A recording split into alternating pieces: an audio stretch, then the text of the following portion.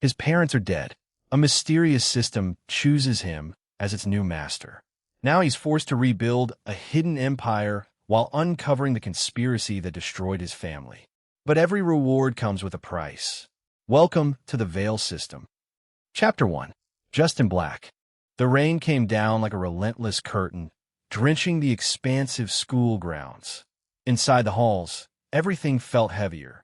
The air carried a suffocating silence, broken only by the faint whispers of students standing shoulder to shoulder. Their faces were grim, eyes downcast like they couldn't bear to look at the truth unfolding before them. In the middle of it all was Justin Black. His tall frame, broad shoulders, and perfectly disheveled black hair might have made him the center of attention on any other day. But today and now, none of that mattered. His face, streaked with tears, was a portrait of raw pain. His lips quivered as if he wanted to scream, but couldn't find the strength. The shiny name tag on his pristine uniform gleamed under the flickering hallway lights, reading Justin Black, as if mocking the weight of his grief. Every so often, a classmate would tap his shoulder, muttering weak words of comfort. "You're not alone. Stay strong, dude." But it all felt hollow. A part of him appreciated their attempts, but a bigger part just wanted to collapse, to sink into the floor and let the earth swallow him whole. He couldn't stay there. The walls were closing in, suffocating him. Without thinking, his legs moved, and suddenly he was running. His feet pounded against the polished floors, each step echoing louder than the last. Gasps followed him as he shoved past students, his tears blurring their faces into unrecognizable shapes. The double doors slammed open, and the rain greeted him like a cold slap. He didn't care. His legs burned, his lungs screamed for air, but he kept going. The city blurred past, a chaotic blend of neon lights, honking cars, and wet pavement. He ran faster, ignoring the sting of raindrops hitting his face like tiny shards of ice. His mind screamed a single word: home. The mansion finally loomed ahead, a picture of understated elegance. The gates were simple, black iron bars entwined with ivy that glistened under the rain.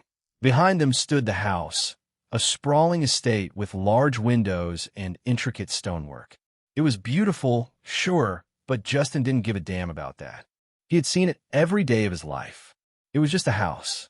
He pushed through the gates, the iron creaking under his weight, and stumbled into the courtyard.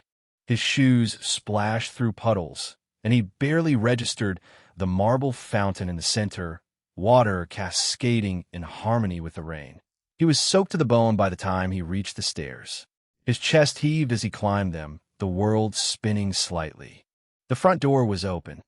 Inside, the quiet was deafening. Every detail hit him at once: the rich mahogany floors, the golden chandeliers, and the people dressed in black. So many people. He recognized their faces: family, friends, business partners, distant relatives, but he couldn't process any of them. His eyes locked on the two coffins in the center of the room. His legs gave out. Justin fell to his knees, the soaked fabric of his uniform sticking to his skin. Tears poured freely now, mixing with the rain on his face. His whole body shook, racked with sobs he couldn't control. "Justin!" A gentle voice broke through the haze. A woman in black approached him, her long designer hat shielding her from the rain. She crouched down, her hands soft but firm as she helped him to his feet. Her face was kind, but her eyes were as broken as his. "It's okay," she whispered, though they both knew it wasn't. Everyone in the room watched. Some wiped their own tears. Others just stood there, their faces heavy with sorrow. Justin didn't remember how, but he was led inside. His steps were mechanical, his body moving on autopilot. He stopped when he reached the first coffin. His breath hitched. His father, the strong, intimidating man who had always seemed larger than life, now lay so still. And then the second coffin, his mother. A choked sound escaped his throat as he fell forward, his hands clutching the edge of the polished wood. The grief hit him like a tidal wave, pulling him under. Minutes, hours, hell, maybe even days later, he didn't know, didn't care. He found himself in his room. The same woman had brought him upstairs. She closed the door softly behind her, leaving him alone with his thoughts. She leaned on the door waiting. Justin stripped off his wet clothes and stepped into the shower. The hot water stung at first, but eventually eased some of the tension in his muscles. He stared at the tiled wall, letting the water cascade over him as if it could wash away the pain. Only that it couldn't. After what felt like forever, he stepped out, dried himself off, and changed into a black suit. Every corner of the room reminded him of them. His dad sitting in the armchair by the window, his mom fussing over his messy desk. He swallowed hard and forced himself to leave. Back downstairs, the rain had finally stopped. The air smelled fresh, but the heaviness in his chest hadn't lifted. It was time for the burial. Chapter 2. The Will. The drive to the funeral service felt endless. The car was dead silent, except for the faint hum of the engine and the soft tapping of rain against the windows. Justin sat in the back seat, staring out at nothing. His thoughts were loud, crashing over each other like waves in a storm. Why did this happen? What the fuck am I supposed to do now? They're gone. Both of them. Gone. He tightened his jaw, his fists clenched on his thighs. He didn't trust himself to speak, not that he had anyone to talk to. The woman beside him, the same one who had helped him earlier, kept glancing his way, her lips twitching like she was about to say something. But she didn't. She just placed a hand on his back and started tapping a slow, steady rhythm. It wasn't much, but it grounded him, reminded him he wasn't entirely alone in this hell. The hearse in front of them carried his parents. That thought alone nearly broke him. Mom and Dad, they're in there. In those boxes. His chest tightened, and for a second he thought he might lose it. But nothing came. No tears. No screams.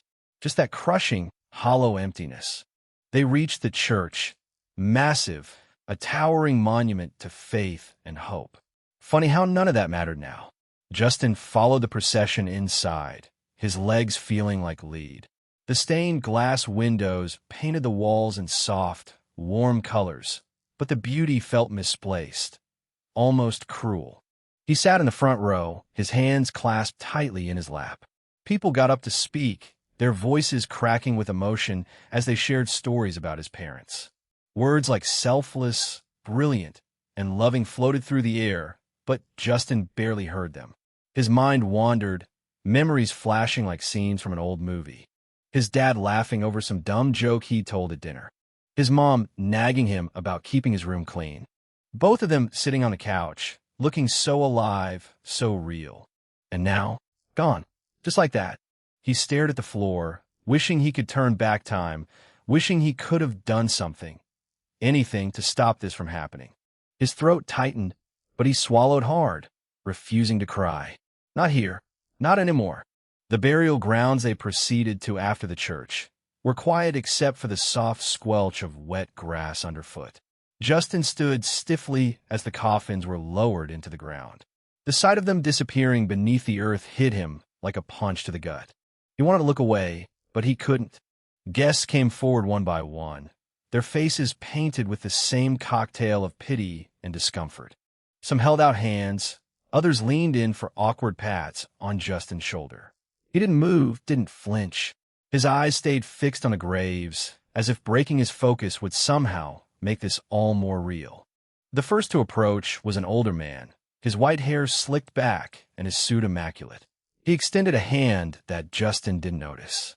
Justin, your parents were remarkable people. Truly remarkable. Your father always spoke so highly of you. He was proud of you, son. The woman beside Justin stepped in smoothly, her tone calm and measured. Thank you, Mr. Clarkson. That means a lot. Justin appreciates your words. Next came a woman clutching a tissue, her makeup running in streaks down her face. She didn't hesitate to wrap Justin in a tight, slightly suffocating hug. Oh, sweetheart, she whispered, her voice cracking. You're so strong. So strong. If you ever need anything, you just call me, okay? Justin remained stiff as a statue, his arms hanging limp at his sides. The woman untangled herself and turned her pleading eyes to his silent companion.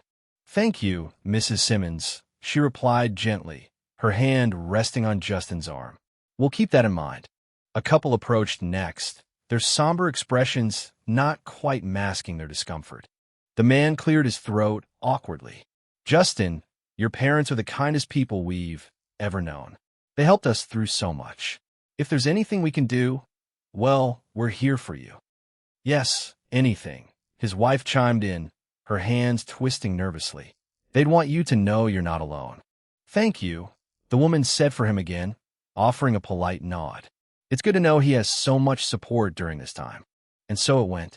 Words of comfort, offers of help, and empty reassurances, each one more well-meaning but hollow than the last. Through it all, Justin remained silent, his face blank and his posture rigid. No one seemed to mind his lack of response. If anything, it made their pity deepen, their voices soften as they spoke around him, to him, but never with him. By the time the last guest stepped away, Justin hadn't said a single word. Then the rain came back. It started slow, then poured with a vengeance, soaking everyone within seconds. Most of the guests scattered, running to their cars or grabbing umbrellas. But Justin didn't move. He stayed rooted to the spot, his eyes fixed on the freshly turned earth where his parents now rested. The rain chilled him to the bone, but he didn't care. The woman hesitated, looking torn. She darted away briefly, but when she returned, she was holding an umbrella. She opened it and stood beside him, her clothes dripping as she shielded them both. Justin let out a frustrated sigh, yanking at his tie as if it were strangling him. The stupid piece of fabric felt like a noose, and the moment it came loose, he stuffed it into his pocket with a sharp, jerky motion. He shoved his hands into his pockets, shoulders hunched, his gaze never leaving the graves. An hour passed. The rain eased into a soft drizzle, as if it had finally grown tired of tormenting him. It fell lighter and lighter until it seemed to hesitate altogether, almost as if pitying the boy who refused to move. Then, it stopped entirely, leaving the air cool and fresh, but heavy with silence. Justin blinked, the fog in his mind lifting just enough for reality to creep back in. The absence of the rain felt strange, like the world had paused just for him, offering a moment of quiet that he didn't ask for and wasn't sure he wanted. Justin, the woman said gently, her voice breaking through his thoughts. We should head back. Everyone's waiting, and the will is next. He didn't respond right away, his eyes lingering on the graves for a moment longer. Finally, he nodded, his movements slow and heavy. Yet he muttered. His voice sounded foreign, like it belonged to someone else. As they walked back to the car, Justin felt the weight of everything pressing down on him again. The graves were behind him now, but they were still there, etched into his mind like scars that would never fade. Chapter 3. Well, 2. Soul Air. The drive home was heavy, the kind of heavy that pressed into your chest and refused to let go. Justin sat in the back seat of the car, the same damn seat he'd been in all day, staring out the window at the endless gray sky. The rain had stopped, but the clouds hung low, like they were waiting for their next chance to fuck up the day. The woman, still by his side, of course, kept sneaking glances at him. It was like she was trying to telepathically check if he was okay. Spoiler, he wasn't. But she didn't push him. She just kept tapping her fingers lightly on the edge of the seat, the rhythm almost soothing. At some point, she sighed and leaned back, muttering something like, "We'll get through this." Justin didn't react. He couldn't even tell if it was meant for him or her. When they pulled up to the house, it felt surreal. The mansion stood tall and pristine, just like it always did, like nothing had happened. The ivy on the fence swayed gently in the breeze, the fountain in the driveway still doing its little show. Everything was too normal, and it pissed him off. Justin stepped out of the car, his legs stiff and his body sore from sitting too long. The staff was already waiting by the door, all of them dressed in black and looking like they didn't know where to put their hands. One of them opened the door, bowing slightly as if this was just another day. But what caught Justin off guard was the group of students gathered just outside the house, their familiar faces a stark contrast to the unfamiliar weight of grief surrounding him. Most of them were from his class, kids he saw every day, joked with, sometimes argued with, but never thought he'd see like this. One of the girls, Maria, was the first to approach. She hesitated for a second before throwing her arms around him. "Justin," she whispered, her voice shaky. "I'm so sorry. I don't even know what to say." Before he could even process her hug, another followed. Then another. It was like a chain reaction, a wave of arms wrapping around him in ones and twos, their voices overlapping with soft apologies and awkward attempts at comfort. "You don't deserve this, man," someone said, clapping him lightly on the back. "This shit is unfair. If you need anything, just call me." Another chimed in, their words hurried and nervous. One of his closer friends, Adam, stepped forward last. He didn't say much, just grabbed Justin in a firm hug that lingered longer than the rest. "We've got your back, okay?" he said quietly. "Whatever you need, man, as always." Justin stood there, stiff as a statue, letting it all happen. He didn't know what to say, didn't even know if he could say anything without breaking. The woman by his side offered a small, grateful smile to the students, her calm presence somehow filling in the gaps where Justin couldn't. When the last hug was given, the group lingered awkwardly for a moment before stepping aside, letting Justin and the woman pass through the open doors.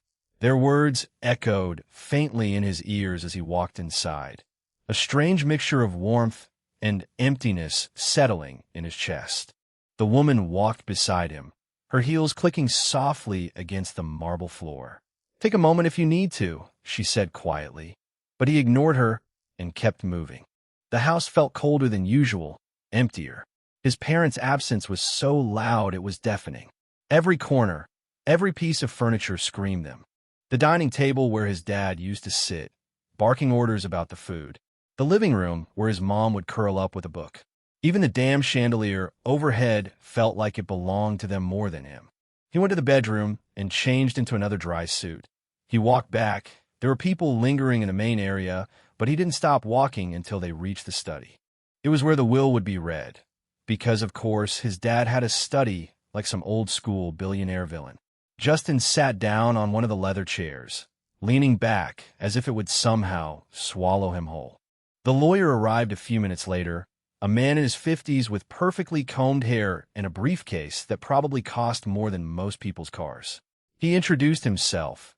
Some name Justin immediately recalled, someone he knew, and he pulled out a stack of papers that looked like they weighed more than the guy's ego. "Thank you for gathering here today," the lawyer began, his voice calm and professional, like this wasn't the most fucked up situation ever. "We're here to honor the wishes of Mr. and Mrs. Black, as outlined in their last will and testament." Justin barely listened as the guy droned on, listing off legal jargon and bullshit that didn't mean much to him. The woman sat beside him, her hands folded neatly in her lap, her expression unreadable. "Justin Black," the lawyer said, finally addressing him directly. "As the sole heir to your parents' estate, you will inherit their assets, including this property, their businesses, and all financial holdings." No shit, Justin thought bitterly. He didn't need a fucking lawyer to tell him he was the only one left. There was more, of course. Some charity donations, a few minor bequests to extended family and close friends. Justin nodded along, pretending to care, but his mind kept wandering. When it was finally over, the lawyer closed his briefcase with a satisfying click. "If you have any questions or need assistance managing the estate, my firm is at your disposal." "Thanks," the woman said, standing up and shaking his hand. Justin didn't move. Once the lawyer left, the silence settled again, heavy and suffocating. The woman turned to Justin, her expression soft but serious. "That's it then. You're in charge now." The words hit him like a punch to the gut. In charge? He was barely holding himself together, and now he was supposed to run his parents' empire? It felt like a cruel joke. Justin let out a shaky breath, rubbing his face with both hands. "Fuck," he muttered under his breath. It was all he could manage. The woman didn't say anything. She just placed a hand on his shoulder, her grip firm but comforting. It was the only thing keeping him from completely falling apart. Chapter 4. The Black Veil Legacy. The funeral was done. The will was done as well. Some guests had gone. The rain was gone. And for the first time all day, Justin felt like he could breathe. Barely, but still. The house was quieter now, the earlier chaos fading into a hum of low conversations and the occasional clink of glasses. He stood by one of the windows, a glass of whiskey in hand. He wasn't sure if it was a good idea to drink right now, but damn it, he needed something to steady himself. He took a sip, feeling the burn trail down his throat, and stared at the dark sky outside. It was like the rain had cried itself out together with him, leaving behind a hollow silence that matched the ache in his chest. Before he could get too lost in his thoughts, he noticed movement in his peripheral vision. A group of men, businessmen, CEOs, probably friends of his father, were approaching him. They looked polished and sharp, each one wearing that fake-ass smile that said, "I need something from you, kid." "Justin," one of them started, his voice smooth like he was trying not to scare him off. "We're truly sorry for your loss. Your father was a great man, a visionary. I had the pleasure of working with him for years." Another chimed in, nodding like a bobblehead. "And now, looking at you, it's clear the apple doesn't fall far from the tree." Justin raised an eyebrow, but kept his face calm. "Thank you," he replied, his tone polite but distant. He didn't have to try too hard. His parents had drilled this kind of thing into him for years. "Stantat, speak clearly. Don't show weakness." More of them joined the conversation, each one eager to kiss his ass now that he was officially the guy. They threw around compliments like confetti about his poise, his intelligence, how proud his parents would be. Justin didn't miss the way their eyes darted to his glass, to his suit, to every tiny detail that screamed power. The room buzzed with conversation again as they chatted, but all eyes kept finding their way back to Justin. It wasn't just his age that made him stand out, or the way his presence seemed to command a room. It was the fact that he belonged here, like it was second nature. He sipped from his glass like it was nothing, listening to the same old hollow compliments thrown his way from the big shots. They tried so hard to make it sound genuine, but there was no hiding the undercurrent of desperation in their voices. "Justin, my boy," one of the men said, his hand resting on Justin's shoulder like they were old buddies. "You've got a good head on your shoulders. Your father would have been proud to see you take the reins like this. Your family's legacy is in good hands." Justin gave a small smile, his posture relaxed, like he wasn't surrounded by a bunch of vultures just waiting to get their hooks in. "Thank you." One of the older men, a big-shot investor, leaned in slightly. "You've got quite a legacy to uphold now, Justin. But from what I've seen today, you're more than ready. Your father would have made the same call in a heartbeat." Justin nodded, offering a tight smile. "I appreciate that. My parents worked hard to build what they did, and I intend to honor that." His voice was steady, professional, even though inside he wanted to roll his eyes at how fucking rehearsed it all felt. Another businessman, an older guy with slick back hair, leaned in. "You know, Justin," he said, his tone dropping to something more confidential, "I always admired your father's discretion, especially with the other parts of the business, the exclusive clientele, so to speak. And now that you're in charge, I'm sure we'll be seeing some exciting expansions." Justin's eyes flickered for a second, his grip tightening around the glass. "We're always looking to grow," he replied coolly, unfazed.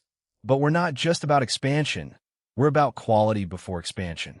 You know that." He didn't let his voice waver, didn't let them see anything but a calm, collected air, just like his parents would have wanted. As the conversation continued, Justin's mind wandered. It was like he was slipping in and out of this new role, like it was becoming more natural with each word. The whole room, the business suits, the polite laughter, it all felt like breathing at this point. He knew the game, he knew how to play it. He wasn't just a kid in a suit now. He was the one running the show. From the corner of the room, he saw his classmates, still hovering awkwardly near the punch bowl and cocktail tables.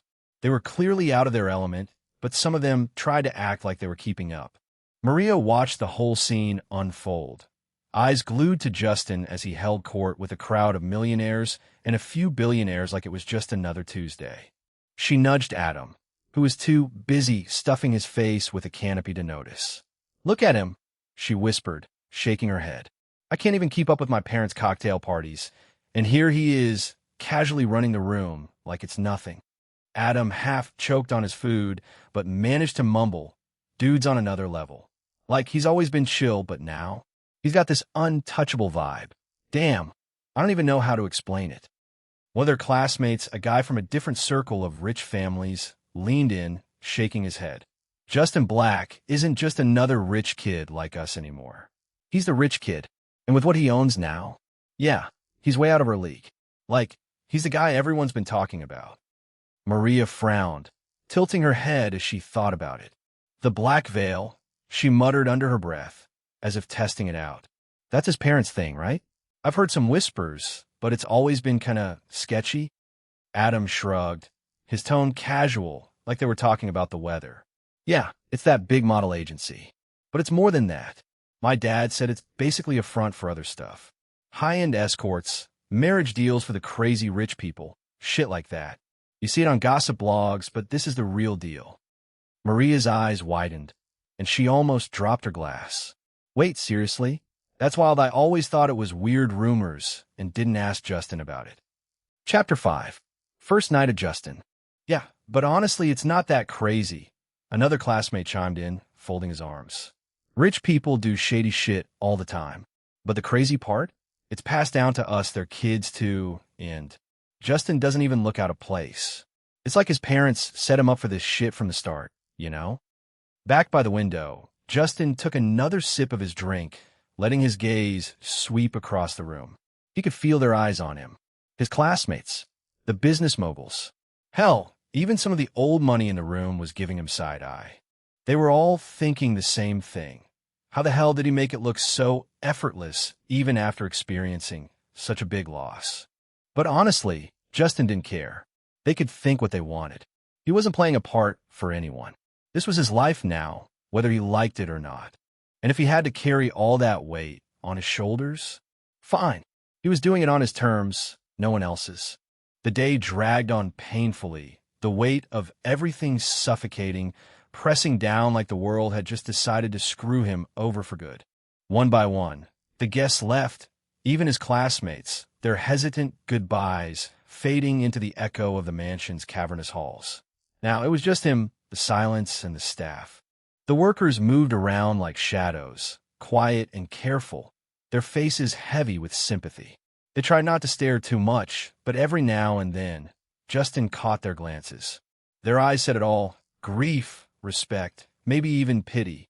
They'd lost their employers, but maybe they knew or thought it wasn't their place to feel it as deeply as he did.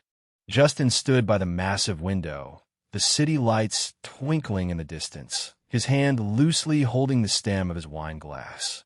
He didn't even know why he was still standing there, staring out into nothingness like it would give him answers. The wine was gone. He drained the last bitter drop and just held the empty glass, the weight of it somehow grounding him. A maid approached, her footsteps so light they barely made a sound on the polished floor. She stopped just behind him, her head bowed as she gently took the glass from his hand. "Sir," she murmured, her voice soft like she didn't want to disturb whatever fragile piece of calm he'd managed to cling to. Justin didn't look at her, didn't say a word. She bowed slightly before retreating, her figure melting back into the house's quiet rhythm. Night had fallen, wrapping the mansion in shadows. It was the kind of quiet that wasn't peaceful. It was empty. And then she appeared again. The sound of her heels clicking against the floor echoed down the hall. Slow, deliberate. She stepped into his space, and it was like the atmosphere shifted. No hat this time. Her blonde hair spilled down in soft waves, framing a face so striking it could have sold out a $1 million campaign on site. Her skin was flawless, her eyes sharp but inviting, and her lips, Jesus, those lips, painted in a soft rose shade that made you want to stare too long. Her body? Curves in all the right places didn't even begin to cover it. The way her sweater hugged her torso showed off her full chest, the material stretched just enough to tease but not give it all away. Her waist dipped perfectly, leading down to hips that didn't quit. And the way her jeans fit, like they were designed specifically for her, emphasized every inch of her toned legs and that round, perfect ass that made her presence impossible to ignore. "Justin," she said, her voice smooth like melted caramel, but with a slight edge, like she wasn't here to play games. He turned his head slightly, finally acknowledging her, but didn't say a word.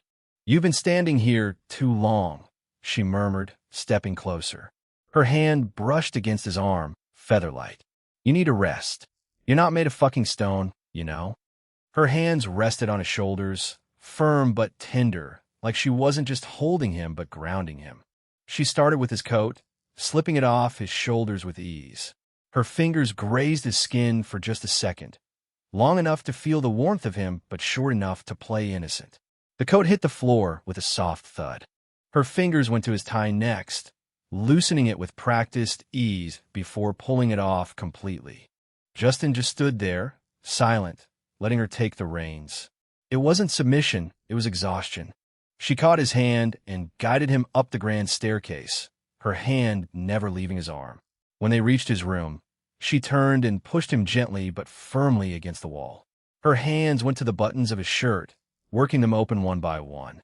She didn't rush, but there was a determination in the way she moved, like she had a job to do and wasn't about to half-ass it. "Guess I'm doing all the work tonight," she teased, her voice dropping into a lower, more seductive tone. Justin didn't move. His gaze followed her, but his body stayed passive, like he was letting her take control, and maybe that was the point. She stepped closer, close enough that the scent of her, something sweet, like vanilla mixed with just a hint of spice, wrapped around him. Her fingers went to his shirt buttons next, one by one, popping them open with deliberate slowness. Her nails, painted in a soft nude shade, skimmed against his skin as she worked. When the shirt finally slid off his shoulders, she stepped back, taking a moment to admire him. And damn, he was something to admire. His chest was toned, every muscle defined like he'd been hand-sculpted by some perfection-obsessed deity. His abs were tight, the kind that made you want to run your fingers down them just to feel the grooves. Her gaze lingered, unapologetic, before flicking back up to his face. "You could at least pretend to be impressed," she joked, though her tone hinted at something deeper. She didn't stop there. Her hands moved lower, unfastening his belt with a swift tug. The buckle clinked softly, and then his pants followed, pooling around his ankles. Now he was just in his boxers, and for a moment, the air between them felt charged. "Wow," she muttered under her breath, her eyes flicking over him once more. "I mean, seriously, who the hell designed you? Fucking big." Justin gave the faintest smirk, barely there, but enough to show he wasn't entirely immune to her. She bent down, grabbing his discarded clothes and folding them neatly like she hadn't just undressed him with both her hands and her eyes. Then, grabbing the pajamas from a nearby drawer, she straightened and held them out to him. "Lift your arms," she ordered. He obeyed without a word, letting her slip the pajama shirt over his head. Her hands lingered for just a second as she smoothed the fabric down his chest. Then she helped him into the pants, her movements efficient but undeniably intimate. When she was done, she guided him to the bed, her touch firm but gentle. He sat down heavily, his body sinking into the mattress. She pulled the blankets up over him, tucking them in with surprising care. For a moment, she stood there, looking down at him. Then, without warning, she leaned in and pressed a soft kiss to his forehead. "Good night," she whispered, her voice softer now. She turned and walked out of the room, the sway of her hips hypnotic as she disappeared into the hall. Justin lay there, staring up at the ceiling. His expression didn't give much away, but his mind?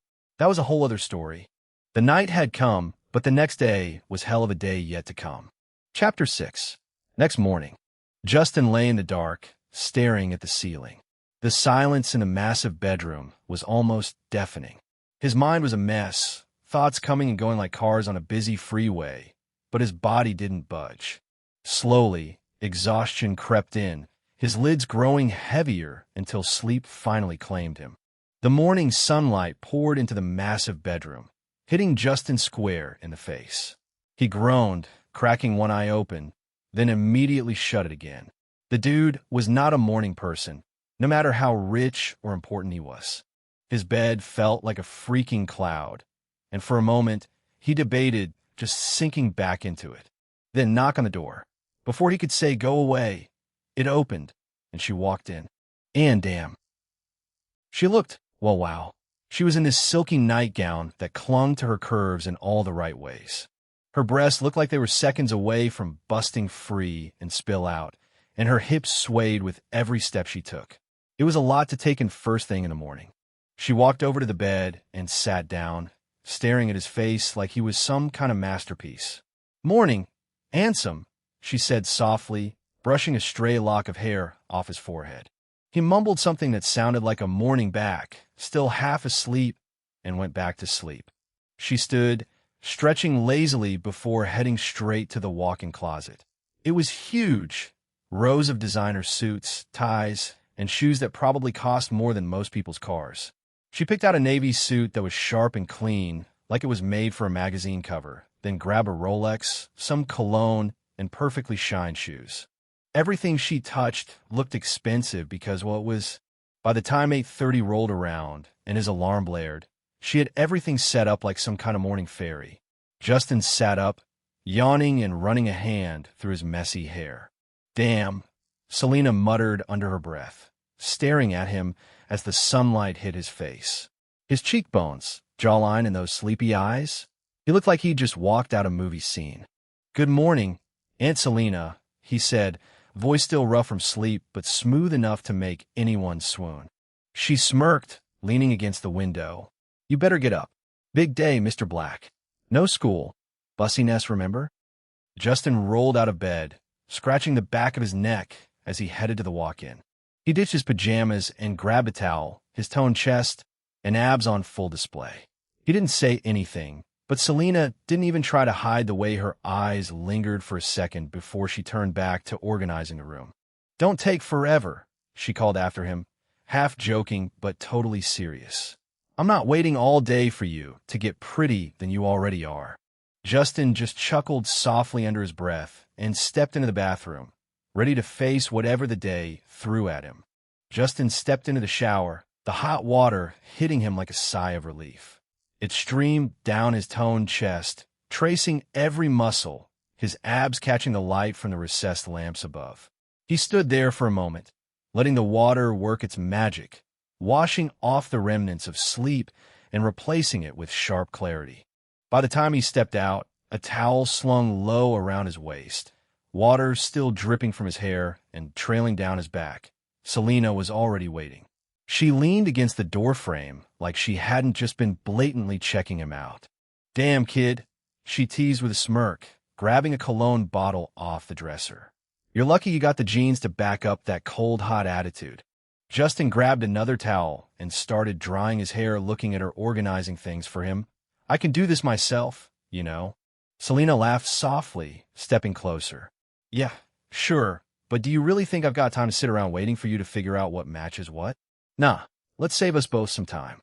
And I have been doing this for your whole life. Today can't be any different, Mr. Grown-Up." Without waiting for a reply, she started helping him. Her hands were quick but careful, spritzing the cologne onto his wrists and neck before smoothing down his freshly pressed shirt. It fit perfectly, hugging his broad shoulders like it had been tailored just for him, which of course it had. Selena worked fast, buttoning his shirt and adjusting his tie with the kind of efficiency that came from years of practice. "See, that wasn't so bad," she said, stepping back to admire her handiwork. Justin sighed, running a hand through his damp hair. "I feel like a doll." She smirked. "A damn fine-looking doll. Now let's go." Her hard work looked so perfect. They stepped out of the room together, Selena turning to him as they walked. "I need to get myself ready too," she said, striding down the hall like she owned the place. "Don't do anything out of anger while I'm gone." He didn't know what she meant. He wasn't some psycho. Well, not so sure about that. Justin just rolled his eyes and made his way downstairs. The staff were already bustling around, the usual morning chaos of running a mansion. But every time one of them saw him, they stopped, bowing slightly before returning to their tasks. He walked into the dining hall, taking his seat at the head of the long table. A perfectly dressed butler, this man looked like he could run a Fortune 500 company if he wasn't managing breakfasts, approached him, handing over a sleek tablet and placing a stack of papers beside it. Justin swiped through the reports on the screen, his jaw tightening with every new headline. Rumors were flying, whispers about his family's agency, the Black Veil. Some opportunists weren't even waiting for his parents' graves to settle before making their moves. Breakfast wasn't a long, drawn affair. Justin wasn't about dragging shit out when there was work to be done. He sipped his coffee while flipping through reports on his tablet, his face shifting from neutral to straight-up pissed. The audacity of some people. His parents hadn't even been in the ground for a full week, and already the vultures were circling, spreading rumors, and trying to claw their way into his agency. "Does Aunt Selena know about this?" he asked, not looking up from the screen. "Cheer me up, guys." Chapter 7. Black Veil, Showtime. Breakfast wasn't a long, drawn affair. Justin wasn't about dragging shit out when there was work to be done. He sipped his coffee while flipping through reports on his tablet, his face shifting from neutral to straight-up pissed. The audacity of some people. His parents hadn't even been in the ground for a full week, and already the vultures were circling, spreading rumors, and trying to claw their way into his agency. "Does Aunt Selena know about this?" he asked, not looking up from the screen. The chauffeur came inside. A guy who could probably double as a model with how sharp his suit was, nodded. "Yes, sir. Madam Selena's been on it since last night." Justin grunted in response. He knew she wouldn't let things slide without locking herself on them. But damn if it didn't piss him off that this was even happening. Selena eventually came downstairs, all business in a tailored black suit that hugged her in just the right way. She looked like she owned the damn world. And honestly, she practically did own the world in here next to him. She strode over to him, placing a hand on his shoulder. "Seems like some people think you're just a kid," she said, her tone smooth but with an edge of steel. "Board members," Justin muttered. He didn't need her to spell it out. He'd figured it out the moment he'd read the reports. "Exactly," she replied. "But they're about to learn that being a black isn't just a name. It's a fucking legacy."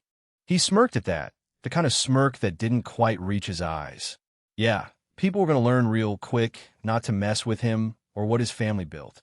Breakfast wrapped up quickly, and the chauffeur, or as Justin liked to think of him, Mr. Too Damn Professional, led them into the garage. And, of course, the garage wasn't just a garage. It was like stepping into a car showroom for billionaires.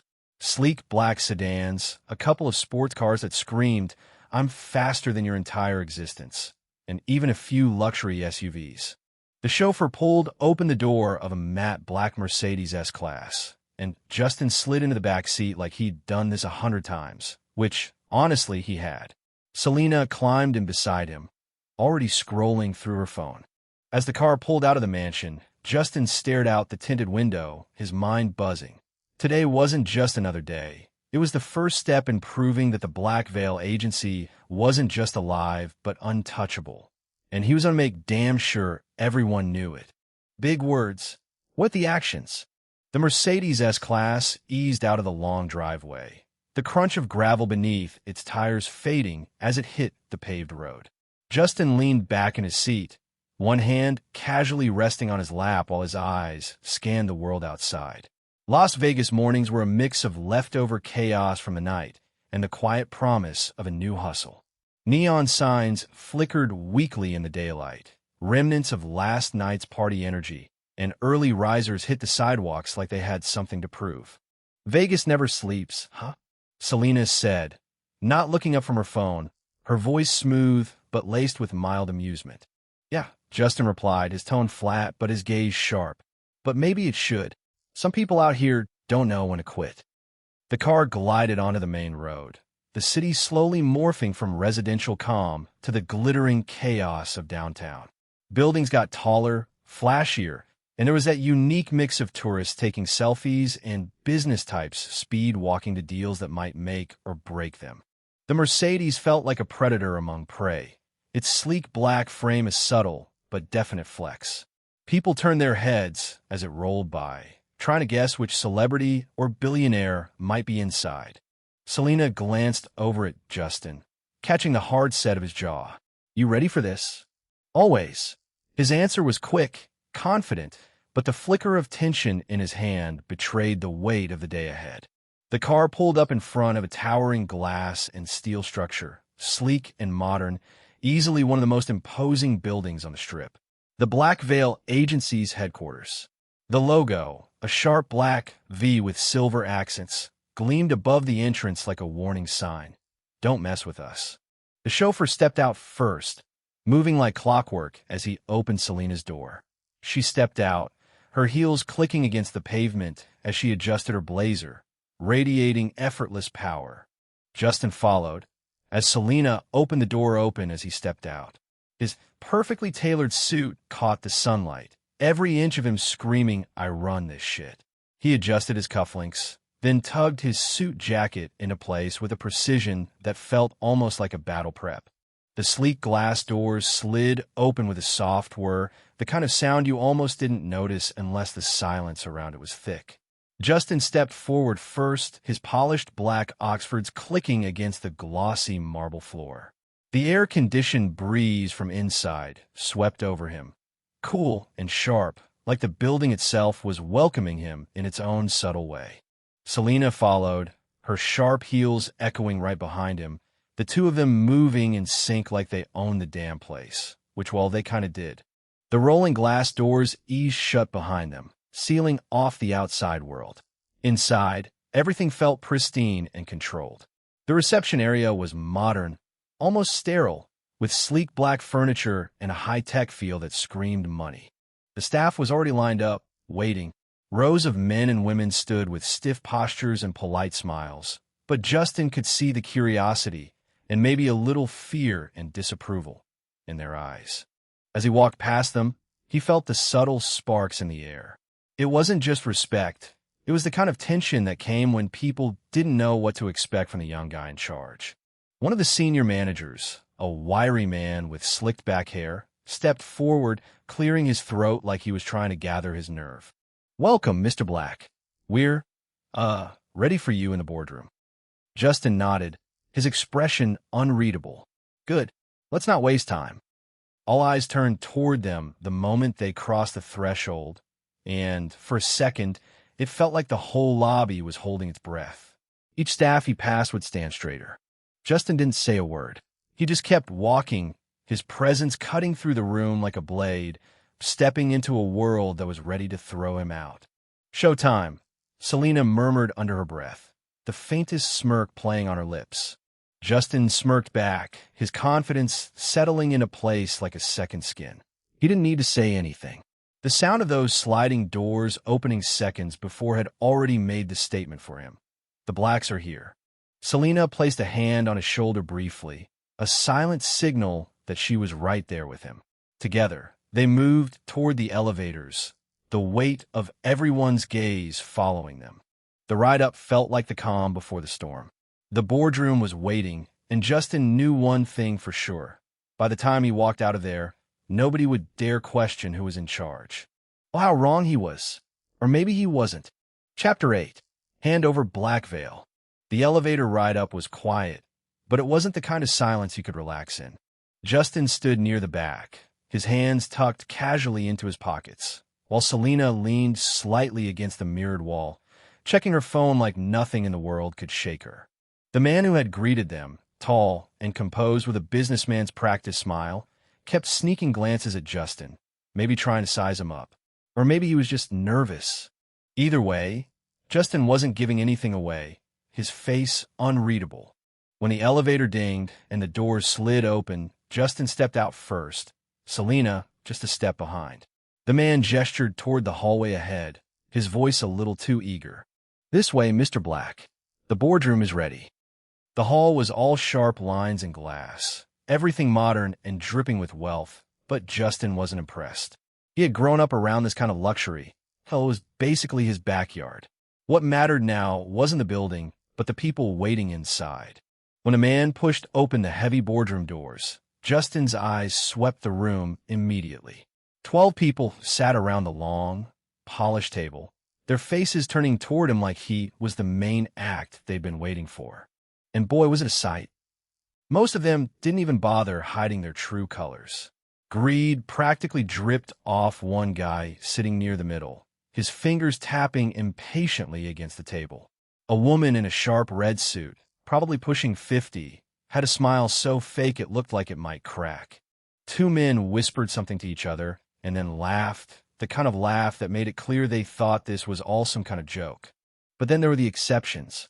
Mr. Clarkson, an older man with kind eyes and a solid handshake, gave Justin a small nod. His presence felt steady, like he was one of the few people here who actually had Justin's back. Beside him, Mrs. Simmons, with her warm smile and air of quiet confidence, offered a reassuring glance. He'd last seen them yesterday at the burial, their support genuine even in the midst of all that chaos. "Take a seat," the man who had led them said, gesturing toward the head of the table.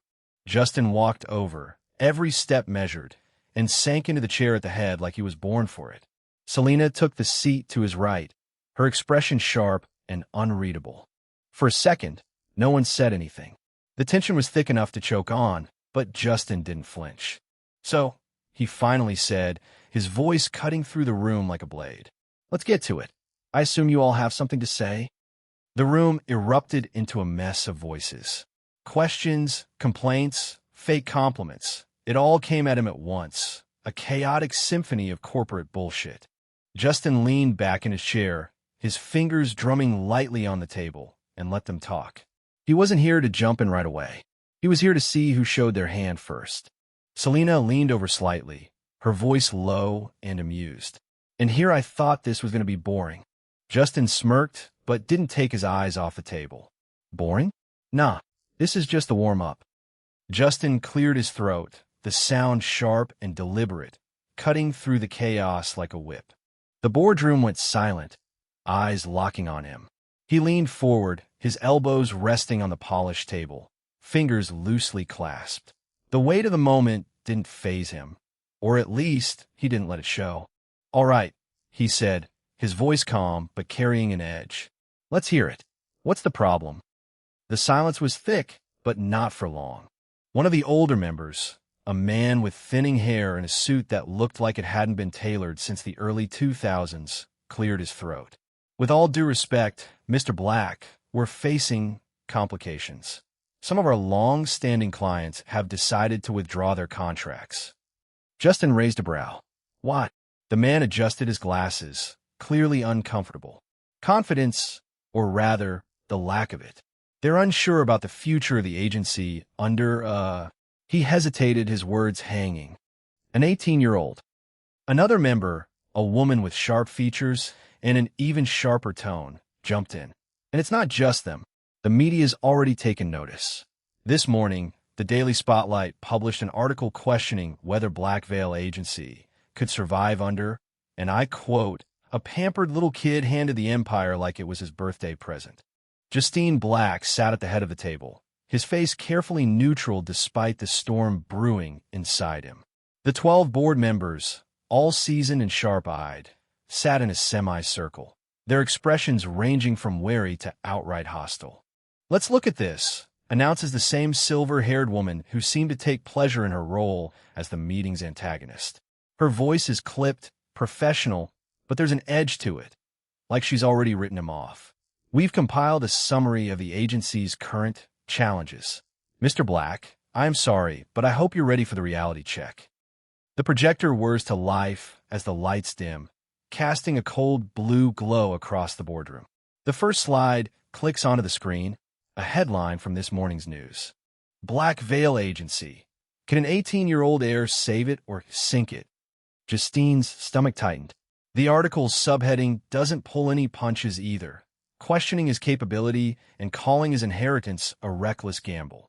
The projector flickered to life again, the room dimming as a deafening silence settled over the boardroom. The 12 board members leaned forward, their faces predatory, their eyes glinting with something between pity and disdain. Justine Black, the 18-year-old heir to the Black Veil Agency, sat at the head of the table, his face calm, but his stomach was still churning like a storm. He knew where this was going. Stepping down. That's what the board members were cooking. Will he, though? Chapter 9. Hand over Black Veil. The projector flickered to life again, the room dimming as a deafening silence settled over the boardroom. The 12 board members leaned forward, their faces predatory, their eyes glinting with something between pity and disdain. Justine Black, the 18-year-old heir to the Black Veil Agency, sat at the head of the table, his face calm, but his stomach churned like a storm. It hasn't even been a day, but he was already wrapped in the chaos of this. Board members stirring things from the background to have him step down and take over the agency. He looked at each of them. The silver-haired woman, one of who'd been spearheading this. The next media headline appeared on the screen in bold, damning letters. Although he had seen this in the morning, it didn't change anything or the damage it was doing to his parents' legacy. Playboy heir takes over Black Veil. Clients and employees flee a sinking ship. Justine's expression didn't flinch, though his grip on the chair tightened beneath the table. The silver-haired woman who led the onslaught spoke again, her voice syrupy with fake politeness. "These articles came out just this morning, Mr. Black. Would you care to hear more of the highlights?" Before he could respond, she clicked her remote, and the room was filled with the clipped voice of a newscaster. Dubbed the party prince of the elite, Justine Black is no stranger to scandal. His parents, the late and celebrated founders of the Black Veil Agency, left their empire to their only son, a boy more famous for his wild nights than any business acumen. Just weeks ago, he was photographed stumbling out of a Miami club with 2 escorts and a bag of what appeared to be cocaine. No charges were filed, but sources claim his parents quietly paid off the authorities. The image switched to the now infamous photo. Justine, glassy-eyed, shirt untucked, with 2 women clinging to his arms and something white smeared across his face. The timestamp was damning, just 5 months before the tragic accident that left him in charge. Someone coughed, the sound loud in the oppressive silence. Another headline followed. Black Veil's boy boss.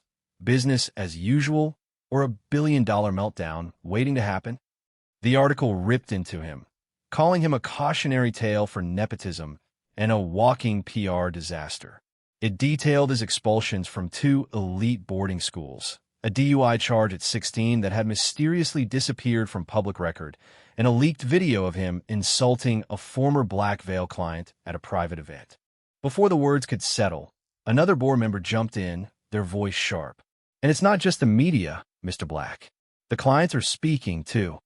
With a click, audio messages began playing. "I signed with Black Veil because of its prestige. But how can I trust an 18-year-old who's never held a job to manage my contract?" Another voice chimed in, dripping with disgust. "He's just a spoiled brat. I don't care what his last name is. My reputation can't be tied to this circus." The next one hit harder, the voice raw with emotion. "I was loyal to the Black Veil because of his parents. But this kid, he's nothing like them. He doesn't know the first thing about respect or hard work. I'm done." Justine sat stone-faced as the room filled with the sound of scorn, each word striking like a blow. And then came the employee messages, leaked recordings that twisted the knife further. "I can't believe I'm putting my career in the hands of some rich kid who's probably never worked a day in his life. He doesn't get it. He doesn't get us. He's going to run this place into the ground, and we'll be the ones paying the price." The next message was even worse. You know what they're calling him online? The golden joke. They're laughing at us. Our clients are dropping because they don't want their names tied to this mess. The woman leading the meeting clicked again, and the screen now displayed a chart of losses, clients, revenue, and top-tier employees. "In 2 hours, Mr. Black, we've lost 20% of our clientele. Even the ones who haven't left yet are renegotiating their contracts. And our competitors? Lux Models just signed Levi. Do you know what that means?" He knew. Levi wasn't just a model. He was the face of Black Veil's campaign, a walking symbol of their exclusivity and prestige. His defection was a warning shot. But it wasn't over. The next slide displayed a bombshell. Debt. Red numbers flashed across the screen, highlighting the loans his parents arguably had taken out to expand. "If we don't pay this off in 3 months, creditors will come for everything," a board member said gravely. "The properties, the talent, the reputation, gone. And based on your current trajectory, Mr. Black, I don't see how you're going to fix this." A voice from the back, more aggressive than the rest, broke in. Let's not sugarcoat it. The kid's a liability. He's dragging this agency into the dirt with him. We can't afford to babysit him while he learns what it takes to run a business. Then came the suggestion. "Step down, Mr. Black," said the man who had spoken last, his tone firm. "We'll find someone more experienced to take over. Someone who can actually save what's left of this company." 8 hands shot up in agreement. The vote was clear. But Justine didn't move, didn't flinch. He sat back, his eyes scanning the faces around the table. The weight of their judgment pressed down on him, but he didn't show it. Instead, he let a small, almost imperceptible smirk creep onto his face. "Interesting," he finally said, his voice low and calm, but with an edge sharp enough to cut glass.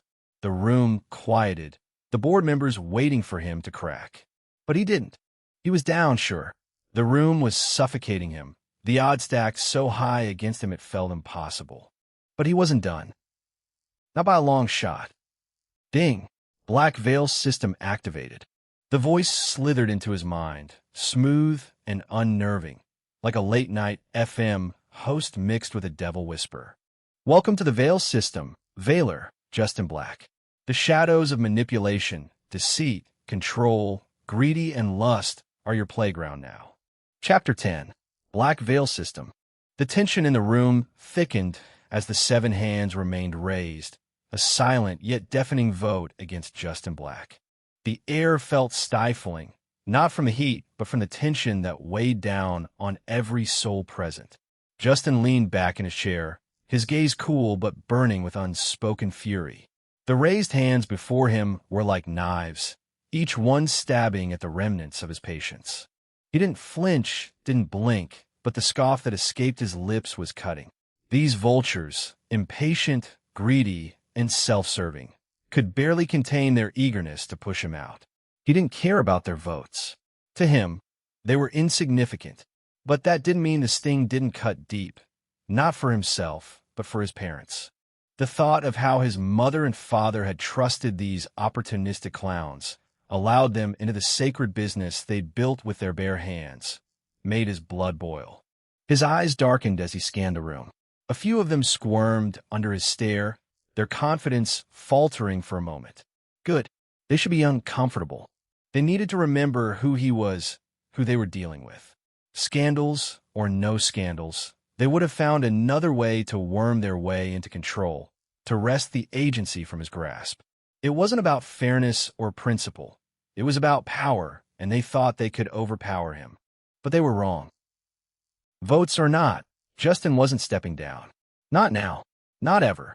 Even with the odds stacked against him, teetering dangerously close to the edge of a humiliating loss, he wasn't going to back down. They thought they had him cornered. Let them think it. The lesson he was about to teach them would echo for years to come. "I'll play long term. Let's see where this ends." Selena, seated just 2 places to Justin's left, tapped her pen against the table. The faint click echoed like a countdown in the heavy silence. She leaned forward, her tone measured but sharp enough to cut through the suffocating air. "So that's it." Selena's eyes swept the room, landing briefly on each of the 7 hands before locking onto the silver-haired woman. "You're all basing his entire capability on a handful of headlines and opinions? That's your measure of fitness to lead?" The silver-haired woman's lips twitched into a thin smile, one that held no warmth. "Ms. Black," she began, her tone dripping with faux patience, "if you think we're acting prematurely, allow me to enlighten you." She pressed a button on her remote, and the projector flickered back to life. While the media has been kind enough to withhold the majority of their findings for now, it's only because we, the board, have been keeping them at bay, for the sake of what's left of this company's reputation. But should I pull back that restraint? The screen changed, displaying a series of yet-to-be-published headlines from major outlets. Black Veil's empire in turmoil. Kid CEO and new chairman tied to fraudulent modeling contracts. Expose. Exploitation at Black Veil under Justin Black's leadership. The party prince strikes again. Evidence of illicit deals. Each headline carried the potential to destroy what remained of the company's credibility. The woman continued, her voice growing sharper with each word. These aren't baseless rumors. We have credible sources, verified documents, and eyewitness accounts. Shall I go on? Justin's expression remained stoic, but Selena was far less composed. You mean to tell me, she shot back, her voice rising, that you've been sitting on this information, letting it fester, instead of addressing it? All for the sake of what? Waiting for a convenient time to throw him under the bus. And we all know most of these are false or trace way too back. Don't be naive. A man from across the table interrupted, his voice cold. We've been protecting the agency. True or false? If we let the media run wild with this, everything collapses overnight. But if we let him stay in control, it's a slow, painful death either way. The silver-haired woman seized the moment to press forward. Let's not pretend this is just about media scandals. The clients are talking. The employees are talking. Hell, even the industry is talking. You think this room is harsh? Step outside, and you'll see what the real world thinks of Justin Black. Selena's gaze flicked to Justin, searching his face for a reaction, but his expression was unreadable. And let's not forget this. The woman clicked the remote again, and another document appeared on the screen, a legal notice. Class action lawsuit, she announced, her voice like a dagger. Filed by former employees. Allegations of harassment, exploitation, and unsafe working conditions, all tied directly to late Mr. Black's leadership. The media doesn't have this one yet, but it's only a matter of time. Justin's fingers twitched under the table, but his face betrayed nothing. They even dared to bring his father into this. That, the woman concluded, gesturing toward the screen, is what we're basing our decision on. Not just some headlines, but hard facts. This is bigger than one man's ego or reputation. This is about survival. The weight of her words pressed down on the room, and for a moment, it seemed as though no one would speak. But then Selena leaned back in her chair, her arms crossed tightly over her chest. Let me ask you something, she said, her tone biting. Do you honestly believe dragging him down fixes this? Do you think throwing him out of the seat saves us from all of this? The room shifted uncomfortably. Because from where I'm sitting, Selena continued, her voice steady and unwavering, it looks like you're all more concerned about finding a scapegoat than an actual solution. Enough, the man at the far end of the table barked, slamming his fist against the surface. We don't need a lecture, Ms. Black. What we need is leadership, and clearly, Justin isn't capable of providing that. He didn't bother to sugarcoat or even regard Justin with any respect as an equal or, in their case, their current boss. 8 hands were still up, still solidifying the vote to remove Justin. Selena glanced at Justin again, her eyes narrowing as if to say, fight back, do something. But Justin simply leaned back in his chair, his fingers steepled under his chin. His gaze was sharp, calculating, and unnervingly calm.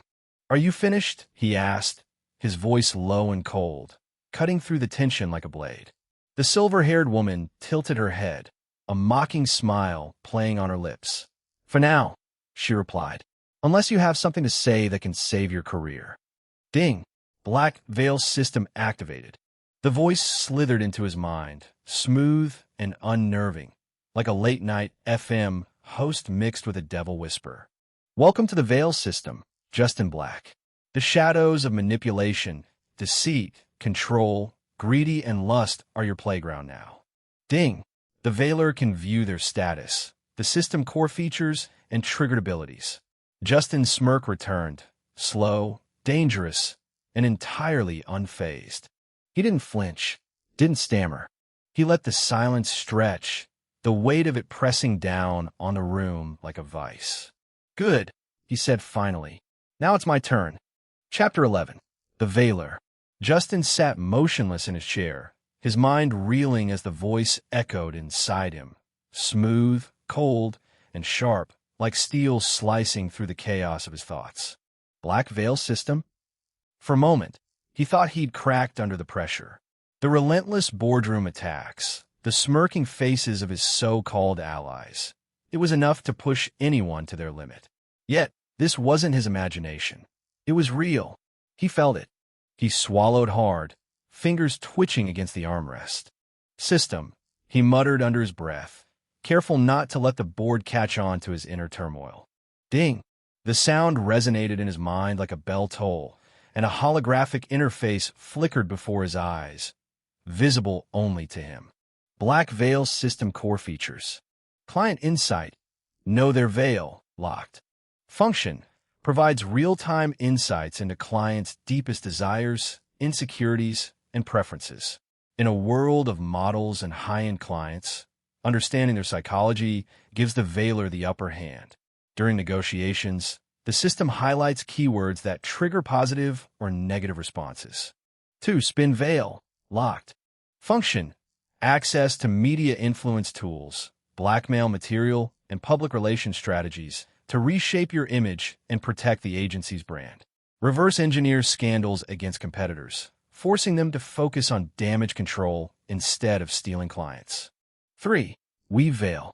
Function. Tracks the best talent, reveals their current weaknesses, and offers perfect poaching strategies. The agency thrives on top-tier models and contractors. The veiler needs to poach, groom, and build loyalty. 4. Secure Veil. Function. Analyzes financial reports, locates unnecessary expenses, and recommends investments or cutbacks to stabilize the business. Debt is looming, and mismanagement can destroy the agency. 5. Loyalty and Bind Veil. Veil Meter. Function. Tracks employee and client loyalty, detecting potential betrayals. Disloyal employees and clients are the biggest threat to the agency. The veiler can view the veil meter later. 6. Sharpen Veil. Function. Guides veilers' leadership growth by recommending strategies through mission reward. The veiler will be able to handle hostile meetings, improve public speaking, and project confidence. The veiler's 18, inexperienced, and seen as a joke. 7. Crisis Pierce Veil. Function. Predicts possible crises like scandals, poaching attempts, or hostile takeovers, and generates plans to handle them before they escalate. 8. Enchant Veil. Function. Temporary boost to veilers' charisma and persuasion skills during key interactions. 9. Shadow Negotiator Veil. Function. Generates airtight contracts and loopholes to outmaneuver rivals. Ding. The veiler can unlock the locked functions by collecting influence points. Ding. Veiler, you have been gifted a one-time use of the blackmail veil without drawbacks. Collecting dirt on board members now. Processing. Meanwhile, the veiler can view other system features. Ding. Processing and interactions between the system and the veiler take no more than 2 seconds. Justin's lips curled into a grin, a cold, predatory expression that sent chills through anyone who dared meet his eyes. He didn't bother questioning the system. Not here, not now. There was no time to doubt. The board was circling like vultures, ready to feast on his failure. If this was his lifeline, he'd hold on with everything he had. System, he whispered, his voice steady, calm despite the storm in his veins. Show me the stats. Ding. The interface refreshed, first, revealing the breakdown of his power in cold, calculating clarity. Core stats description. Dark Charm. Your ability to manipulate and seduce is deadly. Greed. Power and wealth drive you. This stat amplifies your edge in deals, acquisitions, and taking what others hold dear. Intelligence. Your cunning is razor sharp, your strategies unmatched. The higher this stat, the deadlier your plans. Villain Mindset, VM. The deeper you embrace your darker side, the more ruthless and innovative you become. Let the shadows guide you. Lust. Your indulgence is both a weapon and a weakness. Use it to ensnare others, but tread carefully, it can blind you. Love 00. Avoid where emotion once lived. Love has no place in the life of a ruler. Keep it empty or risk losing control. Social influence stats. Fear. The terror you inspire is palpable. People think twice before crossing you. Reputation. Your public image is fragile. You're a wild card, mocked by some, feared by others. Trust. Trust is a fragile thread. You leverage it, break it, or weave it stronger through manipulation and charm. Scandal and control stats. Scandals.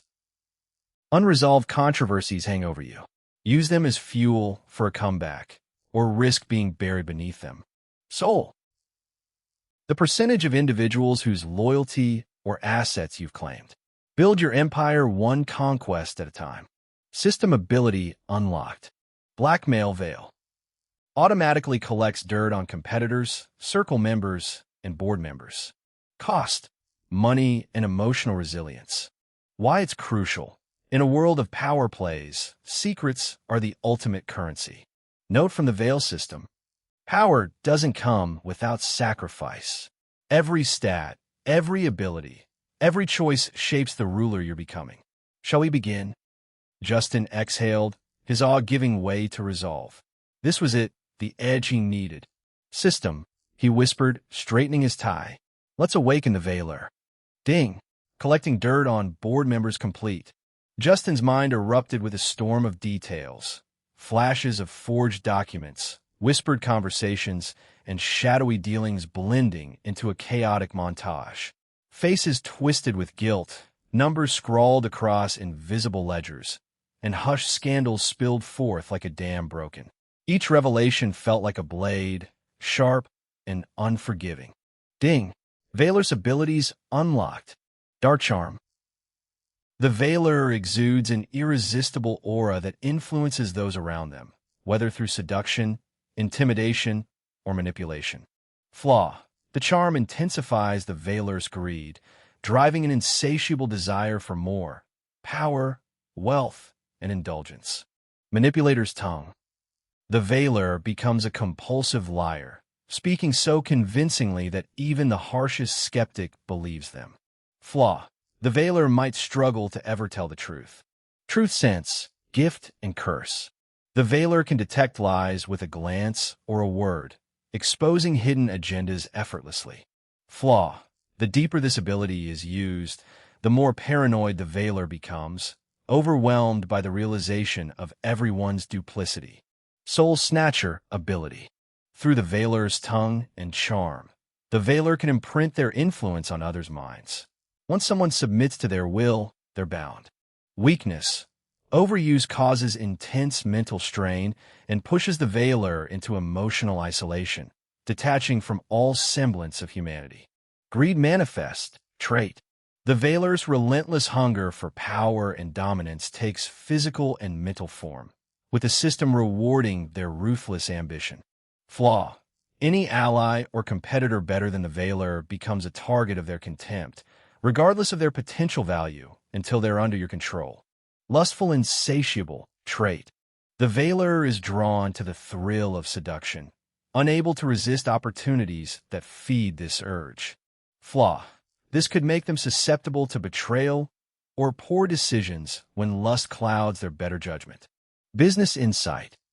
The Veiler gains real-time analytics of Black Veil's performance, covering contracts, client satisfaction, and competitor weaknesses.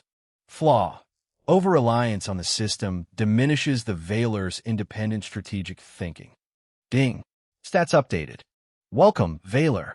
Here are your current stats. Name, Justin Black. Age. Core stats. Dark Charm. Greed. Intelligence.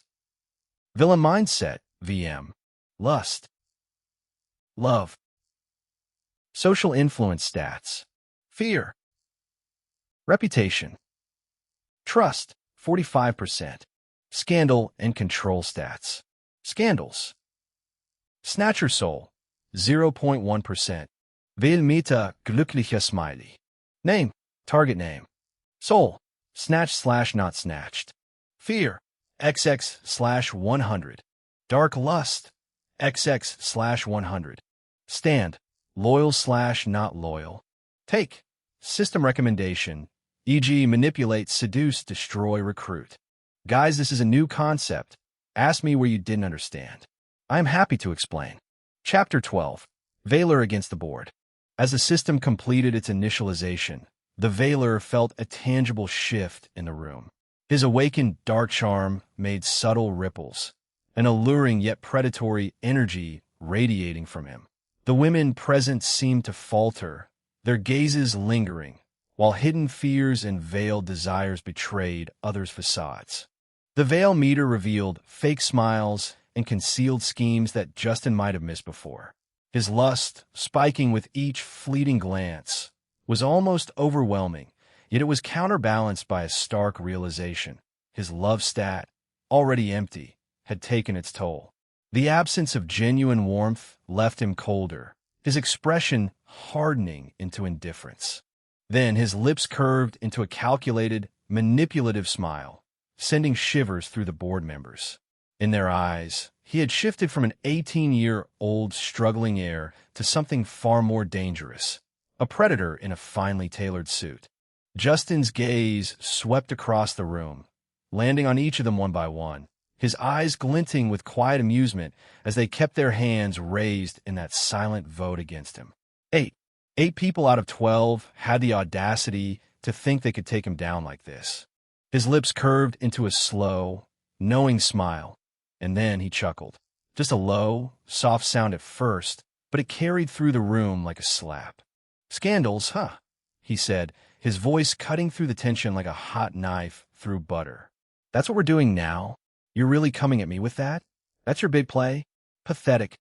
He leaned back, his confidence radiating as he gestured lazily at them.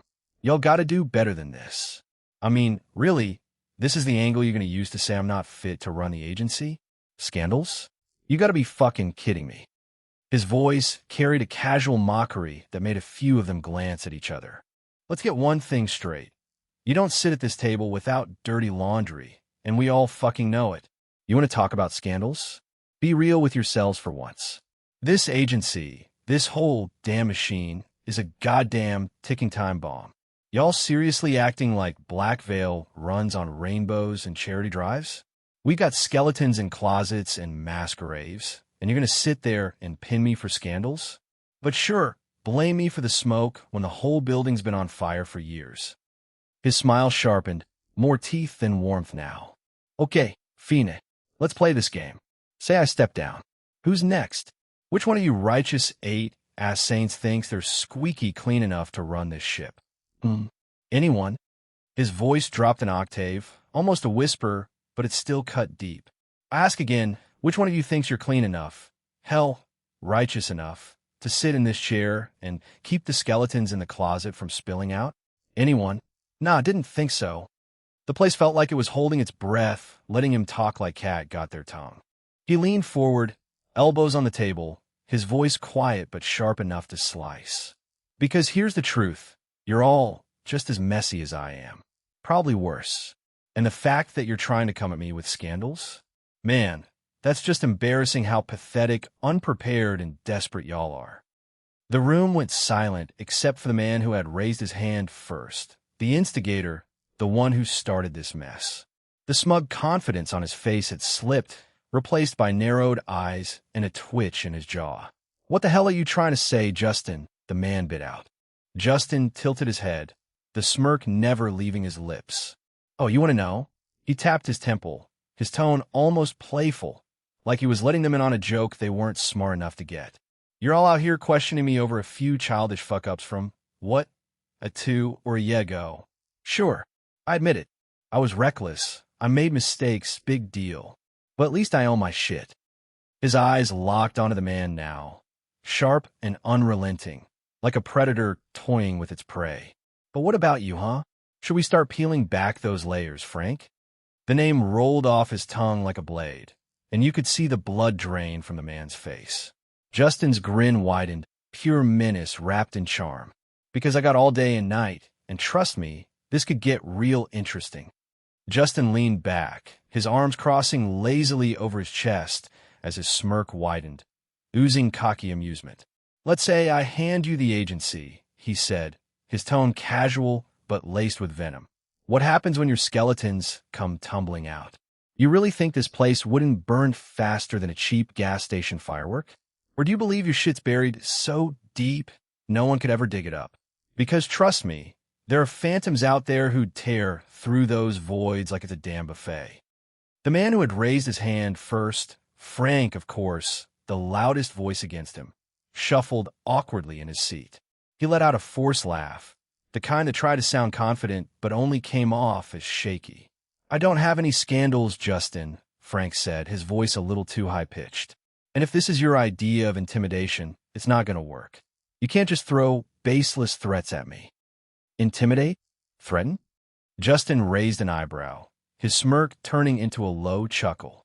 "Yeah, Frank, I'm doing exactly that. But over nothing? Come on now." He leaned forward, his gaze sharp and unrelenting. "Or should I remind you of July 17th? Frank froze, his face draining of color. I have no idea what you're talking about," he stammered, his voice barely above a whisper. "Oh, really?" Justin laughed again, louder this time, the sound echoing in the tense silence of the boardroom. "All right then, let me help you kickstart that rusty memory of yours." He leaned back, his voice casual again, like he was talking about the weather.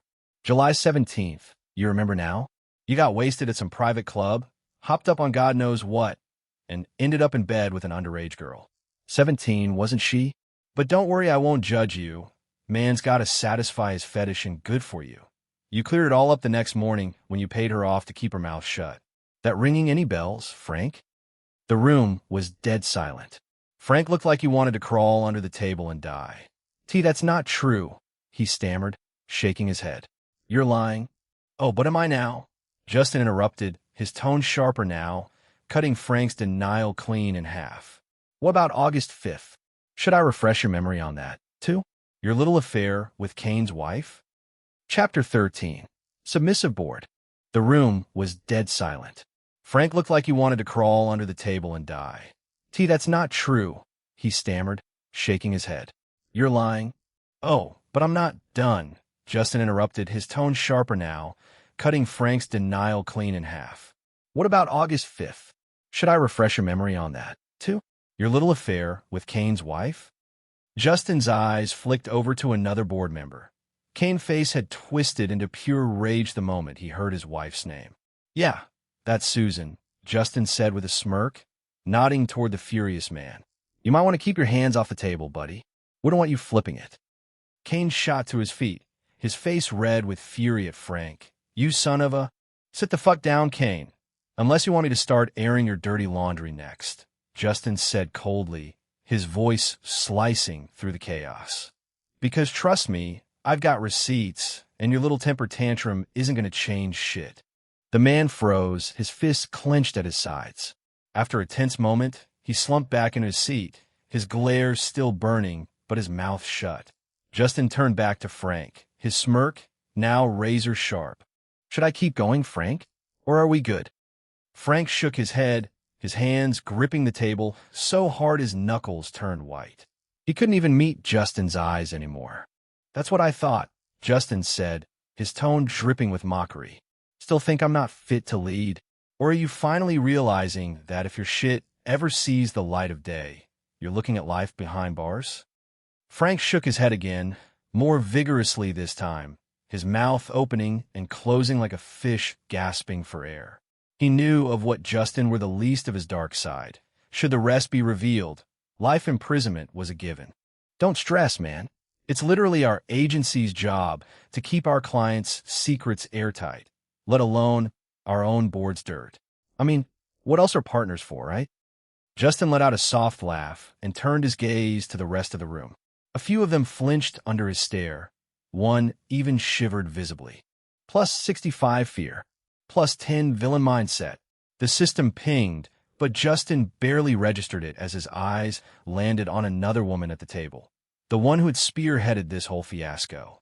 "And you, Ms. Adams," he said smoothly, his voice deceptively polite.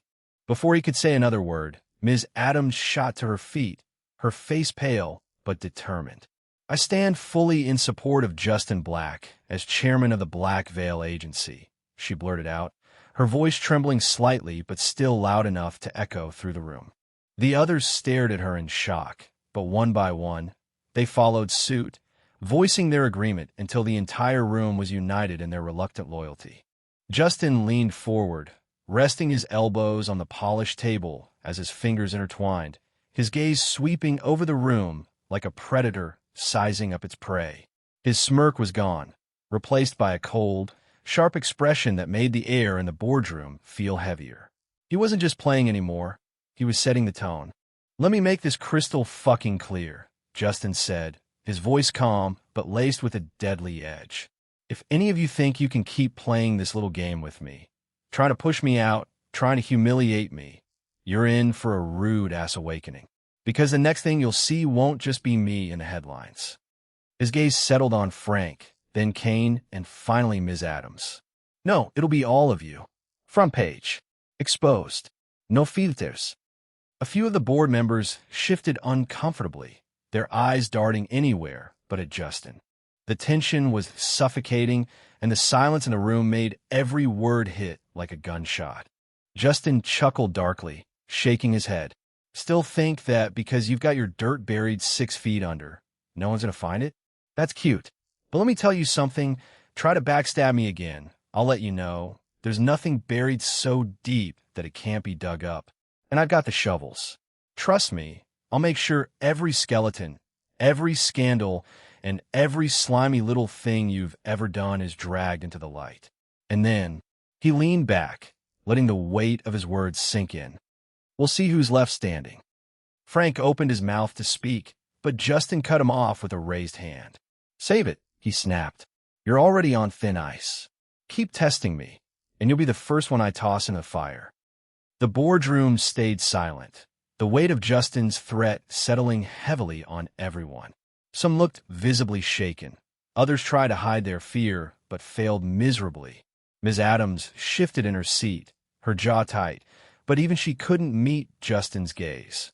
"Now, I'm not saying this because I want to take you all down," Justin continued, his voice suddenly lighter, almost conversational, as though he were discussing the weather. "I'd rather we keep things civil.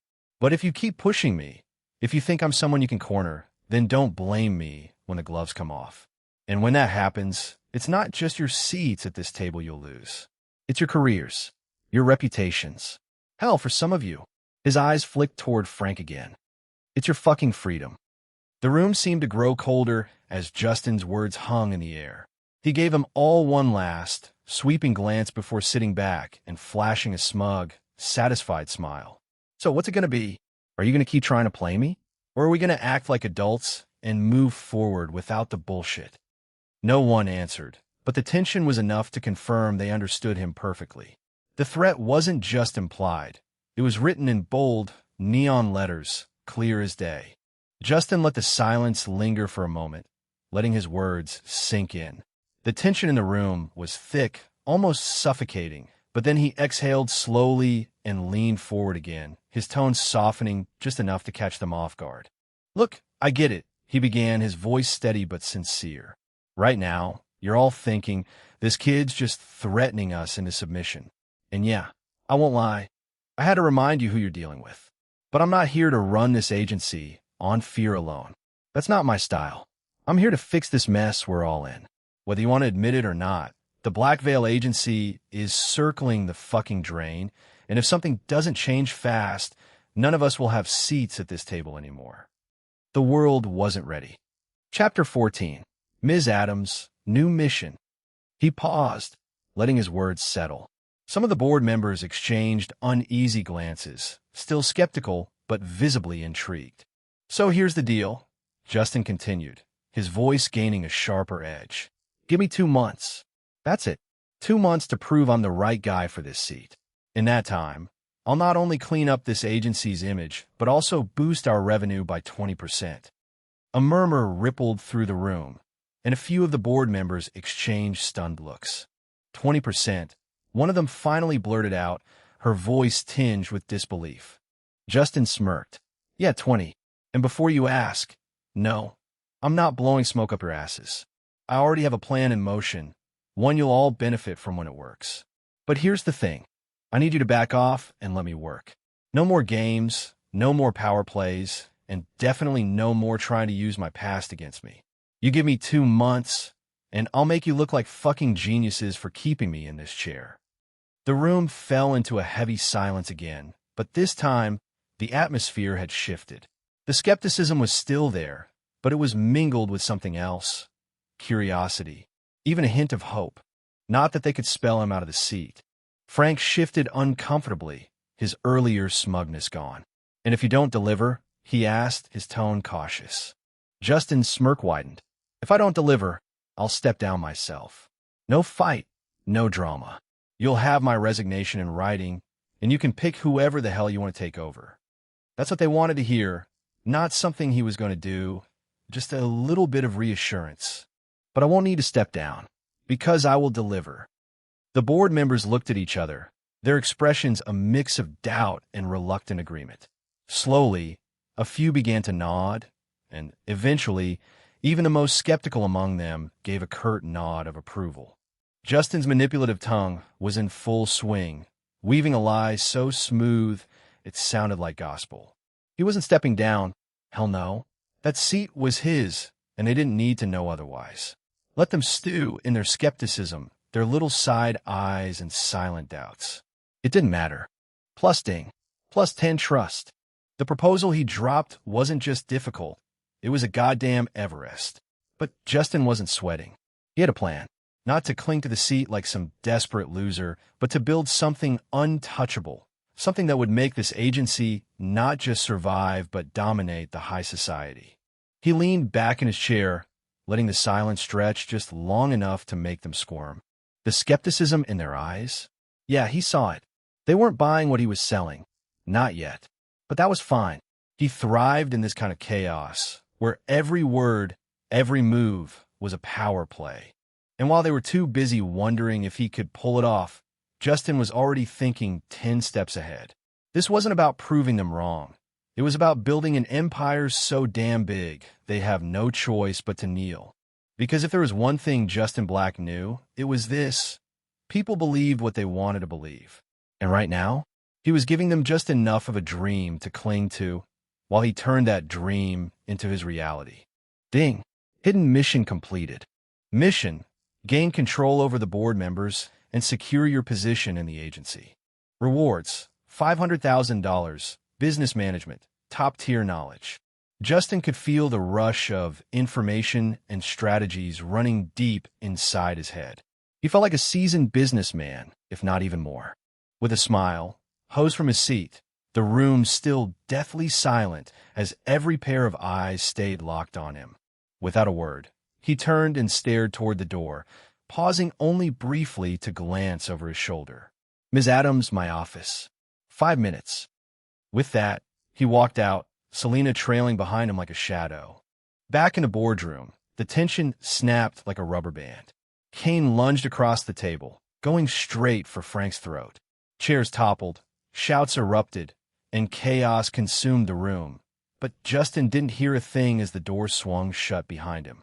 They could tear each other apart for all he cared. Justin smirked to himself as he strode down the hall. They wanted to fight. Now they know what happens when you step into my ring.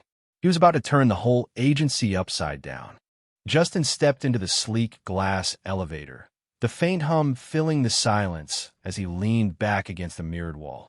Hands shoved deep into his pockets, his reflection stared back at him, and a sly smirk curved his lips.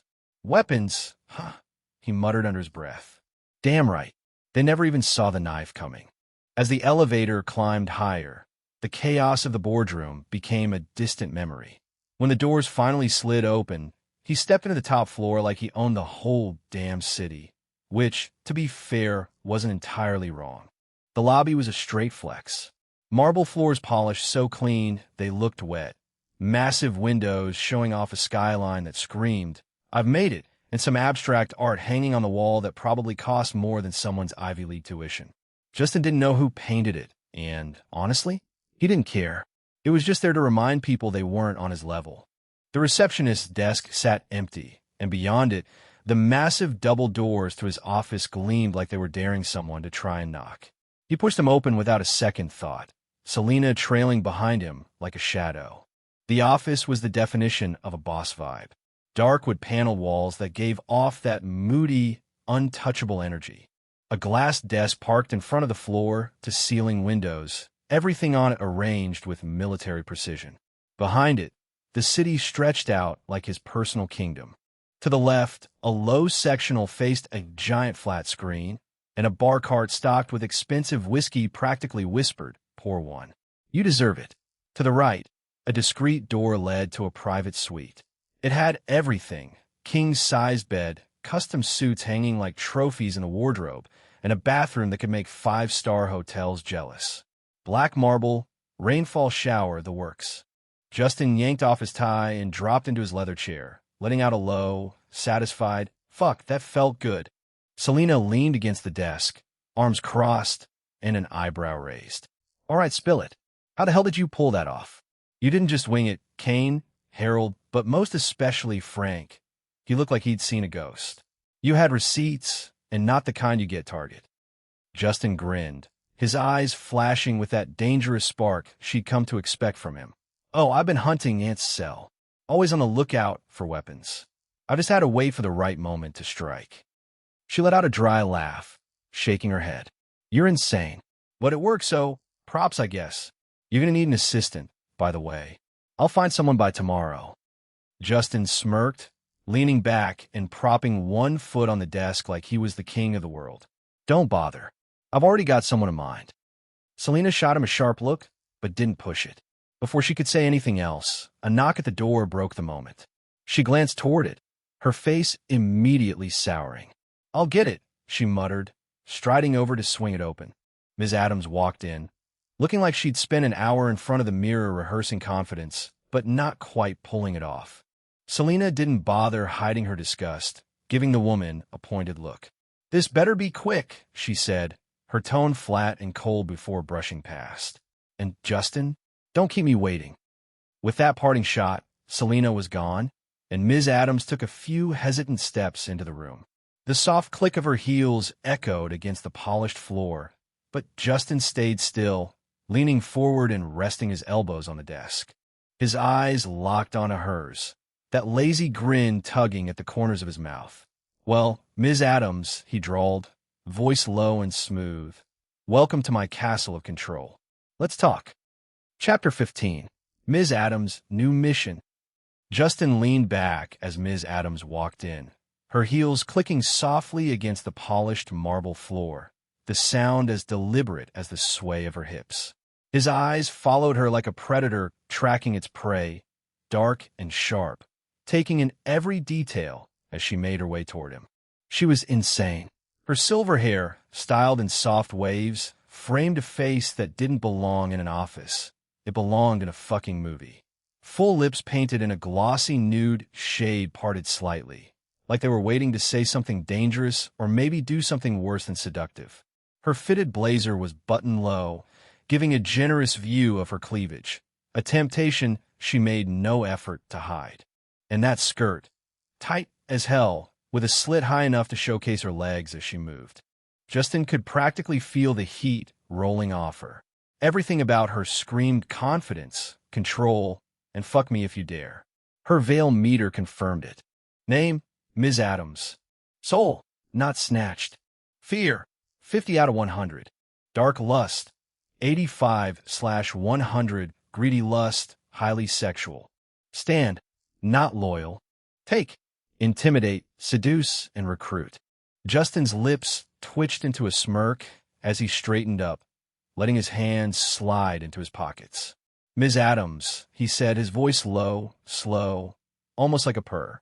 "You really know how to make an entrance." She stopped a few feet away, her head tilting slightly as if she was considering how to respond. Her gaze flicked over him briefly, lingering just long enough to be noticeable before she gave him a sly smile and made her way to the seating area. Justin greeted, his voice dripping with smooth authority, a subtle edge underneath. He waved her toward the seating area on the far side of the office. "Why don't you take a seat?" She moved like she knew he was watching, hips swaying, her hand brushing against the curve of her thigh like it was all part of the show. When she sat down, crossing her legs, the slit of her skirt slid open just enough to reveal more skin. Justin's eyes trailed down, unapologetic, before snapping back up to meet hers. She arched a brow, a small smirk tugging at her lips like she'd caught him red-handed, and didn't mind one bit. He pushed off the desk, walking toward her with the easy confidence of someone who always got what he wanted. "Adams," he began, standing over her like a king addressing his subject. "I had to dig a little deeper into your unique resume. You got quite the reputation, don't you?" She leaned back slightly, her arms resting on the sides of the couch, her posture screaming relaxation, but her eyes glinted with something sharper. "I like to think my work speaks for itself," she replied, her voice silky smooth. Justin chuckled, his eyes roaming over her again, slower this time. "Oh, it speaks all right. Loud as hell." He paced a few steps, gesturing casually as he spoke. "The Black Veil's most successful high escort, top earner for years. Senators, CEOs, you name it. You had them all eating out of the palm of your hand. And then, your final job, the Senator of Florida." Adam's expression didn't falter, but Justin saw the subtle shift in her posture, her hands tightening just a bit on the armrest. Justin stopped pacing and turned to face her, his smile sharp enough to cut. "You nailed that one, huh? Got yourself a seat at the table, a shiny board membership, and a hell of a story to go with it." He stepped closer, leaning down slightly, his voice dropping to a near whisper. "Of course, there's the little matter of what happened after a week later after acquisition of your membership seat. Senator ends up dead, shot, no struggle, no forced entry. Cops call it clean. Sounds like whoever did it was someone he trusted. Someone close. No signs of a break-in, no struggle, nothing." Adams's face was unreadable, her dark eyes steady on his. Justin took another step closer, folding his arms as he studied her. Weird, right? I mean, someone had to be close to him. Someone he trusted enough to let them get that close without flinching. His smirk sharpened. "Wouldn't you agree, Ms. Adams?" She didn't flinch, didn't even blink. Her poker face was ironclad, but Justin could feel the tension thickening in the air like a storm cloud. Adams leaned back slightly, her full lips pressing into a thin line before she finally spoke, her voice low and steady. "Is there a point to this, Mr. Black?" Adams held his gaze, her smile frozen in place. Her poker face was solid, but Justin could feel the tension rising between them, thick and electric. Justin chuckled softly, turning and pacing again, his hands shoved casually into his pockets. "Oh, there's always a point. Adams, I just like setting the stage first. You don't mind, do you? Where did I stop with my little story? Oh, right. After investigation, it turns out he had some messy debts with a mafia gang. The same gang, apparently, that got him his senator's seat. Oh, and wasn't it right after he took office that you joined the agency?" Justin's voice was casual, almost too casual. Ms. Adams's face tightened, but she nodded, her jaw clenched. "What exactly are you trying to get at, Mr. Justin?" She stood abruptly, closing the space between them as if to challenge him. His arms crossed, a small smirk playing on his lips. She was right in front of him now, close enough for him to take in the deep curve of her cleavage, her flushed cheeks, and those perfect lips trembling ever so slightly. He smiled, slow and calculated. "Oh, nothing really," he murmured. "I'm just curious. How's your father doing these days?" Her face fell like a stone, her eyes going wide with pure shock. She staggered back, falling back in her seat. "Judging by that reaction," he said, his voice low, almost playful, "I'm guessing Ms. Adams isn't the orphan she claimed to be, huh?" He leaned in close, so close she could feel the heat of his breath against her ear. "I wonder," he whispered, his tone dripping with menace, "what kind of reward the government would give me for delivering the late senator's murderer wrapped in a neat little bow." When he glanced back at her, she still hadn't moved, but there was a flicker in her gaze, just for a second. Fear? Yeah. Frustration? Definitely. He leaned back, his smirk widening. "Relax, Adams. You're smart, ambitious, and, let's be honest, you've got a talent. I'm not here to dredge up ghosts. I'm here to talk about the future. Your future, specifically. Let's call this a career counseling session." His eyes flicked briefly to her exposed leg before meeting hers again. "That's a skill I can use. And I don't care how you've used it before. What matters now is how you're going to use it. For me." Her lips parted slightly, but she didn't speak, her expression caught somewhere between intrigue and caution. Justin took a step back, running a hand through his hair and flashing her a casual grin. Think about it, Adams. You and me? We could be unstoppable, but you gotta be showed where you stand first. The silence that followed was charged, like the moment before lightning struck. Ding! Seduce, FK, and recruit Ms. Adams Martinez. Rewards: wealth snatcher ability. Justin stepped closer, so close, leaning down slightly, just enough to invade her space without being obvious. You've got ambition, Martinez. I like that. And don't give a fuck what you did to get here. What matters now is how you're going to stay here with me. He whispered a hot breath in her ear. Lust 90. Chapter 16. Straight to work. Justin's dark charm was working overtime, and he could see it in her eyes, the subtle flare of her pupils, the way her breath hitched when he leaned just a little closer. Adams might have been playing tough, but her lust meter practically screamed she wasn't immune to him. Even with the weight of his words pressing down on her, she was hanging on every syllable, caught in a push-pull of intimidation and seduction. You know, he murmured, his voice dipping low, the senator didn't have anyone close that night. No family, no staff. Just a change in his security detail at the hotel right before he exited the stage. His words hung in the air like smoke, curling around her as he took a step back. Justin moved with easy confidence, sauntering over to the sleek bar cart. He grabbed 2 glasses and poured wine, the deep red liquid swirling like blood in the crystal. Handing one to Adams, he let his fingers brush hers deliberately, the contact lingering just a second too long. After the investigation, he continued, taking a slow sip. They found out the good senator had some unsettled debts. Mafia connections, apparently. Big ones. And wouldn't you know it, right around the time he stepped into office, you joined the agency and you were so good that Mother chose you as the capable client when the senator came for one.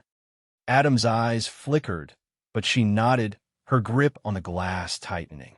What are you getting at, Mr. Justin? She asked, her voice low but sharp as she set her drink down and stepped closer. Justin leaned against the desk, his dark gaze locking onto hers, the intensity making her pause mid-step. She was close now, so close he could see the faint shimmer of her lip gloss, the way her cleavage teased just beneath her blazer. His smile was lazy, deliberate, like a cat playing with its food. Oh, nothing really, just a bit curious. He took another sip of wine before dropping the bombshell with an almost bored tone. How's your father doing these days? Adams froze. Her eyes widened, her confidence cracking like glass under pressure. She took an instinctive step back, but Justin moved faster, setting his glass down and grabbing her waist. His grip was firm, steady, and before she could react, he turned the tables, literally. She was the one on the desk now, her back pressed against the cool surface as he leaned over her, their faces mere inches apart. Given your reaction, he whispered, his breath warm against her ear. I'm guessing you're not the orphan you've always claimed to be. Adams opened her mouth, but no sound came out. Her chest heaved slightly, her breath quickening as Justin's smirk deepened. I wonder, he mused, his tone dripping with mock curiosity, what kind of reward the government might hand out for bringing them the senator's killer.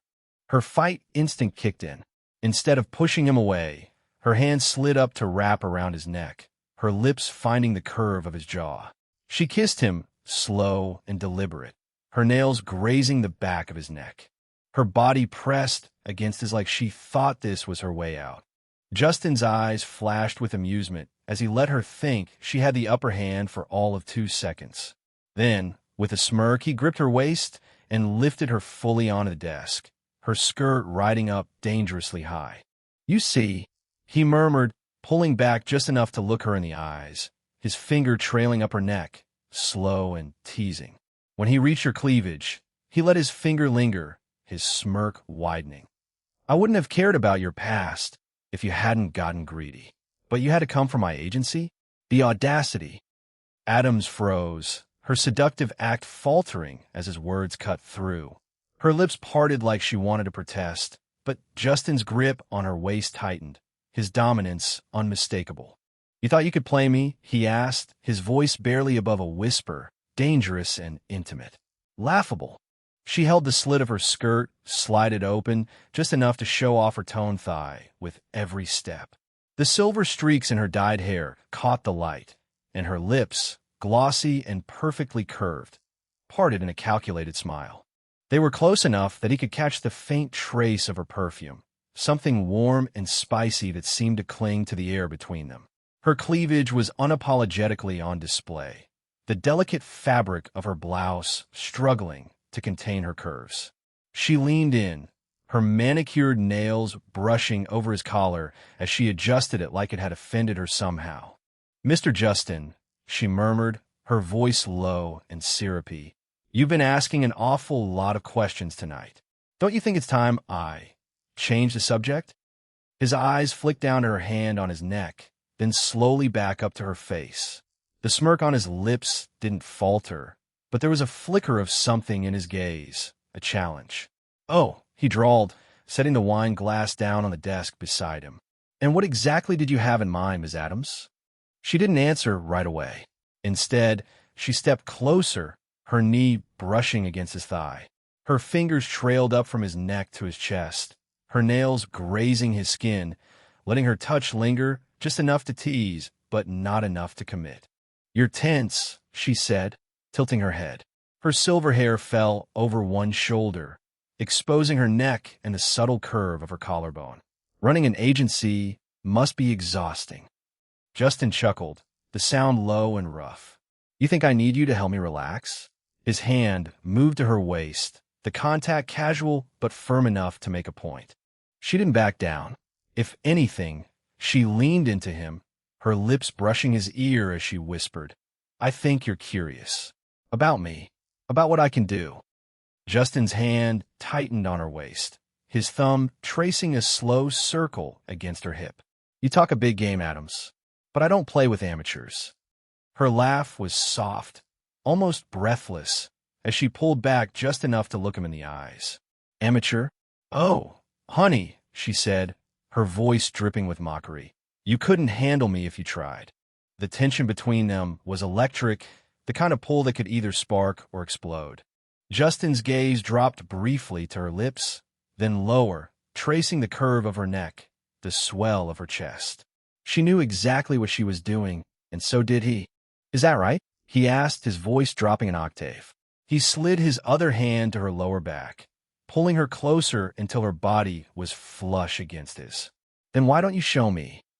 Adams smirked, her confidence unwavering. She pressed her hands flat against his chest, her nails lightly digging into the fabric of his shirt.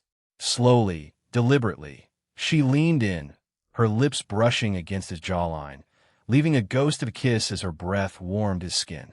But Justin wasn't about to let her win this round. Before she could pull away, he caught her chin between his thumb and forefinger, tilting her head up so she had no choice but to meet his gaze. His eyes burned with a dark, dangerous heat. "Nice try," he murmured, his lips barely an inch from hers. "But if you think you could distract me that easily, you're in over your head." Adams arched a brow, her smirk turning into a full-on grin. "Oh, sweetheart," she purred, "I haven't even started yet." The room seemed to shrink around them, the space between their bodies practically non-existent as the battle continued. She pressed her lips to his, slow at first, testing the waters, but it didn't take long for the kiss to deepen. Justin responded with equal intensity, his hands sliding up her back, fingers tangling in her hair. It wasn't just a kiss, it was a power struggle. Her nails scraped lightly against his neck, and his grip on her waist tightened as he pulled her even closer. Every movement, every touch was a challenge, a dare to see who would break first. When they finally broke apart, both of them were breathing harder, their gazes locked in a silent war. Adam's lips were swollen, her eyes gleaming with satisfaction, but Justin's smirk was firmly in place. "You're good," he admitted, his voice rough with amusement. "But you're not that good." Her laugh was soft but full of confidence as she stepped back, straightening her blouse and smoothing her skirt like she hadn't just turned his office into a battlefield.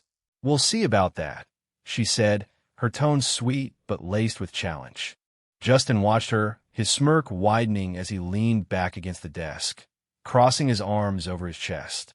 "Careful, Adams," he said, his voice low and teasing. "You might just find out what happens when you play with fire." Her only response was a sly smile as she turned on her heel, her hips swaying deliberately as she walked away.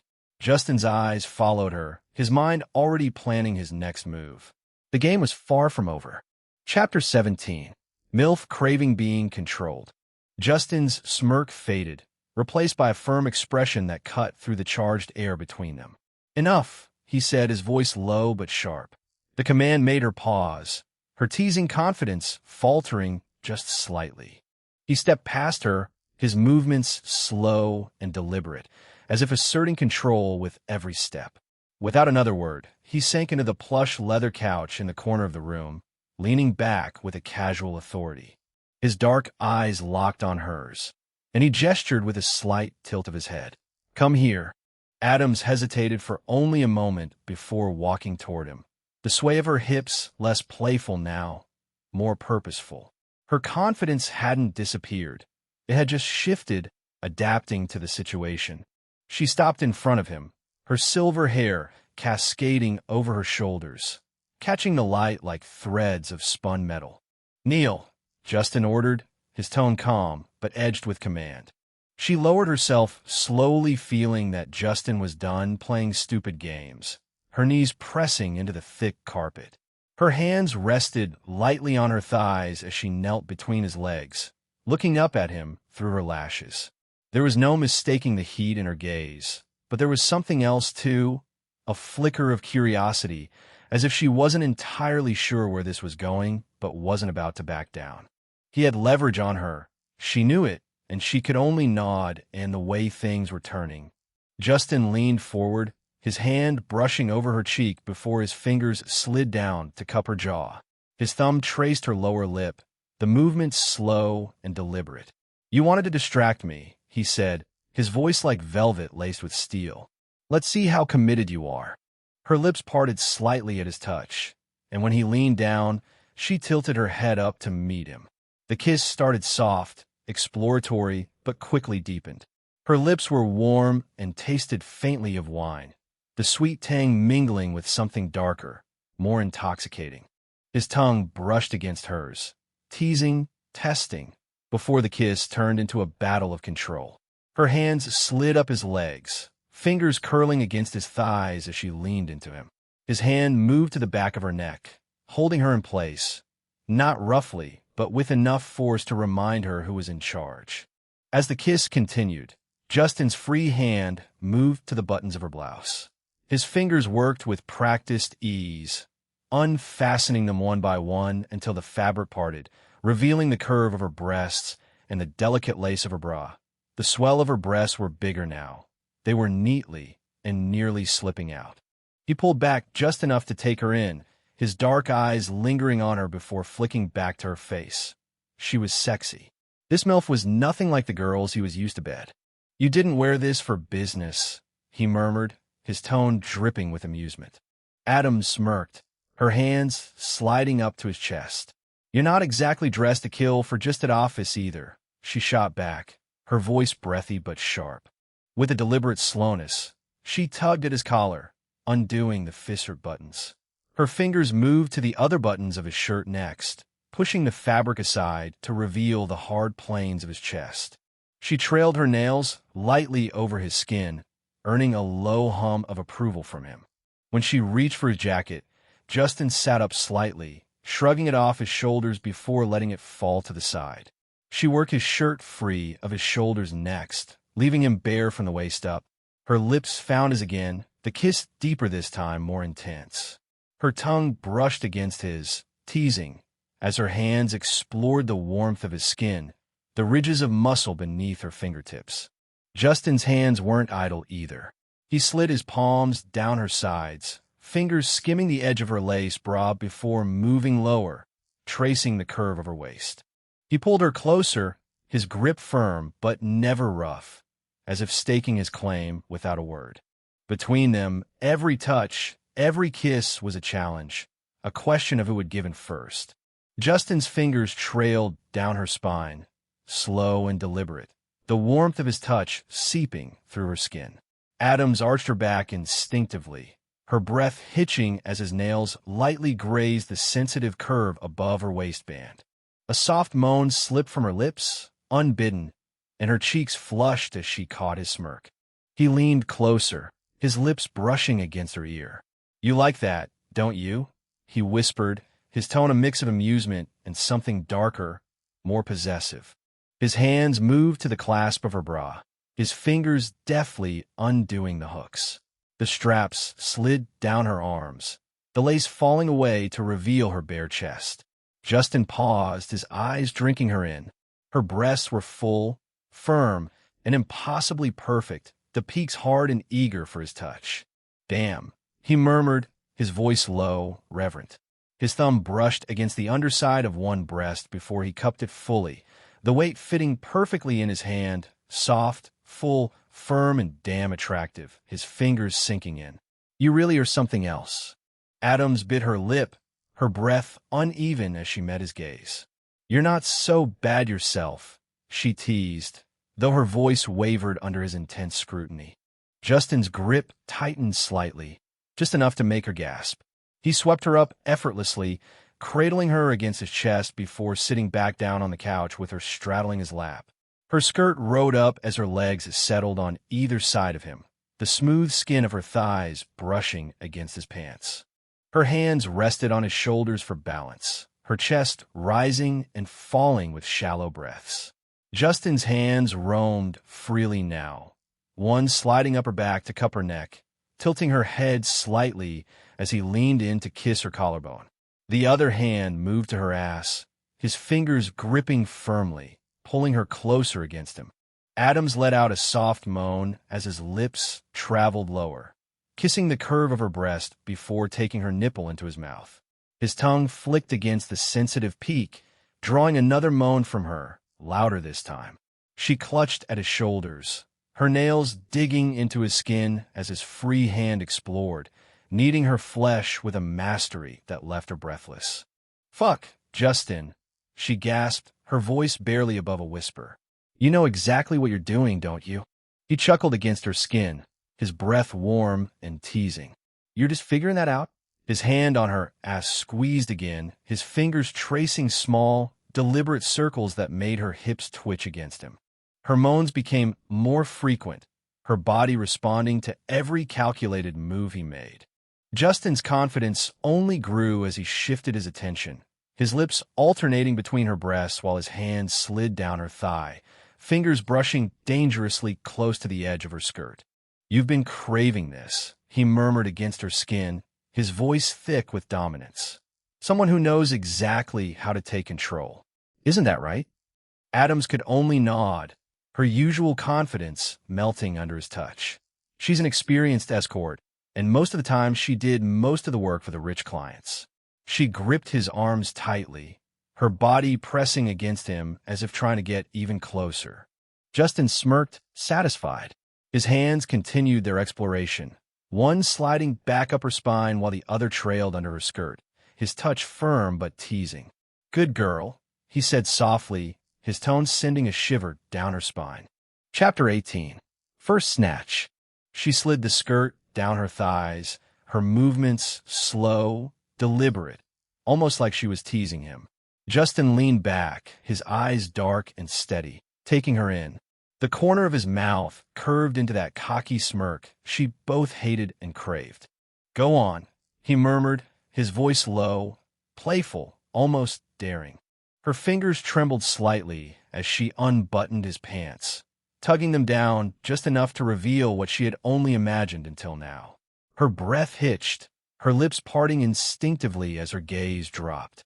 "Like what you see?" Justin asked, his voice dripping with amusement. But there was a challenge in his tone, too, like he knew exactly the effect he had on her. Adams gulped, feeling heat crawl up her neck. "Big talk, huh? You better be as good as you think you are with such a huge dick," she shot back, but her voice betrayed her. Justin laughed, soft and deep, leaning in until their lips were almost touching. His eyes flickered down, catching sight of the dark patch spreading against her lace panties. He let out a low whistle. "Well, someone's eager," he teased, his fingers trailing lazily over her hip.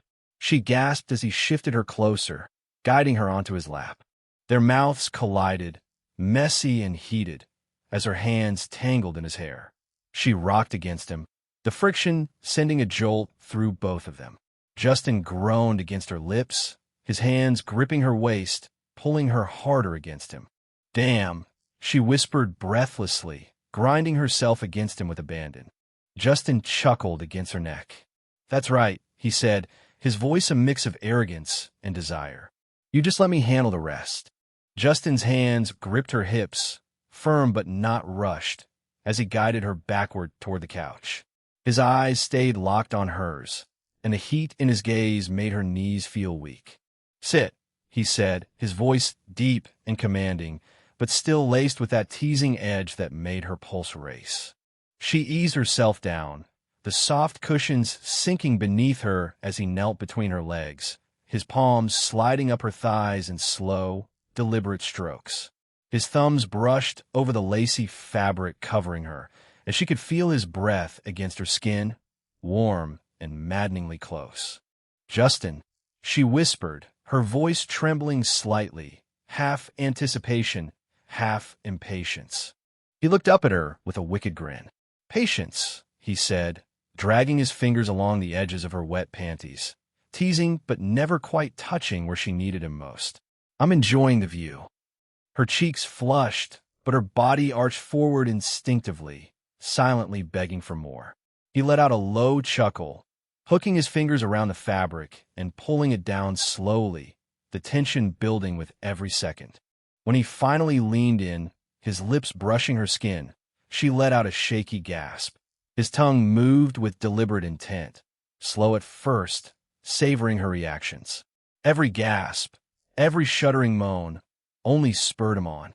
"You taste even better than I imagined," he murmured between movements, his voice muffled but still smug. Her hands tangled in his hair, pulling him closer as her head fell back against the couch. The combination of his teasing and precision had her body trembling, her moans spilling freely now. "Justin," she gasped his name like a prayer, her voice raw and breathless, and he smiled against her, proud of how quickly she unraveled beneath him. Justin pulled her close, his voice a soft murmur against her ear. "Let's try something a little fun." Before she could ask, he guided her to lie down, his hands firm but gentle. As she settled back, he moved over her, their bodies aligning in a way that sent a thrill racing through her. She hesitated for a second, the intimacy of it all making her breath hitch, but Justin's voice broke through. "Relax," he whispered, his lips grazing her skin. "I'll make it worth it." What followed was a mix of teasing, raw passion, and mutual discovery. Their movements became synchronized, each touch and moan building off the other, a cycle of shared pleasure that left them both breathless. Justin leaned back on the couch, his eyes locked on hers, a teasing smile playing on his lips. The office felt smaller, the air thick with unspoken heat. Justin carried her from the couch, both of them already stripped bare, her body pressed against his like she belonged there. The office bedroom wasn't far, but the journey felt like an eternity with the way she kissed him, desperate, hungry, like she didn't care about anything else in the world. By the time they hit the bed, it wasn't rushed anymore. He took his time, his touch roaming her skin, igniting her like a flame catching on dry wood. The way her breath hitched when he kissed down her neck, the way her fingers dug into his shoulders as he moved lower. Everything about her screamed surrender, and Justin loved every second of it. The room was filled with her soft, breathy moans and the sound of their bodies meeting in rhythm. Justin wasn't rushed. Every move was deliberate, every touch calculated, driving her closer to the edge. It wasn't just the physical connection. It was the way she looked at him, her eyes half lidded with trust and lust, whispering his name like a secret only he was meant to hear.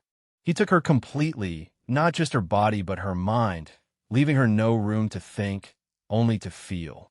By the time he was done, she wasn't just lying beneath him. She was spent, after an hour, completely under his spell, her body trembling as she caught her breath. Justin leaned back on the headboard, his dark eyes fixed on Ms. Adams. Her bare figure sprawled across the bed like a masterpiece painted just for him. Her chest rose and fell softly, lips slightly parted, and that unmistakable glow clung to her skin. But Justin wasn't admiring her like some love-struck fool. His gaze was calculating, piercing, like he was evaluating a valuable asset he'd just acquired. Sliding off the bed, Justin grabbed a towel and made his way to the bathroom, his movements sharp and deliberate, like he'd already checked out of the moment. The sound of water running filled the quiet room as he scrubbed away the sweat of their encounter, letting the steam clear his head. When he stepped out, fresh and composed, he didn't bother looking at her again. He dressed quickly in another perfectly pressed suit, adjusting his cuffs with precision before speaking, his tone cold and detached. "Take a bath," he said without turning around. "Then meet me in the office." His words left no room for argument, and the door clicked shut behind him before she could respond. Sitting in his office chair, Justin exhaled slowly, the weight of his ambition settling in. The desk in front of him gleamed under the soft light as he swiped open the system interface on his tablet. Chapter 19. First Snatch. Ding. A Soul Snatcher has been acquired 30% on the first day of system activation. He barely reacted, just a slight nod, his fingers drumming rhythmically against the polished wood. O bonus reward. Slitering allure unlocket. A manipulator tongue skill that makes the Veiler's words almost impossible to resist, weaving irresistible charm into every syllable. Justin smirked. Slithering allure. Huh, he muttered under his breath. It fit, another tool for his arsenal. But he wasn't done yet. Ms. Adams, for all her lust-driven surrender, wasn't entirely his. Not yet. She was a powerful board member, sure, but that wasn't enough. She needed to be more than just another conquest. The system didn't need to tell him what he already knew. Ms. Adams, with all her experience as an escort, had a deep, unspoken fetish for being controlled. It was written all over her face earlier. The way she whispered "Daddy" without hesitation, how her moans turned into soft, obedient whimpers, her dreamy eyes locking on him like he was the only thing that mattered. She was as sexually, yes, but that wasn't the end game. Not even close. He needed her allegiance, professionally, her influence in the boardroom, and her unwavering loyalty to his vision. Justin leaned forward, resting his elbows on the desk, his lips curling into a manipulative smile. He didn't care about her feelings, not really. She was just another piece on his chessboard. A valuable one, sure, but still a pawn. And when she stepped into this office, he'd make sure she understood exactly where she stood. This wasn't love. It wasn't even about lust anymore. This was power, plain and simple. And Justin Black wasn't the type to lose. The door creaked open, and Ms. Adams stepped inside, completely naked. She carried herself like she owned a room, as if her lack of clothing was nothing more than a power play. She spotted the pile of her discarded clothes near the couch and moved toward them with casual confidence. Justin was seated behind his desk, eyes focused on his screen, barely sparing her a glance. He looked up once when she bent to pick up her blouse, then again as she slipped into her skirt, but his expression remained detached, as though she were a stranger passing through. Once dressed, she leaned against the desk, crossing her arms with a smirk. "You're not even going to say anything? Not even a sarcastic comment, boss?" Justin finally looked at her, his face unreadable. "What do you want me to say? You're dressed now, and we have work to discuss. Take a seat." Ms. Adams rolled her eyes but complied, sinking into the chair across from him. "All right, let's hear it. What's so important that you couldn't even pretend to care about my dramatic entrance?" Justin leaned back in his chair, his voice calm but sharp. "You're going to be my assistant and head of PR." She blinked, then laughed like she'd just heard the punchline to a bad joke. "I'm sorry, what? You want me to be your assistant?" "Justin, I'm on the board. I don't take orders from you or anyone else." He rested his elbows on the desk, his gaze locking onto hers. "And that's exactly why I need you in this role. You're not just anyone, Ms. Adams. You've been in this industry, in this agency, long enough to know how things actually work. You've seen cleaned-up messes, how dealing with crises is like, and you understand people, clients and employees of the company, better than anyone on that board." Her brows furrowed as she crossed her legs. "So, what? You expect me to babysit this agency while playing secretary? You've lost your damn mind." "Not babysit," he corrected, his voice smooth, persuasive. "Steer it, guide it, and, most importantly, control it. PR isn't just press releases and handshakes, it's power. And I need someone who knows how to use that power to keep this agency ahead. That someone is you. The agency's PR is a joke right now, and none of the suits upstairs know how to fix it. But you've seen the dirt, dealt with the mess, and let's be honest, you've got the face to sell a damn lie if you had to." She scoffed, shaking her head. "You really think flattery is going to work? I'm not some wide-eyed rookie you can charm into submission." Justin leaned forward, his tone dipping into something darker, more commanding. "I'm not flattering you, Ms. Adams. I am stating facts. You're the best person for this job, and we both know it. But if you'd rather sit back and let someone less qualified take this offer off your lap, be my guest. I'll find someone else. You should know I am about to build an empire." Her lips parted, ready to fire back, but she hesitated. He was making too much sense, and damn it, she hated how persuasive he was. "And," Justin continued, his voice softening just slightly, "you're not just my assistant. Publicly, sure, there will be someone else filling that spot. A face to distract the board and the media. But you'll be the one pulling the strings. You'll be my ear in the boardroom, my voice in the mess. You'll have power, real power, not just a title." She stared at him, her skepticism battling with the temptation his words brought. "So, what? I'm your shadow while some Barbie doll plays the part of your assistant." "You're honored to be," he said with a faint smirk. "You'll have the influence without the hassle of the spotlight. It's a win-win. And come on, Ms. Adams," he said with a casual chuckle. "You practically like to run damage control. Every time someone screws up, I know that much about you. I'm just giving you the title that matches your talents. Unless, of course." He leaned in slightly, his tone shifting into something softer, more suggestive. "You'd rather sit on the sidelines while this whole empire's core is run by someone like me with another lady besides me? Not very smart for someone with as much at stake as you." Ms. Adams tilted her head, her mind racing. She hated how damn logical he made it sound, and how she could resist that allure of his. She knew for sure now Justin was bound to bring the agency somewhere far from just here. She just didn't know when. She would love to be near the piece of pie. After a long pause, she exhaled sharply. "Fine. But let's get one thing straight. Don't think for a second I'm doing this for you. I'm doing this for me. Whatever gives you sleep, Adams." Justin's smirk deepened, his tone dripping with a sarcastic satisfaction of her self-justifications.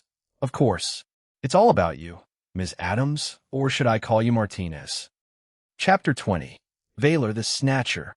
Adams shifted uncomfortably when Justin used her real family name, but she didn't let it show for long. Instead, she settled on a couch, her legs crossed, trying to ease the tension in the air. Justin joined her moments later, handing her a fresh glass of whiskey. She accepted it with a raised brow and smirked. Drinking during office hours? Especially for someone who's barely 18 and just snagged this place? What would people think, Justin? He let out a low laugh, shaking his head as he sat down beside her, setting his own glass down before crossing his legs. "You're leaning into this role way too much. Know your place, Adams. And I'm not bad at drinking. Hell, I can hold my liquor better than most." She chuckled, taking a sip before responding. "Oh, right. I almost forgot. Most of your scandals were about drugs and clubbing, not about being a lightweight." Justin grinned at that, his laugh rolling out naturally. "Fabricated scandals, Adams. You know damn well I don't touch drugs. A good drink? Sure. But drugs? Nah. Those stories were just your own fabricated distraction." She let out a soft laugh, but there was something nervous beneath it. Justin caught it immediately, leaning back, his tone sharp and cutting. So tell me, what was your brilliant plan if you managed to push me out of here? Humor me. Adams shifted in her seat again, this time visibly uneasy. She cleared her throat, trying to find the right words. It's not like we can avoid this conversation, huh? She stared at her whiskey for a moment before meeting his gaze. The plan, if we'd succeeded in making you step down, the next move was simple. Your parents left enough inheritances to cover the agency's debts, thanks to their names being on those loan papers. If you'd been as naive as we thought, we could have cornered you, drained you dry, and left you with nothing but this agency holdings. Then, the final nail would have been you selling off your holdings just to survive. She finished, her voice lower, almost like she didn't want him to hear it. But Justin didn't flinch. His expression remained unchanged, calm as ever, as he nodded slowly. Not a bad plan, he admitted, his voice smooth. But you cooked it up for a version of me that never really existed. A naive Justin? That's a fantasy. My parents made sure of that when I was 4. Adam's lips twitched like she wanted to argue, but Justin kept going, his tone dropping slightly. But here's the part you missed. Even if I were naive, even if I was dumb enough to fall into your little trap, you'd still have a problem. You forget about Selena? Her face froze for a second before she forced out a laugh, awkward and strained. Selena wouldn't have been an issue. Justin's eyes narrowed, and then his expression shifted, sharp and edged. Whoa, wait there. You were going to send your mafia family after her, weren't you? The anger in his voice was unmistakable, cutting through the room like a blade. Adam's face drained of color, and she swallowed hard, nodding ever so slightly. Martinez, Justin growled, his voice barely above a whisper but filled with raw fury. He stood abruptly, pacing the room as the air around him seemed to thicken with his rage. You all really overstepped this time, all 8 of you. His hand gripped the glass and his hand tighter and tighter until the sharp crack of shattering glass echoed in the office. Whiskey dripped from his hand, mixing with the broken shards on the floor. But Justin didn't care. His eyes burned with a fire Adams hadn't seen before. And for the first time in years, she was afraid.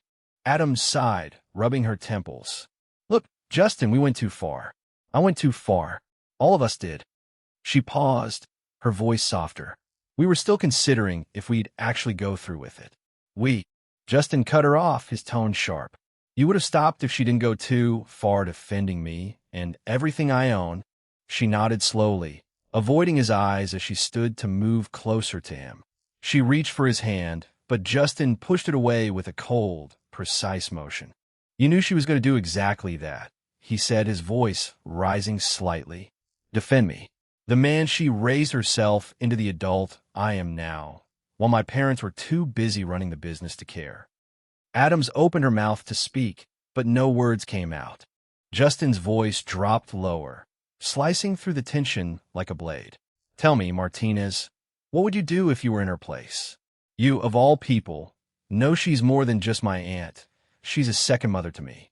The woman who actually raised me. My real mother taught me to be a business monster. Sure, but Selena, she taught me life. Adams swallowed hard, unable to meet his piercing gaze. Justin paced the room, the glass shards from earlier crunching under his shoes. Ambition, huh?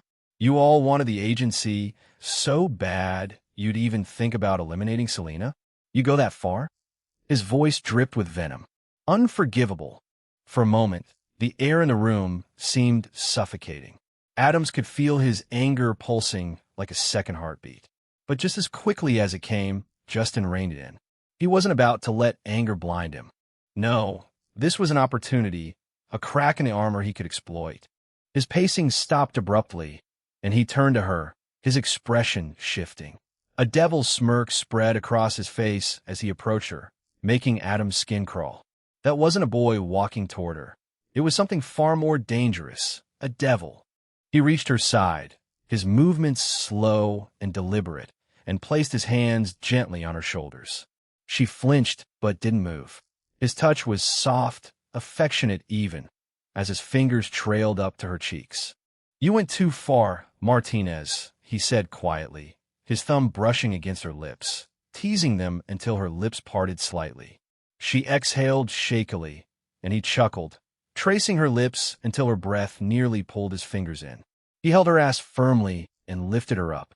Then he kissed her, hungrily, feverishly.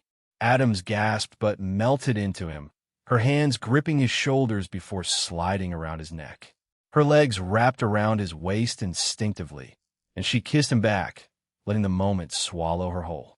"But you're mine, Martinez," Justin murmured against her lips, his voice dripping with seduction. "How could I punish someone as good as you?" She nodded, breathless, pulling him closer as their kiss deepened. "My good girl," he whispered against her neck, nipping at her skin before trailing up to her ear. "Your master can't punish you, can he?" She shook her head, her hunger matching his as her fingers tangled in his hair. Ding! Plus Lust 95. Chapter 21. Wealth Snatcher Ability. "But you're mine, Martinez," Justin murmured against her lips, his voice dripping with seduction. "How could I punish someone as good as you?" She nodded, breathless, pulling him closer as their kiss deepened. "My good girl," he whispered against her neck, nipping at her skin before trailing up to her ear. "Your master can't punish you, can he?" She shook her head, her hunger matching his as her fingers tangled in his hair. Ding! Plus Lust 95. Justin smiled darkly, his lips brushing her ear as he whispered, "You're going to help me build this empire. Me and you, we're an unstoppable team, a force. No one else belongs to the place beside me but you. Do you agree?" Soul Snatcher, Manipulator Tongue, Slithering Allure. Adams looked at him, her eyes burning with something she couldn't name. She was experienced, confident, but under his touch and that manipulative tongue of his, she felt like she was drowning. "I'm fully at your service," she breathed, before pulling him into another kiss. Ding! Adams, Martinez, 70% snatched. The Veiler can now order her to do anything, as long as it's not excessive enough to question her existence. This was it. This was the plan all along. Justin had bagged her, not fully but enough. Enough to know she'd betray the others or hold her ambition in check long enough for him to make his move. He broke the kiss, letting his lips linger on her forehead before setting her back down on the couch. He knelt in front of her, his face calm, his tone softer than it had been all day. "Stay by my side forever, Adams. I know it's only been, an hour? But I can't do this without you," he whispered, his vulnerability slipping through for just a moment. Adams blinked, surprised by the rawness in his voice. "Justin," she whispered, her voice trembling slightly. Ding! Plus 75%. "Ah, my sweet girl," Justin whispered, his voice a low hum that felt way too intimate, way too personal for Adam to handle right now. Her face lit up like a damn neon sign, that deep red betraying her composure. And she hated that it worked on her. This wasn't just embarrassment. No, this was full-on meltdown. She wasn't some wide-eyed rookie, for fuck's sake. She'd been through it all. Men, lies, money. But the way he said his girl, good girl, it hit different. Like a stamp of approval she didn't even know she always wanted. A man to dominate her and take her completely. The worst part? He wasn't just throwing words out for fun. Justin meant every damn syllable. When he looked at her, it wasn't some empty gaze. It was intense, raw, like he was reading every thought she didn't want to admit to herself. And the kicker? He couldn't even stay mad at her. She'd literally tried to off his aunt, and he still held back. Who does that? For a second, a tiny, fleeting second, she thought this has to be fake, right? Like some big con I'm too tired to spot. But then there were those eyes, warm but sharp, like they could cut and comfort all at once. His touch, too soft for a manipulator. No man this young should have been able to do this to her. Not her. Adams wasn't just anyone. She was a woman who knew the game, had played it better than most. Escort gigs, flings, sugar daddies, everything. Yet somehow, here she was caught in the web of this charming little devil. From a moment he fucked and dominated her in bed, claimed her body, her whole world had shifted. It wasn't fair how easily he unraveled her, like a pro undoing a tie. And, oh, he knew it. "I see you thinking, mi amor," Justin said, his smirk cutting through her haze. Thinking about me. About what's mine now. You're cute like this. All blushy and shit. My little MILF. Little MILF. That bastard. Her jaw tightened, and she opened her mouth to snap back, but he didn't give her the chance. He just leaned in, kissed her again like he was sealing a deal. And it hit her. He wasn't playing around. This wasn't some fling to him. He was staking his claim, taking what was his, and making damn sure she knew it. You're all mine now, he murmured against her lips, his hands already working to undress her. His lips followed the trail, kissing every inch of skin he revealed like it was some religious ritual. Adam tried to stay composed, but the soft brushes of his lips, his warm breath against her skin, it was too much. Way too much. Fuck, she breathed, trying to keep it together. Justin chuckled, low and dangerous. You're gonna moan my name again, aren't you? She wanted to deny it, wanted to tell him to fuck off, but then his hands were on her again, pulling her closer, making her forget every reason she had to resist him. And when he finally had her completely bare, lying back on the couch, his smirk turned into something darker. You know, he said, brushing a strand of hair from her flushed face, you're too beautiful for your own good. Dangerous, even. But lucky for you, I'm worse. Justin's hands moved with that maddening patience, unhooking each clasp, unbuttoning each piece of fabric like he had all the time in the world. First, he slid her thin jacket off her shoulders, his fingers brushing her skin just enough to send a shiver down her spine. The jacket hit the floor with a soft thud, but she barely noticed. His lips were already on her shoulder, warm and deliberate, pressing kisses down to her collarbone as his hands worked on the next layer. He tugged at her blouse, the silk slipping through his fingers like water. This is nice, he muttered, smirking, but not as nice as what's underneath. He peeled the fabric back slowly, his lips following the trail, kissing the curve of her neck, then down the delicate line of her throat. Oh, Adams's breath hitched as his mouth hovered just above her chest, teasing but never rushing. When her blouse finally joined the jacket on the floor, his attention shifted to her skirt. He didn't rush it, didn't yank it down like some fumbling teenager. No, Justin knelt in front of her, sliding his hands along her thighs as he inched the fabric higher, then lower, exposing her inch by inch. You're beautiful, he murmured, his voice low and rough, like he couldn't believe what he was seeing. Her skirt slipped off her hips, and he kissed the bare skin he revealed, soft, open-mouthed kisses along her thighs, her knees, her calves, like every part of her deserved worship. Justin, Adam couldn't stop the soft moan that escaped her lips, couldn't stop the way her body trembled under his touch. See? Justin smirked, looking up at her. Told you I'd have you moaning my name again. Her breath caught as his hands moved to the last barrier, her underwear. He didn't pull it off right away. Instead, he let his fingers trail along the waistband, his thumbs brushing the sensitive skin of her hips. His lips followed, pressing hot, lingering kisses there, as if marking her, claiming her. When he finally slipped the fabric down her legs, his kisses followed, slow and deliberate, all the way to her ankles. You're gonna love this, Martinez. Chapter 22. Conquering Martinez. By the time she was completely bare, Adam felt like she was going to combust. Justin didn't say a word as he stood, his dark eyes drinking her in like she was the most incredible thing he'd ever seen. And when he finally leaned down to kiss her again, it wasn't just a kiss. It was a promise, a declaration of what's to come next. You're mine, little MILF, he whispered against her lips, his voice so low it sent a shiver straight down her spine. But this was just the beginning of her fall. Justin's smirk widened as his eyes dipped lower, dark with intention. Without a word, he sank to his knees again, his hands spreading her thighs apart like they were made to frame him. Adam's breath hitched, her legs trembling slightly as he leaned in, his lips trailing kisses down the inside of her thighs. Slow, deliberate, teasing her with every inch.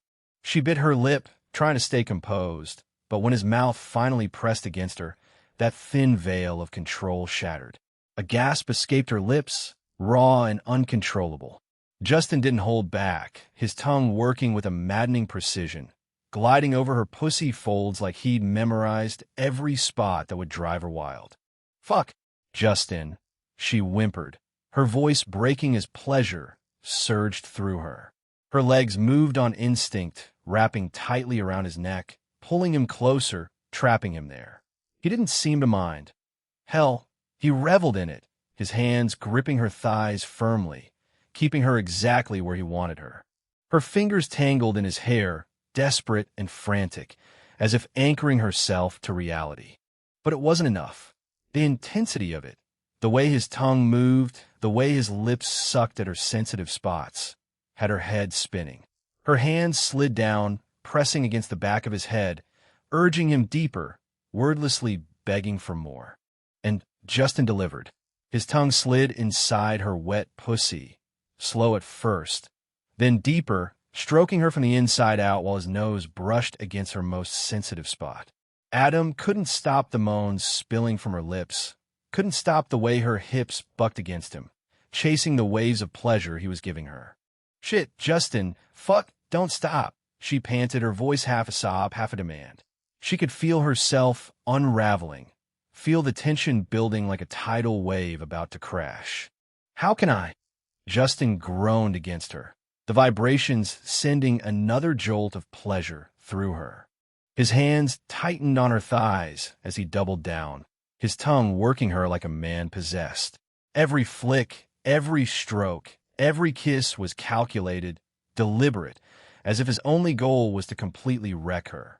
Her body arched off the couch, her legs trembling as she clamped down around his neck, her hands still clutching his head like he was her lifeline. The pressure inside her built to an unbearable peak, and then, "Justin," she cried out, her voice breaking as her body shattered under his touch, her orgasm crashing over her in waves so intense it left her breathless. Justin didn't stop right away, his tongue and lips coaxing her through every last aftershock until she was trembling, panting, completely spent. Only then did he pull back, his lips glistening, his smirk downright sinful. "You taste even better than I imagined," he said, his voice dark and teasing. Adam could only glare weakly at him, her chest heaving, her body still buzzing from a high. "You're insatiable," she muttered, but there was no real venom in her voice. Justin just grinned. "And you love it." Justin didn't linger much and dove back into her cave, his tongue entering her. This time, his hands didn't hold her thighs. Instead, her big breasts were under the onslaught of his experienced hands. "Ah, Justin, you're gonna make me come again," she cried, gripping his head in between her folds. One of her hands felt useless, but there was one part of her body that had missed his touch. Justin was experienced, and he knew exactly where to touch to make a woman go crazy. "Not there again. Adam moaned as Justin's hand reached her heated, throbbing clit. It was swollen now, demanding attention, which Justin didn't hesitate to give. "Oh." Her back arched into the couch, her nipples hardening between his fingers. She cried out. This was the best sex she'd ever had in her life. Justin didn't stop. His thumbs circled her clit while two of his fingers joined his tongue, working her mercilessly. "Fuck!" With one final cry, Adam squirted on his face. He drank most of her sweet love juice while the rest smeared his cheeks. "Daddy, fuck me," she begged before diving in to kiss him, licking away every trace of her juices from his face. "I hope you're ready. I'm not holding back," he declared. "Don't," she replied, quickly unbuckling his pants and slipping them off, revealing his boxers. The massive bulge of his cock twitched against the fabric, and she swallowed hard. Gulp. She pulled his boxers down to his thighs. Justin didn't waste a second. He flipped her over, positioning her on her stomach with her ass raised high for him. Slap. "Oh yes, daddy like that," Adam moaned loudly when his palm connected with her skin. He smirked, repeating the action, her cries spurring him on as he positioned the head of his cock against her wet, waiting pussy. He pushed the head in slowly. "Aha, so big. It feels full inside me," Daddy, she moaned. "It's just the head, Adam. Be ready for more. I miss taking you from behind. Your ass looks incredible from this angle." Justin praised, his voice dripping with satisfaction as he pushed deeper, burying his cock fully inside her. H, Adam shouted in pleasure. Yes, Daddy, fuck me. If you want my ass too, it's untouched and belongs to Daddy now, oh. She moaned louder, the words tumbling out of her lips uncontrollably. Just your ass, Martinez. Justin teased, thrusting hard and feeling her wet, tight pussy clench around him. Not just my ass and pussy. Daddy, everything of mine belongs to Daddy now, she moaned, moving in sync with him, her body shaking under his control. Justin smirked. Say that again. Smack. His palm landed on her ass again, the sound sharp and loud. Pa, pa, pa. The sounds of their union echoed in the room. Yes, Daddy. Everything of mine belongs to Daddy, ah, she cried out as he played with her clit again, sending her spiraling toward another climax. I'm coming, Daddy, Adam screamed as she squirted again, her body convulsing from the intensity. Ding. Adam, Martinez, Yuzi Snatch. Rewards being calculated. Chapter 23. Wealth Snatcher and Influence Points. Justin grinned. Finally, all that had been missing was her affirmation, and now the system had stamped a success. She was completely his. A complete snatch. Before the afterglow of her climax even settled, she pulled out his dick, pushed him onto the couch, and straddled him. On his lap, she slowly lowered her body, her pussy taking in his eagerly waiting cock, still glistening with her love juices. Oh, so good, Daddy, she moaned, riding him faster and faster. They look so beautiful, Martinez, Justin said, his gaze locked on her swaying breasts before leaning in to kiss and tease them with his tongue. His hands gripped her ass cheeks, urging her movements faster and forcing him deeper inside her. Her moans grew louder as she tightened her grip on his head, holding him in place while she rode him wildly, her pace relentless. I'm coming again, she cried out after nearly 15 minutes of their intense rhythm. Her pussy tightened around his hard cock, wanting to milk him dry. And Justin? He accepted gladly. Let's come together, Justin said, his voice low but commanding. They both quickened their pace, the sound of their bodies colliding echoing in the room. Yes, Daddy, give me the hot cum. Shoot it deep in my pussy, she screamed, her thighs trembling as her body gave in. With one final thrust, Justin buried himself as deep as he could, releasing himself inside her. She came hard, her juices coating his cock and thighs as her whole body quaked, shuddering like she was being electronized. Collapsing onto his chest, her head rested against him, her breathing ragged, glistering in sweat. Justin sighed, running a hand up and down her back as she lay spent in his arms. I love you, Daddy, she mumbled weakly before passing out. His cock twitched inside her, still hard, but he knew she was exhausted. He wasn't about to push further. Standing up with her in his arms, he carried her to the office bedroom, his pants still dangling from his legs, but he was careful not to fall down. Gently, he placed her on the bed and undressed her completely before pulling the covers over her. After taking a quick shower, he changed into yet another suit. This is the third suit today, he muttered with a wry smile, glancing at his reflection. He wasn't complaining. He'd achieved so much, and there was more to focus on.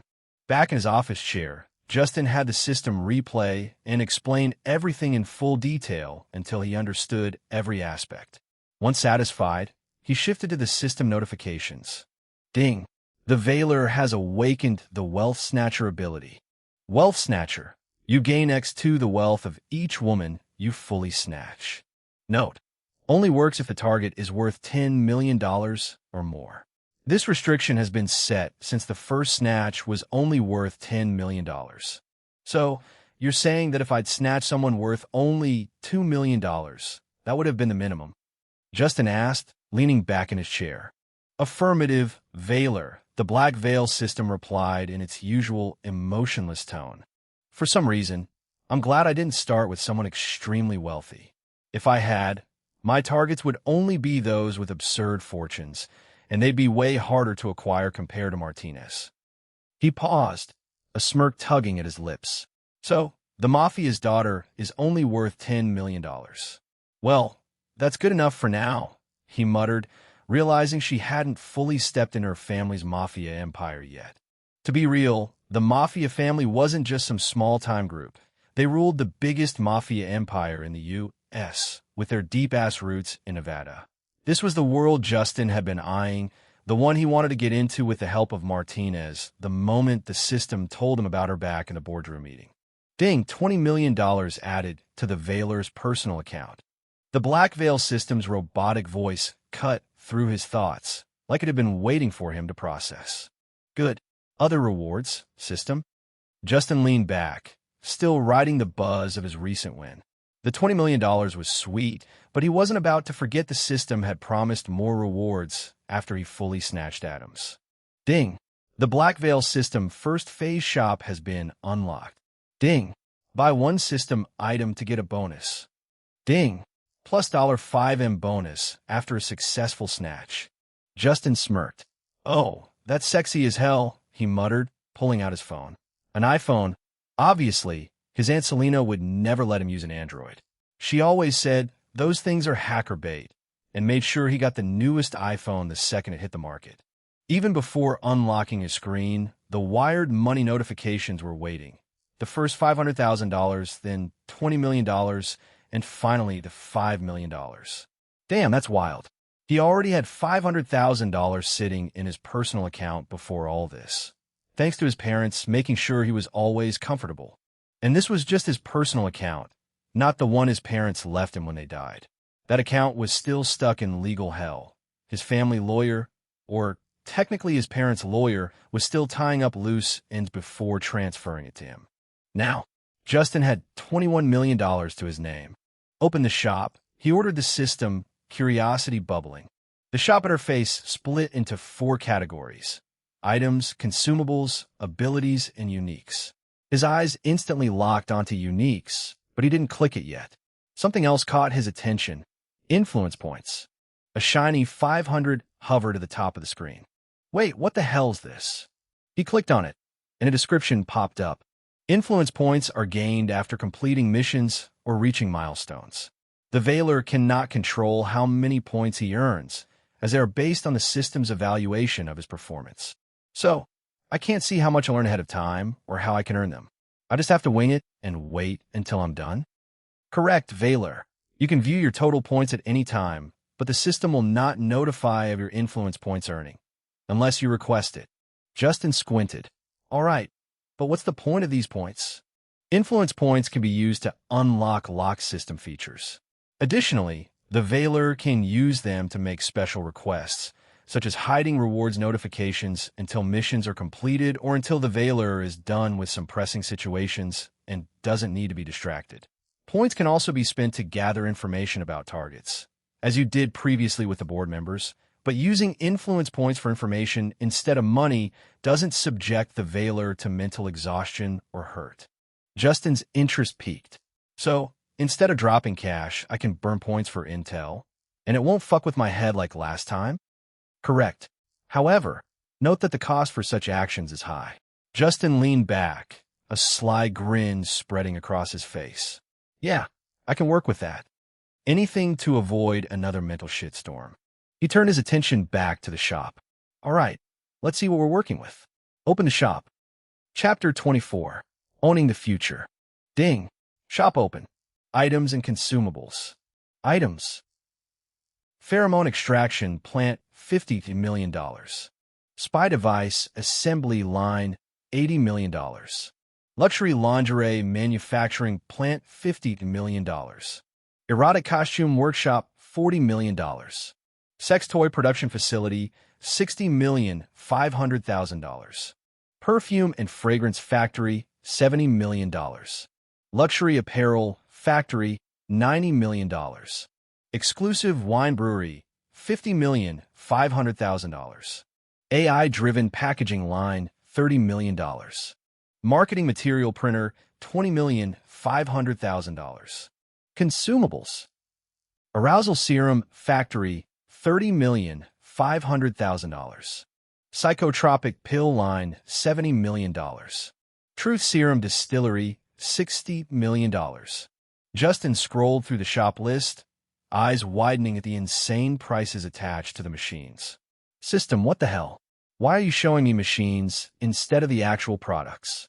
I mean, you want me to build an empire, not a factory floor, right?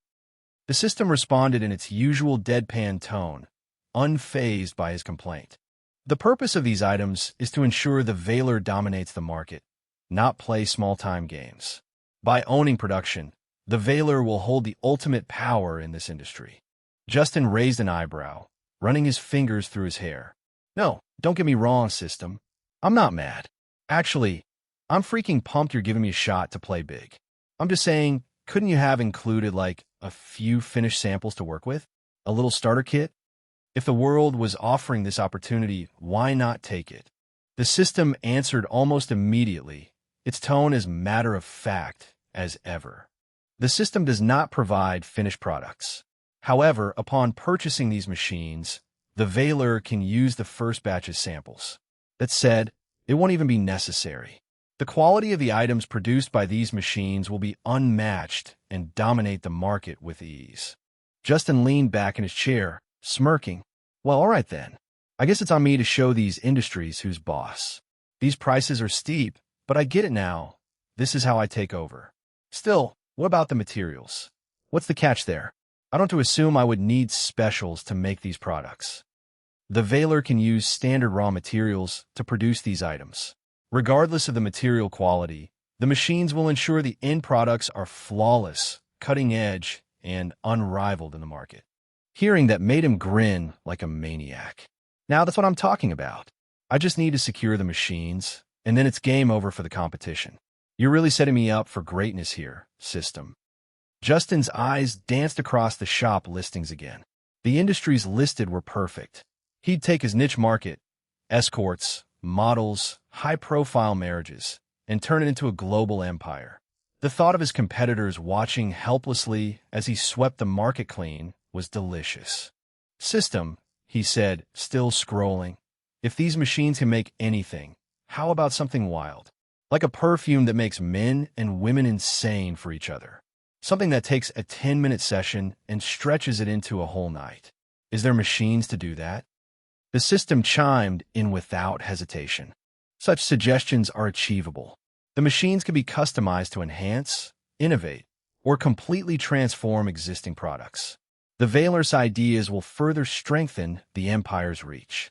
Justin laughed, a deep, satisfied sound as he leaned forward in his chair. Well, damn. Guess it's time to start making moves. The industry's mine for the taking. Ding! As a bonus for the Veiler's purchase, the system will unlock the Eternal Desire perfume machine. This machine will create a long-lasting perfume that significantly increases stamina and desire, prolonging intimacy from 10 minutes to 30 minutes or more. Ideal for your target market. Justin's grin grew wider. Now we're talking. That's going straight to the top of the list. With just enough advertising, or would top the market in a few. Justin stared at the list of items and consumables, eyes narrowing as he scrolled. His expression stayed neutral, but deep down, yeah, this shit hurt. The only thing he could afford right now, with his own money, was, well, absolutely nothing. Not even the cheapest crap on a list. If that didn't sting like a bitch. He could, of course, buy whatever he wanted, if he touched the company's funds. But that wasn't happening. He wasn't that stupid. The company was already a financial train wreck. Because of him and his parents' previous loan, let's not sugarcoat it. And yanking out more money for his personal ventures would only make things worse. He could justify it. He could spend a whole speech about investment and long-term returns. But the truth was, the company needed every damn penny just to stay afloat right now. And let's be real, his personal ambitions had nothing to do with the company. These new ventures? They were his. His empire in the making. His next big move. So, right then and there, Justin made the call. His money, and his money only. At least for now. Of course, that meant he needed more money. A lot more. And there was one undeniable truth in this world. There were plenty of insanely rich women out there, longing for the exclusive, one-of-a-kind experience that only the Veiler himself could provide. It wasn't just about seduction. It was strategy. A well-calculated, high-stakes game where he was the player and they were the prize. And while he worked on pulling the company out of the wreckage, he also needed to start hunting. But that wasn't all. He needed infrastructure. A location where he could manufacture his own products, something independent from the company's resources. Somewhere vast, secure, and untouchable. A place he could mold into a powerhouse of production. His mind spun through possibilities before landing on one. Oh, Aunt Selina. His lips curled into a smirk. She could help. She would help. Maybe Delaware, he muttered, half joking, but half serious. The place was practically a gold mine, if you knew where to look. It was a weirdly hot investment spot now, and with the right amount of cash, he could secure a huge, untouched landmass and build an industrial empire from scratch. Remote, untouchable, and fully under his control. Yeah, he'd check on that later. For now. System. Open the uniques. Because these were where the real power lay. Chapter 25. Uniques. Unapologetic decision. Justin was hyped for the uniques.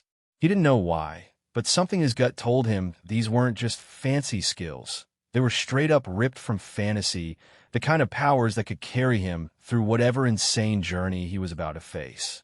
That's why the system called them uniques, right?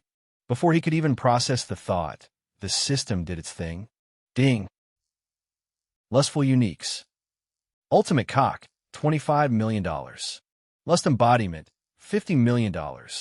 Siren's kiss, $20 million. Incubus pact, $35 million.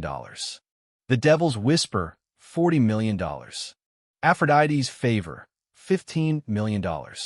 Eros chains, $60 million. Carnal domain, $100 million. Ding.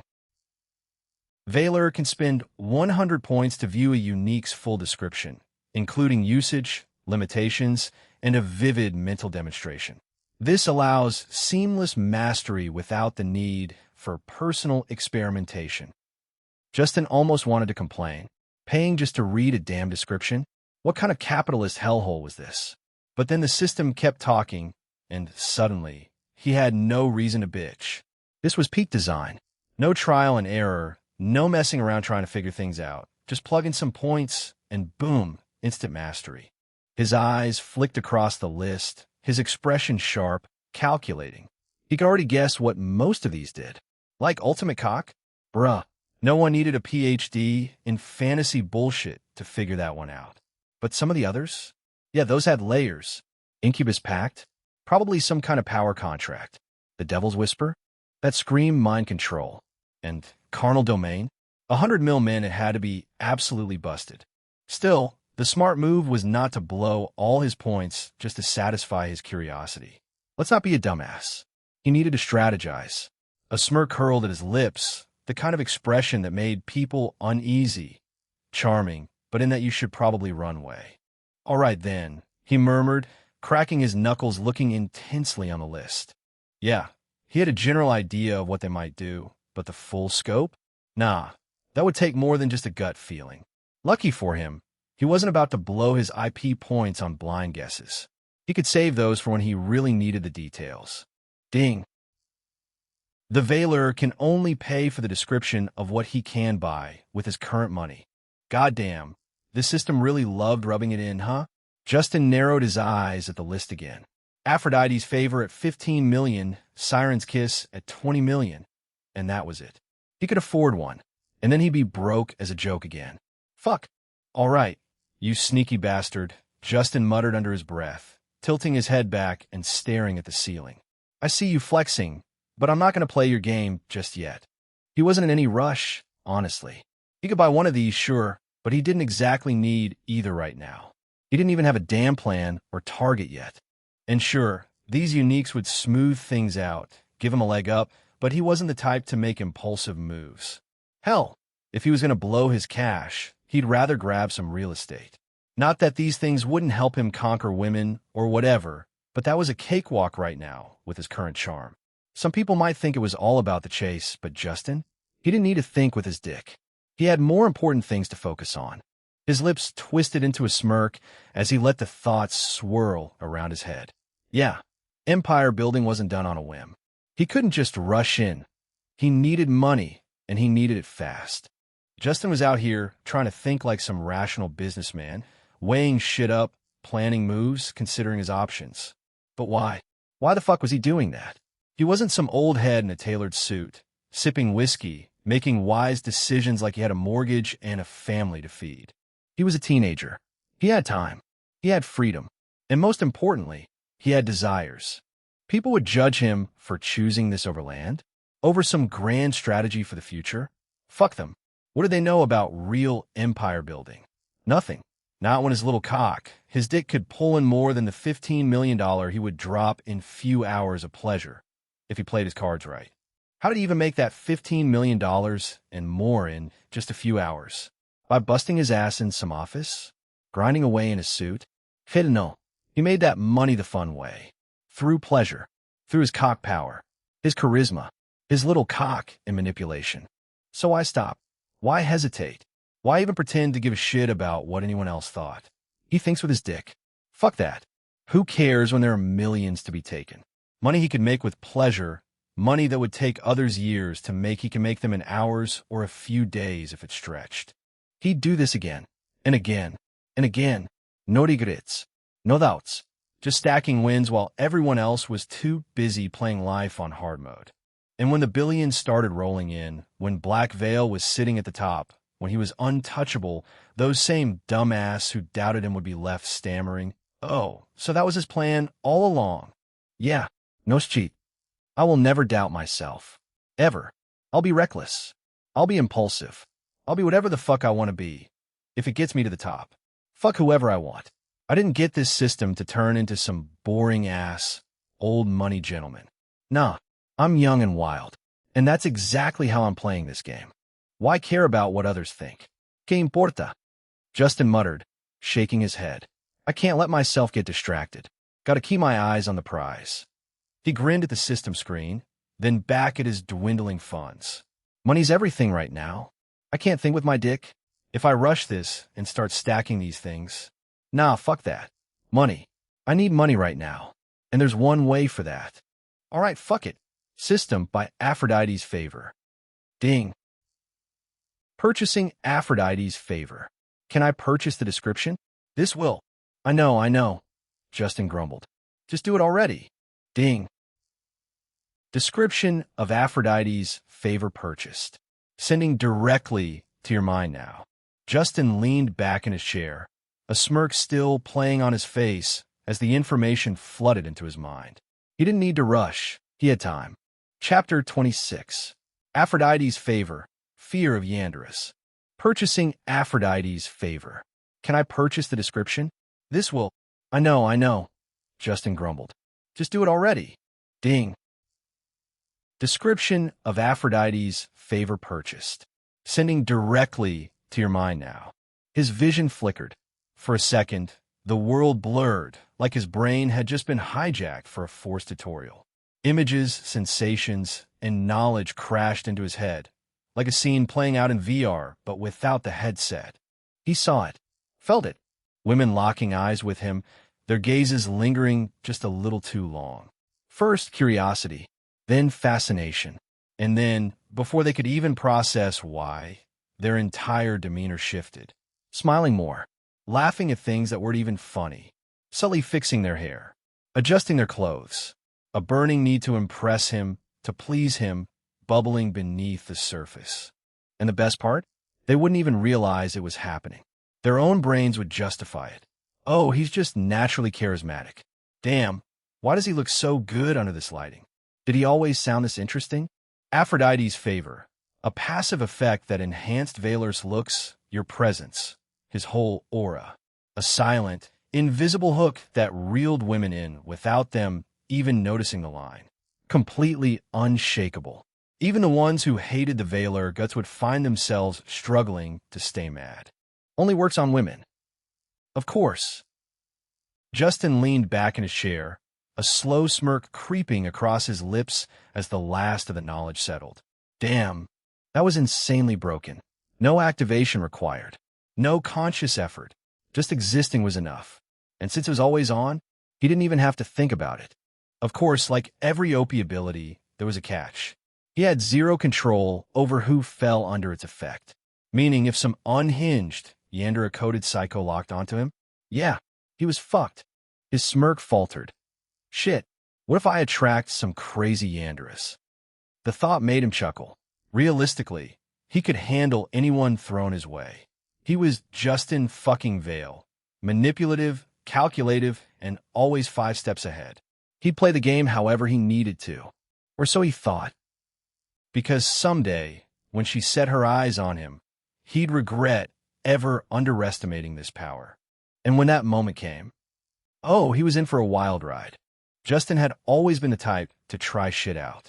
Something new, something a little risky, something that made people raise an eyebrow and go, is this dude serious? Yeah, that was his sweet spot. This whole thing felt like one of those moments. Like a kid unwrapping the biggest, shiniest Christmas present under the tree, fully convinced Santa himself had dropped it off just for him. And you best believe he was tearing the wrapping off with zero hesitation. A slow grin tugged at his lips as he leaned back in his chair, taking a second to process everything. Then, with a stretch and a lazy exhale, he pushed himself up and stood. His office was drenched in gold, the afternoon sun bleeding through the floor to ceiling windows. Outside, Vegas was buzzing. Cars streaking past on the glittering streets, tourists wandering in and out of luxury stores, and the ever-present hum of a city that never really slept. Damn, it's almost afternoon already. Inside, silence. Just him. It was kind of wild how fast the morning had flown by. Most of it had been spent with Adams, which, yeah, now that he thought about it, what the hell was Aunt Selena thinking right now? She's probably losing her damn mind. Justin smirked at the mental image. Selena was predictable in the most unpredictable way. He already knew she was sitting somewhere, tapping her nails against the table, brows furrowed, stewing over what the hell he and Adams had been talking about for this long. The woman was nosy as hell, in a cute and beautiful way, of course, and when she wanted information, she got it, one way or another. And if she found out what he'd actually been up to, oof. She'd light him up. No hosetaschen. A full-on, scorching lecture about responsibility, balance, and not acting like some reckless idiot just because I know you can pull it off, Justin. And yeah, that was a direct quote. He'd heard it way too many times. But if he didn't tell her, if he just kept her in the dark, oh, man. The pouting would be legendary. Selena didn't do subtle disappointment. No, she did guilt trips. Horrible ones. Ones that made you feel like you personally kicked a puppy and then laughed about it. She'd cross her arms, tilt her head, sigh dramatically, and then hit him with the soft, "Oh, so you don't trust me anymore?" Pure. Emotional. Devastation. And the worst part? It worked. Every damn time. Justin ran a hand through his hair, chuckling under his breath. Yeah, she's gonna lose it. The thing about Selena was she was 2 people in one. Half the time, she was a strict mom, all discipline and you need to take shit seriously, Justin energy. But then, just when he thought she had fully committed to being a terrifying authority figure, she'd switch up. And suddenly, she was a clingy big sister than his aunt, throwing around nicknames, ruffling his hair like he was still 5, and reminding him in rapid-fire Spanish that he was getting too thin and needed to eat more. There was no in between. She was either setting his ass straight or trying to feed him soup and calling him mi amorcito.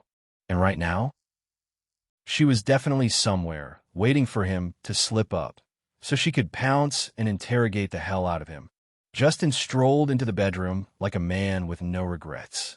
The sound of running water filled the space, steam curling from the slightly ajar bathroom door. Adams was still in the shower. Good. He leaned against the doorway, arms crossed, a satisfied smirk tugging at his lips. The wild dance and the flames of pleasure and sex. Oh yeah, that was his doing. He'd rocked her world, changed her life, and now she was in there, recovering. Damn, he was good. Justin stood there like a king admiring his kingdom. And right now, his kingdom was a woman he'd just taken to the edge of heaven and back. The shower had stopped, leaving only the sound of soft footsteps against the marble floor. Then she emerged, wrapped in steam, her skin dewy, glistening, every single curve taunting the air around her. Chapter 27. Control on Fingertips. Adams walked out of the bathroom, completely bare, the damp ends of her dark hair clinging to her shoulders, little droplets trailing down her collarbone, slipping between her breasts, curving down her stomach. Her body was a portrait of temptation, the soft candlelight from the bedside table casting delicate shadows along the dips of her waist and the swell of her hips. Justin let his gaze travel, slowly, taking his time, like a man savoring a masterpiece. From the way her toned thighs shifted as she walked hiding the wet folds, to the gentle curve of her bare shoulders, to the way her lips were still kissed stung from earlier. She wasn't hiding herself, not one bit. And why would she?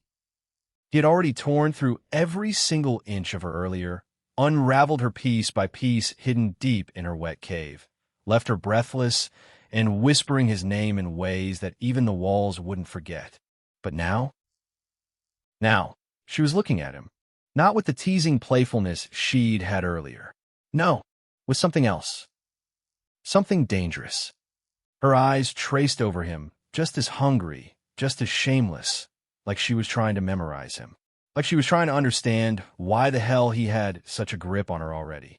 Justin smirked, leaning against the doorway, his posture easy, controlled. Like seeing me here with you naked and ready for me? Adams exhaled, the corner of her lip twitching. That's problem. She stepped forward, slowly, each movement dripping with intention. Justin didn't move. Didn't. Not when she was looking at him like this, like he was something irresistible, something she knew she shouldn't want but couldn't stop herself from reaching for. When she was close enough, she traced a single finger down his chest, barely touching, barely skimming, but he felt it.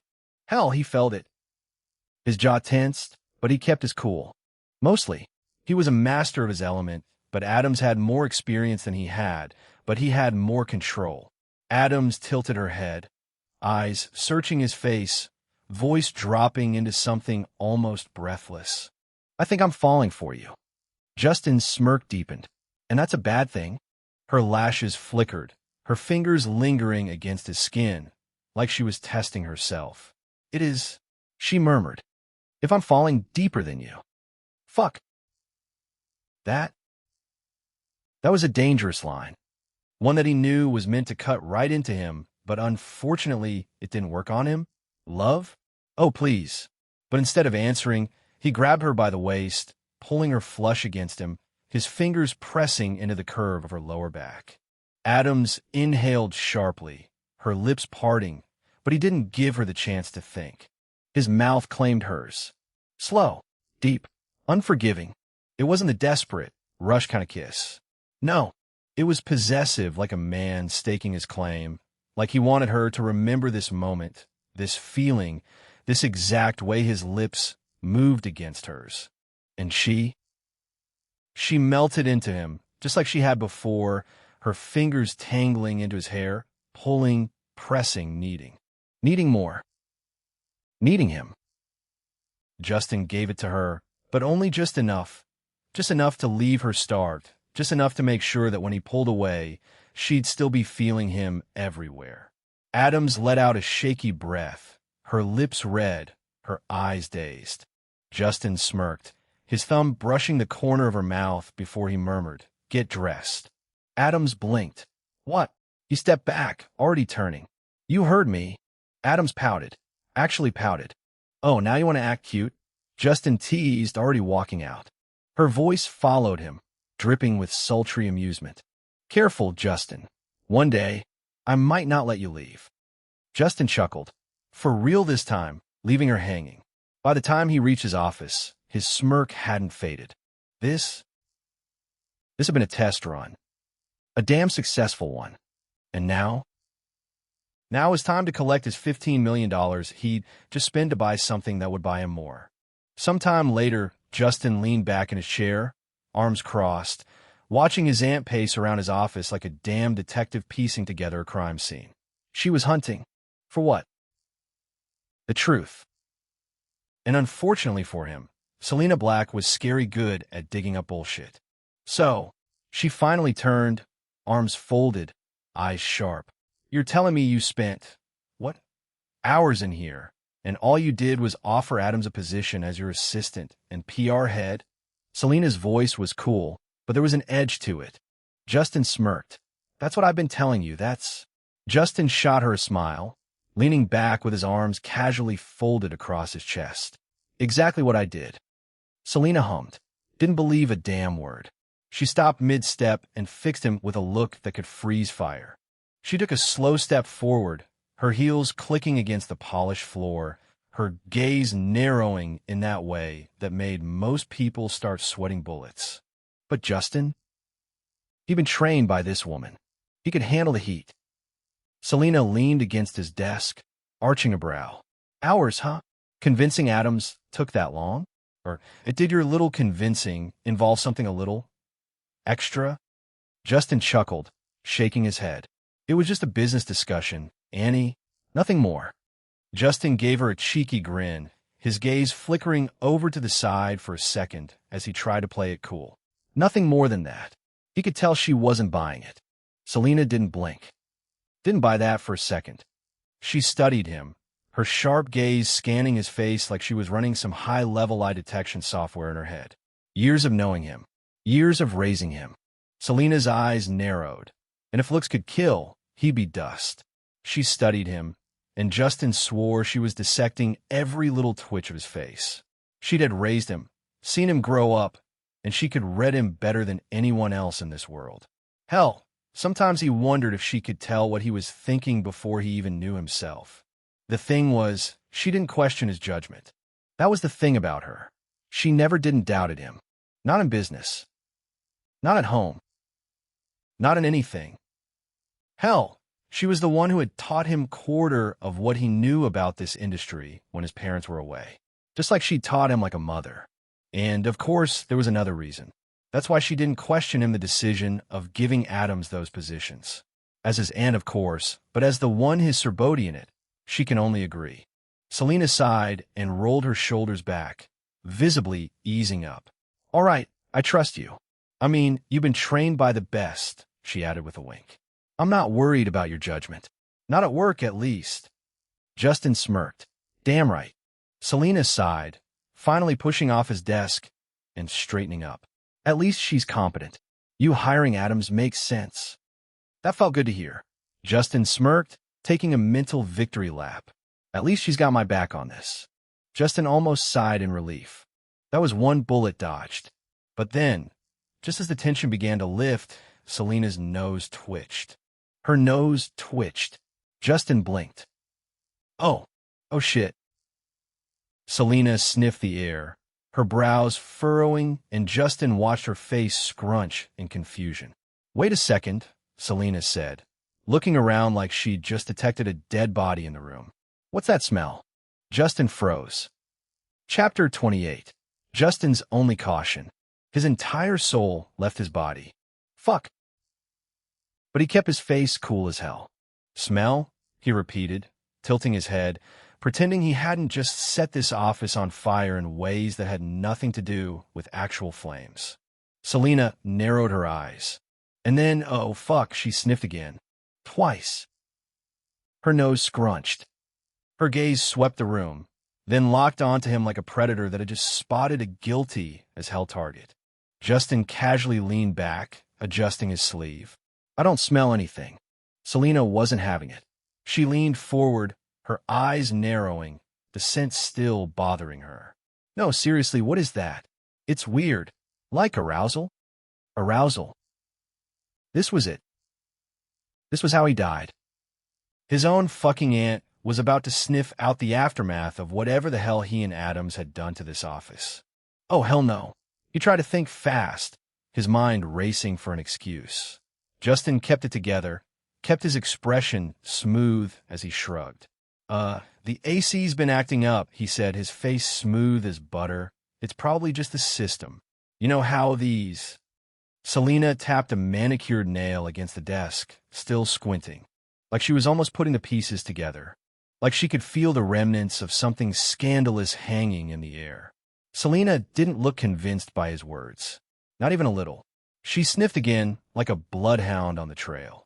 No, it's definitely something else. It's like she leaned in closer now, Something fresh like a hot mess of overheating arousal and cologne.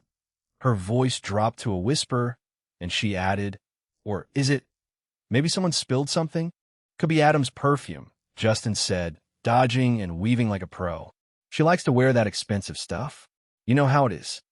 Selena tilted her head, staring him down. "Really? Adams?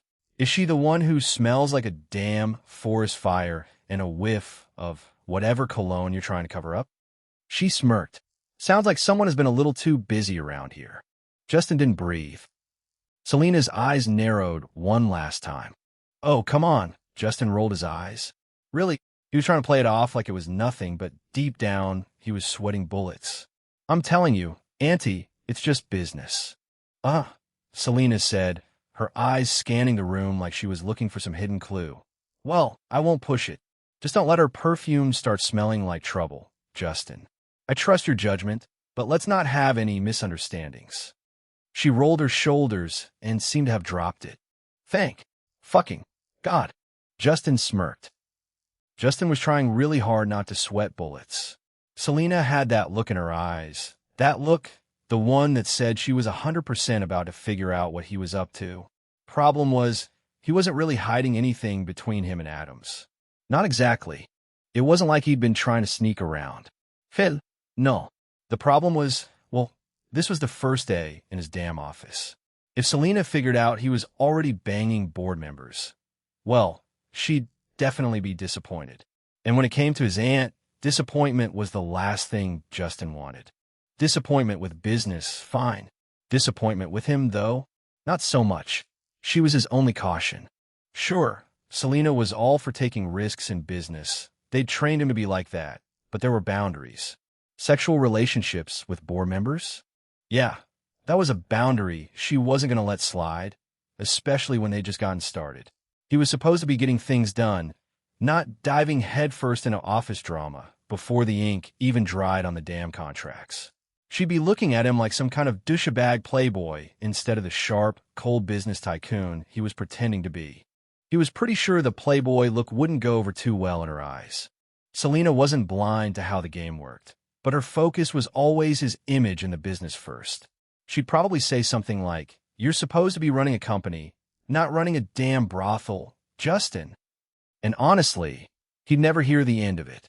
He could already picture her smug smile, a cocktail of disappointment and a bit of judgment in her gaze. But damn, it was hard to resist. Adams? She was just something else he needed for his success and the safety of his aunt.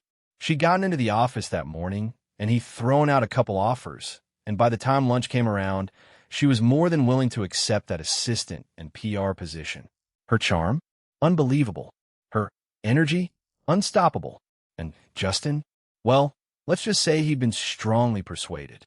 But the thing was, he had to make sure Selena didn't smell the entire situation just yet.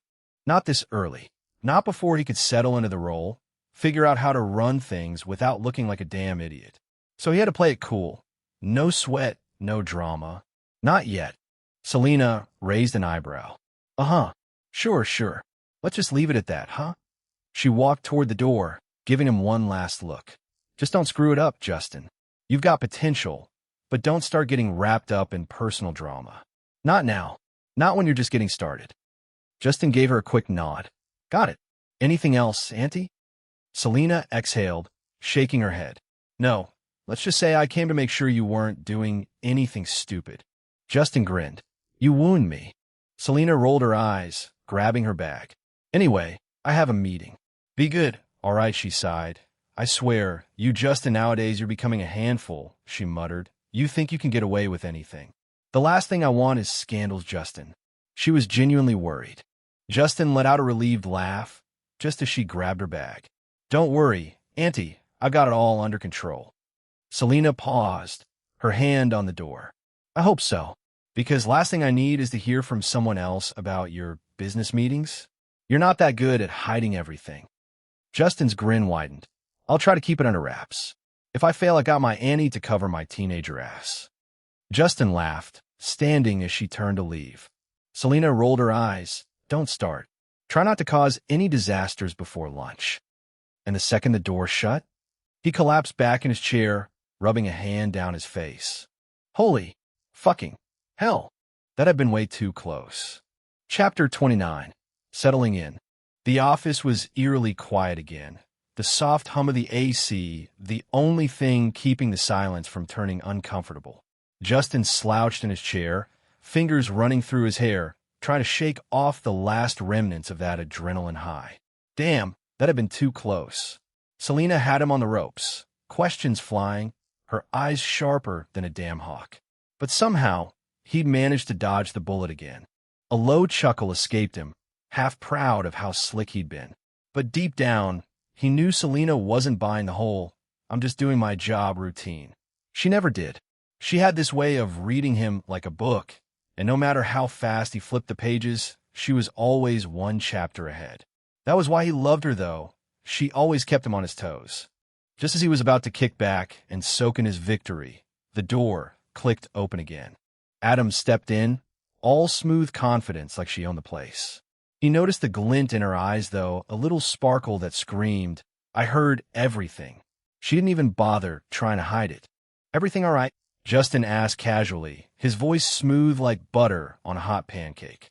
He leaned back in his chair, trying to act like there wasn't a million things going on in his head. Adams tilted her head slightly, a sly smirk tugging at the corner of her lips. "Yeah, everything's fine, but I couldn't help but overhear the tail end of your little conversation with your aunt. Looks like she keeps you on your toes, huh? That's something I can use to have you give me a round every morning since I am very active in the morning."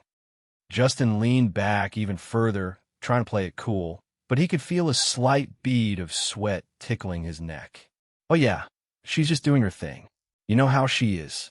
Keeping an eye on me. As usual." He didn't address her other issue and only smiled at it. He would be more than welcome to do that. Adams raised an eyebrow, lips curving into that "I know something you're hiding" smile. "If that didn't make you sweat, I don't know what would." Justin let out a short laugh, feeling a bit more at ease now that he had someone to joke with. "Believe me, it did. But it's all good. She's just worried, you know? Can't blame her." Adams leaned against the doorframe, folding her arms. "Worried, huh? Is that what we're calling it now? I thought she was going to send you to confession with the way she was grilling you." Justin snorted, holding up his hands in mock defense. "Hey, I'm not that bad. It's just that charming thing I've got going on. Too much for her to handle sometimes." Adams shot him a dry look, clearly unimpressed. "Right. Sure. Charming. Okay, you got me," Justin said, a smirk dancing on his lips. "But it's nothing. Just family stuff. You know how it is." Adams pushed off the doorframe, walking over to her desk, and set down her things with a little more precision than was strictly necessary. "Yeah, I know. But," she turned back to look at him, her eyes narrowed, "what about you? How much of that is real, and how much is performance?" Justin paused for a second, realizing what she meant. "What? You think I'm pulling some stunt for her?" He chuckled. "Nah, it's just Selena. She's always been like that. I don't mind. I appreciate every part of it." Adams didn't say anything for a second, her eyes scanning him, making sure he wasn't lying. "All right then," she said, nodding slowly. "But let me know when your whole life becomes one big act. Might be fun to watch." Justin laughed again, shaking his head. "You've got it all figured out, don't you?" Adams shrugged, the corner of her lips curling into something almost like a smile. "I mean, I do have a pretty good read on people." "Yeah, I know," Justin replied, leaning forward, his tone suddenly a bit more serious. "And I trust you. Just keep it down, all right? I don't want any more surprises today." Adams shot him a wink, already diving into her work. "No promises, but I'll try. Can't promise I'll keep the fun to a minimum, though. I wonder how fun it would be if I blow you down the table while she's questioning you." "Looking forward to you try that, Adams." Justin smirked, watching her as she settled into her new space. A new kind of chaos had officially begun, but this time he was looking forward to it. The office door swung open with a soft creak, and Justin glanced up from his desk just in time to see a couple of movers wheeling in a set of shiny new furniture for Adams. The sound of wheels against the polished floor echoed in the quiet office as they maneuvered the heavy items into place. The movers set down a sleek desk in a comfy-looking chair. Way too plush for someone like Adams, who could probably make do with a folding chair and call it a day. As they started arranging everything, one of them shot a glance at Justin, asking, "You sure you want all this booze?" "Yeah," Justin replied, leaning back in his chair, arms crossed. "Let her have her way. I'm not dealing with her complaining she doesn't have the right vibe in here." Adams finally looked up, smirking. "What? You think this stuff is going to make me soft?" She shook her head, standing up and stretching as she walked over to inspect the new additions. "Nah, it's all about the energy, baby. Can't work in a place that feels like a damn morgue." The movers exchanged looks, clearly trying to suppress laughter, before they brought in a couple of plants to add to the decor. One of them jokingly asked, "You want us to put a disco ball in here too?" "Yeah, make it happen," Adams shot back without missing a beat, pulling the chair into position and taking a seat. "The whole office can party with me." Justin shook his head, grinning. All right. Let's not go overboard. No flashing lights, okay?" "Just wait," she teased, tossing a playful wink at him as she spun in her new chair. "You'll thank me when you're actually able to find your paperwork under all this feng shui magic." The movers laughed and got to work, leaving Adams to settle into her corner with her plants and new desk setup. Justin leaned back in his chair again, watching as she effortlessly made the office her own. He wasn't sure whether to be impressed or worried about the level of chaos she was about to introduce, but one thing was for sure: this office wasn't going to be the same again. Chapter 30. Uncrowned Queen. The office was damn near silent, except for the occasional shuffle of Adams setting up her desk. Justin leaned back, arms crossed, watching like a man who had all the time in the world. And maybe he did, because watching her, yeah, that was entertainment in itself. She moved like she belonged here, like she'd been running the place long before she even stepped in. The way she arranged her things, her laptop, her pens, the tiny, overpriced fake plants she somehow thought added character, was almost hypnotic. "Nice setup, don't you think?" Justin mused, tilting his head. "What's next? You gonna start putting up family photos? Maybe a scented candle to really set the mood?" Adams barely glanced at him, already smirking. "Oh, don't worry, baby. The mood's already set. You're just catching up." His lips twitched. "That's so." She finally looked up, resting her chin on her hand, eyes playful but sharp. "Yeah, and just so we're clear, this whole office within an office thing, it means I get to breathe down your neck whenever I want." Justin exhaled a quiet laugh, shaking his head. "Now, see, that sounds like a you problem. Because if you're that close to me all the time, well..." He gave her a slow, knowing smirk. "I don't think you can handle it. We might end up, you know." Adams let out a soft chuckle, standing up just to make a show of smoothing out her skirt. "Sweetheart," she said, voice dripping with amusement, "handling you is going to be the easiest part of this job and the best thing I'm going to be doing." He arched an eyebrow, openly looking her up and down. "Yeah? You sure about that?" She leaned forward, hands resting on the desk, her smirk widening. "Very." Justin chuckled, breaking the moment just enough to keep it playful. All right. You win this round. But don't get too comfy, Adams. I'm not the type to roll over easy." She leaned back, tapping her nails against the desk. "Oh, I know you're not easy. I've tasted that firsthand. That's what makes this fun." Justin ran a tongue over his teeth, grinning. "Yeah, fun's one word for it." She just winked and spun in her chair, acting way too satisfied with herself. "Buckle up, baby. You're about to find out what it's like having me this close all day, every day." Justin shook his head, smirking as he leaned back again. Now things are getting interesting. He looked at Adams. Her symbol after their time together was a different and inviting. She'd swapped her previous outfit for something that screamed Latina bombshell. A tight, high-waisted pencil skirt hugging every curve, paired with a black satin blouse with buttons undone, just enough to show her cleavage for a tease. The fabric clung to her like it wished it was her second skin. Justin barely spared her a glance at first, adjusting his watch. Almost past lunchtime. Time to move. The easy smirks and playful teasing, over. He had shit to do. Still, before he could pull himself fully back into work mode, his eyes flicked up, just once, to take her in. Damn, I think I grew more lustful after the system. But truth be told, he was just way too sexually active. Many celebrities and girls at school could confirm that. Adams, on the other hand, she was the kind of woman who didn't just walk through a room. She owned the space the second she stepped into it. Confident, sultry, like she knew the power she had over men and wasn't afraid to use it. The kind he enjoyed the most. He exhaled through his nose, shaking off whatever lingering thoughts tried to cling to him. Enough. Fun time was over. He straightened his tie, rolling his shoulders back as his entire demeanor shifted. Cold. Calculated. The Justin that got shit done. Before being introduced to the whole Black Veil operation, the real introduction, not the surface-level crap, he had to set his sights on the right targets. Martinez, he called out, voice clipped, all traces of warmth gone. Give me a list of all powerful women in Vegas. Powerful, but they've never asked for our services. That was where his focus was now. Not on the easy ones. The ones with names who always came knocking on their doors. Too predictable. Too easy for him to target, and it wouldn't take him so much time. He could snap his fingers and have them begging for a meeting. No, he wanted the ones who thought they didn't need Black Veil. The ones who should be in their pocket, but weren't. Of course, he wasn't disregarding others who use his Black Veil. In fact, he had a few targets already. And the first name on his list? He already had her. Even while wasting time chatting with Adams, he'd been making moves. Because this was how he played the game. Justin leaned back in his chair, tapping his fingers against the desk as his eyes flicked over the digital profiles in front of him.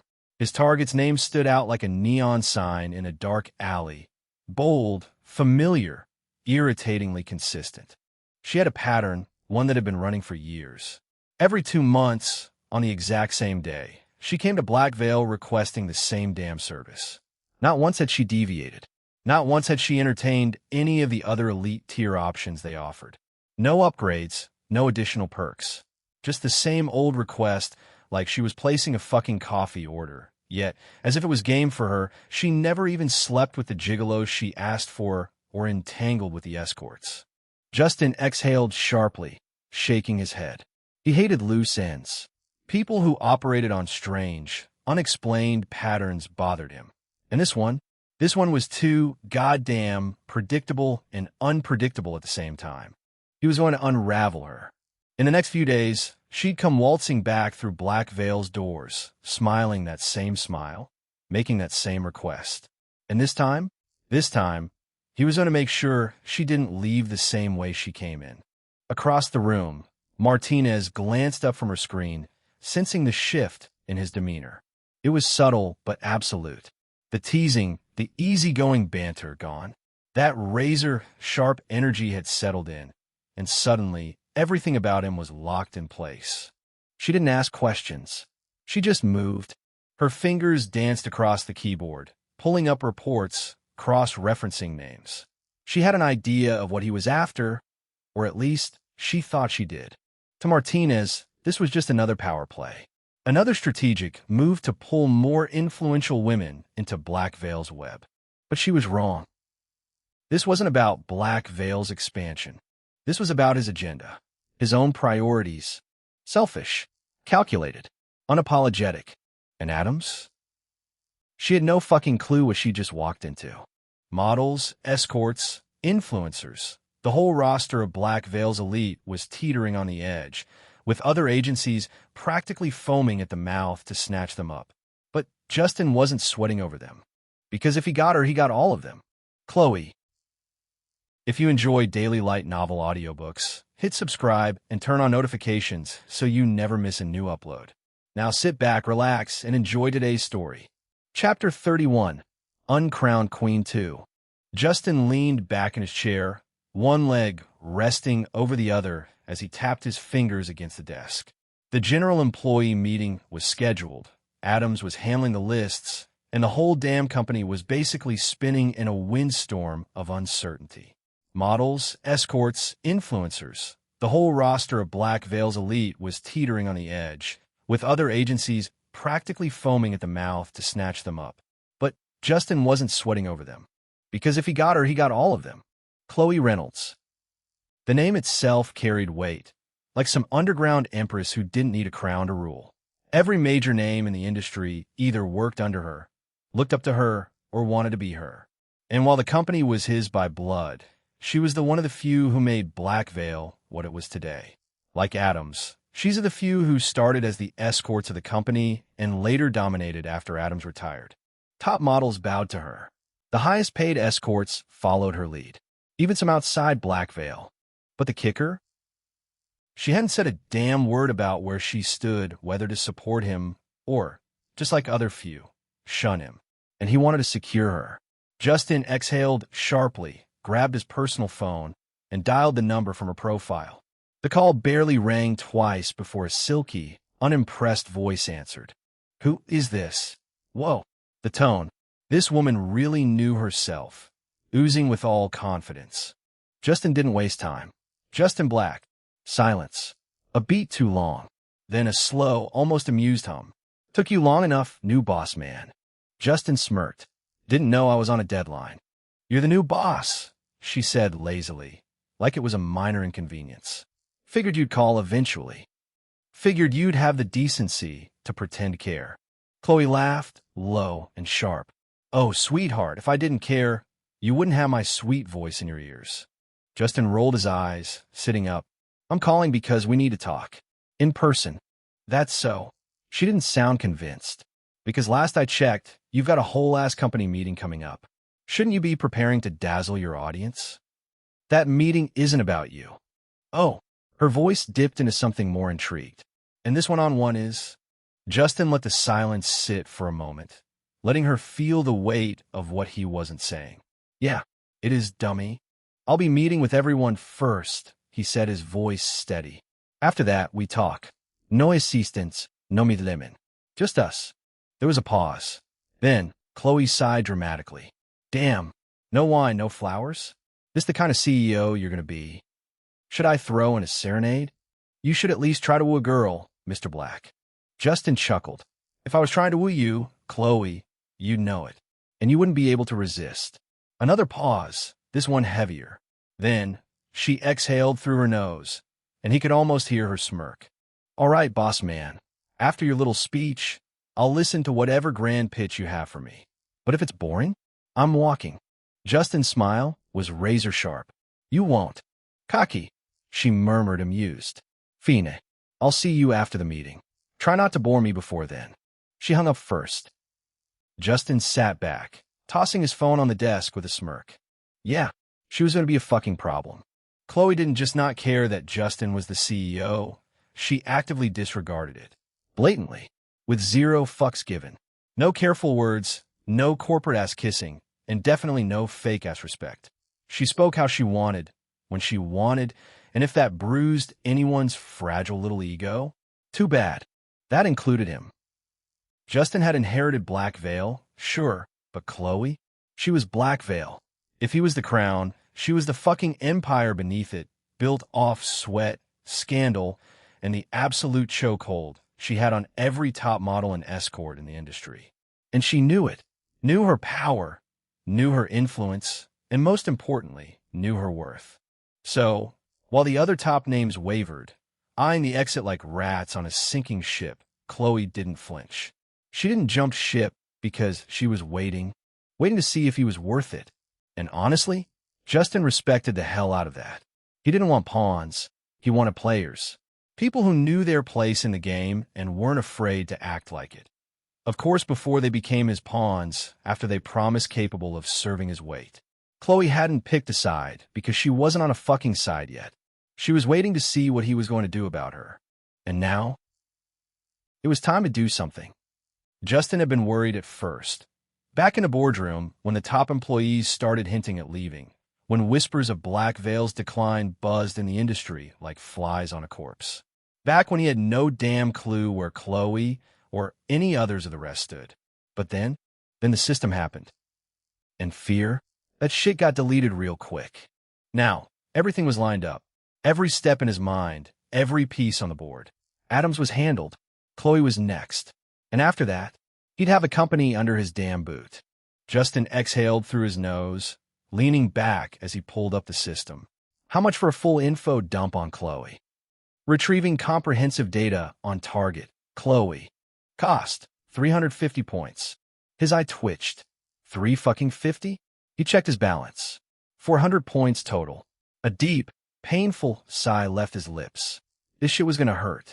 Confirm transaction? Yeah, just fucking do it. 350 points deducted. Remaining, 50 points. 50. The poverty of it all. Justin swore he could hear the system laughing at him as the information poured into his mind, piece by piece, like an exclusive dossier straight out of a government black site. And the more he read, the bigger his grin got. Oh, this was good. So this was it, huh? Chloe, the untouchable, the woman who moved like a shadow queen, untamed, unstoppable, and unbothered by anyone who thought they ran the show. But with this information, he could break her. Justin had options. He could intimidate her, corner her, put her on her damn toes, and watch her scramble. He had the leverage to threaten, to manipulate, to drag her under until she was playing by his rules. And hell, it would work. But that would take too damn long. Chloe wasn't Adams, who liked to be controlled, who wanted to be dominated. No, Chloe was different. And Justin? He knew exactly how he was going to handle her. Oh, she wasn't ready. She had no fucking clue what was coming. Chapter 32. Mr. Perfect, Mr. Problem, a demon in a suit. The sunlight hit just right. Golden streaks cut through the tall glass windows, sliding over the jet black fabric of his custom suit, catching the crisp angles of his jawline sharp enough to ruin marriages. It was almost offensive how good he looked, like some teenage girl's delusional billionaire boyfriend fantasy come to life. Except he wasn't here to love bomb anyone. Justin Black didn't walk. Nah, this was a goddamn power move. Slow, unrushed, measured.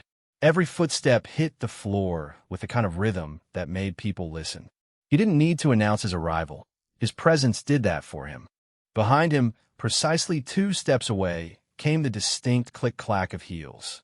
One side, Selena, the kind of woman who could kill with a pen and still look good in court after. The other, Adams, recently conquered, newly devoted, walking with the eerie calm of someone who knew exactly what she'd signed up for. And ahead? The doors loomed, massive and heavy, polished to a mirror sheen. 2 guards stood on either side, dressed in tailored security uniforms, their postures rigid, their expressions carved from stone. They weren't just here for decoration. They were meant to intimidate. But the second Justin reached them, they bowed, a fluid, automatic motion, pure, unquestioned submission. The moment stretched, silent yet deafening, before they moved in perfect synchrony, pulling the heavy doors open with reverence.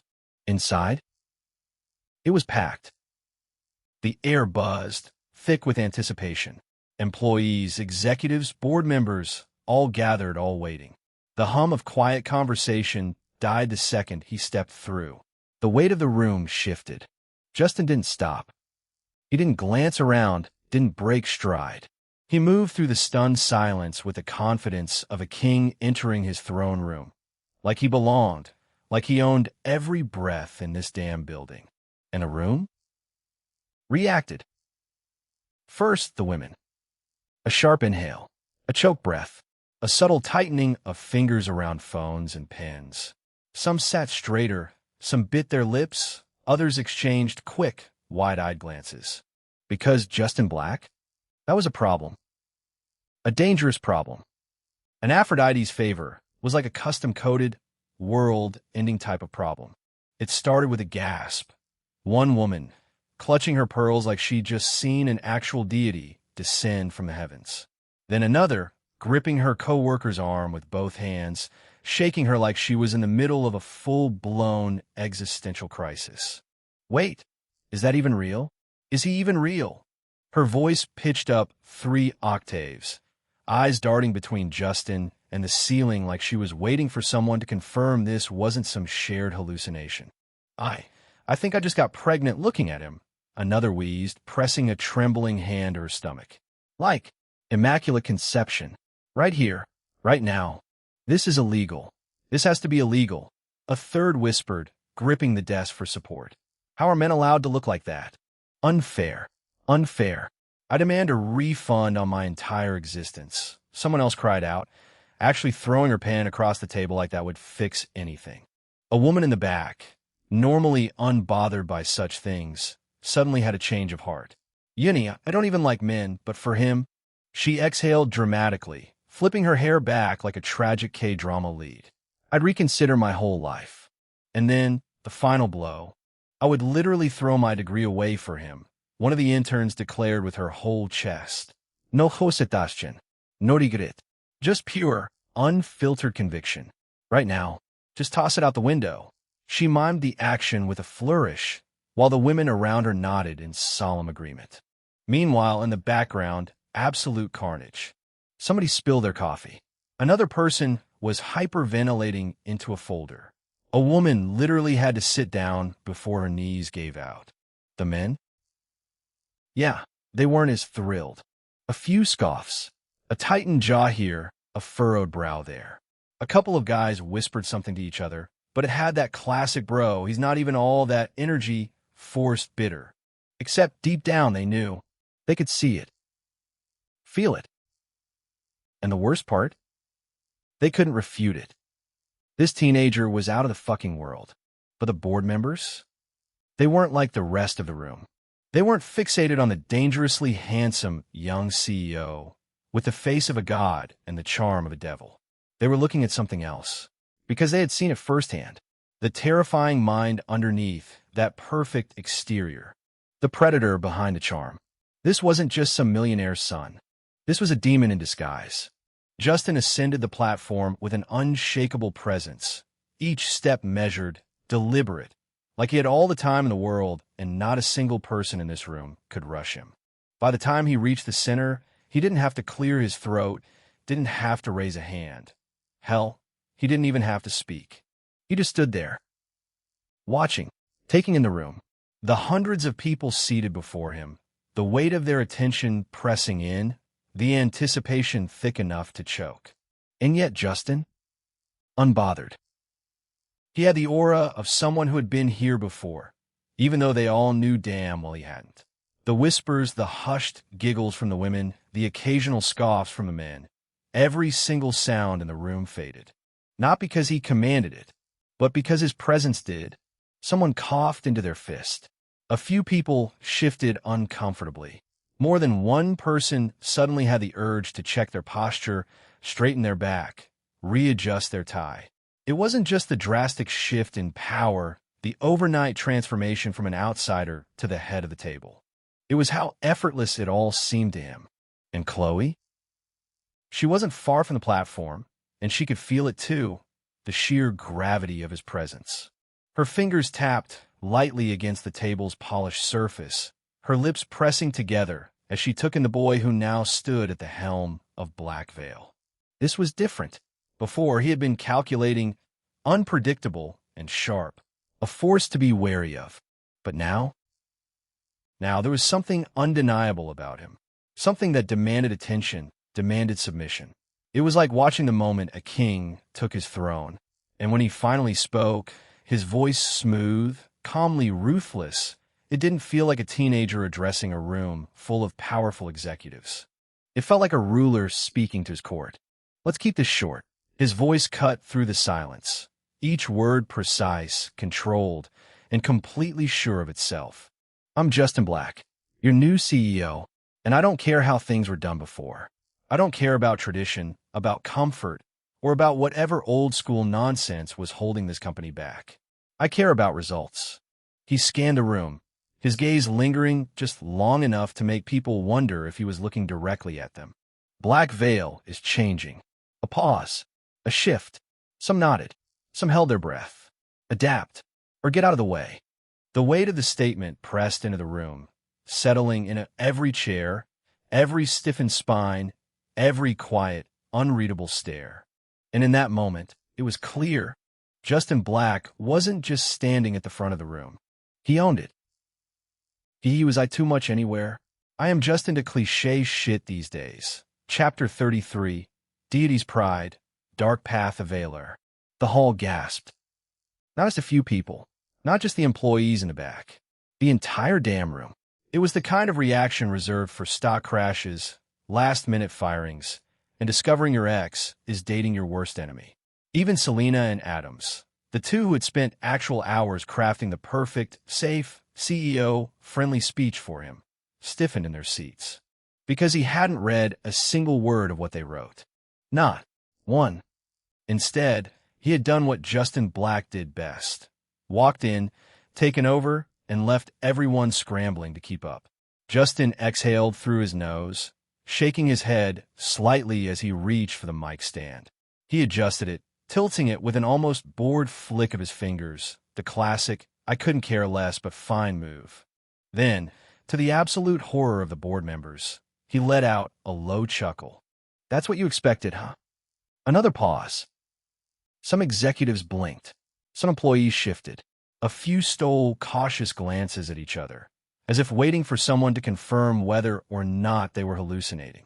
A nice, predictable speech. Justin continued, tapping a finger against the mic, some generic, feel-good words about teamwork and vision, maybe a few inspiring quotes about success. He smirked, the kind that wasn't really a smirk, but more like a quiet, knowing amusement.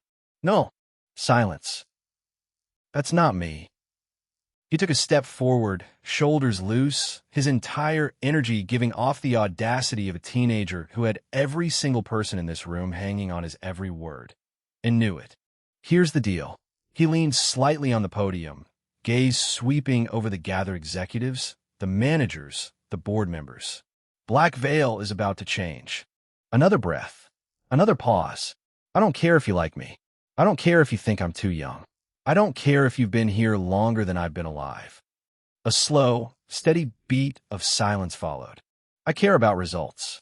He let that sink in before tilting his head slightly. And if you can't keep up, if you're going to cling to the way things used to be like some sad ex who can't move on. He shrugged, casual, unbothered. There's the door. It was brutal. It was unapologetic.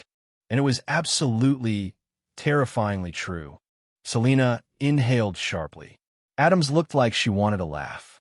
The executives shifted again, some sitting straighter, some swallowing uncomfortably. Even the board members, the ones who had already seen what he was capable of, exchanged glances. Because he wasn't joking. Justin Black was dead serious. Then, just when the tension reached a suffocating level, he exhaled, rolling his shoulders back, expression relaxing slightly. Now, before some of you start whispering about how I'm some kind of power-hungry tyrant, chill. A few chuckles. Uneasy, but there. I'm not here to ruin your lives. I don't want to fire half of you. A small pause. Yet, more laughter, this time slightly less uneasy. What I want is simple. He straightened again, voice sharper now. I want Black Veil at the top. His gaze darkened, sharpened, and I will do whatever it takes to make that happen. His words settling over them like a final, absolute truth. Then, finally, he stepped back from the mic, his next words softer, but somehow even heavier. I hope you'll write more than just your resignation letters. Dead. Silence. For a long, impossible second, nobody breathed. Then, Justin let the tension settle for a beat, standing there like a god surveying his subjects. Except, instead of divine wrath, there was something else in his eyes now. Something warmer, smoother, sweeter, like honey laced with arsenic. But let's be real. His voice softened, losing its sharpness, settling into something low and velvety, the kind of tone that made people lean in without realizing. I don't want this to be a war. Some executives exhaled, shoulders easing just a little. I don't want enemies amongst my own company. A pause. A slow, careful smile. I want partners. The shift in the air was immediate. That brutal, take it or leave it dominance from earlier. It wasn't gone. Oh no, it was still there, simmering under his skin. But now it was wrapped in something softer. He tilted his head, looking over the room like a man, choosing his next move in a very, very important game. Black Veil isn't just a company. His words rolled through the hall like a slow, creeping tide. It's a vision, a legacy, and I can't build that alone. Someone gulped. I need people who believe in what we can do. People who want to push limits. People who want to win. Another pause, another slow sweep of his gaze, the weight of his words settling over them like a whispered promise. I need you. Ding. Trust 50. Fear 40. Lust 60. Justin blinked. Wait, lust? What the? Ding. Milestone achieved. Hidden quest completed. Mission: earn the trust of your employees, make them fear you, but still devoted to the black veil. Reward granted: deity's pride. Deity's pride. Effect: for 1 minute, the veiler's words become absolute. Trust, devotion, and unwavering belief will surge in those who listen, compelling them to follow with no resistance, so long as the veiler remains just and honorable in his speech. This is not persuasion, nor coercion, but an unshakable conviction instilled into those who hear. Warning: the veiler must uphold the trust granted by deity's pride. Any abuse of this effect will result in an irreversible loss of the system. Time remaining, 0:58. Justin barely had time to process that before something shifted. Something clicked. The air grew thicker for him. The very atmosphere of the room changed, felt as if something was guiding him to what to do. It was subtle, too subtle for anyone to fully comprehend, but suddenly his words weren't just words. They were binding. The moment they reached someone's ears, they settled deep, weaving into the subconscious, wrapping around logic, twisting into something unshakable. It was like signing a contract, not with ink, not with paper, with belief, with devotion. Justin exhaled, feeling the sheer weight of it, feeling the absolute, terrifying power in his voice. He could say anything right now, and they believe it. They want to believe it, not blindly like puppets, though. 58 seconds. That's all he had. Justin took another slow step forward, hands resting lightly on the podium, voice dipping into something even smoother. I won't force you. A lie. A blatant fucking lie, because at this moment, they were already his. But they didn't need to know that. I won't beg you. A small, almost imperceptible smirk. I'll just say this. Silence. You can stand with me. His gaze flickered over them, lingering just enough to make a few people shift in their seats. You can build something bigger than any of us have ever seen. A beat, a breath, a promise, or you can watch from the sidelines. More shifting, more flickers of uncertainty. But I promise you, his voice dropped, quiet but lethal. You won't want to be on the sidelines when Black Veil rises. Someone coughed. Someone else gulped. It was happening. It was working. Ding. Trust 80. Fear 40. Lust 75. Okay, what the actual fuck? Even he wasn't ready for that number. Justin kept his expression smooth, controlled, but internally, what the hell was wrong with these people? At this rate, half the boardroom would need a cold shower. But there was no time to focus on that. 20 seconds left. His next words were measured, careful, laced with that final, unshakable hook. I hope we get along. It was soft. Almost too soft after everything he'd just said. But that's what made it perfect. Because just like that, he wasn't a tyrant. He wasn't just a leader. He was someone they wanted to follow. Ding. Time remaining, 0:03. The power slowly drained. The heavy, almost supernatural pull in the air lifted. But it didn't matter. Because the effect, it was already sealed. The moment he stepped back from the podium, the room exploded. Executives exchanged quick, almost breathless glances. Others looked stunned, overwhelmed, a little too dazed. And Chloe? Chloe wasn't even hiding her stare. She was locked in, focused, barely even blinking, like she'd just watched a god descend from the heavens and claim the mortal realm as his own. Justin? Justin just smiled. Because at that moment, one thing was very, very clear. He had them. Chapter 34. The Aftermath Bet. Justin sat at his desk, completely unmoved, his elbow resting on the armrest, chin balanced on his knuckles. His gaze was somewhere distant, somewhere beyond the two very angry women currently pacing in front of him, Their voices a mix of frustration, disbelief, and something bordering on parental disappointment. Do you even think before you open your mouth? Selena demanded, her arms crossed so tightly she might as well have been holding herself back from throwing something at him. That speech, you went completely off script. Do you know how long Adams and I worked on that? Adams, pacing like an overworked babysitter on the verge of quitting, threw her hands up. You just had to go full, I'm a god, kneel before me mode on your first fucking day, huh? Jesus, Jaschi. Are you even listening to me? Selena snapped, pacing in front of his desk like she was about to throw something at his head. Adams, standing beside her, looked one step away from pulling his own hair out. You do whatever the hell you want, and now the media is eating you alive. Do you even care?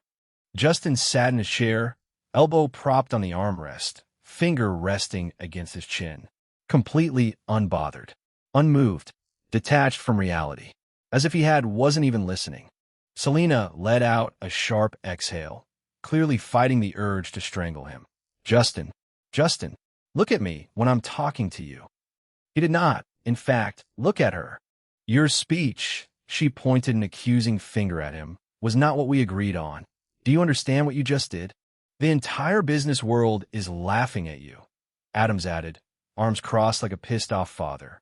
The media is calling you everything under the sun, arrogant, unqualified, a rich kid playing CEO.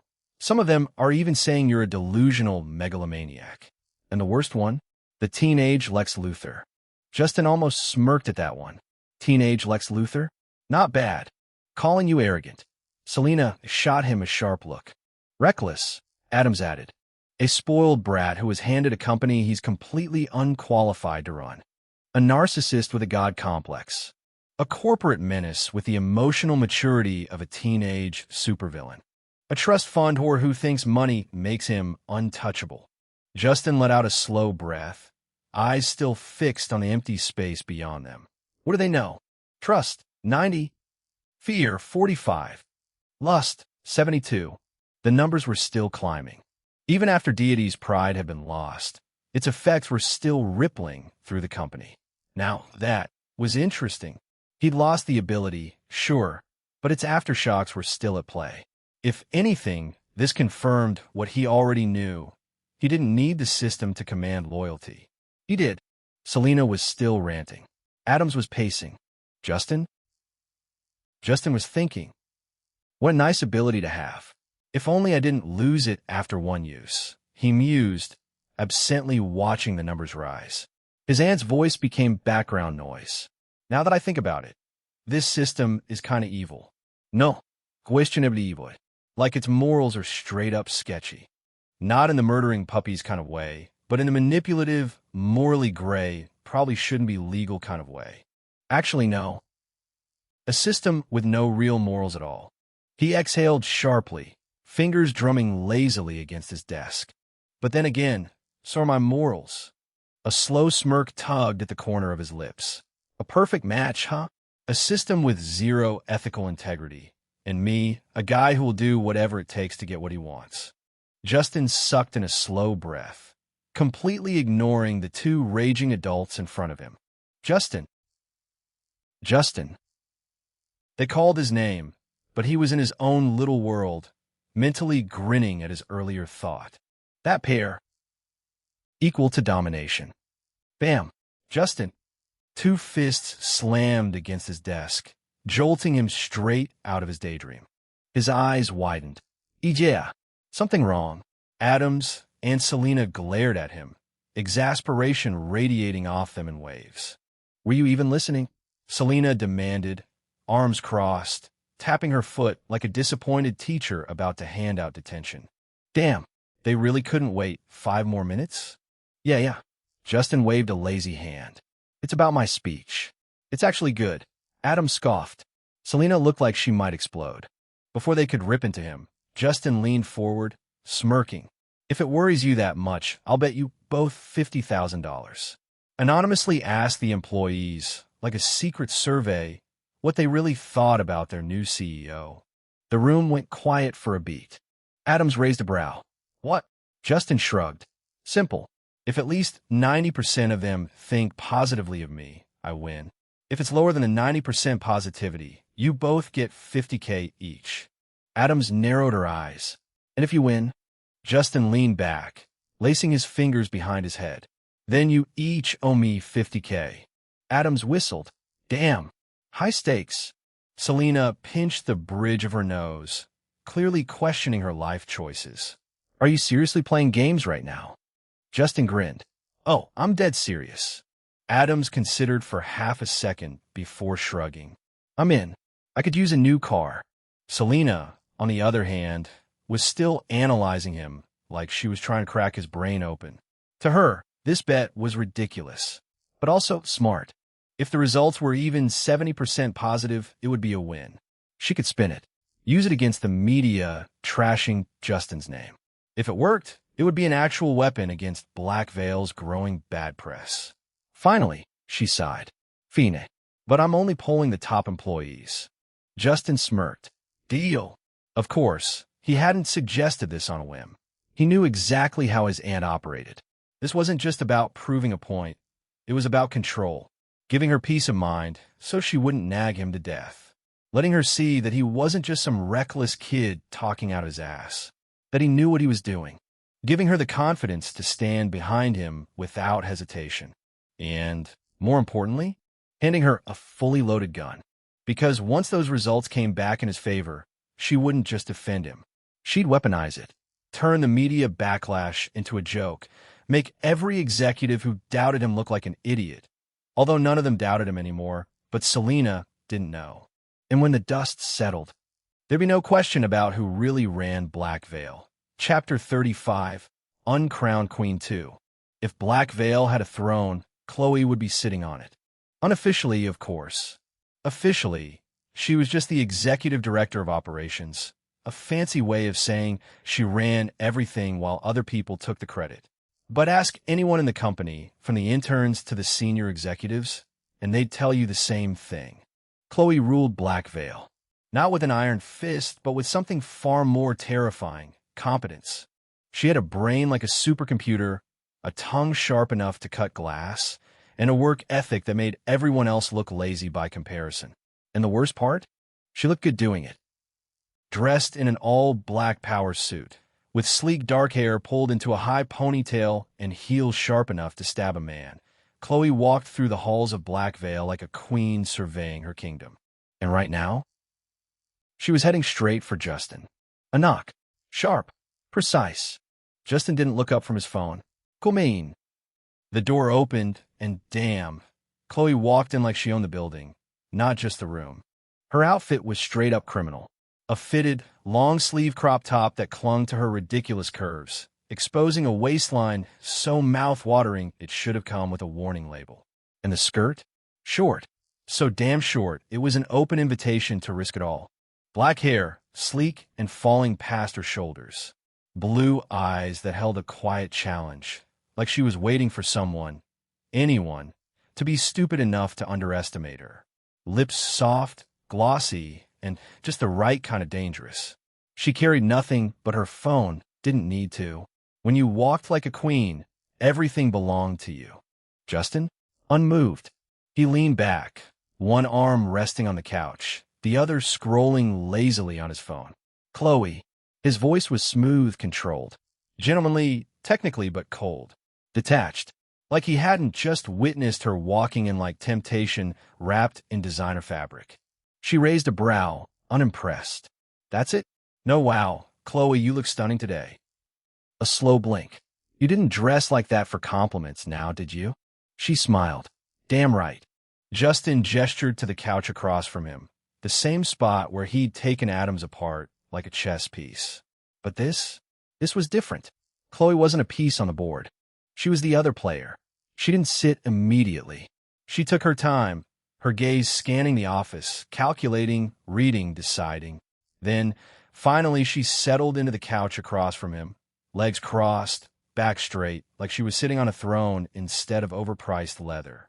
And just like that, her vibe shifted. Gone was the teasing smirk, the flirtatious edge. Her expression softened, just slightly. How are you holding up? Justin knew exactly what she meant. Not the board meeting. Not the corporate warfare. She meant them. His parents. The ones who went from being the most powerful figures in his life to two names on a gravestone overnight. He didn't react right away, just stared at his phone screen, thumb idly scrolling over nothing. I'm Phoenix. Chloe sighed. Bullshit. His jaw clenched. Justin, she said, quieter this time. I know you. I know how you operate. And I know that means you've probably buried it all under so much work. You don't even feel it anymore. He exhaled sharply. What do you want me to say, Chloe? That's fucked up? That every time someone says their name, it still won't feel real? That I haven't even processed the fact that they're just gone? Her eyes stayed on him. Yes. He allowed a low laugh, but there was no humor in it. Just exhaustion. Well, there. I said it. Of course, this wasn't their first meeting. That's why they were so casual and could share the feeling, the loss of his parents, and in her position, her mentors, his mother and father. Justin was familiar with Chloe. After all, how many times had his mother brought this friend of hers back to the mansion again? He couldn't remember. A handful? No. More? Yeah. So many times that he cared to remember. It wasn't like he'd been keeping track back then. Chloe had always just been there. A presence that never quite intruded, but never really disappeared either. Even at the funeral, she had been there. Standing off to the side, distant but present. Watching, but never approaching. They weren't friends. But they weren't strangers either. Chloe didn't push. She just sat with it with him. And for a brief moment, between them wasn't sharpness, wasn't calculating. It was just human. Then, just like that, she switched gears. Because she knew Justin. Knew that lingering too long on emotions he wasn't ready to face would only push him further away. So she gave him an out. That board meeting, though, she said, shaking her head. Damn, Justin. You had them eating out of the palm of your hand. I must say, even for her son, I didn't see that coming. Really? He smirked. Surprised? Honestly? Yeah. She leaned back, arms draped over the couch. I knew you were smart and a monster in this industry, given the way you were taught and who taught you. But watching you dismantle every single argument, predict every counter, and then still make them think it was their fault to mess with you with scandals in the end, that was some next-level shit. Justin wasn't surprised that she knew all this. Chloe had eyes and ears everywhere. She understood the game better than anyone, better than Adams, better than Selena, hell, maybe even better than him, which was exactly why he wanted her. But what did surprise him? Her next words. And then out of nowhere, giving Adams those positions. She nodded approvingly. Solid move. You bagged one for the executives while keeping him close enough to control. Very calculated. Justin's expression didn't change, but something in his chest tightened for her next words. Because no one was supposed to know about that yet. Not Selena. No one. But Chloe did. And then, just to make sure he was still breathing, she added, completely casual, like she was asking about the fucking weather. But was the sex really necessary? Justin blinked. Excuse me. She smirked. You heard me. His brain stalled. There was no way she should have known about that. And yet, Chloe sat there, all relaxed and unbothered, waiting for an answer. He exhaled. How the fuck do you even know that? Chloe just shrugged. I know everything going on in this building, Justin. And the way she was looking at you in the meeting wasn't exactly hiding the fact that you rocked her world back and forth. And the worst part? It made me curious how you feel like inside a woman. Or maybe the best part. Chapter 36. Conversation that wasn't supposed to be like this. Chloe wasn't the type to be caught off guard. She was the one doing the catching, the one who saw through everything before it even happened. But this was different. She studied him, her head tilting ever so slightly, not in shock, but in that sharp, calculating way of hers. Like she was connecting dots he hadn't even laid out yet. Something changed, she said finally, more of an observation than a question. Justin raised a brow. What makes you say that? While at the same time, he checked her stats. Name, Chloe Reynolds. Soul, not snatched. Fear, 05/100. Dark lust, 85/100. lust, highly sexual frustration for sexual satisfaction. Trust, 90. Stand, loyal, completely loyal to the black veil and the veiler, but needs reassurance. Take, satisfy her cravings, agree to her conditions. She's a valuable asset. And recruit. This is so surprising. Nothing I expected. Her off the chat. Feels like I'm reading the stats of Annie Selena, he thought. Mission, Chloe owns the highest position in the hierarchy of Black Veil employees. Make her completely to your side. Reward, complete Veiler body. He didn't know what that meant, but he wasn't going to miss it. Chloe just gave him a look. One of those don't insult my intelligence stares before leaning back, crossing her legs in that effortless way that somehow made the movement look powerful. I don't know, Justin, maybe the way people have been staring at you all afternoon like you're the second coming of sex itself? She gestured vaguely. Or the fact that even I just felt. She stopped herself, exhaling sharply. Yeah, no, there's something off. Justin hesitated. Of how? Chloe rolled her eyes. Don't play dumb. You know exactly what I mean. She leaned back, crossing one long leg over the other, watching him like a puzzle she hadn't solved yet. You've always had that whole dangerously unattainable thing going for you, but this is different. Justin stayed quiet. Because, yeah, she was right. So, Chloe pressed, tilting her head. What changed? For a second, he considered lying, brushing off, but the way she was looking at him, yeah, that wasn't going to work. So instead, he exhaled and said, let's just say, divine interference from gods after my parents passed. Chloe blinked. What? He gave her a half-smile. Exactly what it sounds like. She frowned, clearly not expecting that answer. Wait, are you serious? While secretly rolling her eyes. As a heart attack. Chloe studied him for a long moment, then let out a dry laugh. Jesus, you really don't do anything halfway, do you? She went along thinking it as a joke Justin was playing. Whatever it was, she was happy to play. Justin smirked. Wouldn't be fun if I did. She shook her head, muttering something under her breath before eyeing him again, more thoughtful now. So, what does it feel like? He considered that. The way people reacted to him now. The way attraction lingered in the air like static electricity. How it made things both easier and infinitely more complicated. Like walking into a room where everyone already wants something from you. He paused, even if they don't know why. He continued to. Him telling this to Chloe was like handing a kid a quantum science book to read. There was no harm at all, and he could get her guard dropped down the more he was casual. Even a drop of 2% of her defense would be enough. He, of course, knew she wouldn't believe such things, but it was a way to share some of your happiness to an oblivious stranger, or soon-to-be willing accomplice. Chloe didn't say anything at first, just watched him, expression unreadable. Then, finally, her amusement faded just slightly. That sounds exhausting. Justin huffed a quiet laugh. Oh, it is? She didn't look away, didn't drop the conversation. Instead, after a beat, she leaned forward slightly, voice quieter. Well, whatever this divine interference is, her lips curved, slow and deliberate. Just so, I was already looking. And just like that, the conversation shifted again, the weight of it balanced on the edge of something else. Justin stared at her, the corner of his mouth twitching upward. Oh, Chloe smiled. Oh, Justin too. It wasn't like he hadn't noticed before. He always did every time he saw her. So much that she'd been his wet dream for a few weeks long ago before he got the school bell's best friend serve his little brother. So Justin was a lot of things. Calculative, ruthless, sometimes too detached for his own good. But blind? No, never that. And Chloe? She was the kind of woman people noticed.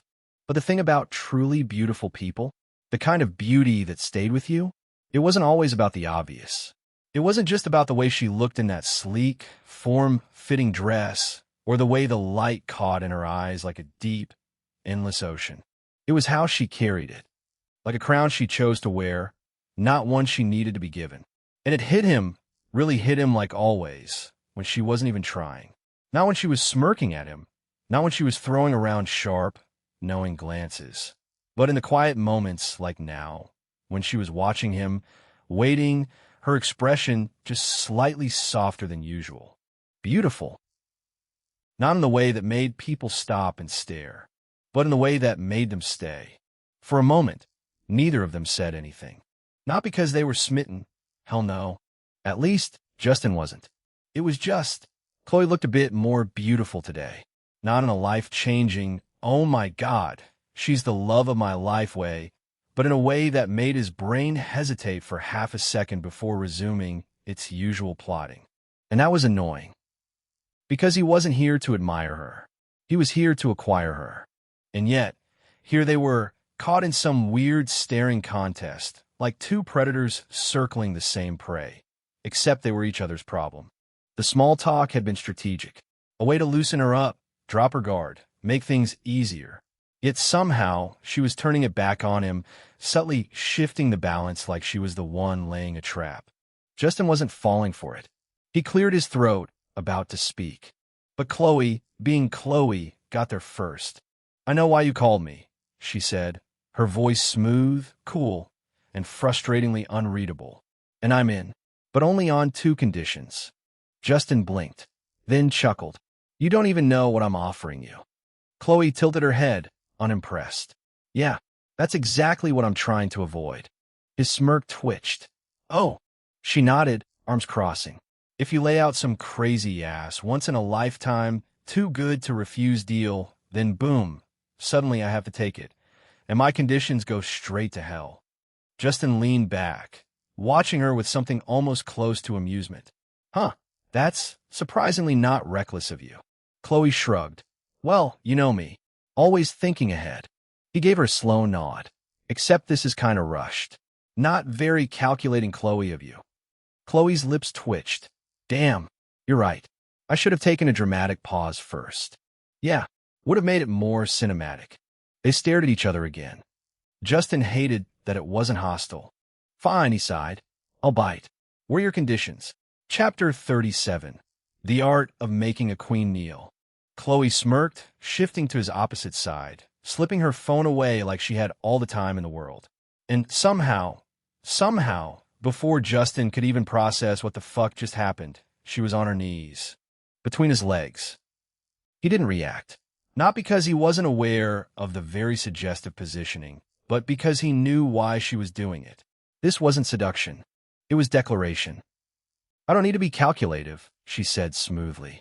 "I don't need to think so much. I am what I am because of Black Veil, and I'm never stopping. You don't have to ask.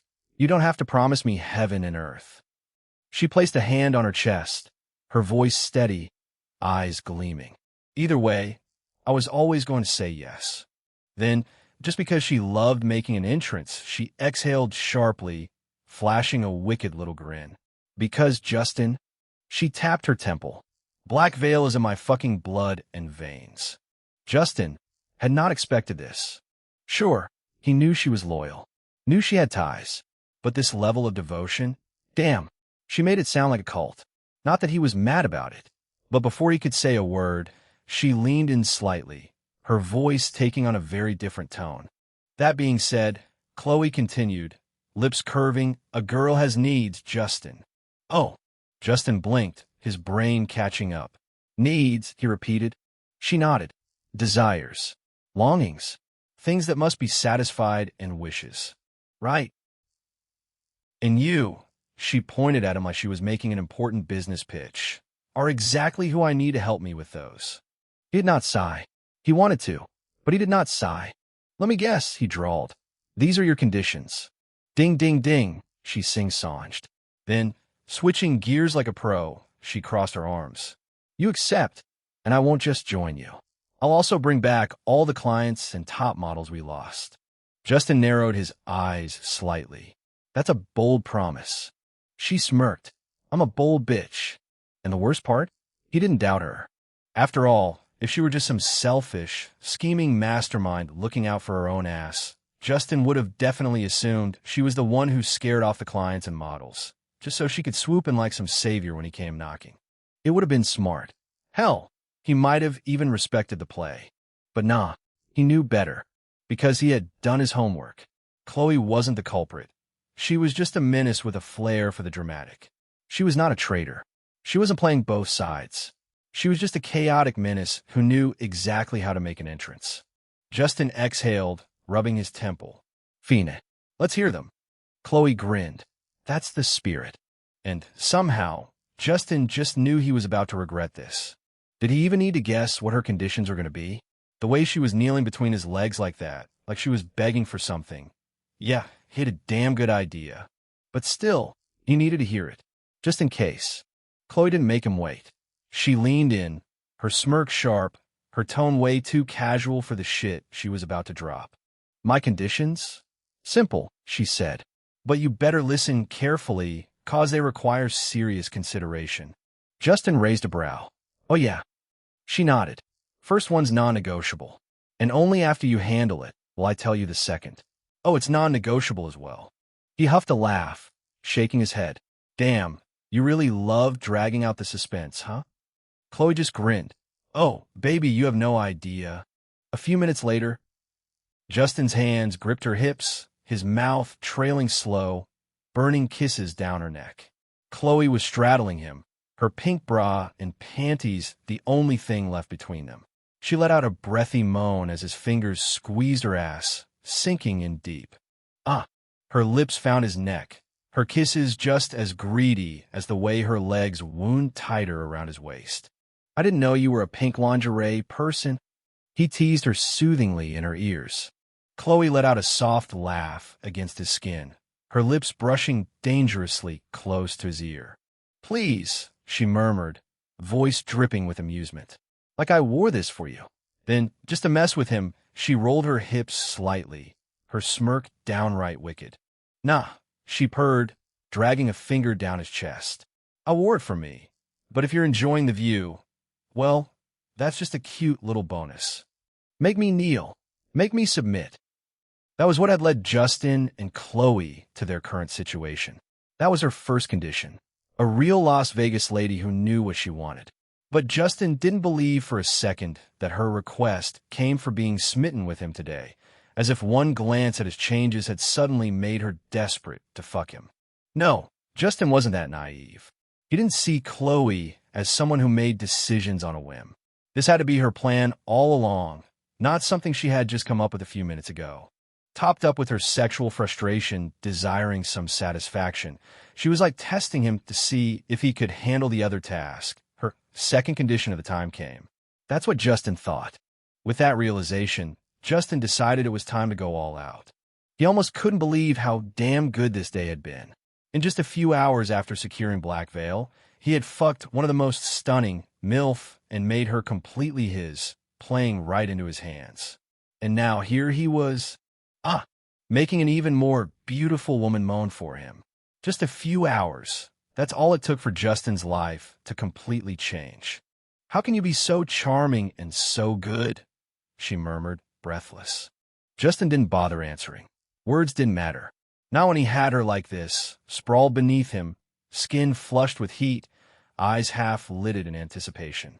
Instead, he laid her down, his movements slow and deliberate, watching the way her body responded to every little touch. Chapter 38. Dark Lust. Lust 100 plus. Ding plus Lust 99. The cold floor kissed her back, sending a sharp contrast against the warmth pooling inside her. But she barely reacted, only a slight flinch, because the real heat, the one that made her shiver, was him. Justin smirked as he trailed his fingers down her sides, drinking in the way her breath hitched. Then, without warning, his lips descended on her thighs, soft, smooth, thick, the kind of thighs that begged to be worshipped. He pressed a kiss there first, almost teasing, before his tongue traced a slow, lingering path, savoring her taste. A sharp inhale, a tremble. He felt her body tense, felt her fingers digging into his shoulders as he took his time, sucking on the delicate skin, leaving behind deep, possessive marks. He liked the way they looked on her, a stark contrast against her flawless skin. The cracks in her resolve deepened, widening with every kiss, every touch, every lingering second of his attention. And Justin knew, she wasn't just kneeling for him. She was falling. She gasped as his hand gripped her breast through her bra, his touch both possessive and teasing. She lifted her head, watching as Justin lay between her spread legs, kissing her thighs and fondling her breasts, making her moan without even touching them bare. Her clothes lay scattered on the floor, a statement of her current situation. Justin folded her knees, positioning himself perfectly, his lips trailing closer to the core of her thighs. She moaned, the pleasure rolling through her.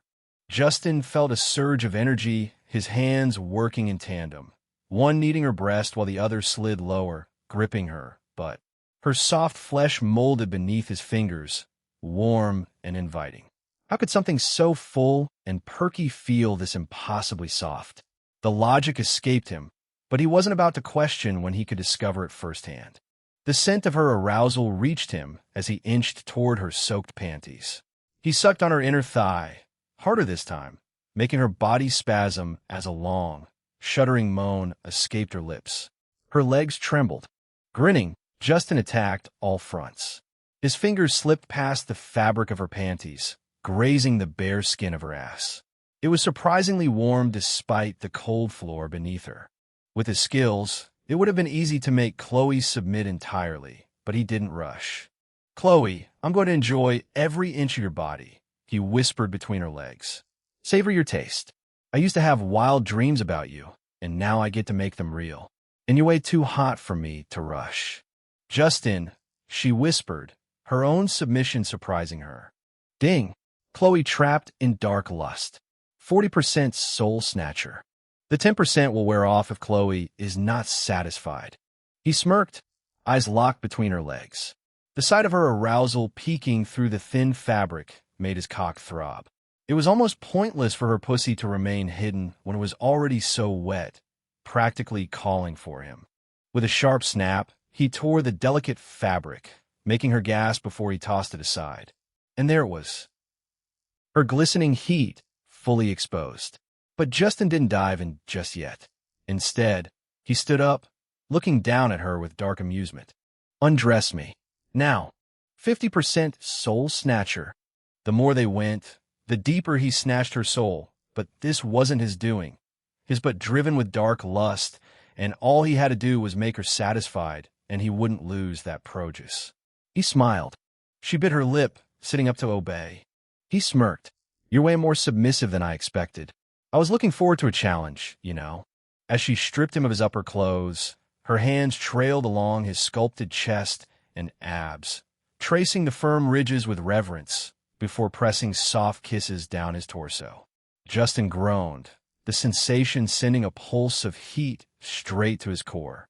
"You're so hot," she murmured between kisses, moving lower and lower, her lips exploring until she was on her knees, hands gripping his belt as she kissed along his abs. "And you're horny," he chuckled. She didn't deny it. Slowly, her fingers undid his belt, her touch deliberate. Once his pants and boxers were gone, his hard cock sprang free, lightly tapping against her cheek. She gasped. "Ding plus lust 100 plus. So big," she murmured, her fingers wrapping around his hard cock, barely able to contain it. She gave it light strokes, her grip uncertain yet eager. Justin closed his eyes, savoring the sensation, but before she could get too carried away, he lifted her chin, guiding her gaze to his. Then, with firm control, he pulled her up to her feet. His lips found her neck again, pressing hot, open-mouthed kisses along her skin. His cock, heavy and rigid, pressed against her stomach, teasing her with its heat. Then, with a flick of his wrist, he turned her around, making her back press against his chest. His length settled in the crack of her ass, and she shivered at the contact. But he didn't stop kissing her. His mouth traveled from her neck up to her ear, his breath hot against her skin, before trailing back down. One hand held her firmly in place, while the other explored, fingertips grazing, squeezing, teasing. His palm cupped her breasts, rolling her nipples between his fingers, eliciting soft gasps from her lips. But the real tease came next. Something warm and soft slithered from her chest, trailing downward, tracing delicate circles around her navel. Her breath hitched as his touch moved lower, creeping toward her shaved heat, promising, but not quite granting, the pleasure she craved. Justin had her exactly where he wanted her. His fingers moved in slow, deliberate strokes, massaging her soaked crotch with a masterful touch. Chloe gasped, her back arching involuntarily. But in doing so, she pressed her ass harder against him, forcing his throbbing length even deeper into the crease of her cheeks. He could feel the warmth of her skin, the way her body trembled under his touch. Then his fingers slipped lower, teasing the soft folds of her pussy. Justin, she moaned, her voice breaking as a violent shiver rocked her entire body. Her knees nearly buckled, but he held her firmly, keeping her in place. Ding! Mute all notifications. He ordered, his fingers explored further, two of them gently pinching her clit. So swollen, so sensitive, as if it had been waiting for him all along. The moment he applied pressure, she jolted, a desperate gasp escaping her lips. Justin, she cried out, her legs trembling, pleasure flooding through her in uncontrollable waves. Chapter 39. Sensitive nub, deep thrust. But he wasn't done. Adjusting his angle, he trapped the sensitive nub between his fingers, rolling and teasing it while his other hand traced the curves of her body. So this is your most sensitive spot, huh? He whispered into her ear, his breath sending shivers down her spine. She whimpered in response, instinctively pressing closer to him, chasing the sensation. Their bodies moved together, her hips grinding back, pressing his aching length deeper between her cheeks, while he rocked his hips in rhythm, creating delicious friction between them. Then his third finger dipped lower, sliding along her drenched slit before slowly, teasingly, slipping inside. At the same time, the other two fingers worked her clit faster, intensifying the pleasure. Justin. Fuck, she moaned, her head falling back against his shoulder. With one hand teasing her breasts, the other driving her over the edge, and his thick cock nestled snugly against her ass, she couldn't take it anymore. I'm coming, Justine, off. Her whole body convulsed as the orgasm hit, raw and uncontrollable. Justin didn't hesitate. He caught her as she nearly collapsed, lowering her onto the floor. Before she could come, he knelt between her spread legs, his eyes dark with hunger. Then, without a word, he buried his face between her thighs, his tongue flicked over her clit one last time, before the dam broke completely, her release flooding into his mouth. The gush erupted in his mouth, her voice rising in uncontrollable waves of pleasure. But Justin took it all in, swallowing every drop as she gasped, her fingers tangling in his hair, pushing his head deeper. Her back arched, overwhelmed by sensation, yet he held her steady, determined to take everything she had to offer. If there's a heaven, then its water must taste like this, Justin muttered, wiping his lips with the back of his hand. Chloe let out a breathless laugh, her body still trembling from the aftershocks. Are you not exaggerating? She asked, her pussy still throbbing with oversensitivity. He glanced down, seeing the way she pulsed, swollen and slick. A smirk tugged at his lips. Not all. Let me prove it to you. Before she could respond, he pulled her up to stand, maneuvering her back into position. Pressing her forward, he bent her over the armrest of the couch. Her breath hitched. Before she could fully process the shift, she felt it, the thick, pulsing heat of his cock sliding between her drenched folds. Justin, I'm so sensitive, she whimpered, her voice shaking. But despite her words, she instinctively lifted her ass higher, giving him better access, inviting him in. That's exactly why I want to fuck you right now, he murmured in her ear, his length rubbing along her entrance, teasing her soaked, needy core. He was so big that Chloe flinched, her fingers gripping the couch. Then don't hold back, she pleaded. Don't be gentle. Make me moan only your name. He let out a dark chuckle, tilting her head back slightly to press a kiss against her neck. That's the plan, sweetheart. And with that, he thrust deep inside her. Her eyes widened, a loud, desperate moan tearing from her throat. Of course, his entire length couldn't fit inside her experienced pussy, but that didn't matter. What mattered was how he stretched her, how he filled her just right. Justin held her steady with both arms, keeping her in place, not moving right away, letting her body adjust, letting her feel every inch of him. A shudder ran through her, both their bodies twitching in sync, her pussy squeezing him, his cock throbbing inside her.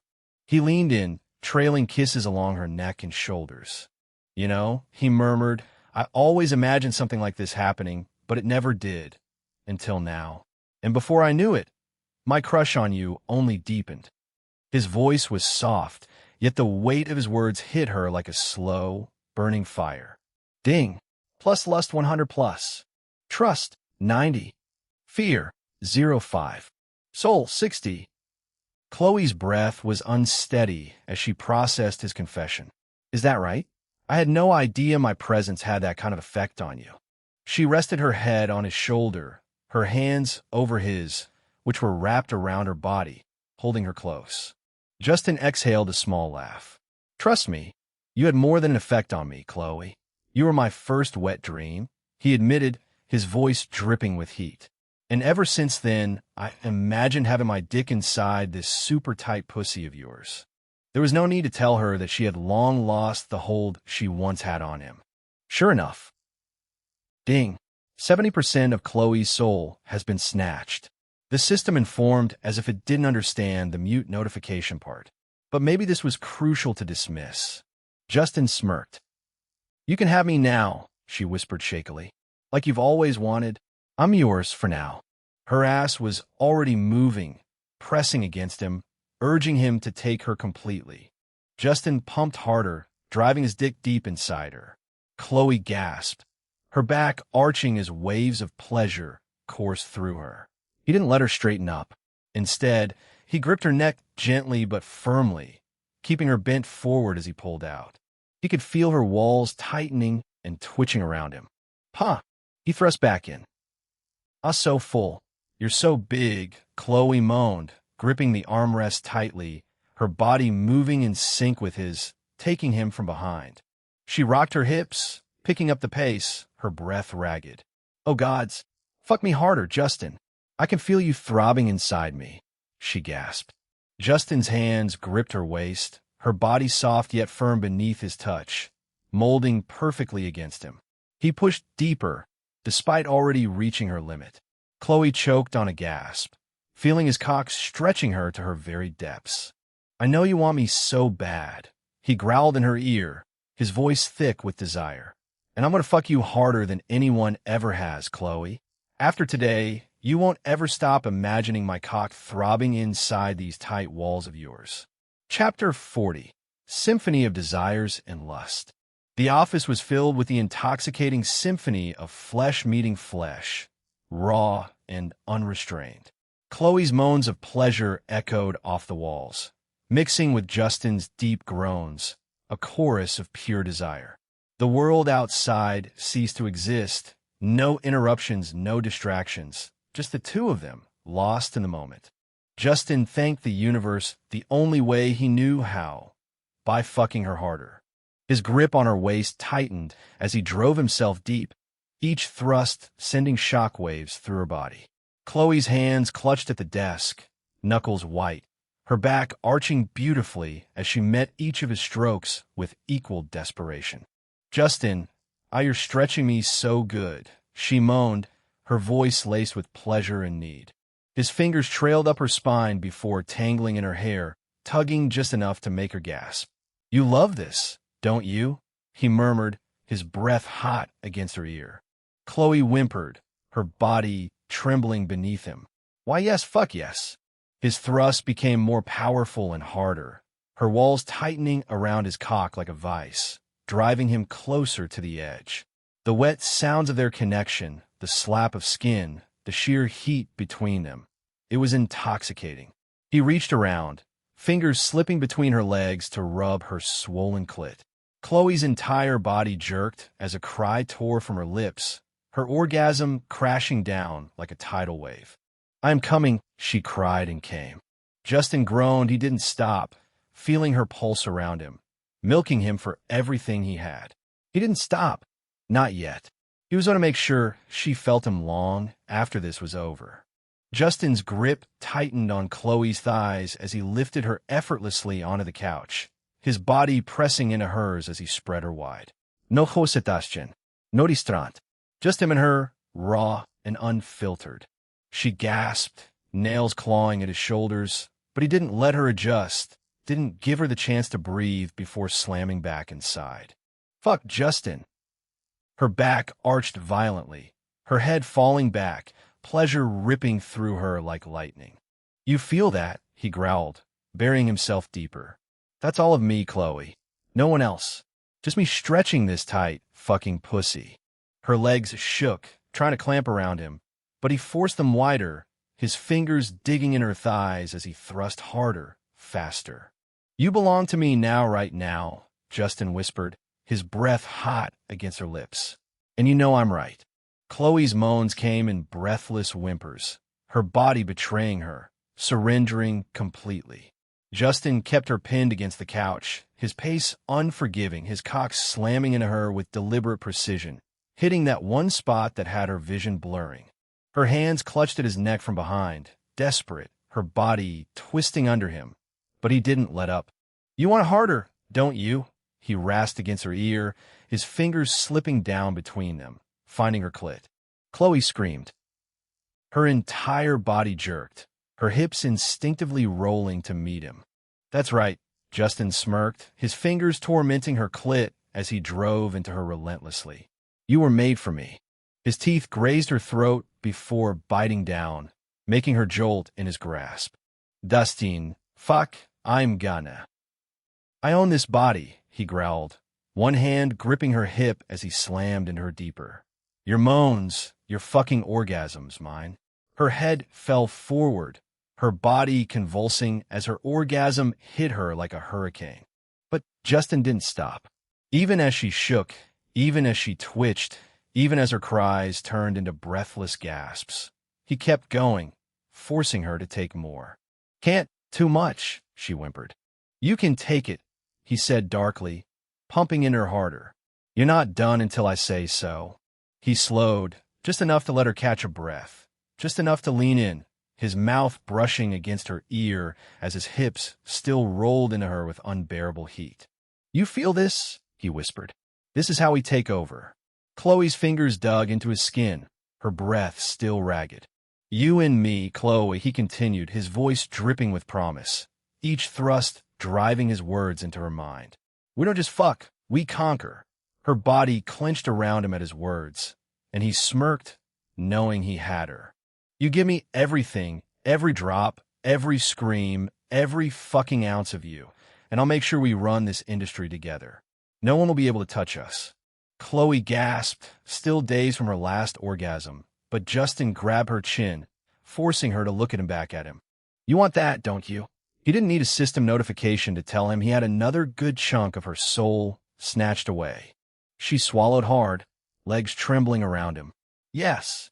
Say it. I want it, she whispered, her lips parting as his grip tightened. Then take it. And with that, he fucked her like he was staking his claim on the world itself. He leaned forward, his chest molding to Chloe's arched back, his weight pressing her deeper into the couch. Trapped, helpless. His cock throbbed inside her, stretching her open as his rhythm turned brutal, punishing, unrelenting. Ah, j'ai Justine Fick. Chloe's nails scraped the fabric, her voice breaking into desperate cries. More.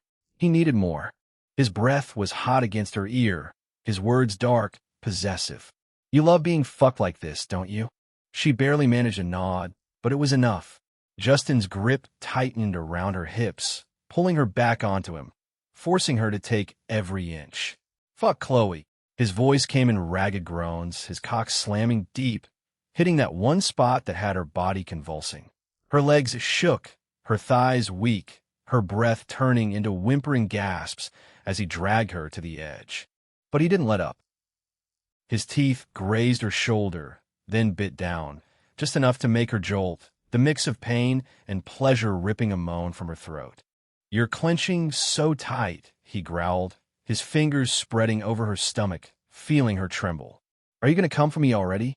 Her walls fluttered, body betraying her, and Justin smirked, knowing she was seconds away. His pace slowed just barely. Chloe whined, desperate for more, her body instinctively grinding back against him. "Say it." His voice was low, demanding. Justin, I. Her voice broke into a gasp as he rolled his hips deep, forcing her to feel every inch of him. "Tell me who owns this body." Her head fell forward, breathless, shaken. "You." That was all he needed. His thrusts turned feral, merciless, raw, his grip tightening as he fucked her deeper, claiming every part of her. Her body jerked violently, pleasure hitting her in waves as she came hard around him, her walls spasming, locking him in. But Justin wasn't done. Even as she shuddered beneath him, even as her thighs quivered, even as her moans turned breathless, he kept going. "You're not done until we're done," he murmured, one hand slipping between her thighs. Chloe cried out, body overloaded, overpowered completely at his mercy. Justin leaned down, his lips grazing her ear. "Give me everything," he whispered, his voice dripping with hunger. "You and me, Chloe. No one can stop us." Her fingers dug into the couch, eyes hazy with lust, pleasure, something deeper. She wasn't just his. Together, they would own everything, and Justin would make sure she never forgot it. Chapter 41. Dominance and Surrender. Justin didn't give Chloe a chance to breathe. His hands slid down her thighs, gripping them firmly as he hoisted her off the ground. A gasp tore from her lips, her arms instinctively wrapping around his shoulders while her legs locked around his waist. "Justin," her voice was breathless, trembling. "Shoo," he murmured, his grip tightening, pressing her against him. Her heart pounded as he carried her effortlessly, her back meeting the cool surface of the wall. He held her there like she weighed nothing, muscles flexing as he adjusted his stance. "Take me," she whispered, reaching between them. Justin inhaled sharply as she guided he a dick inside, the heat of her vagina enveloping him inch by inch. His breath came out in a ragged groan, his forehead pressing to hers as he bottomed out. "Fuck." Chloe's fingers dug into his shoulders, her body molding to his. His grip on her thighs tightened possessively, keeping her pinned against the wall as he started moving. Each thrust sent a jolt through her, her body bouncing slightly with the force of it. She clung to him, helpless to do anything but take what he gave her. "You feel that?" His voice was rough, his breath hot against her lips. "No one else gets you like this. No one else ever will." I know, Justin. No one has ever satisfied me. I've been feeling this deep need that led me to you." She whimpered, the pressure inside her building with every deep stroke. "And this isn't going to be your last. Chloe, you're mine now." Justin moved faster, his hips snapping forward, pressing her harder against the wall. Each movement was precise, relentless. The wet sounds of their bodies filled the space, mingling with her moans and his ragged breaths. Then he shifted, one hand snaked between them, fingers finding her most sensitive spot. He rubbed slow, teasing circles at first before matching the pace of his thrusts.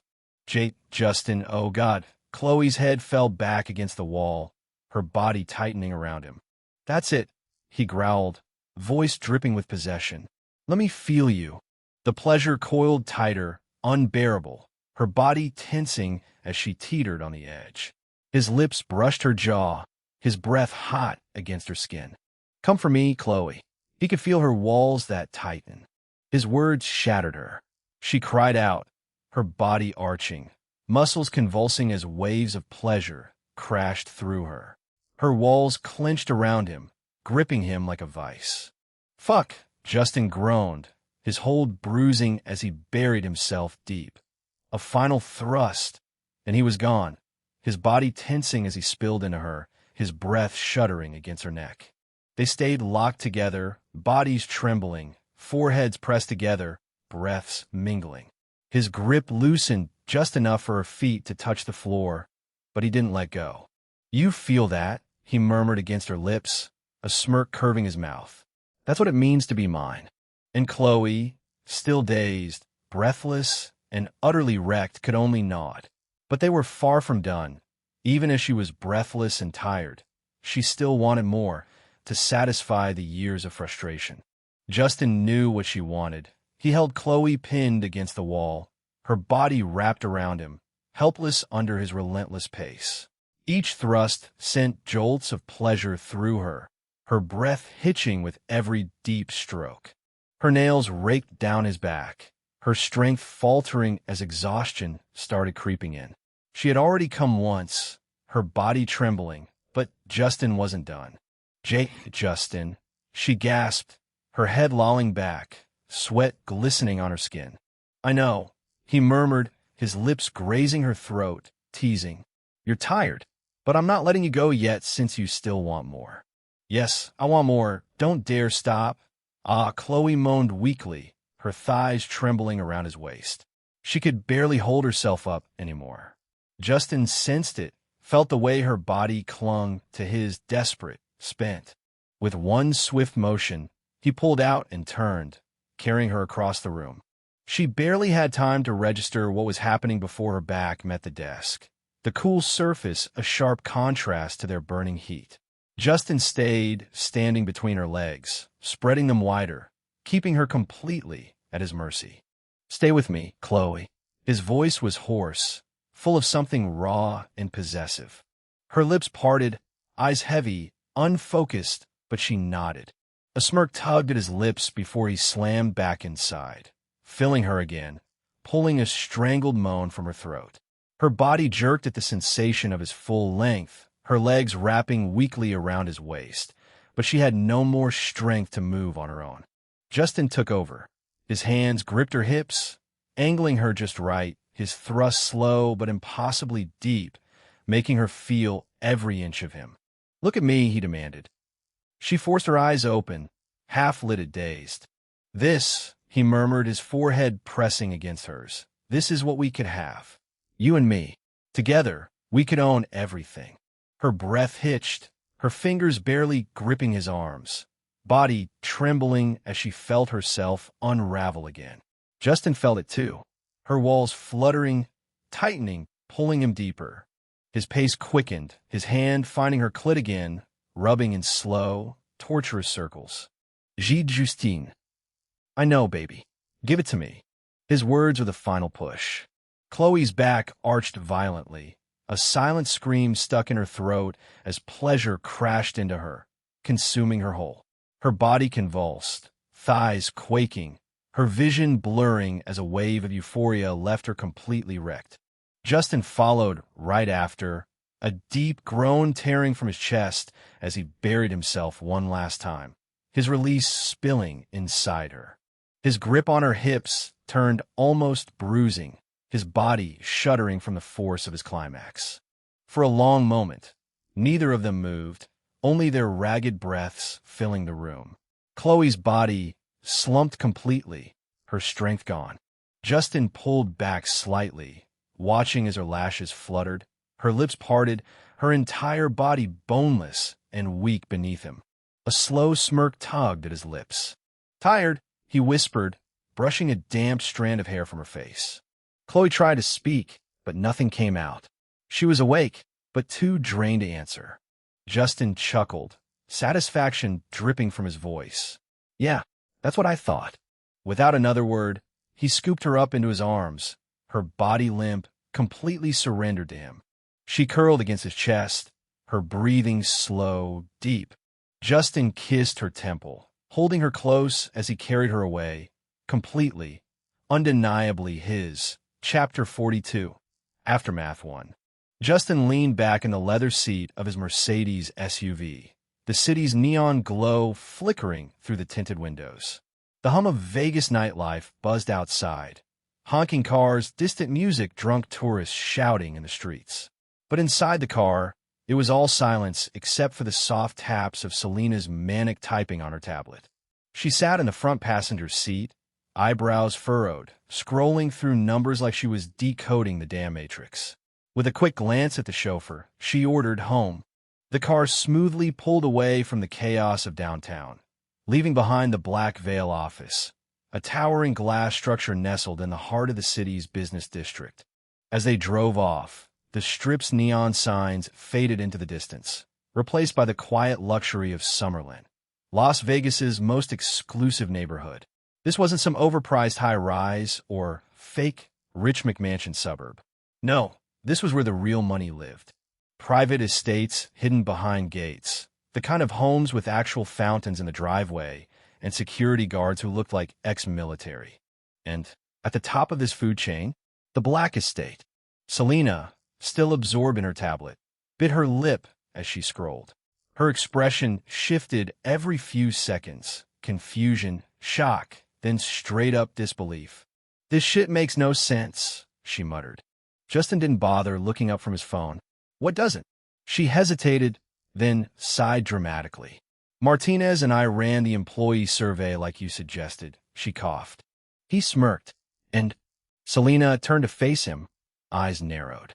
"You went from suspicious teen CEO to beloved corporate overlord in less than 24 hours. 98% approval. 98. Justin finally looked up, amused. "Only 98. Oh, my bad. Let me go find the last 2% and force them to love you," she snapped, shaking her head. "Dude, this level of approval is like Illuminati tier. Like, did you sell your soul? Sacrifice a goat? Or did Chloe just fuck herself into a trance and hypnotize the whole damn company?" Justin laughed. "Takes greatness to recognize greatness." He stretched lazily, looking out the window. "Besides, people like certainty. I gave them that." Selena rolled her eyes, but couldn't argue. The Black Veil employees weren't just tolerating Justin anymore. They were practically worshiping him. Even the ones who had doubts were suddenly acting like he was the second coming of Steve Jobs, minus the turtleneck. But the biggest shocker? Chloe Reynolds, fucking Chloe, had just gone public with her loyalty. The queen of Black Veil, the woman rumored to be this close to jumping ship, had held a press conference before they even left the office. And she didn't just deny the rumors, she obliterated them. "I have never met a leader so young yet so profoundly wise," Chloe had declared, looking camera-ready despite being thoroughly wrecked just hours before. "Under his leadership, this company is about to enter the most transformative era of its existence. It is an honor to work with Chairman Black." Selena replayed the clip on her tablet for like the 10th time, still struggling to believe it. How the hell did you get her to say that? Not even your mom could make Chloe speak like that. And she was her mentor. Justin smirked, but didn't answer. Because, yeah, sure, the sex was definitely a factor. But it wasn't just that. He'd shared his real vision with Chloe. His real plans. And she'd seen just how far he was aiming. He went back to his phone. Ding. Black Veil System app created successfully. Selena groaned. "You're seriously insane." "Only in the best way," he said smoothly, as the car finally pulled into the long, gated driveway of the Black Estate. The massive mansion loomed ahead, bathed in soft golden lights. Justin stared at his phone, lips curling into a smirk as he scrolled through the new Black Veil System app. This whole thing had started as an afterthought, a what-if moment. He wished he could track not just the system's weird-ass missions, but also his own personal ones. The goals that weren't just about conquering women or building power, but the ones that shaped his entire empire. And, like a damn genie, the system had responded. "Would you like an integrated application to monitor all missions?" Hell yes. Of course, it wasn't free. The system was generous, but it wasn't running a charity. The price? 600 points. Every last damn point he had just earned from handling Chloe. Most people would call that an extravagant waste. Justin? Nah, this was an investment. He didn't mind spending a few points for something this important. Black Veil System app installed. 600 points. Every last bit of what he earned from handling Chloe. A normal person might have hesitated before dropping an entire fortune of system resources on something as basic as an app.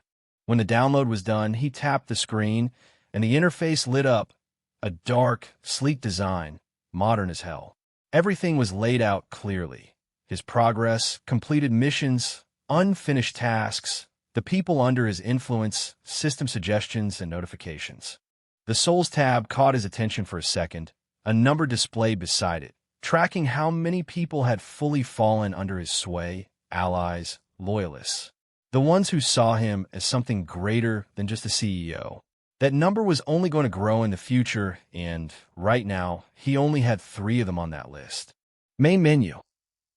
Progress, a sleek dashboard showing his overall influence, moves, and recent conquests. Missions, a detailed breakdown of completed and unfinished tasks. Completions, missions he had finished but hadn't claimed rewards for yet, and right now only 1 mission was there. Souls, a growing number showing how many people he had successfully brought to his side, whether through loyalty, influence, or something more. Suggestions, the system's creepy way of giving him new ideas based on his ambitions. Notifications, because even a supernatural system needed a damn inbox. Justin scrolled to the Missions tab. 2 sections popped up. 1. Completed, the most immediate tasks he had finished, rewards pending. And there it was, the mission for getting Chloe. 2. Unfinished. His smirk deepened as he tapped unfinished. Chloe's second condition. The one she threw at him, knowing damn well she was testing him. The one he had agreed to without hesitation. This mission was personally his and had nothing to do with the system. And below it? 2 more. Missions the system had dropped on him earlier. The kind that made his pulse tick up just slightly, not out of anxiety, but out of pure anticipation. His eyes lingered on them. The system had given him these hours ago, but even now he was still thinking about them. Shit, tonight was about to be long. Justin shut off his phone, exhaling with a sharp grin. One hell of a ride. Chapter 43, The Ultimate Heist. Justin exhaled, shaking his head as he scrolled through the app. He had been so focused on setting up the damn thing that he hadn't even checked his actual gains from Chloe before blowing all 600 points. Priorities, man. He flicked through the Missions tab again, and there it was. Mission. Chloe owns the highest position in the hierarchy of Black Veil employees. Make her completely yours. Reward. Complete Veiler body. Mission completed. But the reward? Yeah, that was gonna have to wait. Accepting the complete Veiler body upgrade meant shutting himself off for a few hours, and there was no way he was doing that in the middle of the office. He'd handle it at home. And then there was Wealth Snatch, his other favorite feature. The second Chloe fully submitted, the numbers had skyrocketed. Not even Martinez's loyalty had given him this much. Damn, was I just that good? Or was it because Chloe already planning to jump ship? He wasn't complaining, but still, convincing her had been almost too easy. Either way, he wasn't about to question a win. Then, the system hit him with something extra. Ding! $10 million bonus for snatching Chloe Reynolds. This time, Justin got an even bigger bonus for fully snatching Chloe. It made him wonder, did the bonus scale based on how important the person was to his rise? If that was the case, Chloe had to be damn near top tier. Justin grinned. Now we're talking. He tapped over to check his full balance. Ding, $60 million has been successfully added to the Veilers account. He let out a low chuckle. Shit, at this rate, I'm about to start running Vegas instead of just living in it. Will you look at that?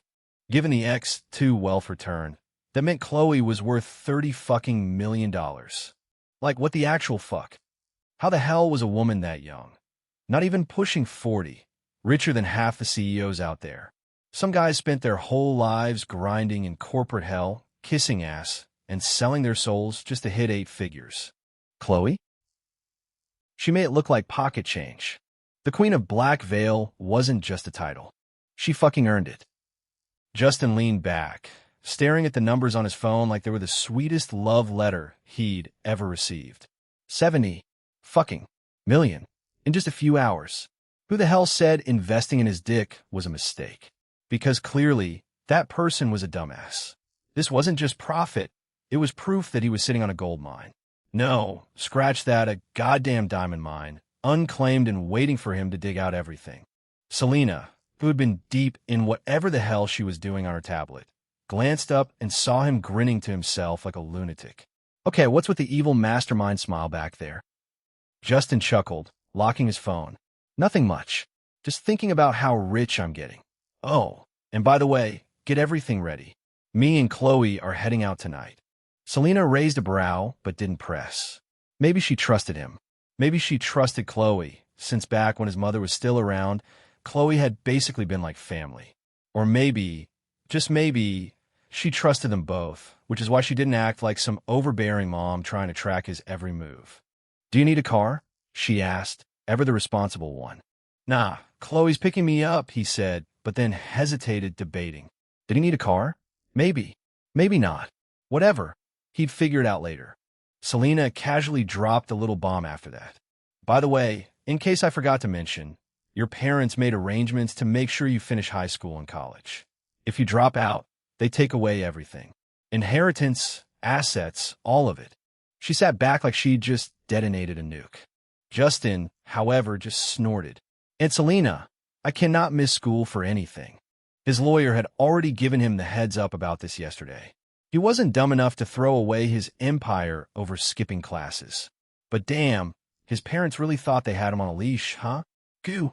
Even if that whole dropout and lose everything restriction didn't exist, Justin still wouldn't dare skip school. Not because he gave a fuck about education. No, that shit was boring. But his school?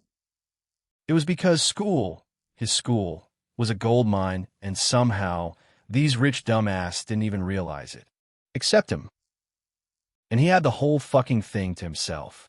You ever seen a private school packed with rich, spoiled daughters of CEOs, senators, and trust fund babies?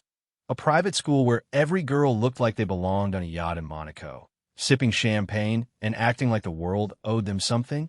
Girls who'd never worked a day in their life, but were just itching for something exciting? Justin had access to an entire school full of them, and yeah, that was his playground. Daughters of billionaires, senators, Hollywood elites, and power-hungry executives, each one richer than the last, spoiled out of their minds, and most importantly, bored as fuck.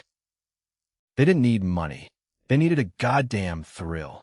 Something shady, something forbidden, and what was more exciting than Black Veil? Justin had options, and he knew it. Some of these girls would pay just to be part of something shady and thrilling. They didn't need money. They wanted a rush. And what was more thrilling than Black Veil? A little seduction here, a little mystery there. He didn't even have to chase them. They'd come to him on their own, like moths to a flame, desperate to feel something dangerous. All he had to do was give them a taste. A whisper, a glance, a smirk that promised chaos. And boom, they'd beg to be a part of it. As clients, as something more, or even as willing little employees, just for the fucking thrill. This was Vegas. This was America, baby. Rich guys were even easier. These dudes? Pathetic. Most of them were desperate as hell, throwing money left and right. They were born with millions in their trust funds, but no game, no power, and no shot at landing the goddesses walking these halls. Chapter 44, Uncrowned King's Playground. Escort services, connections, exclusivity. Call it whatever the hell you want. Bottom line, these dudes would pay anything to be part of Black Veil. And all Justin had to do was deliver the service. These rich boys would pay out their asses just for a chance to be around the same girls Justin had under his thumb. Not that they lacked who to fuck. No, because they needed something exclusive that wouldn't spell trouble if something were to go wrong, something that would protect their identity while they indulged in the sins of their desires. Solution? Black Veil. You think these trust fund guys care about money? Fuck no. They drop 10 grand in a heartbeat just for a moment with the girls Justin controlled. All Justin had to do, open the doors and rake in the cash. Sell the fantasy. But the real money? The end game?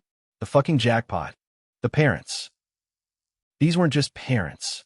These were senators, CEOs, high-ranking government officials. The people who owned the fucking city and made decisions for the whole country. And they had weaknesses. All he had to do was find which one he would exploit. See, the girl he used to get over his obsession with Chloe wasn't just some random chick. She was the best friend of the school's queen bee. And more importantly, her mom was a ridiculously wealthy MILF. And this girl? She was obsessed with him. Like Bats hit crazy obsessed. The kind of obsessed that made her willing to do anything for Justin to just acknowledge her, to claim her. And all Justin had to do? All he had to do was play along. Make it official. Give her just enough attention to keep her hooked. Give her just enough attention to keep her hooked. Not too much, not too little, just the right amount of toxic, manipulative fuckery to keep her obsessing over him. And sooner or later, she'd be begging him to come over, to meet her mother. And when that happened, oh, mother and daughter, Justin grinned to himself. A devil was cooking up plans. His school was a goddamn treasure chest, filled with the richest, most powerful families in the city. Future CEOs, future politicians, future clients, assets, and powerhouses. And Justin? He was going to snatch every last bit of it. Of course, Justin wasn't delusional. He knew this wasn't going to be smooth sailing. This plan of his? It was going to be one hell of a ride. A chaotic, messy, headache-inducing roller coaster filled with power plays, favors, and the occasional dumbass trying to challenge him. But that's exactly where he thrived. It might take weeks before everything in school was running the way he wanted. Maybe longer. Didn't matter. What was time to a king building his empire? All he had to do was find the right people. People who weren't just willing, but eager to be part of something bigger. Could he do it alone? Obviously. But why the fuck would he? If Justin lacked anything, it wasn't followers. The rich kids at his school, they weren't just classmates, they were obsessed with him. Even the ones with generational wealth, kids of CEOs, government officials, and media moguls gravitated toward him. It wasn't just admiration either. Some of them, they straight up idolized him. And it wasn't just students. Even some teachers would try to curry favor with him. Teachers. How the fuck did that even happen? Simple. He was Justin Black. Not because of some billionaire bloodline. Hell, he wasn't some long-lost heir to the Tesla empire or some shit. He built his influence from scratch. Aunt Selena? She had no idea the kid she raised had turned their school into his personal chessboard. Because he hadn't inherited power. He took it. The black luxury SUV glided into the estate, smooth as sin, pulling up to the entrance like it belonged there. Which, obviously, it did. Before the car even came to a full stop, the doors swung open. Justin stepped out, stretching his arms with a yawn. Damn, home at last. The sun was already dipping below the horizon, throwing streaks of gold, orange, and deep purple across the sky, making the entire estate glow like something straight out of a painting. At the entrance, maids were already lined up, waiting for him. He didn't even make it inside before grumbling. Sasha, I'm starving. Not hungry. Starving. Fucking hell, he'd gone the entire day without eating. That was some level of self-torture. Sasha, his personal maid, stepped forward. She was his age, and unlike the other staff, she wasn't just some random worker. She'd been trained since childhood to serve him personally. Her mother was the head maid, and that meant she followed the rules to a T. The moment she saw him, she bowed deeply. Justin groaned. Didn't I tell you to cut that formal shit? Sasha didn't move. Instead, she leaned in, lowering her voice. My mom's watching. Justin's gaze flickered up to the first-floor balcony. Sure enough, there she was. A woman in her late 30s, arms crossed, eyes sharp as a hawk. The head maid. She caught his stare and, to his surprise, offered a slight bow. Justin smirked and nodded back. Turning to Sasha, he whispered, I don't give a fuck. You know the deal. Sasha groaned under breath.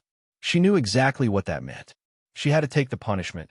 She muttered something about him being a menace, but Justin? He just laughed. At school, he was a king. At Blackvale, he was their chairman and CEO, a businessman, a rising legend. But here? Here, he was just Justin. And everyone in the house, from the security guards to the maids, had seen him grow up.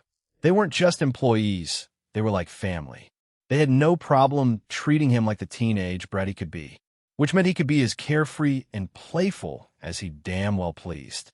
He looked at her, and damn, like always, Sasha was trouble in a maid's outfit. Not the shy, demure type either. No, She had this fire in her eyes, this little rebellious spark that never quite went out, no matter how many times she had to bow or bite her tongue. She had long, silky black hair, always tied up in a loose ponytail, but no matter how tight she tried to keep it, a few strands always slipped free, brushing against her smooth, sun-kissed skin. Her lips were naturally full, always holding back some sarcastic remark, and her dark brown eyes? They were sharp as hell, filled with just the right mix of mischief and attitude. Chapter 45, Trouble in Paradise. Sasha was trouble in a maid's outfit. Justin could tell that the second she came into view, not your average, innocent little servant girl. Nope, she was fire-wrapped in lace and a white apron. The kind of fire that would burn your world down if you weren't careful. He watched her walk into the room, the sound of her heels clicking against the floor, each step a little challenge, a little dare. Dare him to say something. Dare him to react. She didn't even try to be quiet. She had this swagger, like she knew exactly what she was doing. And she did. She was a master at this game. She always teased him whenever they had a chance. Her long, black hair was tied up in a loose ponytail, a few strands slipping free, brushing against her smooth, sun-kissed skin. She made it look effortless. Those strands framed her face just enough to make Justin wonder what they'd look like spread out across a pillow. Her lips, full as hell, were always holding back some sarcastic remark or challenge. But it didn't matter because her eyes, those deep brown eyes, said it all. They were sharp, cutting really, sharp enough to make a grown man second-guess himself. And Justin was pretty damn sure she enjoyed it, too. He caught her glancing at him, the corner of her mouth lifting into that mischievous little grin. She knew he was watching. Hell, he couldn't help it. It was like she was a magnet, and he was a dumbass iron filing just drawn to her. And then the rest of her came into view. Sasha's maid uniform didn't stand a damn chance. It was barely hanging on, like it was one more deep breath from just giving up and falling off her body. The white blouse stretched across her chest, ridiculously full, and Justin wasn't sure if the thing was supposed to fit that way or if it was just being put to the test every single time she moved. Every damn step, every little inhale of breath, and he could see it. The fabric straining, ready to burst open. He couldn't stop himself from looking. It was like a car wreck, you know? You didn't want to stare, but you just couldn't look away. Her waist was small, sure, but it was her hips that had Justin wondering if he was still standing straight or if his damn knees had gone soft. The black skirt? Short as hell, and it hugged her hips in a way that made him want to find out what else it was hiding. He caught himself wondering what it might feel like to get his hands on those hips, but then she turned, and that was when it got even worse. Thighs. Damn. Thick, toned thighs that made Justin wonder if she'd been sculpted by some higher power just to mess with him. They were covered in black stockings, the kind that clung to her skin like they'd been painted on, like the fabric was practically a part of her body. The stocking stopped just above her knees, leaving that little strip of bare skin to drive Justin absolutely insane. And then, her ass. It was unfair. Absolutely unfair. No one should have that kind of ass and still be allowed to wear maid outfits. The way it moved when she walked. Hell, when she even just shifted her weight from one foot to the other. It was like the skirt was lifting just enough to show just a little too much. Justin's mind kept wandering to places it shouldn't, but it didn't matter. Sasha's confidence was practically oozing out of her. And it wasn't just in her body, it was in her attitude, her damn stride. She knew she was trouble. And she definitely knew Justin couldn't stop looking at her. Every time he did, she'd catch him with that smirk, like she was totally aware of what she was doing to him. She loved it, of course. Loved teasing him. Loved having him hooked, even if he wasn't about to let her know he was. You gonna stand there all day? Or, can I escort you, boss? Sasha's voice broke through his thoughts. She leaned in, just a little, her eyes flashing with the same playful menace that made Justin wonder if he had the willpower to get out of here without actually losing his damn mind. He opened his mouth to respond, but he was too busy staring at her, trying to find the right words, and she cut him off before he could even start. What, are you smitten, boss? She added in that cocky tone of hers, knowing exactly how to push his buttons. Justin fought the urge to roll his eyes, but grinned instead. Don't overestimate yourself. And I'm hungry, Sasha. He said it like it was a challenge, like she was the one that had to figure out how to feed him. She rolled her eyes in return. I know, but she didn't complain. Hell, she even bowed like she was supposed to, even though she had already heard him tell her not to. Sasha, I told you not to bow, Justin said, his voice a little colder, more commanding, but that spark in his eyes never went away. She straightened up, rolling her shoulders. You don't mean it. Ido, Justin said, his eyes narrowing a bit. But before he could say anything more, she leaned in and whispered, because Mom's watching. And that's when Justin smirked, looking up toward the second floor.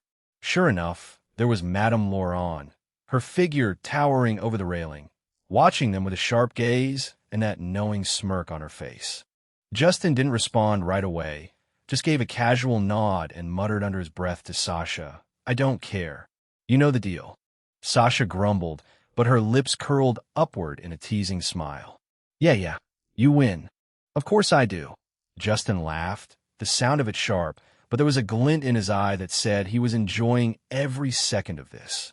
His world at home wasn't a cold, calculated CEO's world.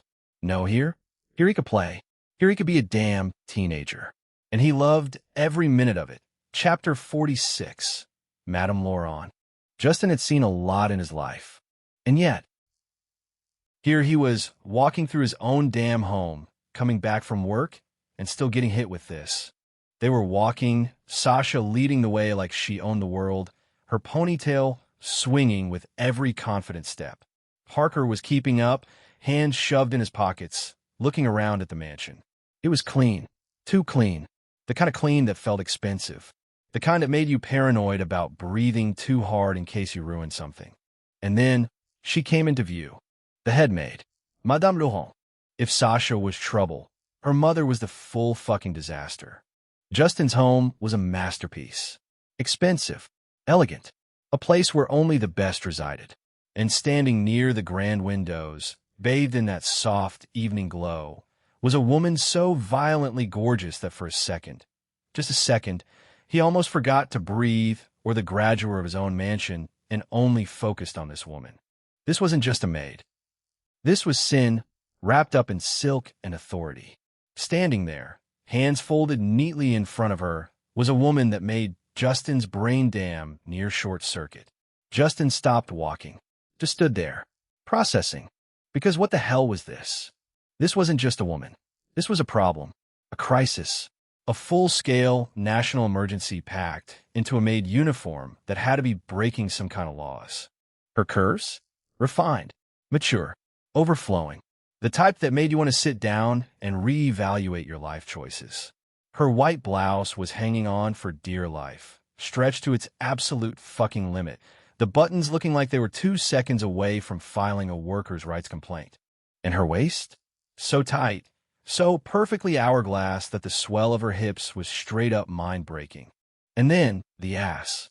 Justin had seen things in his life. Crazy shit. But this was the art he never got tired of and would be mesmerized every time. Every time she moved, it was like the universe itself paused to appreciate the moment. The long, elegant black skirt she wore was too tight. Not just tight, too tight, hugging every step, teasing those impossibly perfect curves underneath. It had a slit on the side, just enough to make your brain start speaking in tongues. Just enough to make you want to see more. Her legs were pure temptation, covered in dark, sheer stockings that only made things worse. And the heels? Yeah, they made everything deadlier. And then, her face. Sharp, calculated. A woman who knew exactly what kind of effect she had. Her deep red lips curled into a knowing smirk, like she could see into your soul and wasn't impressed. Like she had seen men crumble before her and had gotten bored of it. Strict, dominant, the type of woman you didn't mess with. And the worst part? She looked just like Sasha. Just older. Just more refined. And twice as fucking dangerous. Justin, Sasha's voice cut in, snapping him out of his crisis. She was already walking up to her mom, unfazed. Parker's feet moved on autopilot, closing the distance. He stopped in front of the woman, standing still as she turned those sharp eyes on him, sizing him up. And then she bowed. Elegant, perfect, controlled. Justin froze. His mind stuttered, and for a second, everything in the room seemed to slow down. Her movements were graceful, like a predator masking her power in silk and discipline. As she lowered herself, the slit in her skirt parted just enough to tease the curve of her thigh, just enough to make Justin's pulse spike. His body had already started reacting before his brain could catch up, and by the time she rose back up, he was on fire. Her eyes met his, sharp and calculating, knowing exactly the kind of effect she had. He could almost hear the taunting hum of that smirk she carried on her painted lips. Fucking hell. This wasn't just a maid. This was danger. This was temptation incarnate in a black skirt, and Justin couldn't look away if he tried. His gaze roamed, drinking her in, every curve, every sway of her hips. His mind kept pulling him back to that damn slit, wishing for just a bit more. His palms were sweating. His chest felt tight. He was fighting to keep his composure, but damn, he hadn't expected this. This darn lust. Justin adjusted his tie, feeling hot. Was he going to be like this? Lustful every time? He just had sex for hours today, with two hot women, but here, he was looking at Madame Laurent and Sasha like he wanted to lay them on the ground anywhere in the house.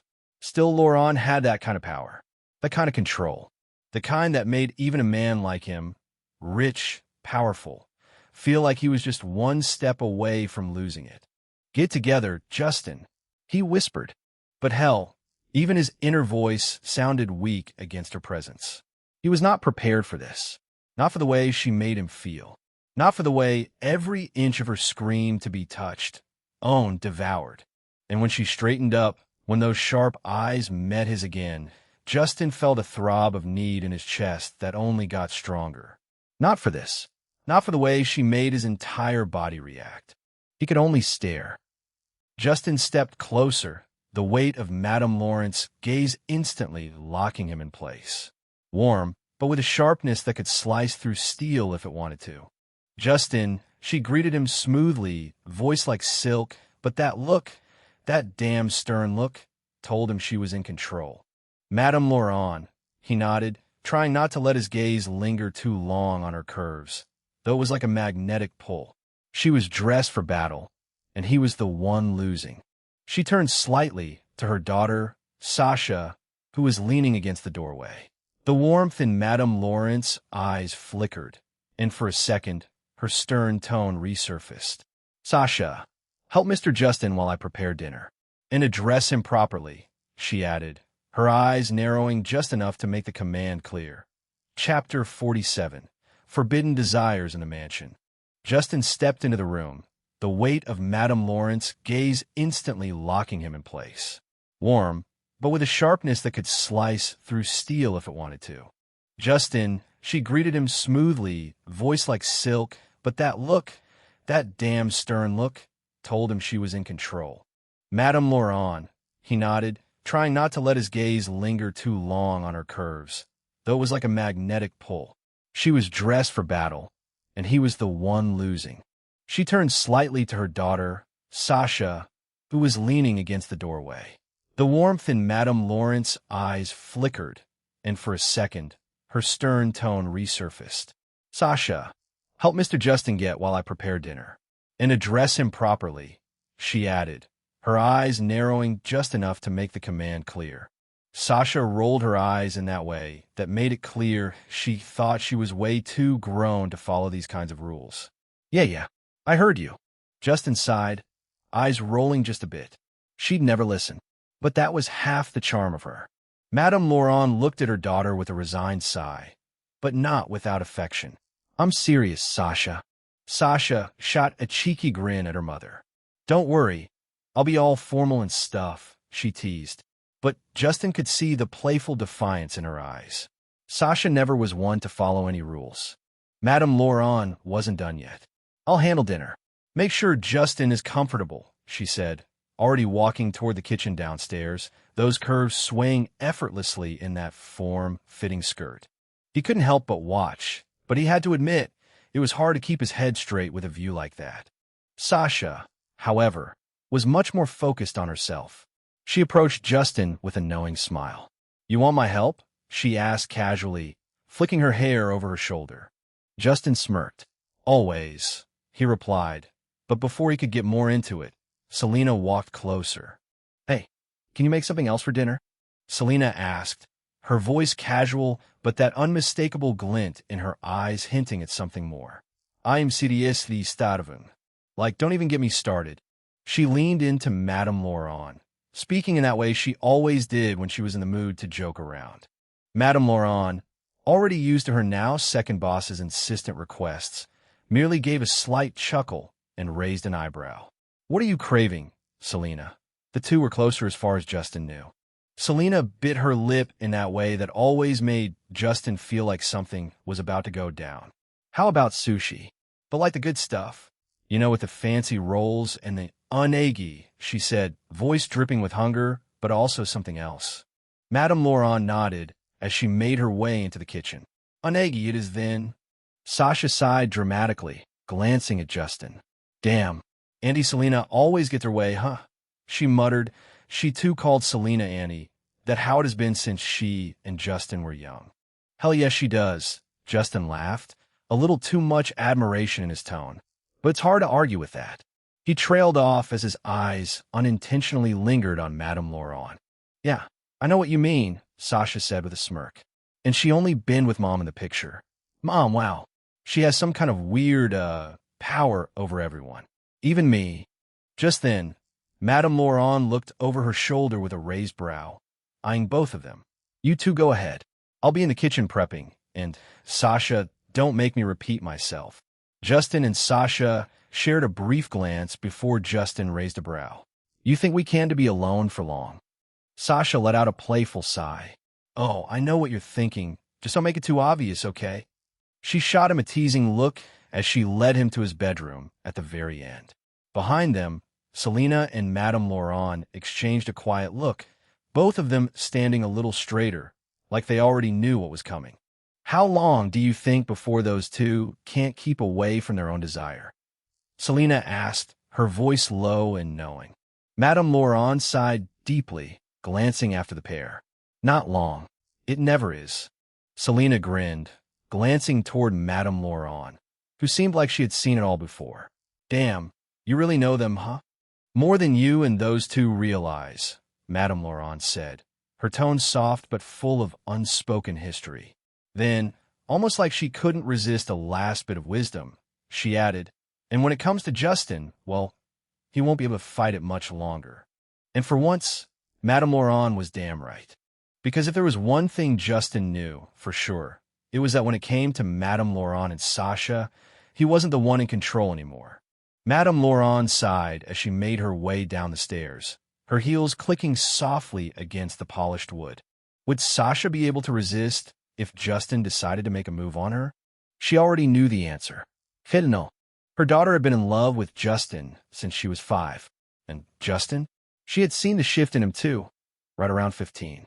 That awkward, stumbling stage when teenage boys start looking at girls differently, when innocent friendship turns into something more. But they hadn't rushed it. Thank God. Laurent had sighed in relief, year after year, watching them carefully tread that invisible line. It wasn't that she didn't want her daughter with Justin. Truthfully, there wasn't a man better suited for Sasha. But it was just complicated. And if Laurent was really honest with herself, painfully honest, she'd admit something else. She understood why Sasha liked him. Because damn, Justin had always been handsome and a perfect man she could wish for her own daughter. But tonight, he looked like a full-course meal, and her eyes had been opened to something else. It was a problem. She shook her head, dismissing those ridiculous thoughts. Nope, not happening. With a final exhale, she slipped into the kitchen, where she belonged, ready to prepare dinner. Justin, Selena, the whole family. Even before his parents passed, they had only ever eaten food made by Laurent and her daughter. Because, honestly, it was the best. Meanwhile, upstairs, something was cooking up. Chapter 48, Unanswered Desires. Meanwhile, upstairs, Selena trailed behind a giggling Sasha, watching as she practically floated next to Justin, laughing at whatever dumbass joke he was telling. Selena smirked. The two of them had always been like siblings. But now, they were teetering on the edge of something a little forbidden. And honestly, she was so here for the drama. She slowed her steps as she watched them disappear into Justin's bedroom, and she couldn't help but smirk. It was only a matter of time. With a stretch, she rolled her shoulders and headed to her own room, already thinking about getting out of this damn office suit. She needed a shower, something comfortable, maybe some food. Just as she reached for the doorknob, she heard Justin's voice, muffled but unmistakably whiny as hell, complaining about something from inside his bedroom. Selena snorted. With a final laugh, she shook her head and entered her own room, already making a mental bet with herself. How long before those two finally snapped? Not long. Not fucking long at all. Selena shut the bedroom door with a soft click, letting out a long, slow exhale. The day had dragged on, coiling tension into her muscles, and she needed this. Needed to shed the weight of it, strip down to nothing but skin and let the hot water melt everything away. Evening draped Selena's bedroom in a soft, golden glow, the city lights flickering beyond her floor-to-ceiling windows. The space itself was elegant but not excessive, expensive without screaming for attention. Plush velvet bedding in a deep shade of wine, a sleek vanity with gold accents, and a faint trace of her signature perfume lingering in the air. It was a room that belonged to a woman who knew her worth. Selena stood before the full-length mirror, fingers lazily working on the buttons of her silk blouse. Her fingers toyed with the first button of her blouse, slipping it free, then another and another. With each release, more of her golden skin came into view, the soft slope of her collarbone, the smooth expanse of her stomach, the teasing swell of cleavage framed by the delicate lace of her bra. The silk fabric slid off her shoulders, drifting down her arms before pooling at her feet, exposing her white skin and flat stomach. Her chest was a swell of her breasts barely hidden by the expensive bra. They practically screamed release. Her cleavage was big and prided itself having a big bridge between her breasts that only disappeared in the encasement of her breasts. She rolled her neck, stretching just enough for her body to arch, her curves shifting under the dim bedroom light. Her hands moved lower, unfastening the sleek pencil skirt hugging her hips. With a slow, deliberate motion, she undid the zipper and let the fabric loosen, teasing her fingers along the waistband before giving a little shimmy. The skirt slipped down, gliding over the curve of her hips, sliding past the round fullness of her thighs before crumpling at her ankles. And there she stood, long, sculpted legs encased in sheer black stockings, the delicate garter straps clinging to her thighs in a way that made her smirk. The matching black thong sat high on her hips, the lace barely covering the perfect curve of her ass, teasing just enough to leave an afterimage in the mind. Selena's ass was big and peaky, showing years of refinement. The thong cut through the crack, the bridge between her ass cheeks diving them like they weren't supposed to be together. She moved slowly, making her as giggle, making one wonder how it felt to stick it there and make it rest between that crack. She dragged a slow hand over her stomach, up the dip of her waist, tracing the silhouette of her own body. A knowing smirk curled her lips as she turned toward the mirror, tilting her head slightly, observing herself with quiet approval. Then, with an effortless motion, she reached behind her back, unhooking her bra. The straps slid down her shoulders, the lace falling away with a whisper of fabric against skin. Her breasts, finally freed, were full and perky, their curves soft yet firm, moving ever so slightly as she exhaled. The smoothness of her skin caught the dim bedroom light, accentuating the gentle rise and fall of her chest. Her breasts stood in glory of firmness and plush softness coupled with the crazy hard nipples. Her nipples were unique in their own way, black and so erect, but what made them stand out was the way they seemed to curve and face downwards. Her areola was big too and black with a few of what looked like small bumps, but instead they made her breast more stunning and beautiful. A flush of warmth spread over her, a natural reaction to the cool air, now kissing every exposed inch. She stretched slightly, rolling her shoulders, the movement causing the perfect swell of her curves to shift, subtle, hypnotic. The feeling of weightlessness, of bare skin unrestrained, brought a slow, pleased smirk to her lips. A final tug, and a last scrap of fabric slipped down her legs, leaving her fully exposed. She stretched, arching her spine just enough to feel the delicious pull of her muscles, then ran a lazy hand down her thigh and then over her uncovered crotch, so perfectly shaved with nothing there looking like a bald head of a mock. Loneliness, how long has it been since I've been touched? Her hand went further, and then a middle finger traced the folds of her pussy, feeling her clitoris twitching and her pussy wetting up. Just a single touch of my own, and yet my pussy feels wet. This sexual frustration is doing numbers of me. She rubbed her clit again, feeling her desires building up, heat building up in her. She slipped a finger inside. It was immediately wrapped into the heat of her pussy and her arousal. Maybe one day, she sighed and removed her finger before stepping away from the pile of discarded clothes. Without a second thought, she made her way to the bathroom, each step slow, measured, sensual without trying. The soft glow of the lights traced the curves of her body, and as she disappeared into the steam, the sound of running water filled the air. The door shut, and the heat swallowed her whole. Chapter 49. Fresh Start or a Damn Funeral Gift. Justin followed Sasha into what was supposed to be his bedroom. Except, this wasn't his room. At all. This place was expensive as fuck. Dark-themed, rich in deep charcoal and midnight blue, with soft dark theme lighting casting just the right amount of dramatic glow.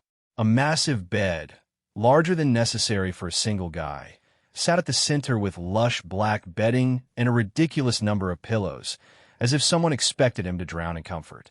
The headboard was a sleek leather panel with built-in lighting, and everything screamed luxury. No, not just luxury, but that borderline absurd rich people don't even sleep here, they just look at it type of vibe.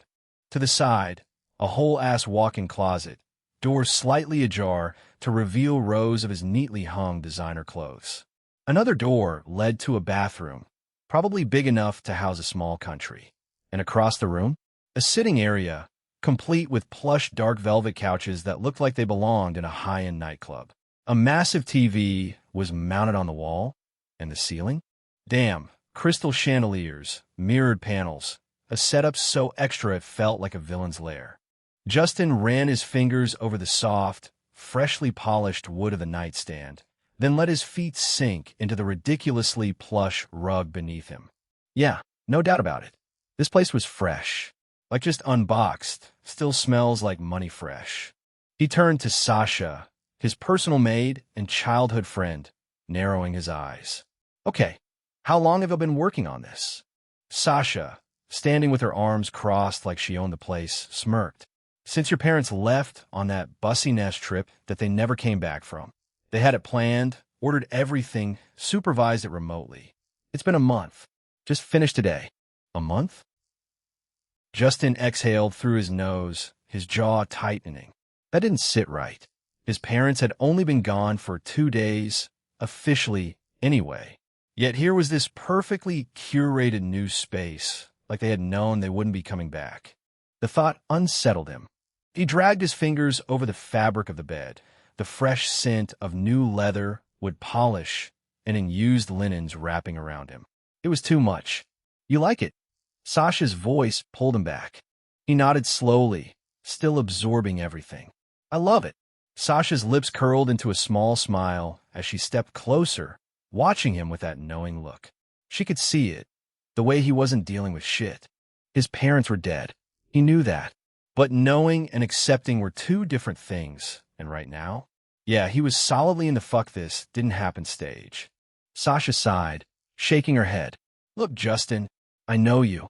You're sitting on this pain like it's a damn investment, waiting for the perfect moment to crash. But that's not how it works. The longer you hold it in, the worse it's going to be when it finally hits. Justin opened his mouth, ready to argue, but nope. Sasha didn't give him the chance. She stepped forward and hugged him, her arms wrapping around him before he could react. His head ended up resting against her shoulder because, yeah, he was taller, but she made it work. Justin froze. His arms hung awkwardly at his sides.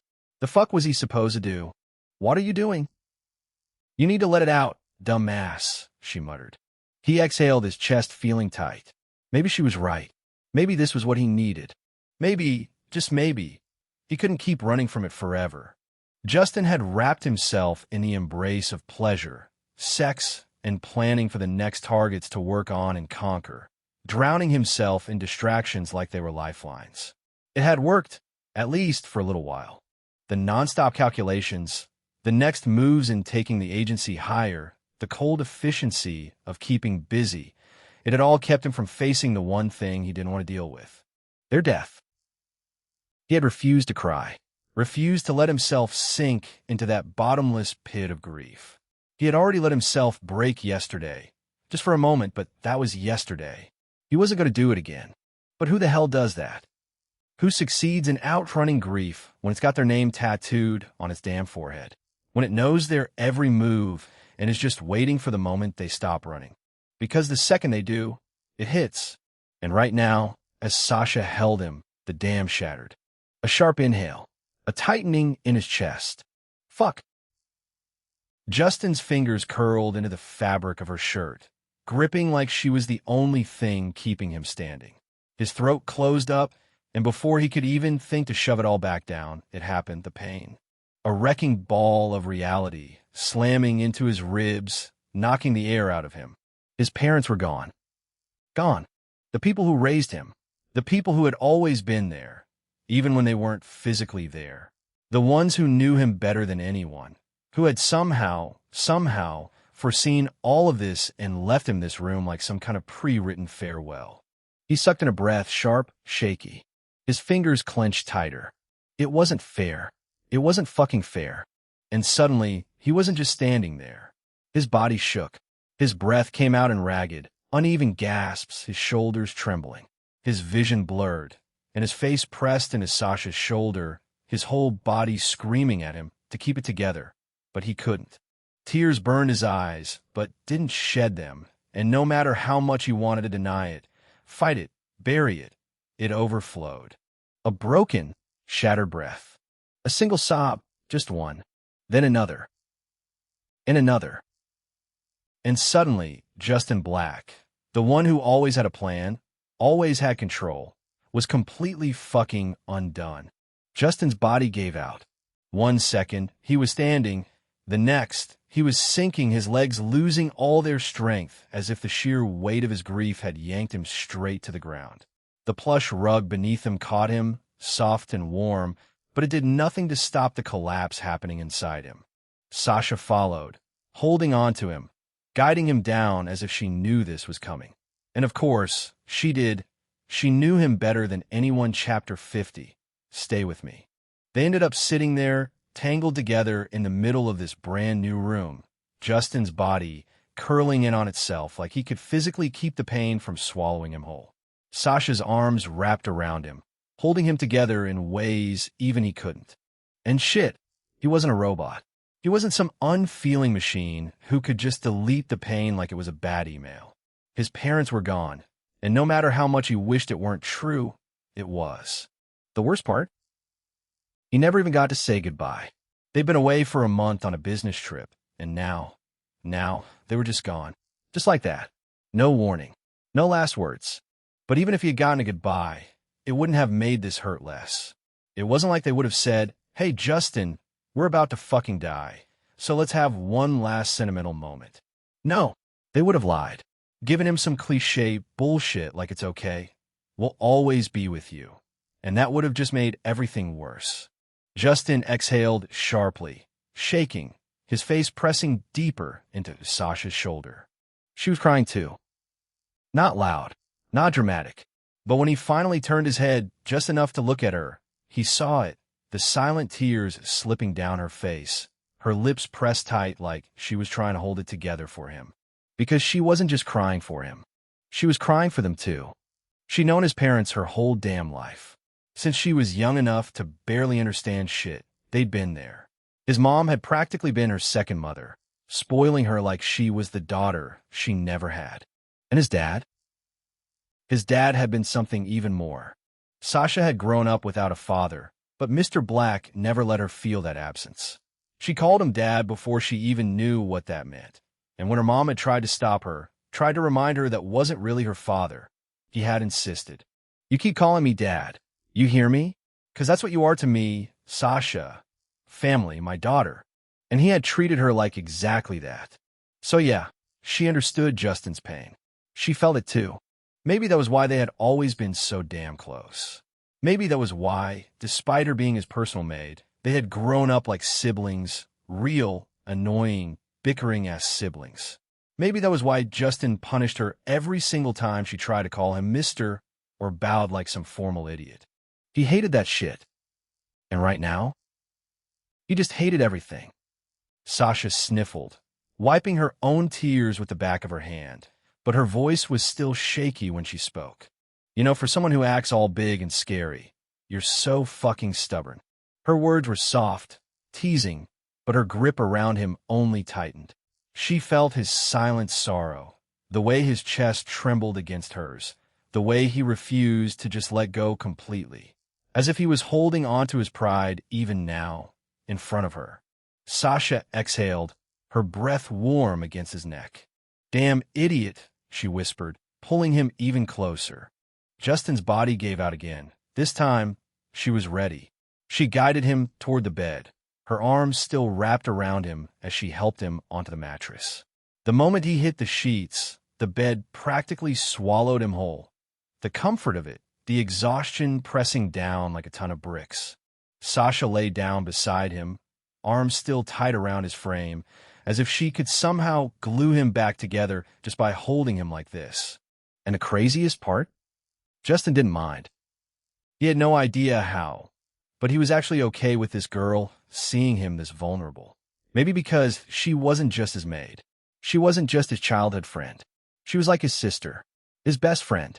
She was the closest person to him, just like Selena had been. His body was shutting down, exhaustion sinking deep into his bones. And yeah, no shit, he was exhausted. Between the board meetings, the whole system bullshit, hours of sex with Martinez, then more hours of sex with Chloe, then coming home just to be emotionally wrecked by Sasha. Yeah, his ass was done. His eyes started closing before he even realized it. Sasha, still staring at him, felt something tighten in her chest. There were no words for what she felt for him. Not really. It wasn't something she could explain, not even to herself. But she knew she loved him. In so many ways she didn't understand. She spent minutes just looking at him, taking in every feature, every breath, the way his face softened now that sleep was creeping in. Then, finally, she leaned in, pressing a gentle kiss to his forehead before standing up. Time to get him comfortable. She made quick work of it, undoing his tie, slipping off his jacket, unbuttoning his shirt, pulling it off those broad-ass shoulders. Then came his belt, pants, socks, all of it, until he was left in just his boxers. When she was done, she took a step back, hands on her hips, eyeing her work. Then she sighed. Not only is he more handsome and attractive with that intoxicating manly scent, she muttered to herself, but his little brother is bigger too, huh?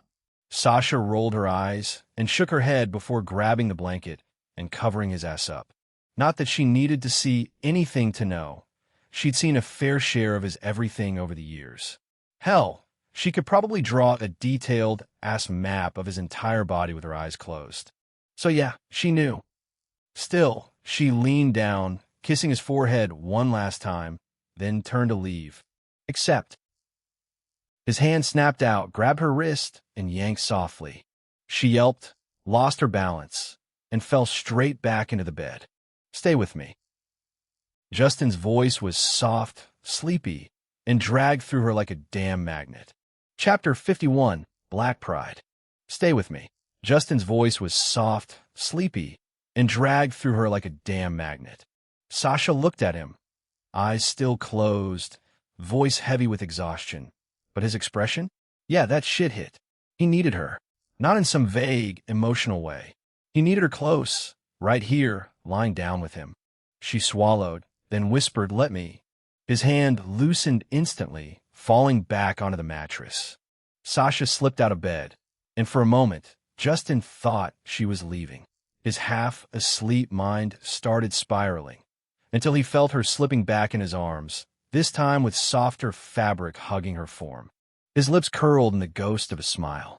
So she gonna change out of that stiff, as-made outfit. Good. He hated that thing. Then her voice, soft, teasing, but so damn Sasha. "I want to be the small spoon." Justin let out a tired chuckle. "MMH. You always do. Not that I mind being the big spoon." He pulled her closer, wrapping himself around her as the thick, plush duvet swallowed them both whole. It was warm, comforting.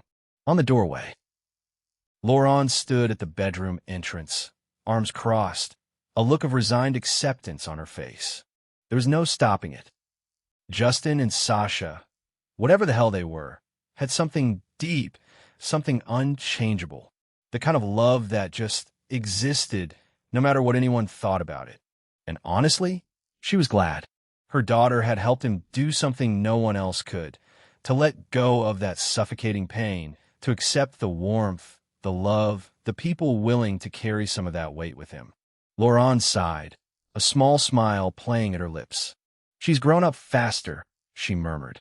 Then she turned, hips swaying as she walked away, her figure moving in a slow, natural rhythm that made it damn near impossible not to stare.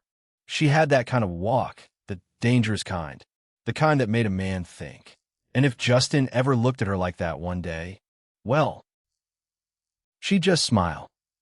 The kitchen was alive, the clatter of pots, the rich, mouth-watering scent of something definitely better than takeout, and the easy, lazy hum of gossip between two women who knew each other too damn well.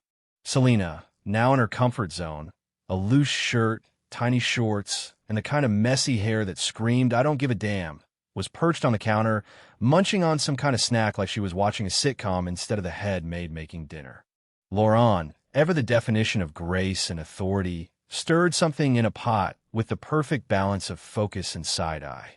"So," Laurent started, her tone teasing, "you're really going to act like you didn't see what I saw?" Selena stopped mid-crunch, paused, then shrugged. "Depends. What exactly did you see?" Laurent shot her a knowing look. "Oh, don't play dumb. You know exactly what I mean." She set the spoon down, turning fully to face her. "Those two, Sasha and Justin." Selena blinked once, then popped another snack in her mouth. "Took him long enough, huh?" Laurent smirked. "It was inevitable. Honestly, I should have placed a bet on this. I'd be rich." Before Selena could reply, another maid entered, carrying a small tray of fresh herbs and spices. "Ah, good." Laurent nodded, taking a quick glance. "Chop those up finely." "Yes, exactly like that." "Then pass me the salt." The maid got to work as Laurent returned her attention to Selena. "Speaking of Justin, how was his first day at the office?" Selena snorted. "Better than expected." "Actually, no. Way fucking better than expected." Laurent raised an eyebrow. Selena leaned forward like she was about to drop the funniest damn thing ever.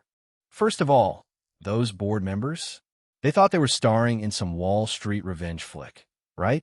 Thought they were about to pull some slick-ass power move on Justin. Laurent liebst. Oh, yeah. Except, plot twist, they were in his movie the whole time, and guess what? He was the one screwing them over." Laurent threw her head back and laughed. "Serves them right. Who the hell told them they could try to take over the company with cheap tricks?" She scoffed. Did they really think Justin was just some normal 18-year-old? They locked eyes. "Screw them." The words came out at the same time, loud as hell, making the other maid burst out laughing as well. Selena grinned, grabbing another handful of snacks. But wait, here's the best part. She popped one in her mouth, chewing dramatically. The funniest thing? The way those board members' jaws hit the fucking floor when Justin walked in, with the very woman who led them against him, now on his side, loyal as a smitten puppy. Laurent's eyes widened. He did that. Yep. Huh. Laurent clapped her hands, then turned to the other maid. "Pass me the garlic, no, the minced one, and get the butter from the fridge." Selena nodded, still absolutely thriving off the memory. I mean, the way they looked at him like she mimicked a board member's horrified face, eyes wide, mouth open, pure disbelief. Laurent wheezed, as expected of him. That boy doesn't just win. He dominates since he was young, even when he played games with his friends. He never lost. They kept laughing, the kitchen filling with the glorious sound of gossip and admiration, voices rising and falling between the clang of kitchenware, the sweet aroma of perfectly cooked food, and the undeniable satisfaction in their tone. Because damn, Justin was that guy. Black pride, the pride of the Black family in this very mansion. And honestly, what more could a man ever hope for? Justin had it all, and then some. Justin had everything. A loving family? Check. A home so full of genuine smiles and warmth that could make a Hallmark movie look like a depressing indie film? Double check. People who would literally move mountains for him? Yeah, those two. An agency that wasn't just dominating its industry, but had the potential to eat up its competitors like they were nothing but appetizers? Absolutely. And the women? Please. Justin could lift a single finger. No, not even just a casual tilt of his damn head, and some poor girl would be tripping over herself like a rom-com protagonist try to get his attention. The dude was set. Even without the presence of his parents, they had made sure he had everything he needed before they passed. He wasn't left wandering, wasn't left struggling. They had built him strong enough to carry the weight they once held. But the craziest part? He had the potential to get even more. More power, more influence, more money, more of whatever the hell he wanted. Because Justin, he wasn't just some lucky bastard sitting pretty with what he had. No, he was the kind of guy who would own the whole damn table, not just the cards he was dealt. And tonight, he was going to take a step that would make him fly. In just a few moments to come, something big was going to fall onto his laps. Something big. Chapter 52, Big Fish. Justin stirred awake, his body still heavy with exhaustion, but his mind slowly slipping back to awareness. The first thing he saw was Sasha, curled up beside him, her face turned slightly toward him, breathing soft and even. Peaceful, untouched by the chaos of the world, at least in sleep. He exhaled, a small smile tugging at his lips as he reached out, brushing a few stray strands of hair from her face. She barely stirred, just snuggling deeper into the warmth of the bed. Damn, she looked so at ease. He almost felt bad for leaving. Almost. Leaning in, he pressed a lazy kiss to her forehead, lingering just a second longer than necessary before slipping out of bed. The cold air met his skin immediately, making him roll his shoulders as he padded into the bathroom. The bathroom was sleek, modern, and way too big for just one person. Not that he was complaining. Everything was pristine, the kind of place meant for long, indulgent showers or the occasional stand in front of the mirror and rethink your life moment. Not today, though. He just let the warm water run over him, washing away whatever lingering fatigue still clung to his muscles. A few minutes later, he stepped out, steam trailing behind him as he made his way into his walk-in closet. This one was even bigger than the one in his old room. More space, more organization, more clothes he hadn't even touched yet. He ran a hand through his damp hair, eyes flicking over the options before settling on something clean, effortless, and expensive. A perfectly tailored black button-down, sleeves rolled up just a bit because, hell, he wasn't trying too hard. Slim, well-fitted dark trousers, and sleek, polished shoes that looked like they cost more than most people's rent. No chains, no flashy jewelry, just a single, understated ring on his finger. It was enough. By the time he stepped out, Sasha was awake, groggy as hell. She rubbed her eyes, blinking up at him in that half-conscious way before suddenly jolting upright. "Shit, I gotta change," she muttered, bolting toward her room before he could even smirk. "Yeah, that was Sasha for you." Shaking his head, he made his way downstairs, where the others were already waiting. The kitchen was alive, the low hum of conversation and occasional laughter making the space feel even warmer. Laurent and Selena sat at the table, still chatting, still laughing, their moods too good to be ruined by anything. When Justin and Sasha walked in, both women glanced up, one eyeing them with amusement, the other with something bordering on motherly satisfaction. One teenager looked like he was ready to take over the fucking world, while the other made sure he was always taken care of before he left the house looking clean as hell. They all settled in. Dinner was served. Drinks poured. Selena had already inhaled her sushi and whatever else her heart desired, while Sasha, as expected, made sure Justin's plate was filled before she even touched her own. The quiet clinking of utensils filled the air as they ate, comfortable in the familiarity of it all. And then, naturally, Selena turned to Justin, resting her chin in her palm, eyes twinkling with curiosity. "So, what's the plan tonight with Claire?" Justin didn't answer immediately. Instead, he let the silence stretch, his gaze flicking briefly to his plate, as if considering how much to actually say. And then, with a casual shrug, he finally answered, "We're catching a big fish." That was it. No elaboration, no unnecessary details. Because the truth? He didn't have any. All he knew was the location. The rest? That was Claire's game to run. He was following her lead for now. Selena caught on instantly. Her eyes narrowed slightly, but she didn't press. Instead, she exhaled through her nose and leaned back, giving him a knowing look. "All right, just don't overdo it. You've already done too much today, and you need rest." Justin nodded, acknowledging the point but making no promises. Then, casually, he dropped the bomb. "I'm making Claire the CEO of Black Veil." Selena froze mid-bite, her fork hovering in the air as her brain processed that. Then, with a deep sigh, she slowly placed it down and rubbed her temple. "Yeah, I saw this coming." She didn't argue, though, because, realistically, there was no other choice. He couldn't be both chairman and CEO, not with school in the mix. Hell, even if school wasn't in the picture, running Black Veil alone would be insane. He needed someone competent, someone with experience, someone he could trust. And Claire checked every damn box. And she'd been completely snatched now. Not only was she seasoned in the field, but her authority in Black Veil had skyrocketed even more than before since pledging her full loyalty to him.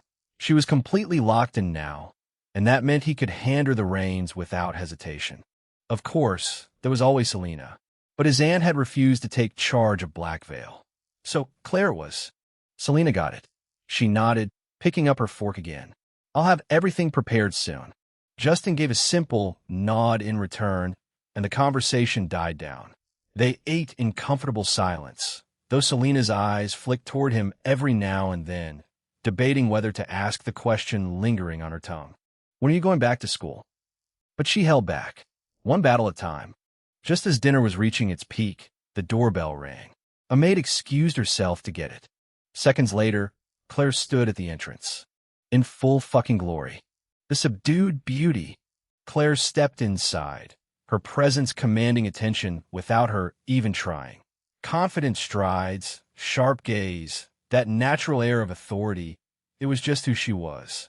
But tonight, she wasn't just exuding power. She was exuding dangerous allure. Justin leaned back in his chair, a slow, approving smirk forming as he clapped his hands together. "Look who finally made it." His voice carried that teasing edge, but the gesture that followed was pure invitation.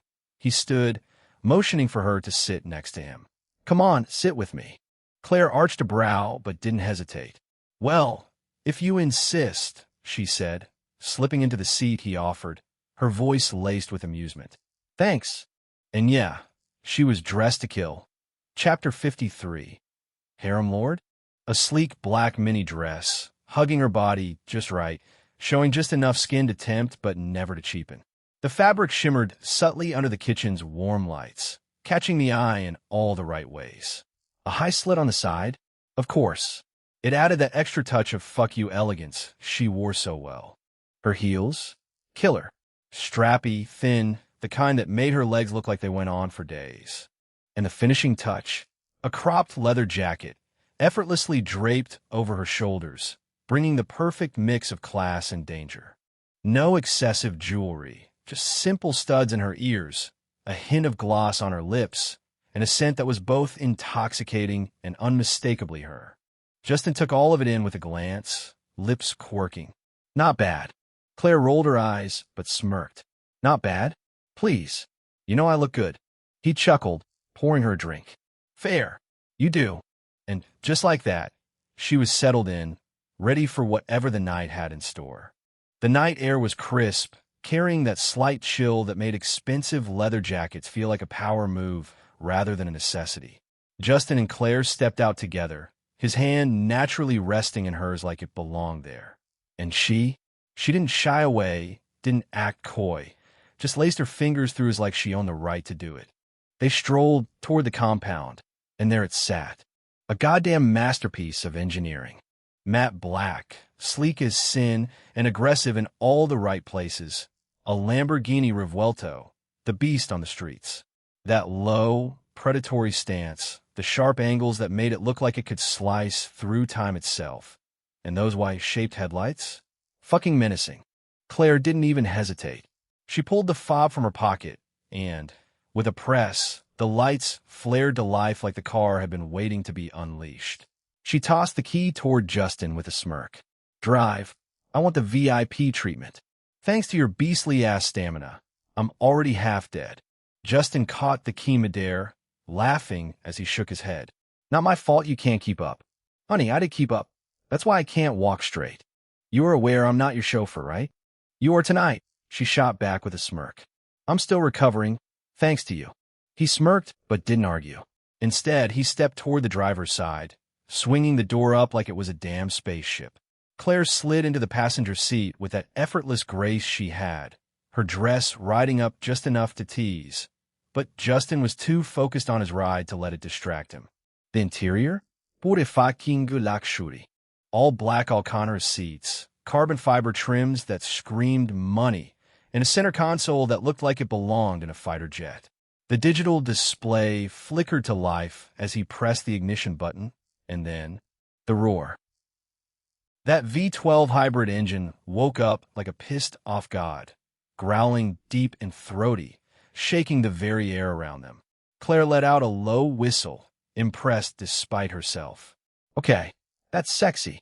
Justin smirked, resting his hand on the wheel like he was born with it. Watch this. He revved the engine once, twice before throwing it into gear. Then, without warning, he spun the wheel, executing a crazy-ass turn that sent the Lumbo whipping around in a perfect arc. The tires screeched against the pavement before catching grip, and then they tore through the gates, straight into the open road, the city lights stretching out before them like a kingdom to be conquered.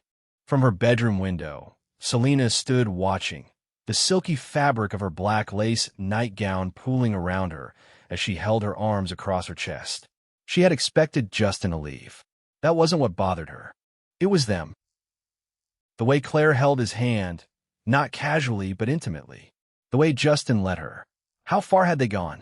How much had changed between them? Selena exhaled, running a hand through her hair. They're not kids. She knew that better than anyone, that Justin was beyond needing protection from her, and it was his time to soar. If anything, she would probably need Justin's protection before long, not the other way around. But still, the worry sat there, gnawing at her, whispering what-ifs. In her world, Justin was all she had, and whether she liked it or not, she couldn't afford to let anything happen to him. The Lumbo sliced through the neon-lit streets of Las Vegas like a black panther on the hunt. The city was alive, pulsing with energy, drowning in lights, and screaming luxury at every corner. Skyscrapers loomed, billboards flashed, and the roads glowed under the endless parade of headlights and street lamps. Inside, the energy was different. Claire was glued to Justin's side, her arms wrapped around his one free hand, fingers tracing lazy patterns on his skin like she was etching her claim. Her head rested lightly against his shoulder, and every few seconds she'd look up at him with those soft-ass eyes like he was the only man to ever exist. Justin? He just smiled passively and kept his eyes on the road. This is going to be a problem, he thought dryly. Every woman he fucked? Emotional attachment. Like clockwork. It started simple, little looks, small touches. Then before he knew it, They'd be too far gone, in love beyond the point of no return. And given how far he was planning to go in life, that was dangerous. The last thing he needed was to accidentally build a damn harem. Because that would be a whole other fucking problem. Problem for tomorrow. But tonight was about celebration.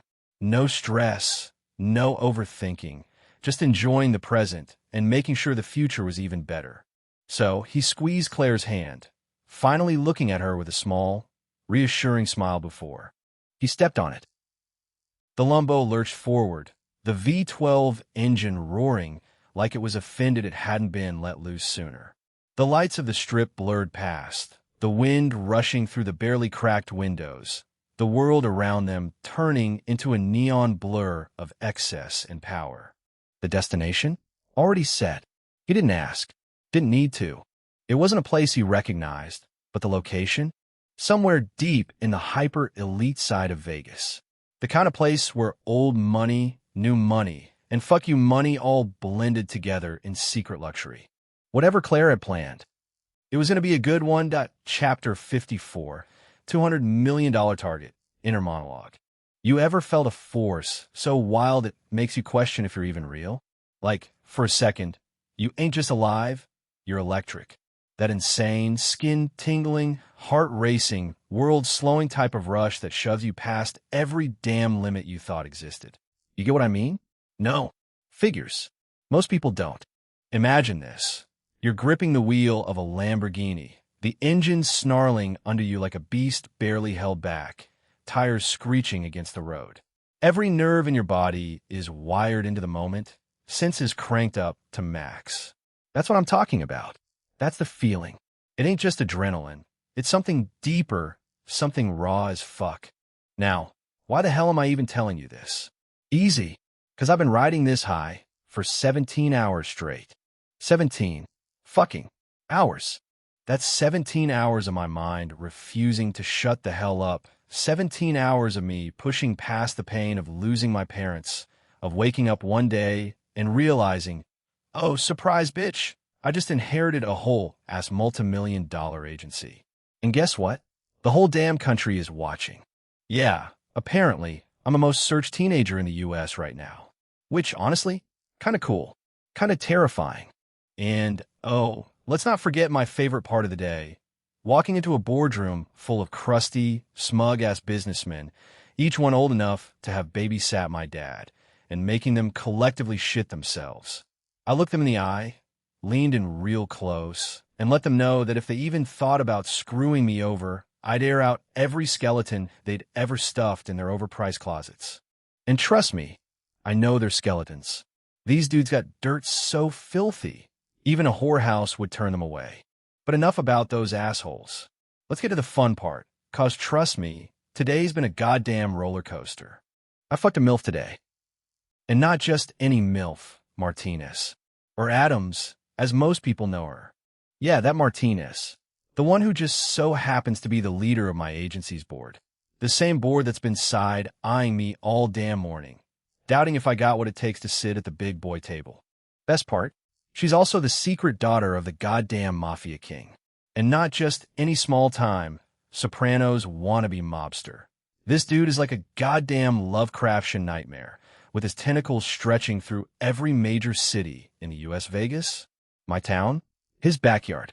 Now, anyone sane and even half as manipulative as me, evil, calculative, and a little bit of a cocky asshole, can already see where this is going.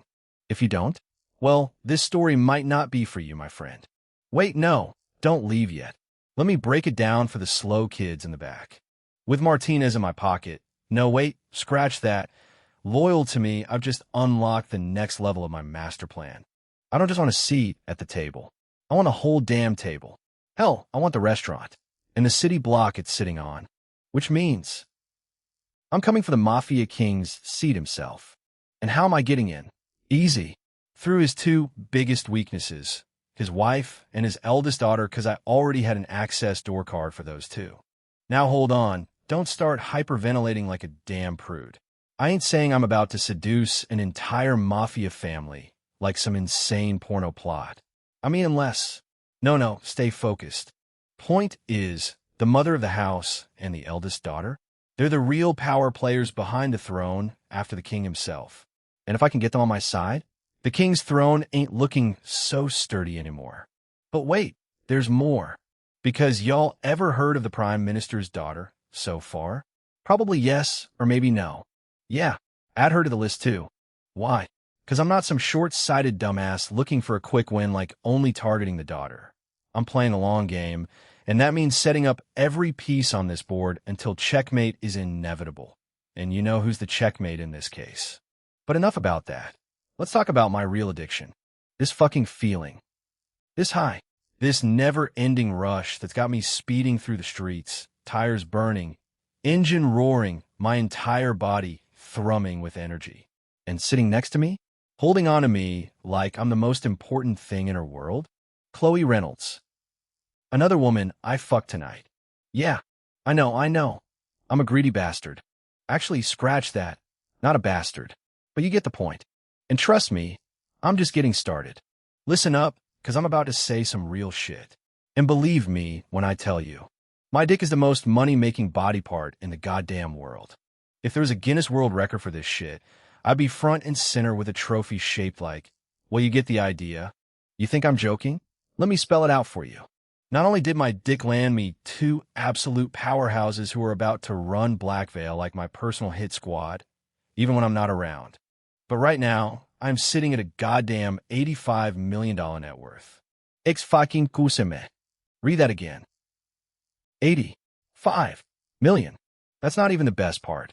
Because the woman sitting next to me, yeah, Chloe Reynolds, she just promised me we're about to bag an even bigger fish tonight. A fish worth $100 million. And all I had to do? Conquer her. Of course, she didn't tell me all these details. How did I know? Remember, I have fucking information harvester in my mind. So, somebody please, for the love of capitalism, shout hallelujah. Daddy Justin, wait, hold up. Leave out the daddy part. That word's been through enough. You know what I mean. But let's not lose focus. The point is, my dick, absolute gold mine. And sure, I ain't out here doing this solo. I got my Black Veil system running in the background, pulling strings, crunching numbers, setting me up for success. Together, we're about to take this whole damn world by storm. And I promise you this, by the time the sun rises, my net worth is hitting $200 million. Unrealistic? Maybe. Crazy? Definitely. Do I give a single, solitary fuck? Nope. I'm young, I got potential, and I'm taking everything I've ever wanted. You think I'm about to hold back? Bitch, I don't even know what that means. Chapter 55, Crazed Sex on Drive. The rush hit me like I just sold my soul to the devil. That 666 kind of crazy took over, and the next thing I knew, I was throwing Chloe's Lamborghini into a drift like I was born in a fucking Fast and Furious movie. I yanked the paddle shifter, click, dropping a gear while my foot slammed the accelerator. The twin-turbo V12 screamed, the raw power vibrating through the chassis as I twisted the wheel. The rear tires bit into the asphalt for a second before breaking loose, sending us into a perfect sideways glide through the neon-lit city streets. The whole damn world blurred, streaks of gold, red, and electric blue flashing across the tinted windows. Inside, the cockpit was chaos, RPM spiking, the digital HUD lighting up like a Christmas tree, the seatbelt sensors bitching at me with rapid beeps. Chloe yanked onto my arm, pressing herself against me like I was her last hope in this reckless reality. Smart girl. I tightened my grip around her waist with one hand, steady on the wheel with the other. Don't worry, baby. Daddy's got you. Her breath hitched, part thrill, part disbelief. I wasn't just driving. I was dominating this machine, bending it to my, like a goddamn street demon. The rear tires caught traction again, and with a flick of the wrist, I snapped us back into a straight line, the Lumbo launching forward like a bullet. The pop, pop, pop of the exhaust echoed against the towering skyscrapers, our presence undeniable. But this was just the warm-up. I turned to Chloe, my smirk deepening. You worked hard today. You deserve the best ride of your life. She was about to say something, Maybe call me insane, but I was already upping the ante. Still gripping her waist, I let go of the wheel. Her gasp? Priceless. The car kept going, flawlessly straight, despite my hands being nowhere near the controls. Before she could panic, I reached down and tapped a hidden button on the console. Beep. Oh, right, one thing I haven't mentioned yet. In this world, the rich own the tech, and you could basically do whatever the hell you wanted. And yeah, this car? Custom-made. It had self-driving capabilities, but honestly, I wasn't about to use that crap. It had ruined the fun. Instantly, the car's entire system shifted into privacy mode. The windows blacked out to pure opacity. The external cameras glitched. The GPS vanished. Every tracking system? Dead. As far as the world was concerned, this car and everything inside no longer existed. I was about to give Chloe the best road drive of her life. She'd done so much for me today, given me so much, and it was time I returned the favor. This ride was going to be unforgettable in more ways than one. Chloe turned to me, her brown eyes wide with realization. Wait, what the fuck did you just do? I grinned. Turned this ride into our personal Sin Mobile. That's when I made my move. With one swift motion, I scooped her up, pulling her from the passenger seat straight onto my lap. Her shocked gasp? Beautiful. Justin, you crazy asshole, she yelped, her hands bracing against my chest. The moment her skirt rode up, I felt the heat of her thighs pressing against me through the thin layers of clothing separating us. I just chuckled, holding her tighter. You already knew that, baby. The city lights blurred around us. The Lumbo roared beneath us. And tonight was far from over. With no more hesitation, I dipped my head over her shoulder, my cheek barely brushing hers as I adjusted my grip on the wheel. The Lumbo hummed under us, power just waiting to be unleashed. If we crashed? Yeah, no getting out of that one. But I wasn't planning on losing control of the car or of her. She knew exactly what I wanted. Without a word, she shifted, pulling herself just far enough from the wheel, giving me the space I needed to take full control. Take it off, I ordered. Her laugh was half disbelief, half amusement. How much sex drive do you have, really? We fucked all evening, and before that, you even had Adams every riding that big insatiable cock. Yet you're still ready for more? Are you a damn lust demon? No, shit. I'm something beyond that. I smirked, fingers tightening on the wheel. Better be ready for it when I want you. Now, take it off. Her hands moved, the sound of fabric shifting against skin barely audible over the low roar of the engine. I didn't need to look. I felt the change. At the same time, I kept my other hand busy, working the controls like a goddamn master. Anyone else trying to drive like this? They'd be in a ditch. But me? I was built different. I grinned as I felt her warmth of her pussy press against my cock through my pants, a devilish little thrill running up my spine. Now you know what to do, babe. I murmured in her ear, low and smooth, just to see her shiver. She melted into me, arms looping around my neck as she settled, her chin brushing my shoulder. Her breath came faster, hitching slightly, her body pressing into mine. And damn, if that wasn't setting me off more than I expected. A smirk curled on my lips. Hold on tight, I warned. And then, boom, I slammed my foot down, the Lumbo launching forward like a bullet tearing through the city night. She gasped, squeezing herself into me, her grip tightening, and I felt nothing but raw adrenaline and satisfaction. Yeah, this was how you lived. Chloe's lips crashed against mine. Hot, fast, and with zero hesitation. But just as quick, she pulled away, hands framing my face like she was mapping it out. Then came the kisses, my cheek, my jaw, down my neck, each one hungrier than the last. And before I could process, she was tugging my shirt off my shoulders. Are you crazy? I half laughed, half gasped. You started this, she shot back, eyes full of mischief. Be fast.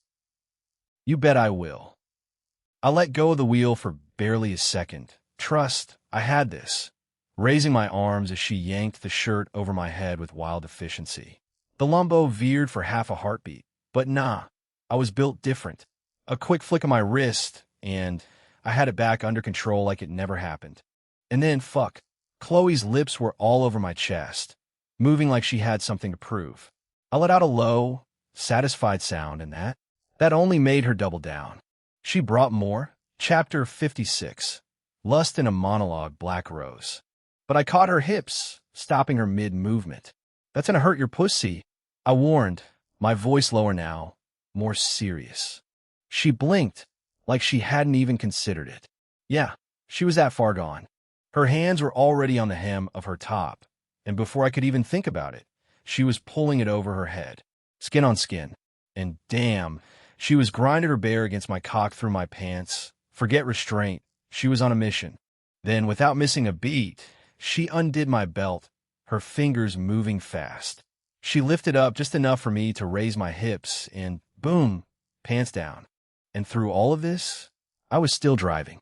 No esfuerves, no near misses, just smooth, effortless control. Because when you're a master at something, you don't fumble. And then, just when I thought I'd seen everything, she did something I didn't expect. Well, maybe I did, just not like this. Chloe's breath hitched, her fingers curling against my shoulders as she lifted herself, her body aligning with mine in a way that sent a sharp, electric thrill through the air between us. Her eyes, dark with heat, locked onto mine, and for a moment, everything slowed, the city lights flashing through the windshield, the hum of the engine, the distant blur of traffic. Then, with a deliberate roll of her hips, she sank down. A sharp inhale, hers. A slow, wicked smirk, mine. Yeah, I murmured against her ear, feeling the way she tensed, then melted against me. "That's it, babe." Her nails dug into my back, her forehead resting against mine, and for a brief second, I almost forgot I was driving. Almost. But I wasn't just any driver. I was a master of the impossible. The car roared forward as I stepped on the gas, swallowing her breathless gasp into a low chuckle. Black Rose wasn't just a club, it was the club. The kind of place so exclusive that even billionaires got side-eyed at the door. Sitting right across from Red Rock Casino, Resort and Spa in Summerlin, it made the luxury casino look like some mid-tier tourist trap. It was something else entirely. 3 stories tall, yet somehow more imposing than the towering casino behind it. Its architecture was a perfect blend of modern minimalism and obscene wealth. Black marble, tinted glass, and veins of gold laced through its facade in ways that weren't tacky, just dangerous. Like this building wasn't just expensive, it was untouchable. The kind of place you didn't ask too many questions about. It wasn't just expensive, it was untouchable, because why be rich if you can't be obnoxiously rich? The kind of place you didn't ask too many questions about. There was no flashing neon sign, no grand entrance screaming, "Look at me, I'm expensive." Just a single logo above the entrance, a black rose, petals dripping with blood. Subtle? Hidden, but got the message across. If you had to ask what it meant, you weren't getting in. A matte black Rolls-Royce Phantom, ghost rolled up, smooth as hell, engine humming like it knew it belonged here. The driver? Unbothered. Probably born rich, or worse, self-made with the kind of money that made old money types nervous. He didn't even glance at security, just eased toward what looked like a normal-ass parking lot entrance. Then, with a flick of his wrist, he pulled out the card. Platinum. No numbers, no name, just that same black rose, bleeding like it had beef with the world. Beep. Scanner read it instantly. And just like that, shit got interesting. The parking lot entrance? Fake as fuck. Instead of pulling into the lot like some regular rich asshole heading to dinner, the ground itself moved, shifting like some straight-up spy movie shit. A second driveway opened beneath the first, silent as a ghost. Without hesitation, the rolls dipped downward, sliding into the underground depths of Black Rose. The second it passed, the entrance sealed back up like it was never even there. No common folk knew about this place, not even most officials. This wasn't just luxury. This was off the grid.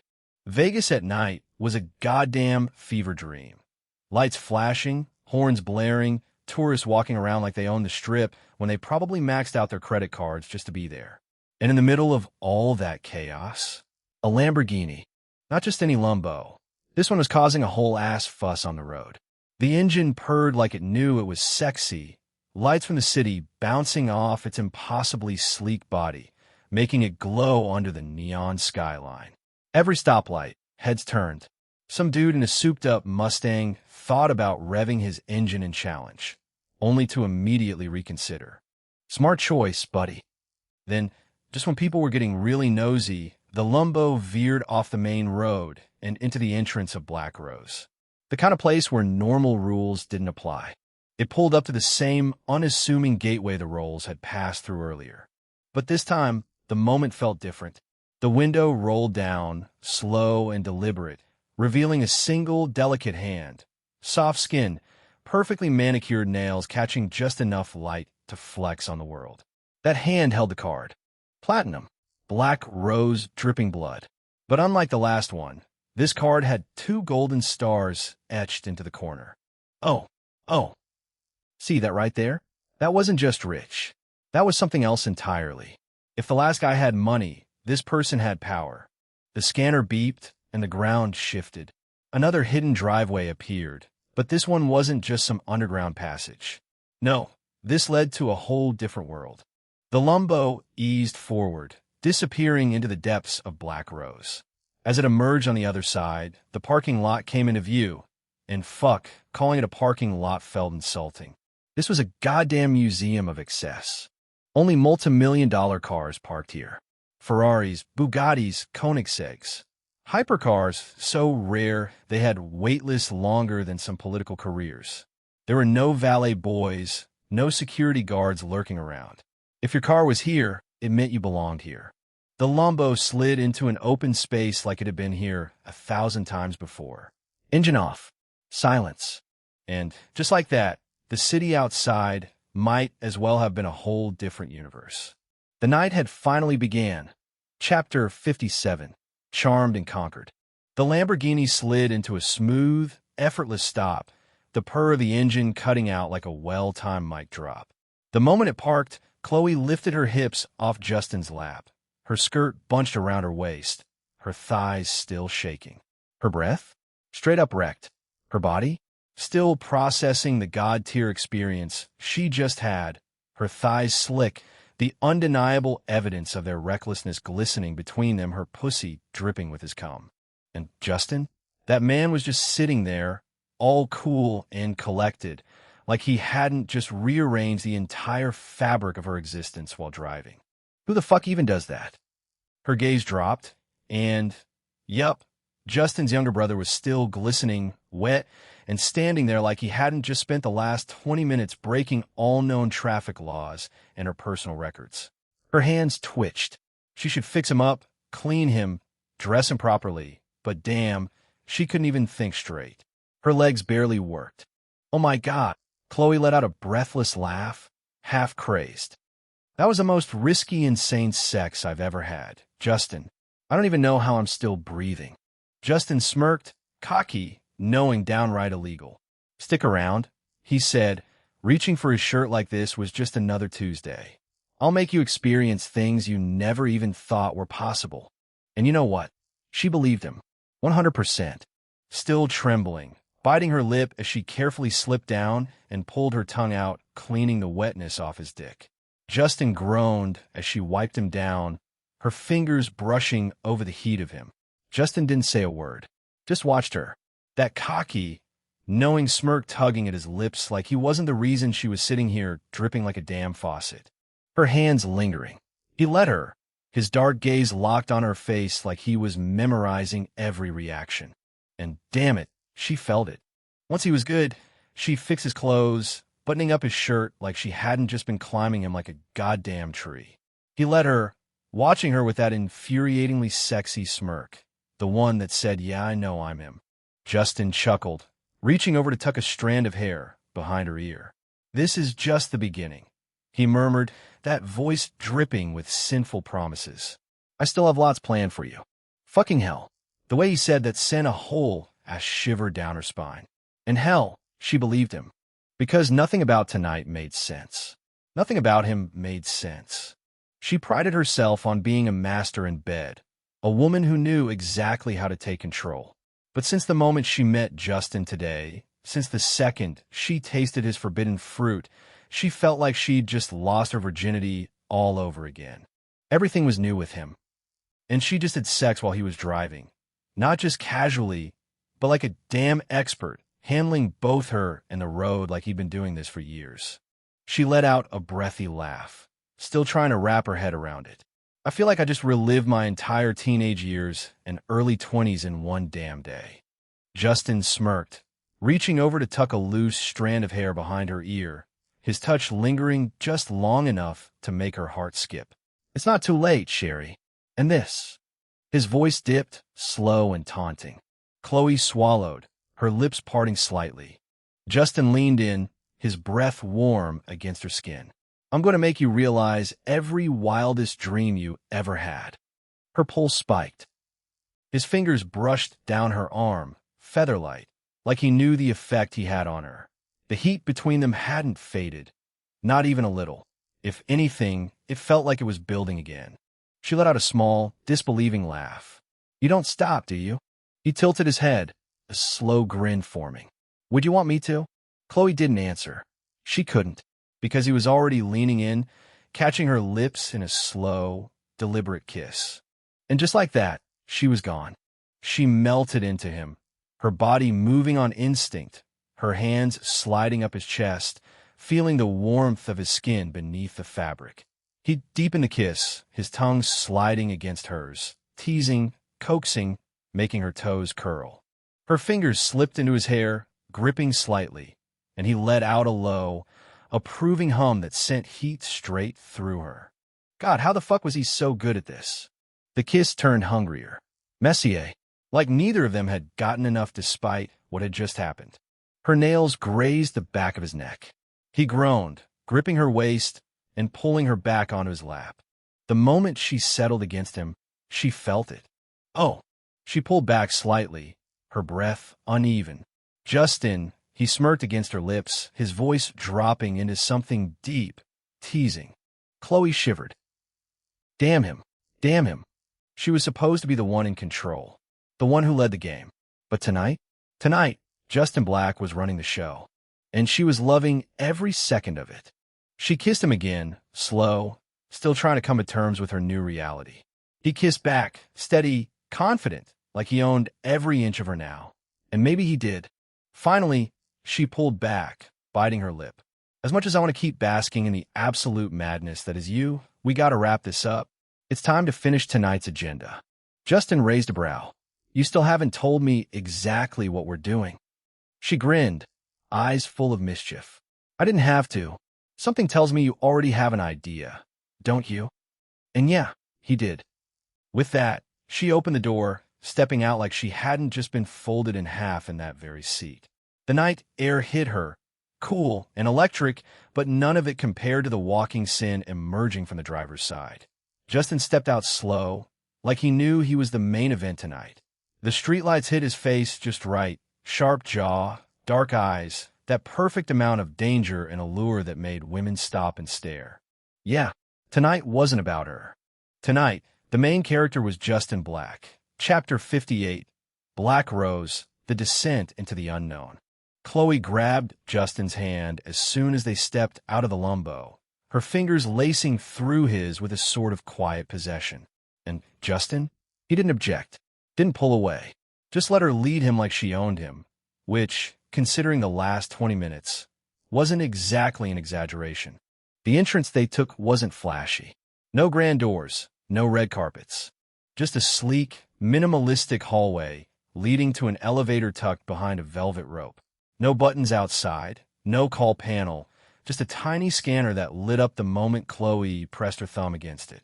A soft chime sounded.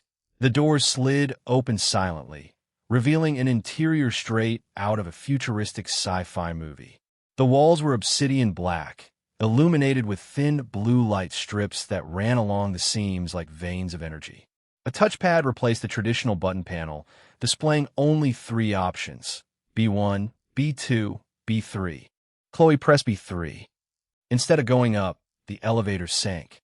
Justin arched a brow, shoving his hands into his pockets. So this is some kind of ultra-rich playground? Chloe shot him a knowing smirk.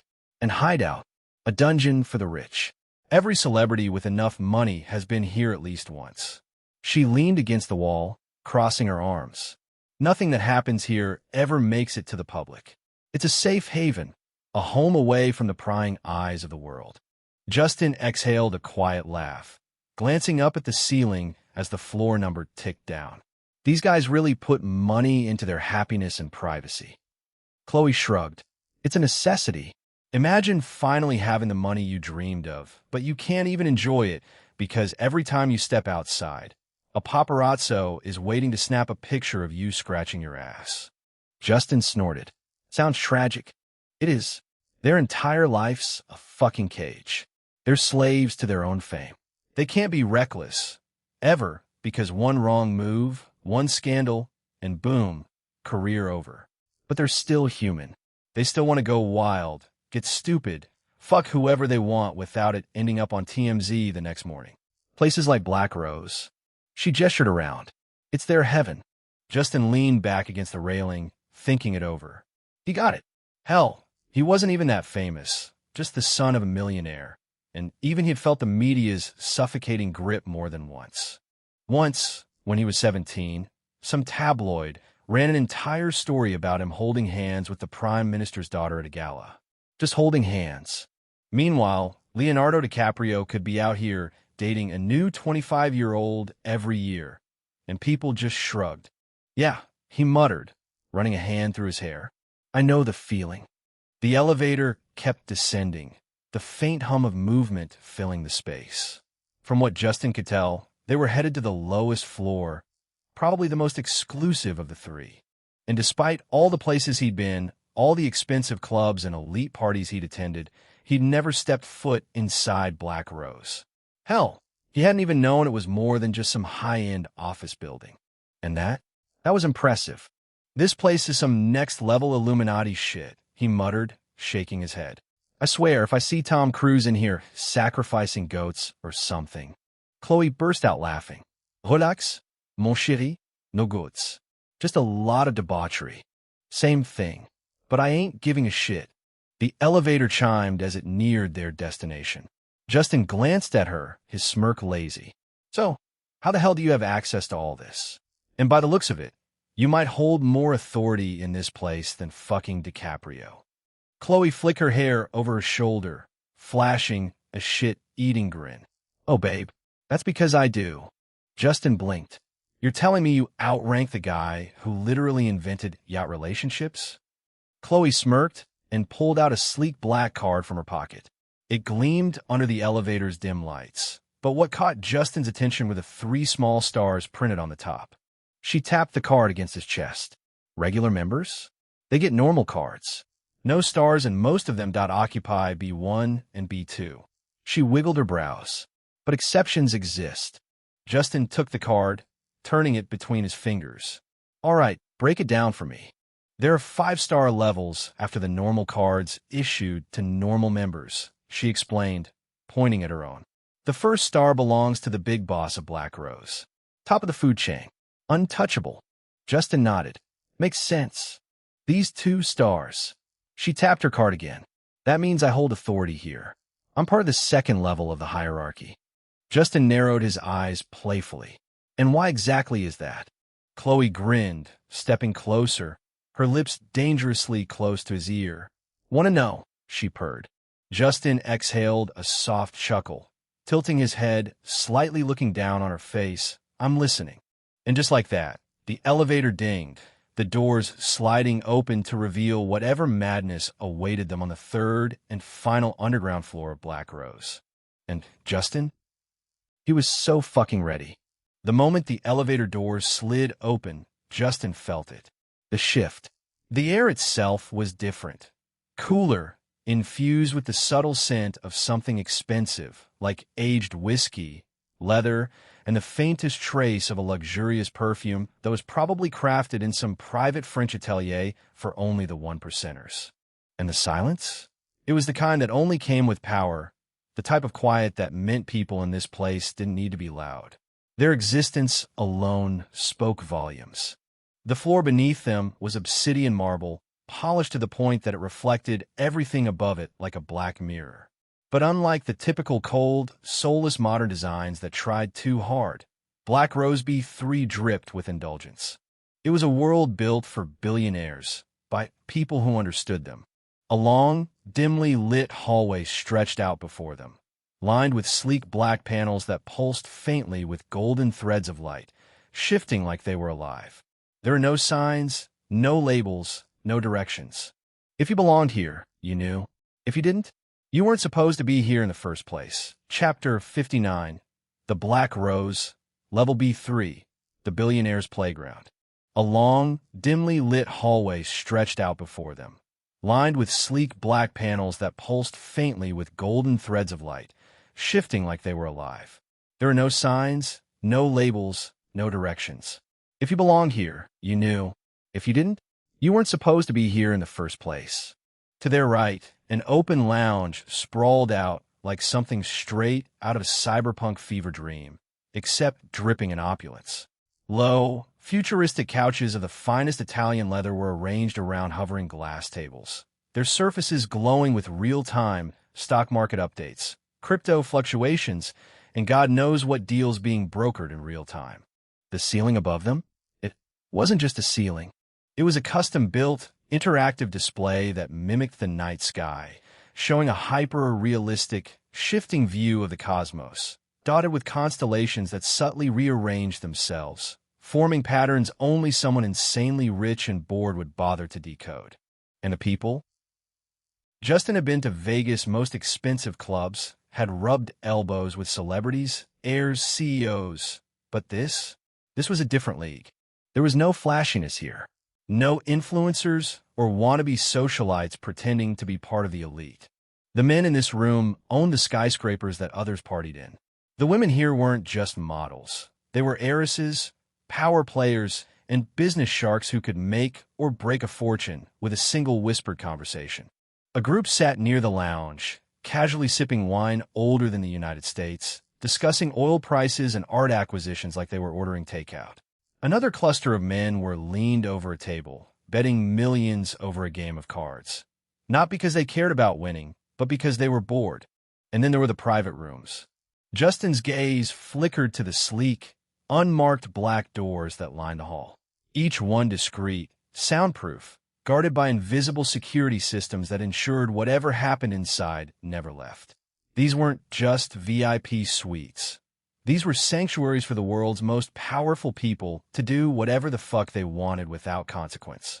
Chloe must have caught the look on his face because she smirked. "Now do you get it?" she murmured, stepping close. "This isn't just exclusive. It's sacred. This is where people come when they want to be themselves. No cameras, no contracts, no reputations to uphold."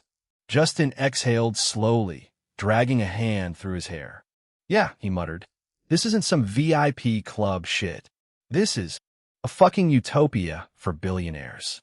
And as the doors behind them slid shut, trapping them in the world of the untouchable elite, Justin had one single thought. What the hell have I just stepped into? When they reached the bar, it wasn't just a bar. Hell no. This wasn't some tacky, neon-lit lounge that screamed money. This was the heart of Black Rose, the kind of place you'd only see in the dreams of someone with more zeros in their bank account than most countries' GDP. The bar was set in the middle of the room like a command center, a place where deals weren't just made. They were sealed with a nod, a drink, and maybe a quick exchange of power. It was circular, almost ethereal, as if floating above the floor on an invisible platform, with each seat around it crafted for comfort and status. The bar top wasn't just wood or stone. It was some alien glass that shimmered like liquid gold, its surface constantly shifting like it was alive, forming ripples of electric blue and silver with every movement. It wasn't just decoration, it was an experience. Behind the bar, a long line of premium spirits stretched across an entire wall, each bottle glowing faintly, as if they were so rare and expensive that even the air around them had to pay tribute. There were vintage liquors from hidden distilleries in the Swiss Alps, aged whiskeys that had been distilled before the turn of the century, and exclusive vodkas only available to the 1%, all encased in platinum and glass enclosures that made it feel like you were gazing at rare art. The bartender, a sleek, stone-faced man who looked like he'd stepped out of some high-end fashion catalog, didn't need to ask what they wanted. He already knew what Chloe took. He reached down, pulling out a bottle of Yuri's No. 7, a vodka so expensive that the average person would think twice about the price of a single shot. He poured it in a glass, his movements deliberate and precise, as if every pour was an art form. Chloe slid onto one of the plush bar stools, the leather creaking under her weight as she smiled over at Justin, that mischievous glint still in her eye. She lifted her drink, the glass catching the light just right, making it sparkle like a damn diamond. "You ever had this stuff?" she asked, raising an eyebrow. Justin shook his head. "Hell no. I don't even think I've seen it outside of a magazine." Chloe laughed softly, swirling the glass in her hand. "Most people haven't. It's not like you can just stroll in here and ask for a bottle. You got to be someone important for that kind of access." Justin chuckled, taking a sip of the drink she handed him. The warmth hit his throat like liquid fire, smooth and intoxicating. It felt like drinking straight luxury. This is good," he said, leaning back in his chair, suddenly feeling more alive in this surreal world. "But I gotta ask, how do you get into a place like this? What's the catch?" Chloe's lips curved into a playful smirk as she swirled her drink again. "The catch? There's always a catch, baby. But here, the only thing you need to worry about is the right connections. Black Rose is a hidden world, a world where only the top dogs come to play. You're not just a VIP. You need to be someone with clout to even walk through that door." She leaned in a little closer, voice dropping low. "But you know what? You got the kind of vibe that might just fit in here. You don't even know the half of what you're capable of yet." Justin couldn't help but laugh. "Thanks, but damn, you talk like you own the place," he teased. "In a way I do," she winked. "But that's a conversation for later. For now, enjoy the ride. The real fun hasn't even started yet."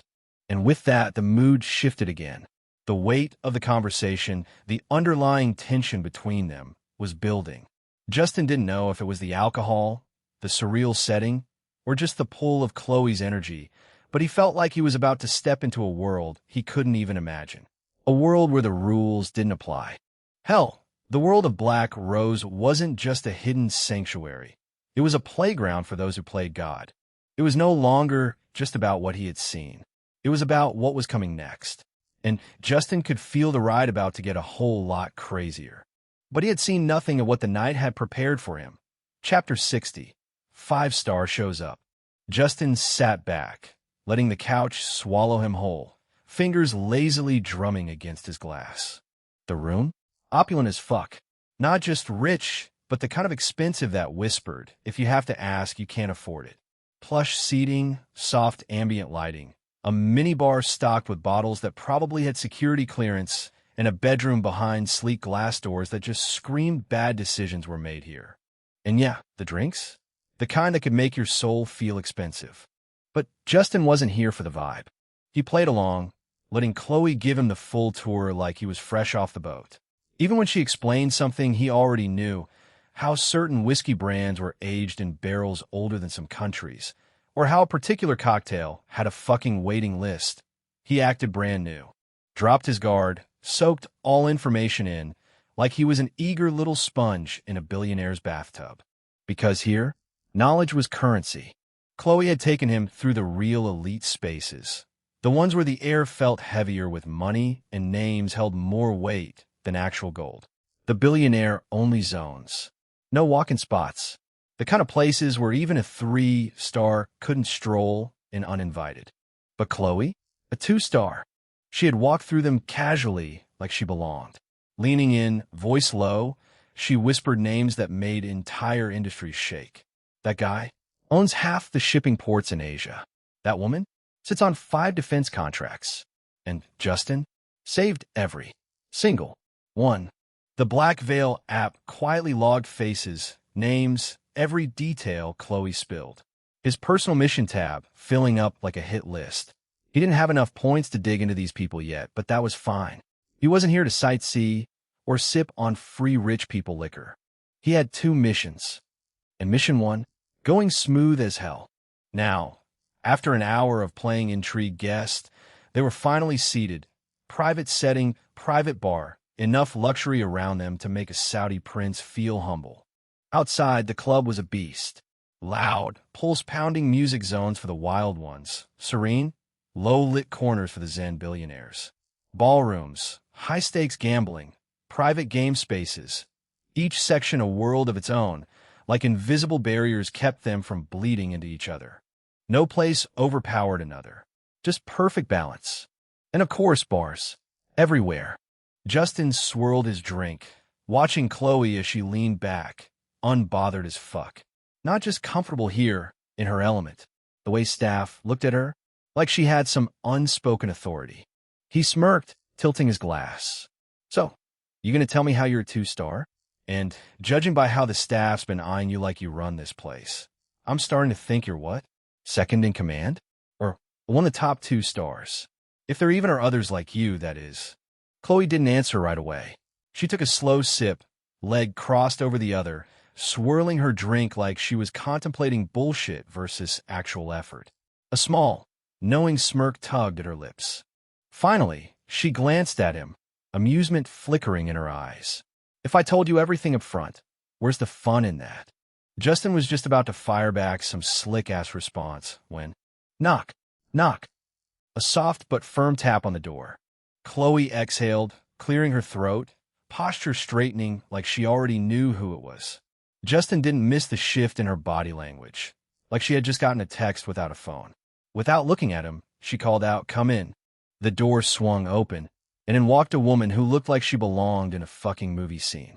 Now, most of the staff here were already walking designer mannequins, suited up, polished, name tags pinned to pristine uniforms that probably cost more than an average college tuition. The kind of professionalism that made you question your entire life choices. But this woman? Different.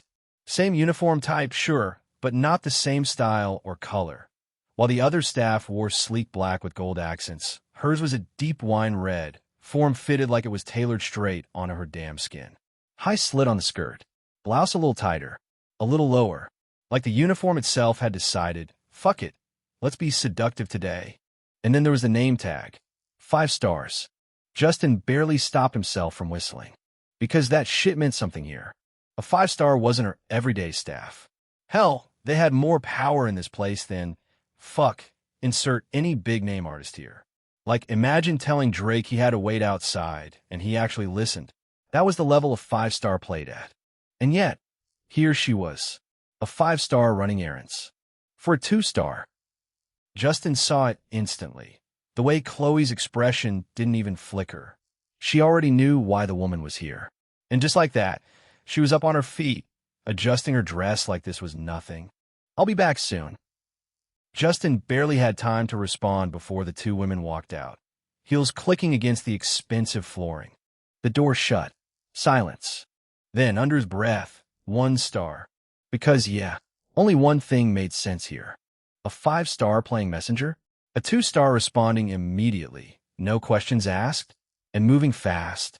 Yeah, 1-star influence was all over this. And in this world, inside Black Rose, even a 5-star had more pull than, Adam Sandler at a Gucci store. Like, imagine him walking in, all comfy in his XXL basketball shorts, and the staff just hit him with a, "Sir, the rich people section is that way." And he actually moved. Yeah, that's the level we were talking about. Justin just shrugged, rolling his shoulders before leaning back into the couch. Fine, let them handle their little secret business. He grabbed his drink, letting the ice clink as he took a sip, because honestly, he'd already hit the jackpot tonight. The names he had now, the faces Chloe had pointed out, if he played this right, made the right moves, Justin wouldn't just be stacking millions. He'd be in the fucking billions within 2 months. His original goal had been a nice, clean $200 million by the end of tonight. Cute number. But now, that number felt like pocket change. He tilted his glass, watching the liquid swirl. But I still got my focus on the target for tonight. Because, yeah, sure, he was greedy. Insatiable, even. That was his second name. Whoever Chloe had lined up for him to meet. He was meeting them. No dilas. No excuses. And if they turn out hot, even better. Hopefully, they were as fine as Chloe. Or better. That'd be a real win. But hey, even if she wasn't, Justin wasn't one to be wasteful. He'd still part the Red Sea and lead that expedition straight to Pleasureland. Chapter 61. Test in a Wet Dream. Of course, Justin wasn't just here to satisfy his dick. He had bigger plans. If he could turn these billionaires and millionaires lounging around Black Rose into clients, Black Veil was going to skyrocket. And he had a hunch Chloe was thinking the same thing. No way she dragged him here just to get drunk and flirt with rich assholes. She was after a big fish. But, who goes to the ocean just to come back with a damn mackerel? If they were going to fish, might as well aim for a fucking whale. So yeah, that was his other plan. One that required him to sit down with the actual boss of Black Rose. And he would. The Celine section of the bar wasn't built for the weak.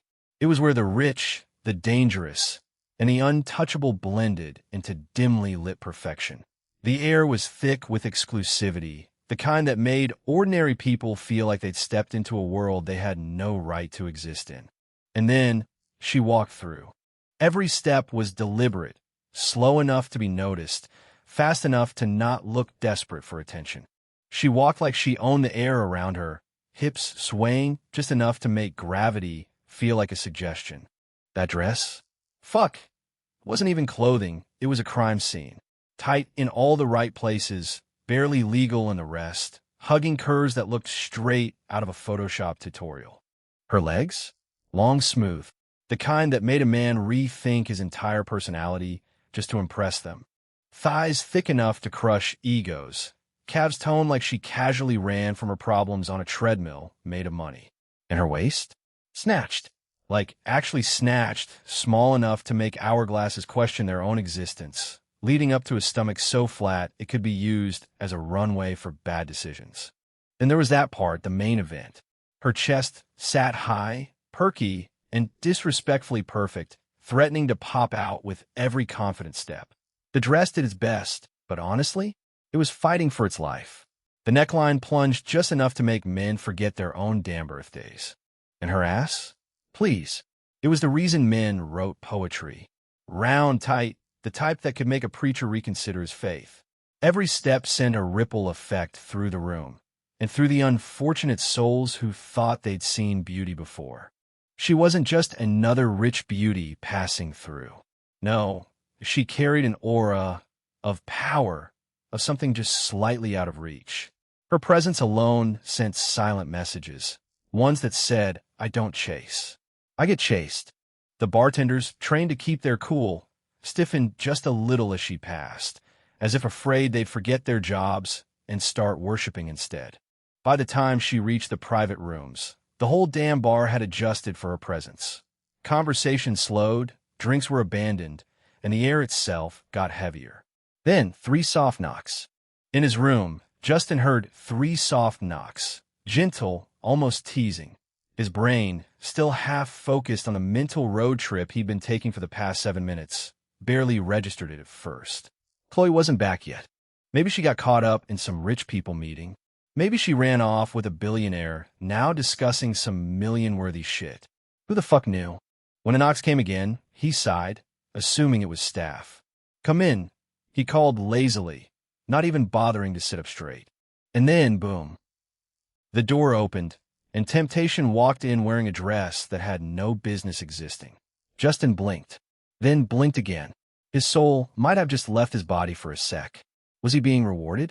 Had he unknowingly done something righteous today?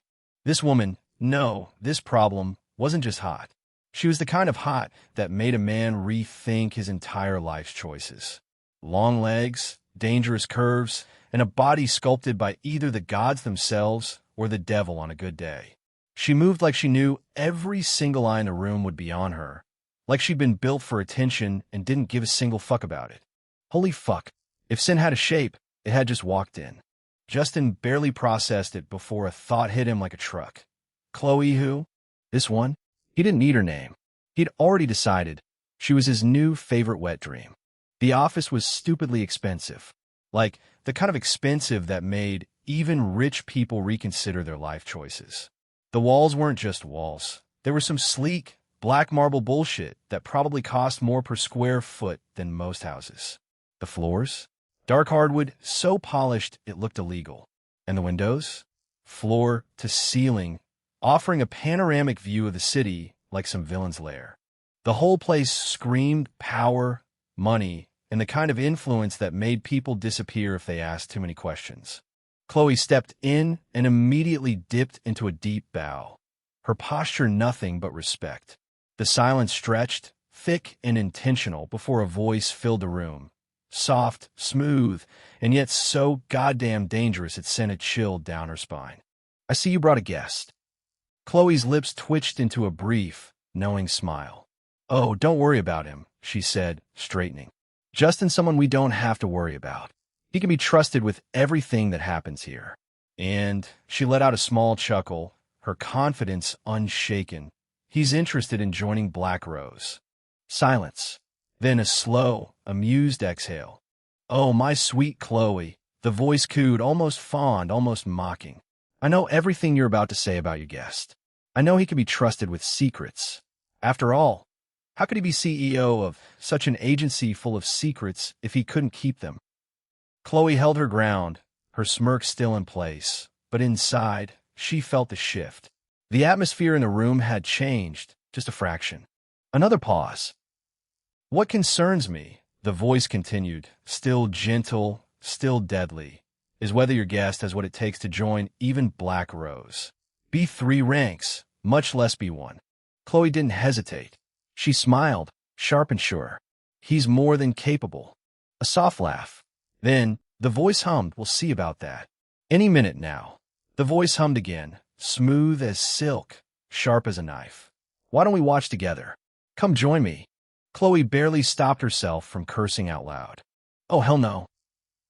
Someone had already been sent to test Justin. Fuck. Chapter 62. Test dummy. Night starts.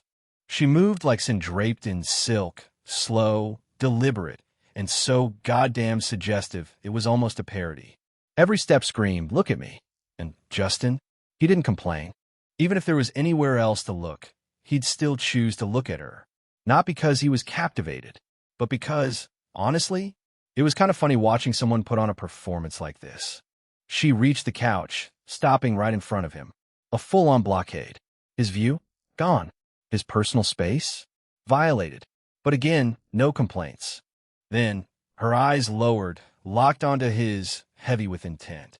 Slowly, painfully slowly, she dipped her hands lower, gripping the hem of her dress. And then, she lifted it. Up, higher. Until, there it was. Thighs on display. Almost, giving him access to the good stuff of her inner thighs. Then, because subtlety was dead, she lifted one leg, stepping right into the couch like it was a goddamn stage, lowering herself down, her body invading every inch of his space. Her hand found his chin, fingers tilting his face up like she was presenting something. And then she leaned in, closer, her breath teasing against his skin before she whispered, voice dipped in honey and sin. "It's a pleasure to meet the new king of Black Veil." Then came the kicker, the pièce de résistance. Her tongue, slippery, warm, dragging along the shell of his ear like she was branding him with her presence. And Justin? Nothing. Nada. Zilch. She might as well have been an animatronic at some high-end seduction theme park, doing exactly what she'd been programmed to do. A scripted routine. First meeting impression? Yeah, right. This wasn't her desire. This was orders. So, he just let her keep fooling herself. Justin had expected something like this when Chloe got called away. A test. Of course. What he didn't expect. That they'd throw someone this beautiful at him. Someone that made him want to conquer her just for the hell of it. Was this about patience? Self-control? Sex drive? What exactly were they testing here? Whatever it was, Justin decided right then he'd play their little game. But his way, not theirs. He exhaled, shaking his head like he was genuinely disappointed. "Unfortunately, we don't share the same sentiment. I would have been pleased to meet a beauty like you. Because, come on, who wouldn't? Especially someone with the most honest body like myself." Then, smooth as hell, he placed a hand on her shoulder and pushed her away. Her body shifted back, her dress falling back down, thighs covered again. Justin stood, towering over her now, taking a slow, deliberate step forward. She didn't flinch, not even a blink. Damn, girl's got self-control. I'll give her that. By now, Justin knew. His dark charm, Aphrodite's favor, his own natural presence. They were all working on her, testing her. Yet nothing. No reaction. At least, not on the surface. And then, in a voice so quiet it was almost a purr, she smirked. Big words for a nobody. Oh, she mocked him. With confidence. Justin almost laughed. Of course, she'd look down on him. Here, in this world, everyone, except the staff, was either a billionaire, a powerhouse, or a name that made people tremble. And him? Even as the owner of Black Veil, to her, he was just a dog. A dog refusing a leash. A low chuckle slipped from Justin's lips, dark, slow, and dangerous. And just like that, the air thickened. Gone was the playful edge, the calculated seduction she had planned. What took its place was something far more potent, something heavy, slow, and suffocating in the best way. Like a storm rolling in, unbothered, unstoppable. One stride. That's all it took. One single fucking step, and suddenly she was in his arms. His fingers curled around her waist, and oh fuck. Thin, slithering, soft, like she was built to be touched, to be held, to be devoured. And yet, second stride.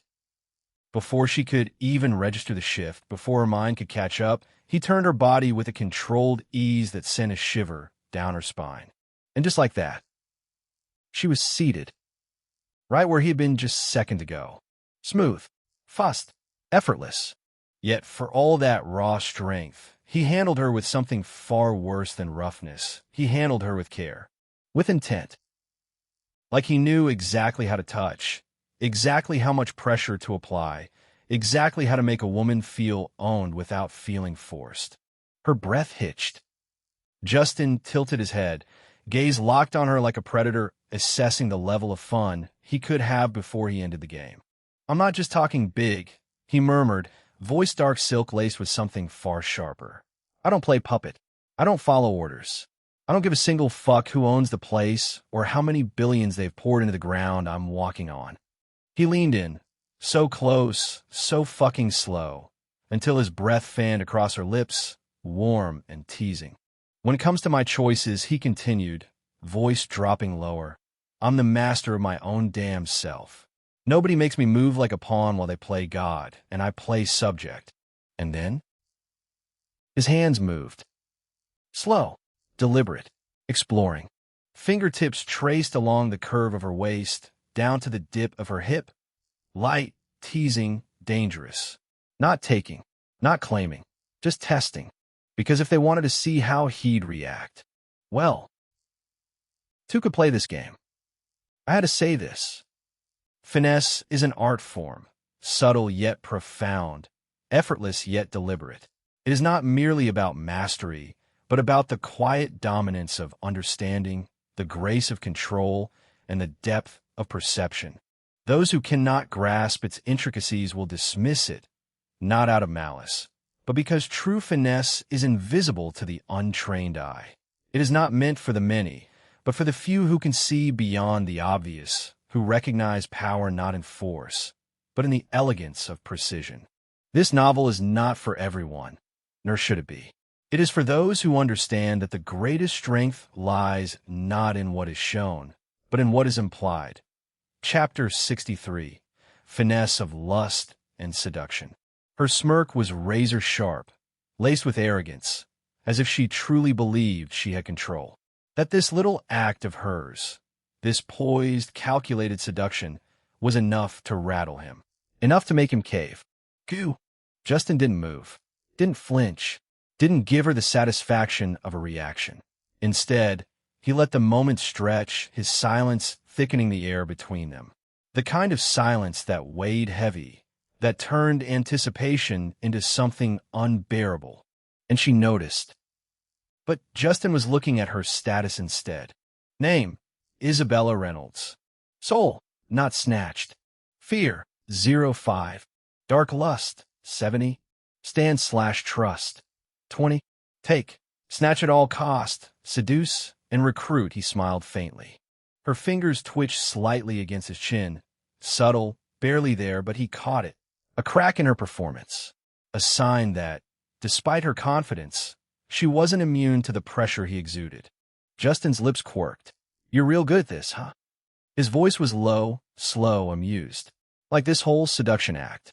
The "oh no, I tripped and fell into your lap" routine. Gotta say, impressive commitment. Her smirk deepened, but there was a flicker of something else in her eyes. Irritation? Annoyance? "Good. You think I'm acting?" she mused, tilting her head. "How cute." "Oh, sweetheart," Justin sighed, shaking his head. "I don't think." "I know." And then, before she could react, he moved. His hands found her thighs, slow and deliberate. Fingertips ghosting over soft, smooth skin. Not gripping, not taking, just feeling, testing, measuring the way her muscles tensed beneath his touch, the way her breath caught for just a second before she forced it steady. She expected him to grab her, to claim her, to play into whatever game she thought she was controlling. But Justin did the opposite. He sank lower, lower, until he was on his fucking knees before her. Her confidence flickered, surprise flashing across her face for the briefest moment before she schooled her expression. But Justin saw it, felt it, that tiny little shift in control. And he wasn't done. His hands, still teasingly light, slid higher, fingers tracing the hem of her dress before. Slowly, so fucking slowly, lifting it. Higher. Higher. Until her thighs were completely exposed to him. And then he leaned in. His lips brushed against her skin, just barely, just enough for her to feel the heat of his breath. A whisper of a touch, a ghost of a kiss. And she did not move, not away, not closer, just frozen, her body taut like a string pulled too tight. Ding. Plus lust 75. 20% soul snatched. Interesting. Justin chuckled, the sound vibrating against her skin. No protests. Nothing. No words. No sarcambucks. Just the steady rise and fall of her chest, her hands clenching slightly as if debating whether to push him away or pull him closer. So he tested her further.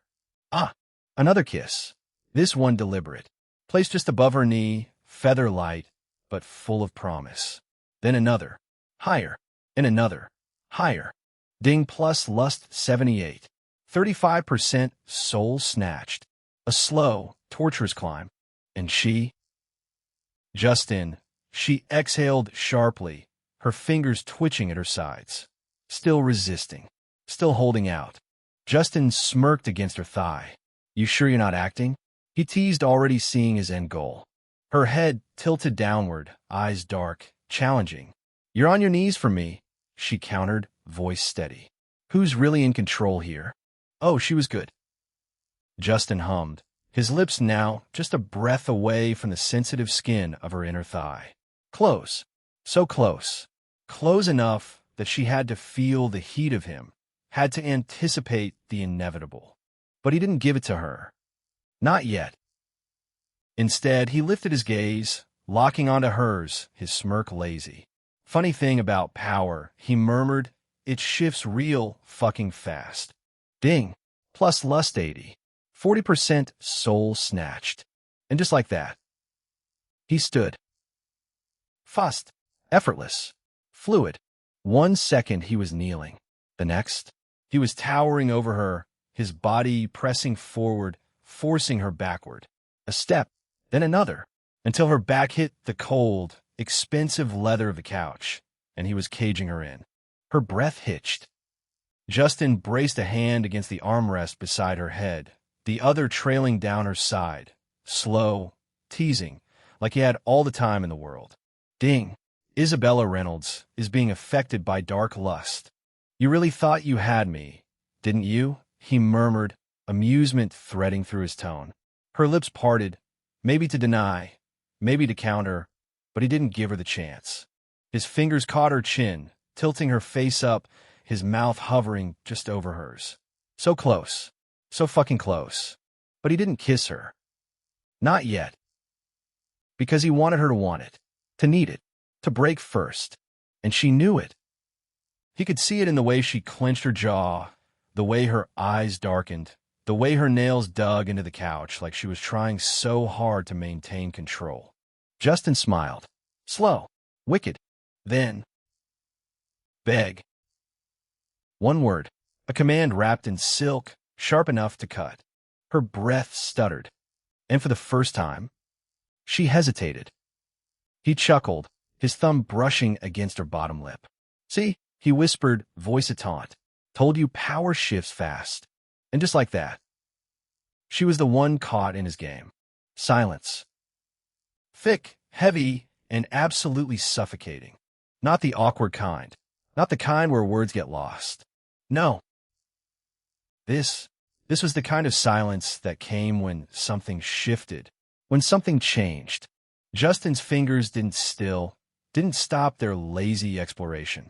They traveled up her thighs in slow, deliberate circles, light, teasing touches that felt almost unintentional, like he wasn't doing it on purpose. His hand just happened to skim over her skin in the most calculated, subtle way, making her feel like he was playing some slow, dangerous game with her. But she wasn't stupid. She knew exactly what he was doing. Ding plus lust 87. And it infuriated her. God, did it infuriate her. The worst part? She couldn't even call him out on it. Not when her own body was betraying her in every way imaginable. Not when her breath hitched, her lashes fluttered with a flutter of nerves that she couldn't hide, when her fingers twitched, itching to grip him, to pull him closer, to make him stop teasing her. But not in the way she should be in control of this situation. She wasn't the one leading this dance, but she should have been. She was supposed to be the one to seduce him, to be the one testing him, breaking him down. Instead, she was the one being broken. And yet, Chapter 65, Grip. She wasn't the one leading this dance, but she should have been. She was supposed to be the one to seduce him, to be the one testing him, breaking him down. Instead, she was the one being broken. And yet, Justin didn't seem to notice, or maybe he did, and it was exactly what he wanted. He hummed, low and deep, his voice like thick, dark velvet, slipping through the tension like he had all the time in the world. You're shaking, he murmured, his thumb brushing against the inside of her thigh.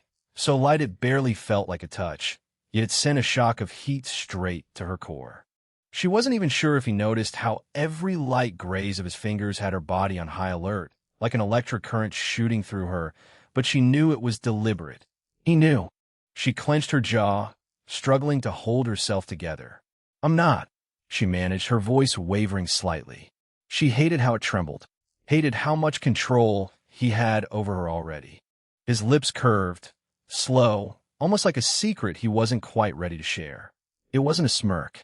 It wasn't a grin. It was something worse, something knowing, something he didn't need to say, but his expression said it all. Liar. His voice, smooth and slow, wrapped around her senses like a noose. And for the first time, she wondered if he could hear the way her breath came out unevenly, if he could see the tremble that shook her legs, or if he was playing some game just to see how much she'd break. She opened her mouth, maybe to argue, maybe to insult him, maybe to tell him to go fuck himself, but then, oh, his lips. Warm, pressing, brushing, teasing against the curve of her thigh. Not a kiss. Not yet. Just the ghost of it. Just enough to leave a breathless, aching reminder of how badly she wanted more. She hated it. She loved it. Every inch of her body screamed for him to stop, to pull away, regain control, remind him who was supposed to lead this. But every fiber of her being said yes. Every nerve screamed for him to go further, deeper. Her fingers twitched again, and this time, instead of pushing him away, they curled, gripping his shoulder, holding him there like she needed it, like she wanted it, like she couldn't stop herself. And Justin? He noticed. Oh, he noticed. His lips barely grazed her thigh again, just enough to drive her crazy, just enough to leave a phantom burn in their wake. And then, I wonder, he mused, his voice a whisper against her skin. Does your boss know just how easy you are right now? Her entire body tensed. What did he just say? Her nails dug into his shoulder, sharp and furious. But there was something else in her grip now. Something desperate. You little. Chill. He cut her off effortlessly, his voice dripping with amusement, like he was so sure of himself, like he knew exactly what buttons to push to make her unravel. Then, before she could do a damn thing about it, his lips finally pressed against her skin. Slow, soft, deep, and just like that, she fucking broke. She couldn't hold it in anymore. A breathless sound slipped past her lips, half a moan, half a gasp. It was out before she could stop it. She hated herself for making that sound. Hated it. And yet, in the deepest part of her mind, a small voice whispered that she liked it. His grip on her thigh tightened, firm, steady, grounding. It was like he knew, like he felt it, the exact moment her body gave in, when her walls crumbled and the last vestige of resistance faded away. Like he owned her. And gods, how much she hated how much she liked that.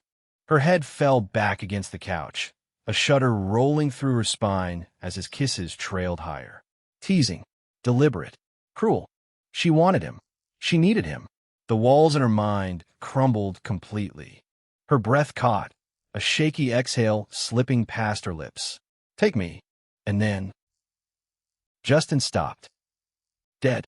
Still, like someone had pressed pause on the entire scene, freezing everything in place.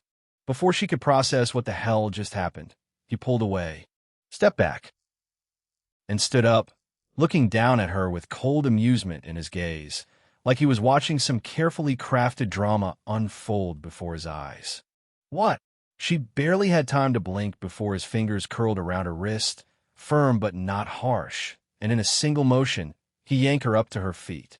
She was so disoriented, so lost in the haze of desire, that she didn't even fight it. He dragged her closer, his chest meeting hers in a collision of heat. Justin tilted his head down, eyes sharp, burning with a sort of controlled amusement as he took in her breathless state. And then, with the audacity of someone who had every ounce of power in the room, he leaned in, his lips brushing against her ear, just for a moment. Justin took his time, letting the tension settle in the room.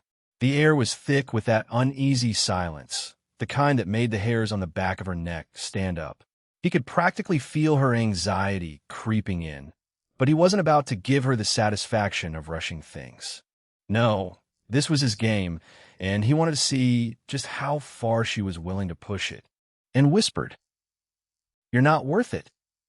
And then he walked, right past her, right out the door, leaving her standing there, breathless, needy, wrecked, without him ever needing to take her, without him ever needing to finish what he started.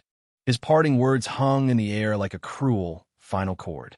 Find me when you're not following a script, sweetheart. When you're not just another puppet on a string. Then maybe we'll talk. Chapter 66, Snatched and Addicted. Justin took his time, letting the tension build in the room. The air felt thick, like it was holding its breath, and he could almost hear her pulse quicken. Yeah, he could practically taste her unease, but he wasn't going to let her off that easy. This was his game. He wanted to see just how far she'd go. She was still sticking to the act, playing the part she'd been handed. Cute little seduction routine, all the right moves. But Justin? Nah, he wasn't interested in the script. He didn't play by anyone else's rules. Not today. Not ever. She tilted her head, that smirk creeping back on her lips like she was about to drop something new. Maybe she thought she'd finally get a reaction from him. Too bad. Justin stepped closer, eyes locked on hers, every inch of him practically screaming, "I'm in control here." You know, he said, voice low, smooth, cutting through the silence. This whole follow-the-script thing you're doing? It's cute, but I'm not that easy to impress. His breath barely brushed her skin, just enough to make her shiver. But he didn't even blink. Nope, he was calm. He was control. Honestly, he continued, a slow smile tugging at the corner of his mouth. You're not even close to worth it. Her eyes flashed, that fire coming back. She wasn't having it. What the hell do you mean? She snapped, voice tight with irritation. Justin just shook his head, a grin playing on his lips. Come on, you thought I was gonna fall for some pre-rehearsed act and just roll with it? Nah, get real. I don't do handouts, sweetheart. If you want to impress me, you gotta come at me on your own terms. Not your boss's little game. Her breath hitched, but it wasn't enough to throw her completely. Justin could see the wheels turning in her head, scrambling to fix it. She wasn't used to this, and that made it all the more fun for him. He stepped back, letting her stew in it for a second, and just as he was about to walk out, he threw one last glance over his shoulder. You want to find me again? Find me when you're not following some script, when you're thinking for yourself, not just doing what you're told. His eyes met hers, a little smirk playing on his lips. And, hey, if you can drop that whole corporate seduction act and come at me with some real heat, maybe, just maybe, I'll be interested. With that, he turned on his heel, heading for the door. He didn't need to stick around for her to get her act together. If she wanted to play, she'd have to bring something real, something she thought up on her own. And Justin, he didn't have time to waste on anything less. Damn, what the fuck just happened? She sat there, legs crossed, hands gripping the fabric of her dress like it was the only thing keeping her sane. Her mind was running 100 miles per hour, but her body? Oh, her body had already decided. She was getting up. She was going after him. This wasn't normal. She didn't chase. She had never chased a man in her entire goddamn life. She didn't need to. They came to her. They begged. They groveled. They fought for a chance to be in her bed. And when she was done, they left. Simple. Clean. No strings. But Justin? Fuck. Justin had wrecked her. Not just her body, though damn, that was a whole different conversation, but her mind. Her damn soul. He'd touched something deep inside her. Something no one else ever had. It wasn't love. She wasn't stupid, but it was an addiction. A craving. A need that made her throat dry and her thighs clench. She adjusted her dress, rolling her shoulders back as determination flickered in her eyes. She needed to find him. Right now. And it wasn't just because of desire. Though, yeah, that was playing a huge fucking part. But because her boss had sent her to seduce him. It was supposed to be a simple test. A little game. Flirt, tease, maybe take him for a ride if she felt like it, then report back. No one had told her what the goal was or what she was supposed to learn, just that she needed to see what kind of man he was. Well, she knew now. He was the kind of man who fucked with your reality, who turned a simple test into a lifetime addiction, who left you sitting in a club, thighs pressed together, brain completely gone, and heart hammering like you'd just seen God. No, fuck that. She wasn't about to be another dumb girl lost in some rich boy's spell. If he thought he could just walk away, act like he hadn't snatched her soul and branded her with his touch, he had another thing coming. Her body moved before her brain could stop it. He was still outside. He had to be. If she was fast enough, she could catch him. And then, what? Demand he fuck her properly this time? Drag him into the nearest room and make him finish what he started? Maybe.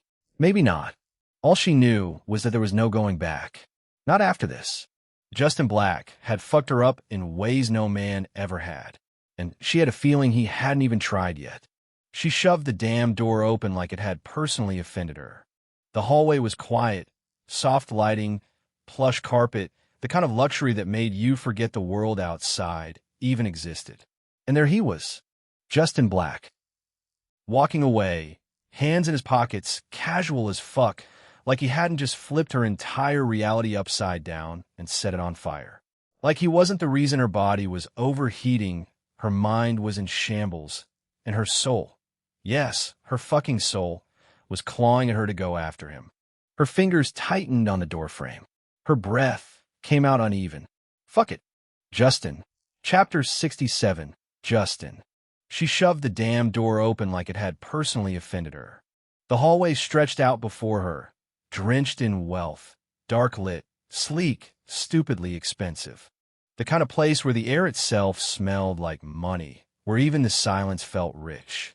The walls were lined with subtle gold accents. The plush black carpet swallowed the sound of footsteps, and the dim lighting cast a seductive glow over everything, making it look like a scene from some billionaire's private fantasy.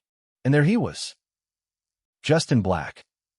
Walking away, hands in his pockets, casual as fuck, like he hadn't just flipped her entire world upside down and left it burning in his wake.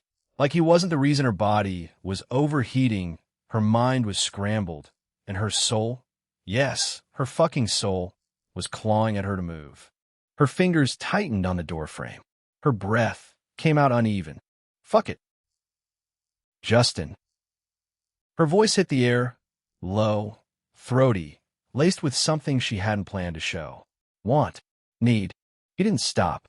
Not at first. He just slowed, his head tilting slightly, before finally, he turned to face her. Didn't say a damn word. Just looked.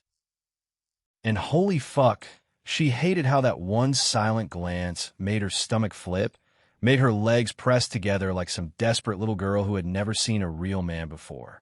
Her fingers twitched at the hem of her dress. She was fidgeting, like some shy virgin waiting for her first kiss. This was humiliating. She was a CEO, a multi-millionaire. That wasn't even counting the other side of her life. People bowed to her, feared her, desired her, and here she was, standing in a damn hallway, staring at an 18-year-old like he was the last drop of water in a fucking desert. Her lips parted, but no words came out first. Her throat was dry. Shit. She swallowed, tried again. God, this was so fucking embarrassing. She inhaled sharply, her pride screaming at her to turn around, slam the door, pretend this moment never happened. But her body wasn't listening. Her body wanted him. Needed him. She lifted her chin, eyes burning with a mix of desire and frustration. I'm not here for the test anymore. I don't care what my boss wants. I don't care about any of that. A shaky breath. I just want you. No script. No games. Just me. And you. Silence. His gaze didn't waver. He just stood there, watching, unreadable as ever. Ding. Plus lust 99. 8. System, I don't want any notifications or updates in the next hour or two. The order was absolute. Isabella's chest rose and fell quickly. The words came before she could stop them, raw and unfiltered. Please. She took a step closer. Take me. Another step. With or without their permission, I don't care. I just need you, Justin. Her voice dropped to a whisper. Fuck, I need you. Her fingers clenched at her sides, her breath uneven, her pride shattered. She just begged. And goddamn it, if he walked away now, she was following him to the ends of the fucking earth. Justin looked at her. Just looked. She stood there, desperate, clinging to the hem of her dress like it was the only thing holding her together. Her lips were parted, her chest rising and falling too fast. Her eyes, her eyes, were burning with something raw, something that would have made any other man weak. But Justin? He just stood there, silent, as if he hadn't just heard her confess, as if she wasn't right in front of him, ready to give him everything. A smirk tugged at the corner of his lips. Damn, I should really be careful with women, he thought. Or I might end up charming hundreds of them. That was a stupid fucking lie. He would never stop, never refrain. He wasn't some monk trying to cleanse his soul. No, he chose his targets, took what he wanted, and today was no different. He had chosen well. Her fingers clenched tighter around her dress before she finally snapped. Justin. Her voice cracked just slightly. She moved. 1 second, she was standing there, looking like a goddess on the verge of breaking, and the next, she was in front of him, grabbing his hand. Tight, determined. She pulled him toward her, her breath shaky, her body warm. Then she crashed her lips against his. It wasn't soft. It wasn't slow. It was raw, hungry. She pushed him, her fingers gripping his shirt, slamming him against the wall. And Justin, oh, he fucking liked it. She crashed in him like a fucking storm. Her fingers clenched in his shirt, yanking him forward, their lips colliding so hard their teeth nearly clacked. There was no slow build-up, no testing the waters, just raw, desperate need. The force of it sent Justin's back slamming into the wall, his head tilting just slightly from the impact, but he barely even reacted. If anything, he smirked against her lips, his grip tightening around her waist. She wasn't waiting for him to take the lead. Oh no, she was taking what she wanted, claiming him with a kiss that was all tongue and fire, her hands already sliding up his chest, nails digging just enough to make him feel it. Justin growled against her mouth, deep and approving, before flipping their positions so fast it left her gasping. Now she was the one shoved against the wall, her back hitting it with a soft thud, but he didn't give her a second to recover. His mouth was on hers again, hot, demanding, devouring.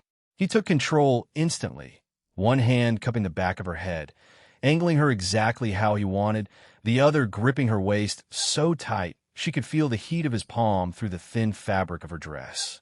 His lips moved against hers with dangerous precision, kissing, teasing, pulling away just enough to make her chase after him before capturing her again, forcing her to surrender to his pace. And then came the tongue. Fuck! His tongue slid against hers, slow at first, coaxing, taunting, before he deepened the kiss so intensely her knees nearly buckled.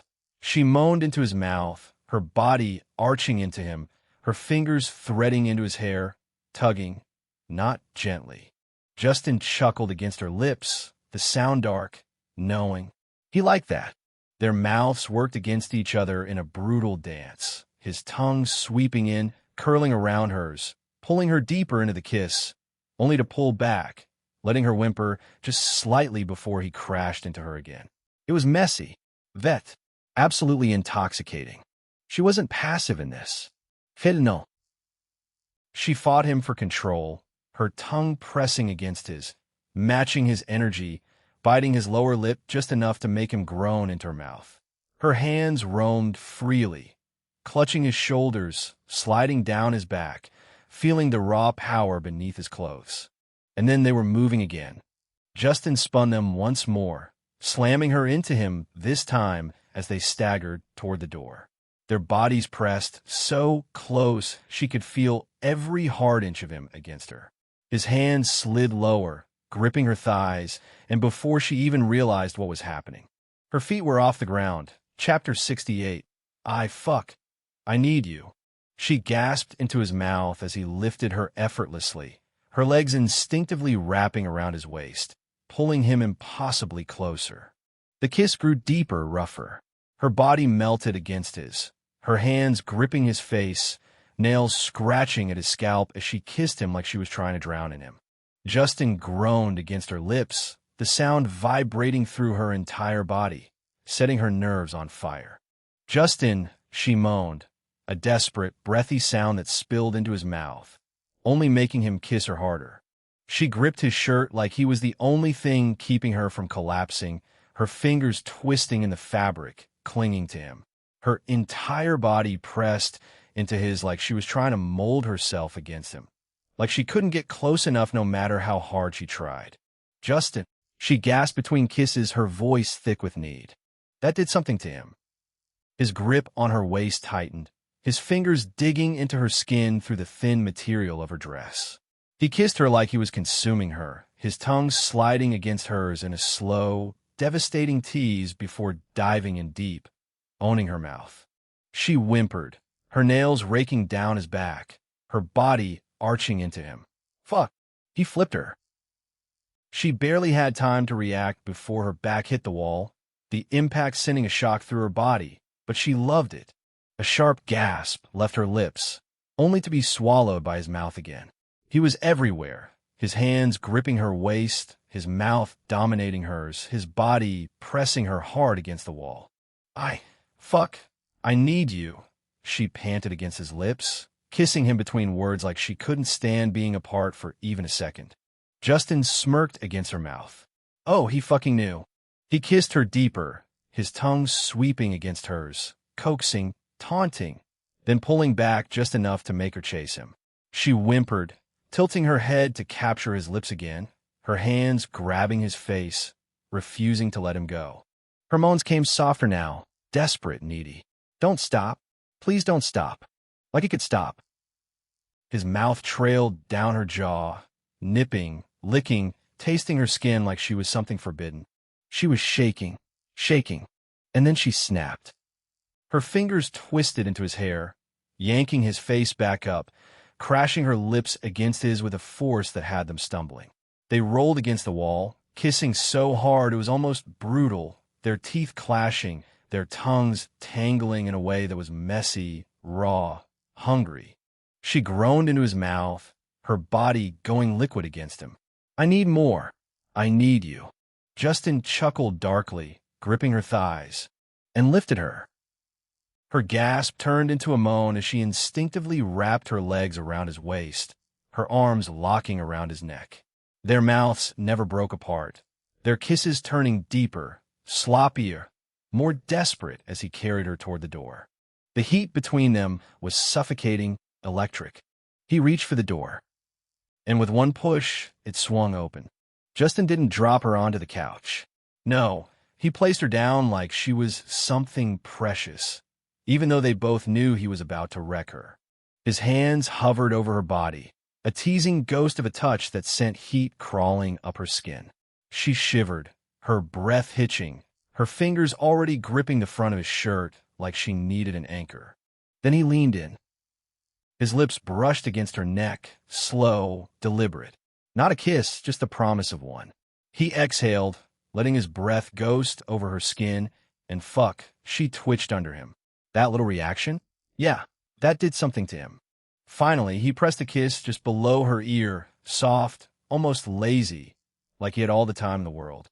And then another, lower this time, lips dragging down the curve of her neck, lingering just long enough to make her pulse stutter. She squirmed. "Justin." Her voice broke on his name when he suddenly bit down, just enough to make her feel it, before soothing the sting with his tongue. Her whole body jerked, her nails digging into his shoulders, and he felt more than heard the shaky breath she let out. Yeah, she was already melting for him. His mouth moved lower, trailing over her collarbone, his hands finally pressing in her waist, sliding up, his thumbs teasing the curve of her ribs. Every inch he touched left her trembling. Her hands weren't still either, one fisted in his shirt, the other sliding in his hair, nails lightly scratching at his scalp. And damn, that felt good. He let out a low hum against her skin, feeling her arch into him. Then her lips were on his. The kiss started desperate, needy, her mouth moving fast like she was afraid he'd pull away. But Justin wasn't going anywhere. He took control instantly. One hand tangled into her hair, tilting her head just right, deepening the kiss, while the other slid down her back, pressing her even closer. Their bodies fit together like they were made for this. Her lips were soft, but the way she kissed? Fierce. She matched him stroke for stroke, her tongue flicking against his like a challenge, like she wanted him to do something about it. Oh, he fucking would. He shifted, pressing her deeper into the couch, one knee between her legs, the other arm bracing against the cushion beside her head. He was everywhere, surrounding her, making sure she felt him. Her breath hitched when he pulled away, just enough to let their lips hover apart. A tease, a taunt. "Taking your time?" she breathed, voice shaky but daring. Justin smirked. "Maybe." Then he kissed her again, hard enough to steal whatever comeback she was about to throw at him. His teeth dragged against her bottom lip before he sucked it into his mouth, making her whimper. "Ah, and fuck that sound." His hands moved lower, gripping the zipper of her dress. Slowly, so damn slowly, he dragged it down, the fabric parting under his touch, slipping from her shoulders, pooling around her waist. Then, with one final nudge, it hit the floor. And damn, this was heavenly. Chapter 69. Lust and Blues. Blue lace. Justin had to pause for a second because, fuck, this wasn't just any blue. This was the kind of blue that made her skin glow like she was touched by 1,000 sunsets. The lace barely covered anything, the thin straps digging into her shoulders, holding up the kind of curves that made his heart skip a beat. He had to swallow hard. His mind had already short-circuited, completely focused on those breasts. Full round, just begging for his hands, no his mouth. They rose and fell with every breath she took, her nipples barely hidden by the lace, peeking through like they were daring him to do something about it. God, she's perfect. His gaze trailed lower, where her waist dipped in, smooth and tight, leading to the sinful curve of her hips. Damn, those thick thighs. Thick enough to make any man rethink his life choices, his whole philosophy on everything. He could feel the heat of her skin as his fingers brushed down one of them, a slight tremble under his touch that told him she was just as worked up as he was. He leaned in, kissing her like he was starved, devouring her mouth, taking his time to explore the way she responded. The moan she let out against his lips only fueled the fire burning inside him. He could feel her hands tugging at his shirt, desperate to get closer, to feel more of him. Her fingers were practically shaking as they fumbled with the buttons. And then he slowly dragged his lips down her neck again, giving each soft spot the attention it deserved, teasing, tasting. She let out a soft gasp, arching her back into him. Every inch of her body was calling out to him, like she couldn't get enough, like she was addicted to the feeling of him touching her.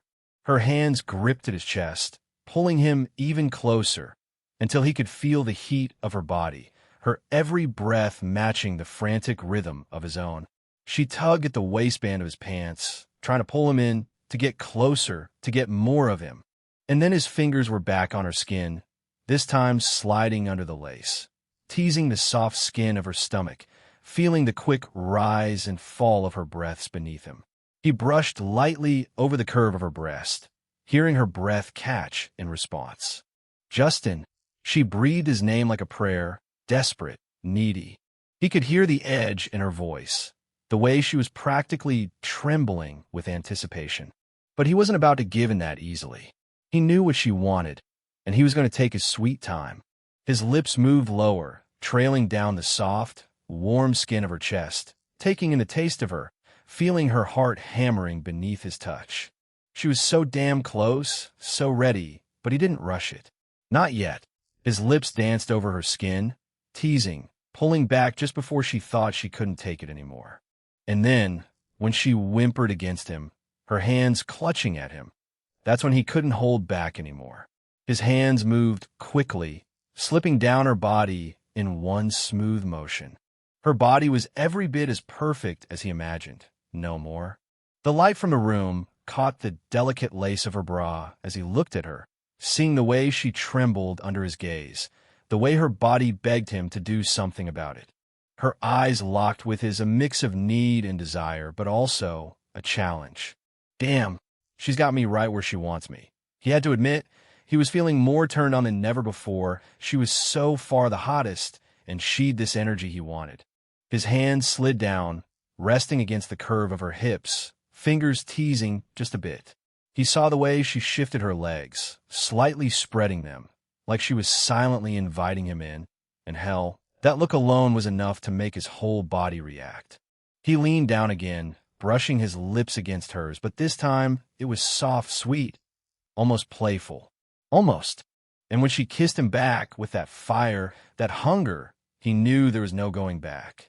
The couch creaked as Justin pushed her back, but he didn't just drop her there. No, he placed her down like she was the most valuable thing he'd ever touched. His fingers trailed across her skin like a warning, slow, deliberate. She shivered beneath him, her breath hitching as his fingertips barely grazed her thigh. The sound escaped her before she could stop it, a quiet, needy sigh that made his smirk sharpen. He could feel the heat radiating off her, the way her body tensed and shifted with every featherlight touch. His gaze dropped, catching sight of the damp lace between her legs, and something dark and possessive curled inside him. Damn!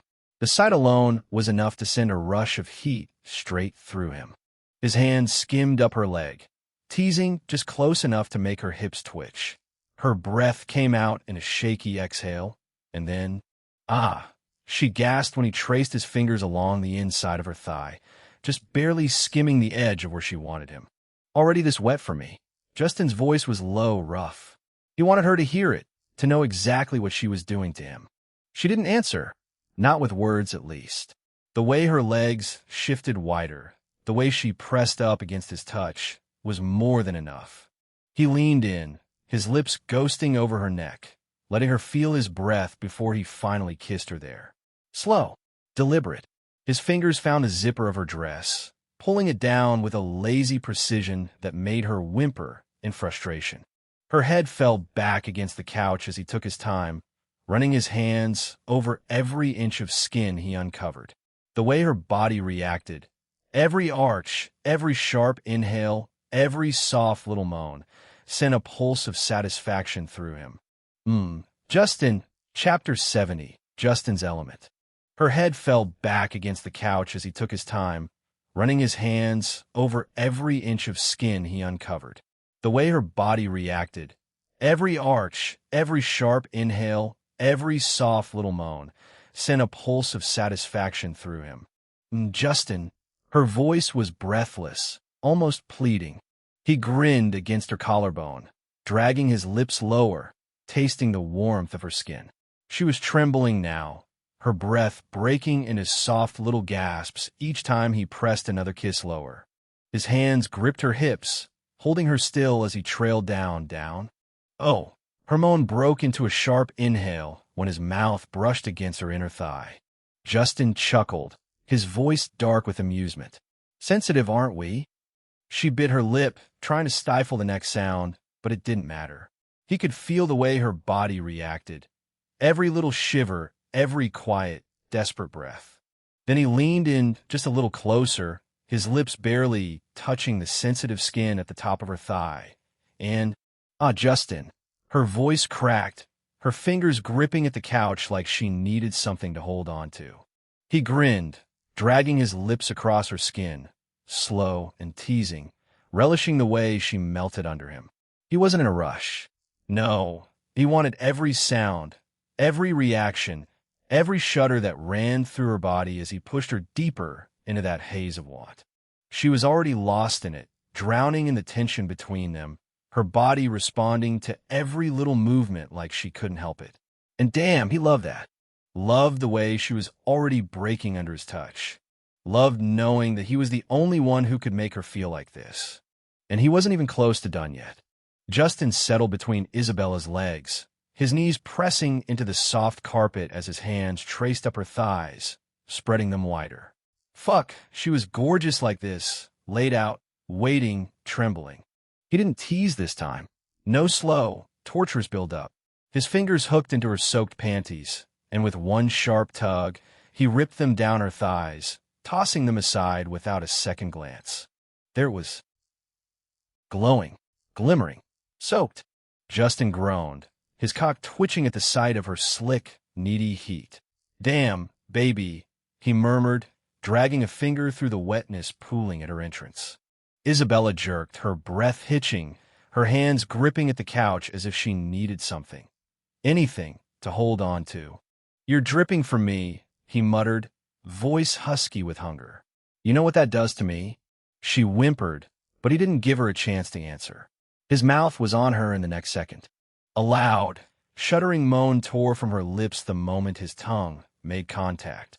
Soft, vet, warm. He licked a slow, deliberate stripe from her entrance to her swollen clit, savoring the taste.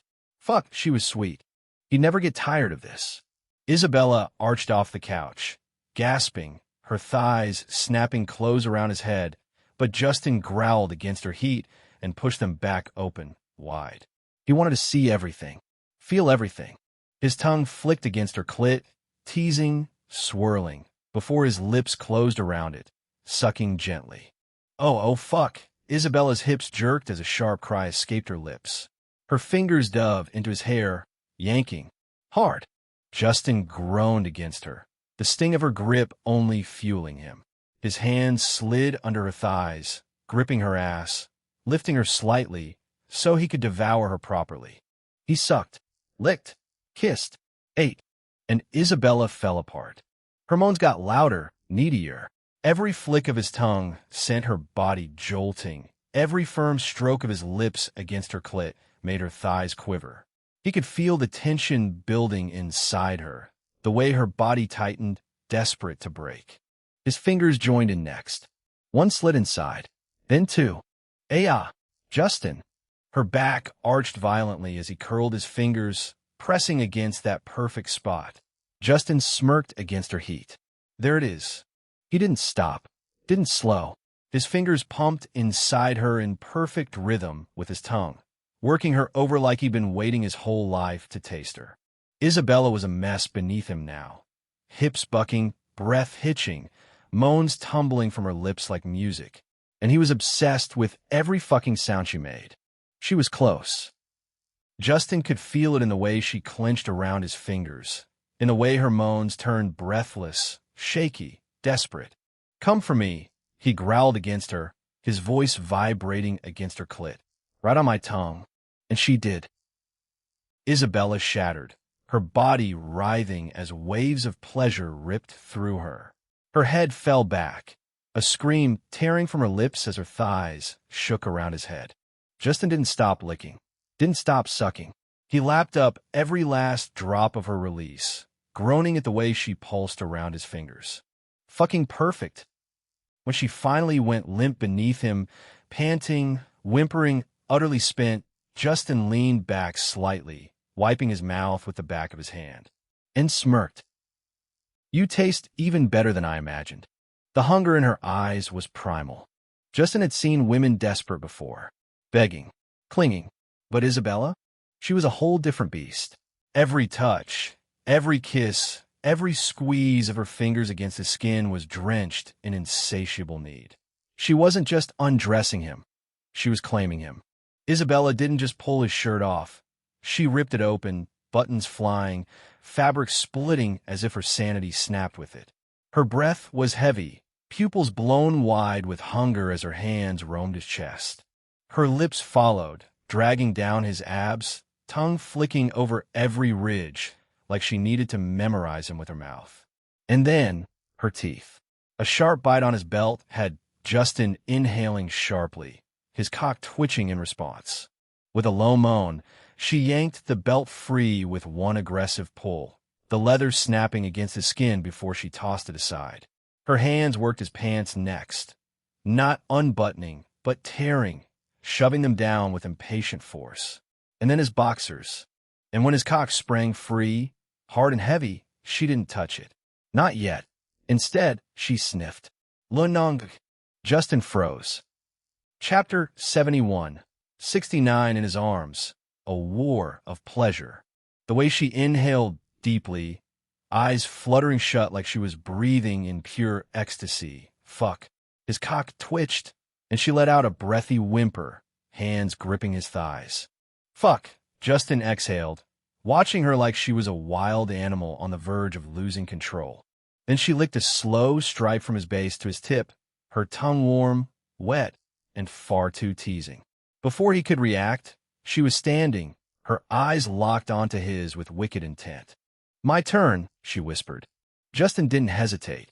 His hands gripped her dress, and unlike her, he didn't need to rip it. He unzipped it slow, peeling it off her body like she was the finest thing he'd ever unwrapped. But he didn't stop there. His fingers traced her thighs, hooked into her lace panties, and in one swift move, he tore them.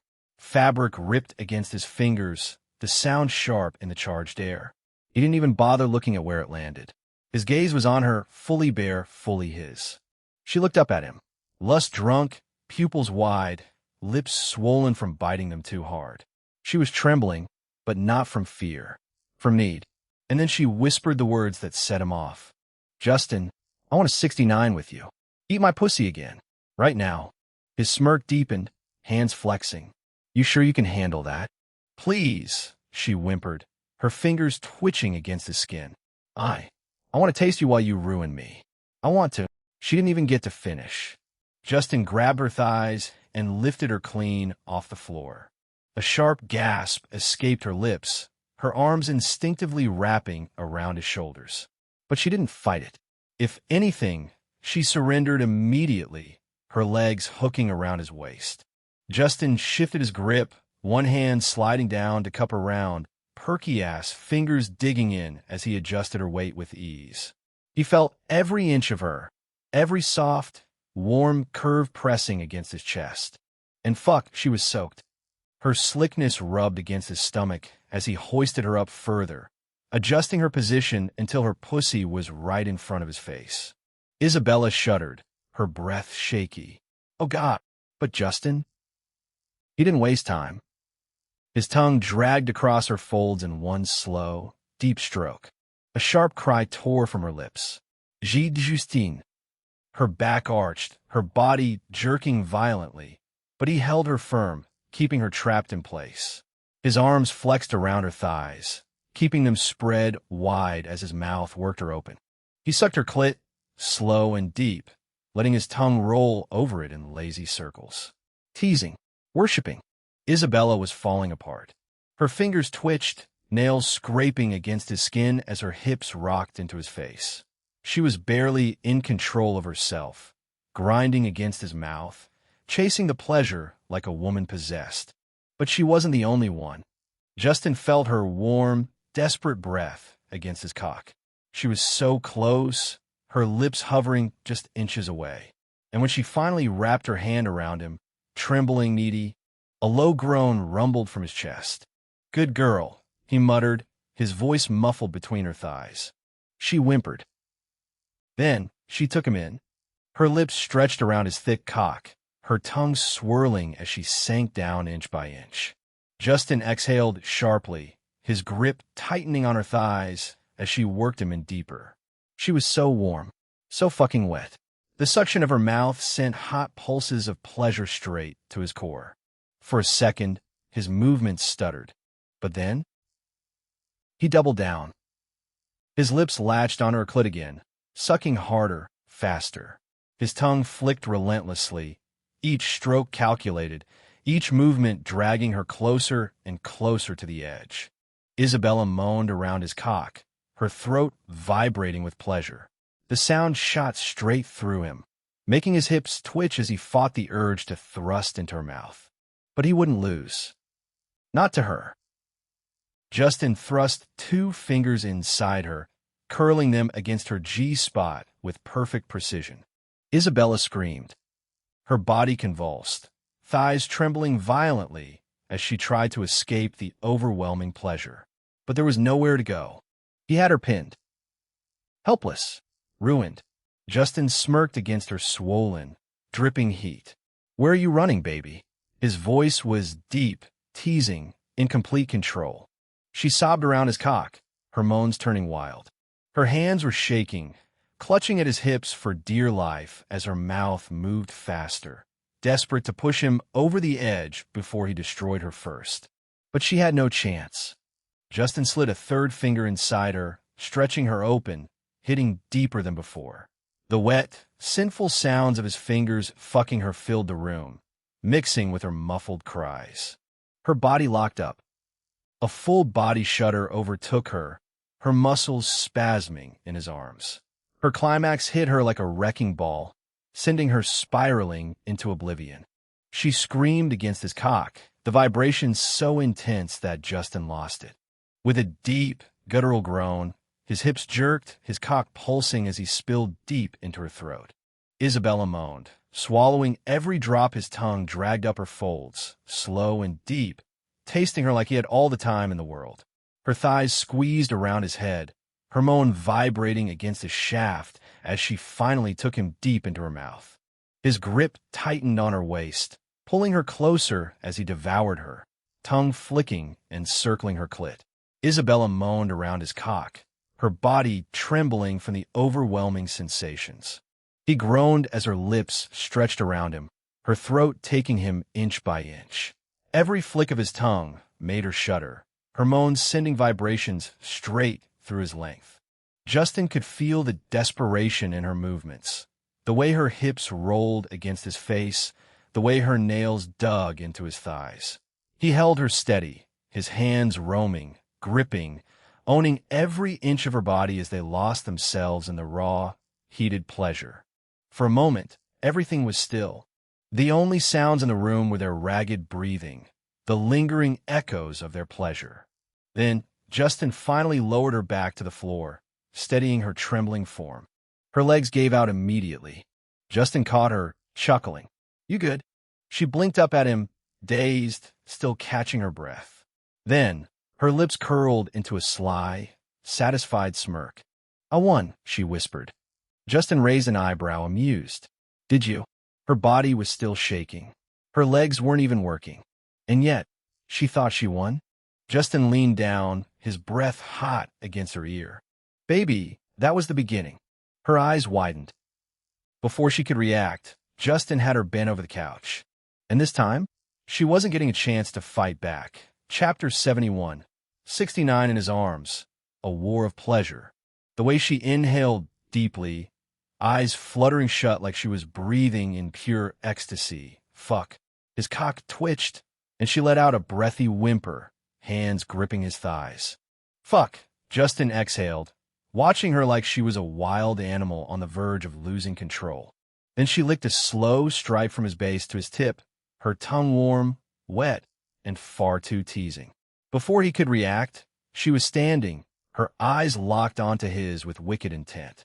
My turn, she whispered. Justin didn't hesitate. His hands gripped her dress, and unlike her, he didn't need to rip it. He unzipped it slow, peeling it off her body like she was the finest thing he'd ever unwrapped. But he didn't stop there. His fingers traced her thighs, hooked into her lace panties, and in one swift move, he tore them. Fabric ripped against his fingers, the sound sharp in the charged air. He didn't even bother looking at where it landed. His gaze was on her, fully bare, fully his. She looked up at him, lust-drunk, pupils wide, lips swollen from biting them too hard. She was trembling, but not from fear, from need. And then she whispered the words that set him off. Justin, I want a 69 with you. Eat my pussy again. Right now. His smirk deepened, hands flexing. You sure you can handle that? Please, she whimpered, her fingers twitching against his skin. I want to taste you while you ruin me. I want to. She didn't even get to finish. Justin grabbed her thighs and lifted her clean off the floor. A sharp gasp escaped her lips, her arms instinctively wrapping around his shoulders. But she didn't fight it. If anything, she surrendered immediately, her legs hooking around his waist. Justin shifted his grip, one hand sliding down to cup her round, perky-ass fingers digging in as he adjusted her weight with ease. He felt every inch of her, every soft, warm curve pressing against his chest. And fuck, she was soaked. Her slickness rubbed against his stomach as he hoisted her up further, adjusting her position until her pussy was right in front of his face. Isabella shuddered, her breath shaky. Oh God, but Justin? He didn't waste time. His tongue dragged across her folds in one slow, deep stroke. A sharp cry tore from her lips. Gide Justine. Her back arched, her body jerking violently, but he held her firm, keeping her trapped in place. His arms flexed around her thighs, keeping them spread wide as his mouth worked her open. He sucked her clit, slow and deep, letting his tongue roll over it in lazy circles. Teasing, worshipping. Isabella was falling apart. Her fingers twitched, nails scraping against his skin as her hips rocked into his face. She was barely in control of herself, grinding against his mouth, chasing the pleasure like a woman possessed. But she wasn't the only one. Justin felt her warm, desperate breath against his cock. She was so close, her lips hovering just inches away.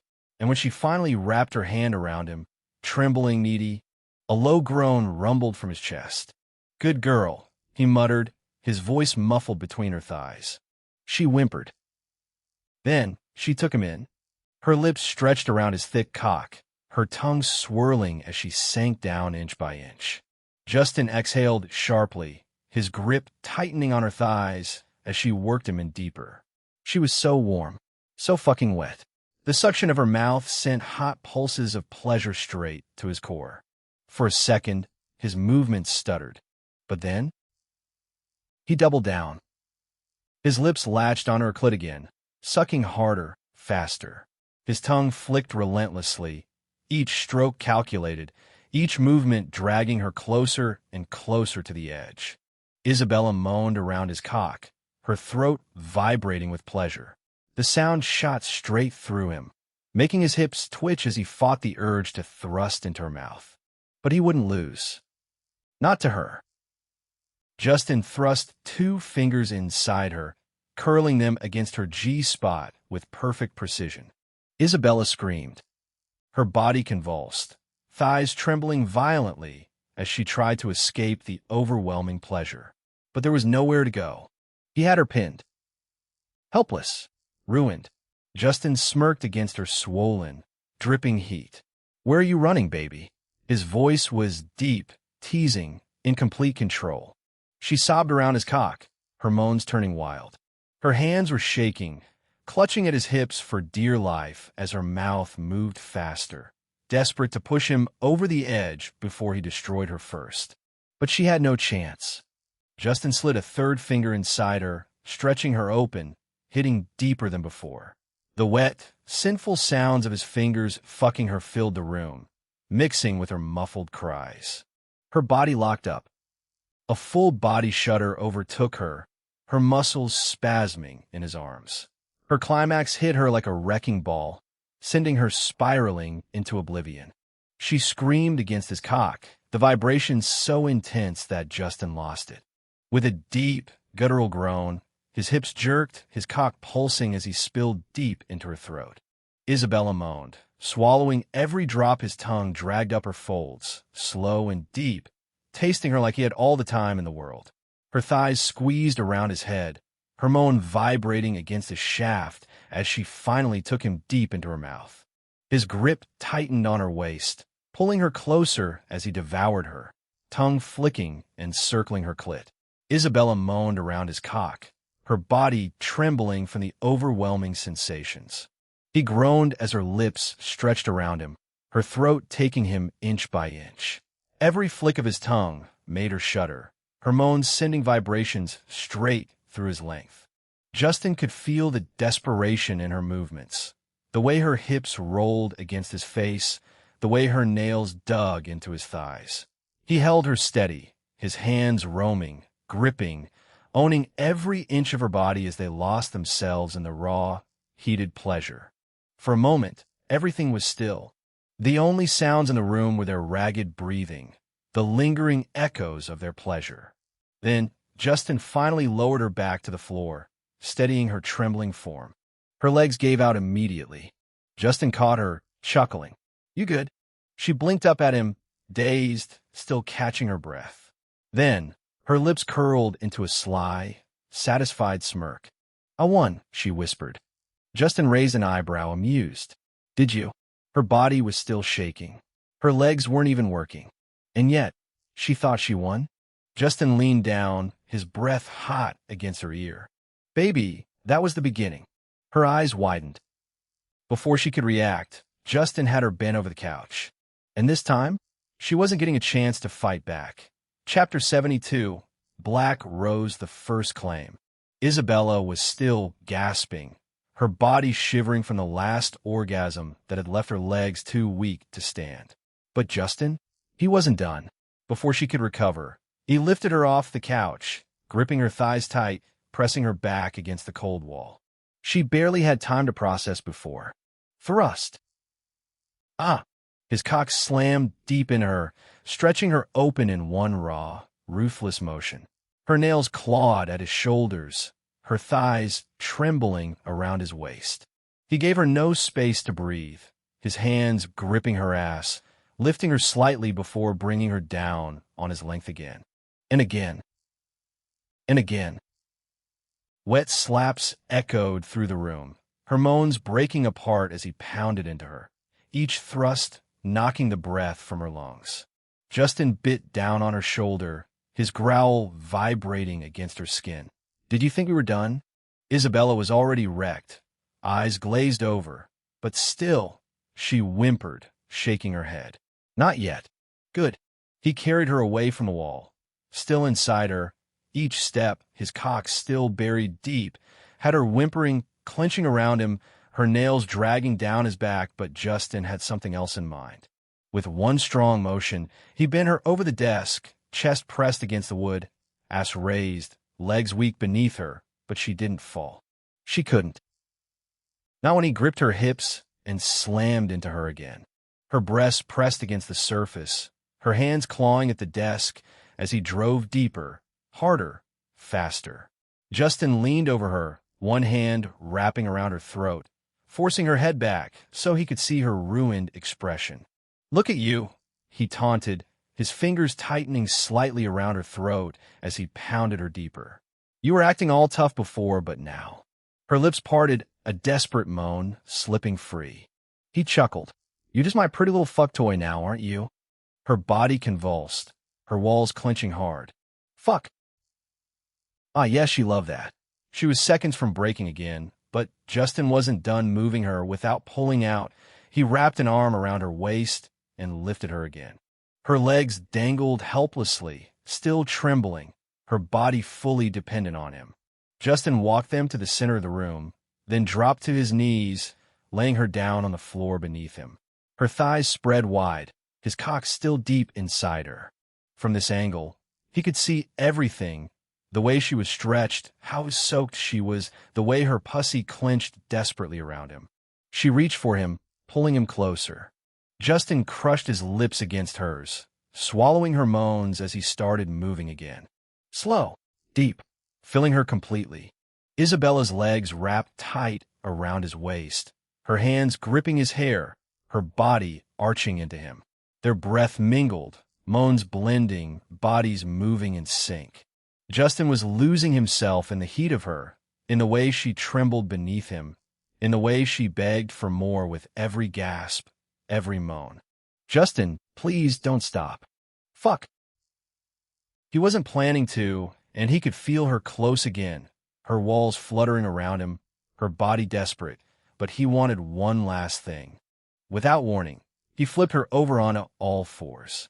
She gasped, barely having time to brace herself before he was behind her, gripping her hips, forcing her back on his cock in one brutal thrust. She screamed. "That's it," Justin groaned, gripping her ass, watching the way her body swallowed him completely. Her fingers dug into the floor, her arms shaking, her moans breaking into sobs of pleasure. He leaned over, teeth grazing her ear. "Come for me, come for Daddy. Isabella, my little whore," he ordered. And with one final thrust, she shattered. Her body convulsed violently, back arching, her walls clenching around him so tight he nearly lost it. Justin growled, burying himself deep as his own release tore through him. His breath was ragged, his body trembling against hers. They collapsed together, bodies still intertwined, the heat of their skin melding into one. For a moment, there was only silence, only the sound of their breaths, only the lingering echoes of pleasure still buzzing through their veins. Then, finally, Justin smirked. He pressed a kiss against the back of her neck, his breath warm against her skin. "Told you," he murmured. "That was only round one." Isabella shuddered beneath him, and she smiled. Before she could catch her breath, Justin flipped her onto her stomach. A startled gasp tore from her lips as strong hands yanked her up, pressing her chest against the armrest of the couch. Her knees dug into the cushions, her hips lifted, leaving her completely exposed. The cool air ghosted over her heated skin, only amplifying the raw sensation of being so open, so vulnerable, so ready. Her mind barely had time to catch up before. Thrust. "Ah!" Her scream broke apart, her fingers clawing at the couch, grasping at nothing. Justin drove into her from behind, stretching her all over again, deeper than before. There was no slow build-up this time. No warning. Just pure, unrelenting dominance. A sharp, choked moan left her lips as she felt every thick inch of him forcing its way inside, filling her completely. Her body arched, overwhelmed, but Justin wasn't letting her adjust. Not this time. He wanted her ruined. And she wasn't getting a choice. Justin's fingers tightened around her waist, gripping her hard as he dragged her back onto him, making her take every inch that she could. Her breath hitched, her thighs trembling from the sheer force of his thrusts. Her body rocked forward with every brutal snap of his hips, the wet, obscene slaps filling the room, mixing with her broken, desperate moans. "You wanted this?" His voice was rough, feral, edged with wicked amusement. His hand suddenly shot forward, fisting into her hair, yanking her head back. "Yes." Her mouth parted in a strangled gasp, her back arching deeper as her neck was forced to stretch, exposing the delicate line of her throat. "Then take it." His words were a growl, a command, and then he pounded into her without restraint. Her body jerked forward with each vicious slam, the armrest digging into her ribs, grounding her as he took her hard, and faster moans were wrecked, high-pitched, almost sobbing with pleasure. She tried to keep up, tried to brace herself, but Justin held her exactly where he wanted her. Her walls clenched around him, trying to pull him deeper, trying to keep him inside. And Justin felt it. A deep, dark chuckle rumbled from his chest as he watched her fall apart. Knowing she couldn't stop him even if she tried, his hand in her hair tightened, yanking her head even further back, forcing her to feel every brutal inch. Her lips quivered, her breath hitched, her body melting under his control. Justin leaned forward, his teeth grazing the shell of her ear. "Still think you can handle me, baby?" She tried to answer, but all that came out was a shattered, desperate moan. And Justin? He wasn't done. Chapter 73. They could be watching. Isabella thought he was done. Her body was still trembling, legs weak, skin flushed, breath shaky. The aftershocks of her last orgasm still pulsed through her veins, leaving her sprawled against the couch, barely able to move. Her chest heaved, lips parted, her mind floating between exhaustion and lingering pleasure. But Justin? He wasn't finished. Not even close. He loomed over her, broad shoulders casting a shadow over her limp form. His breathing was steady, controlled. Nothing like hers, which was still ragged and uneven, his cock still hard, still coated in her slick, still throbbing against his stomach. His lips curled into a dark, knowing smirk, and Isabella felt her stomach tighten with a mix of anticipation and dread. Her mind screamed that she needed a break. But her body? Her body ached for more, and Justin could tell. "Baby," his voice was rough, teasing, full of wicked amusement. He leaned down, his breath hot against her ear. That was a warm-up. Her eyes widened. Before she could even react, before she could gather her strength, Justin had her in his grip again. And this time, she wasn't getting a chance to fight back. A startled gasp left Isabella's lips as Justin flipped her onto her stomach in one swift motion. Her hands barely had time to press against the couch before. Smack! A sharp slap against her ass made her gasp. Justin chuckled darkly behind her, his palms still resting on her soft flesh. He squeezed hard. "Look at you," he murmured, running his fingers over the fresh, reddening mark. All dripping, she let out a sharp, shaky breath, her nails digging into the couch. He wasn't wrong. Her thighs were still slick from their last round, her body already begging for him to fill her again. But Justin? Justin wasn't in a hurry. Instead of taking her immediately, he leaned forward, pressing his chest against her back, his lips brushing the shell of her ear. "You think you're done?" His voice was deep, smooth, almost mocking. She shivered. Then, without warning, thrust. Her mouth fell open in a silent scream as he slammed into her from behind, stretching her all over again. There was no slow build-up this time. No teasing. Just raw, unrelenting dominance. Justin groaned, gripping her waist in both hands as he dragged her back onto him, forcing her to take every inch. Her fingers clawed at the fabric of the couch, struggling to hold herself together as the obscene, wet slaps filled the room. Justine. "You want it round two?" His voice was rough, feral. He reached forward, fisting her hair, yanking her head back as he pounded into her without restraint. Isabella's body rocked forward with each thrust, her breath completely stolen. She couldn't think. She couldn't do anything except let him use her. The sound of their bodies colliding grew louder, faster, rougher. Justin's grip tightened around her hair, forcing her head up. He wanted her to feel every second of this. And God, she did. Just when she thought she might collapse, Justin moved. With a strong grip, he lifted her up off the couch without even pulling out. Isabella yelped, her arms automatically clinging to his shoulders, legs wrapping around his waist. Her body was weightless in his arms, helpless in his control, and he knew it. A slow, wicked grin spread across his face as he walked them toward the window, his cock still buried deep inside her. Her heart pounded. Oh fuck.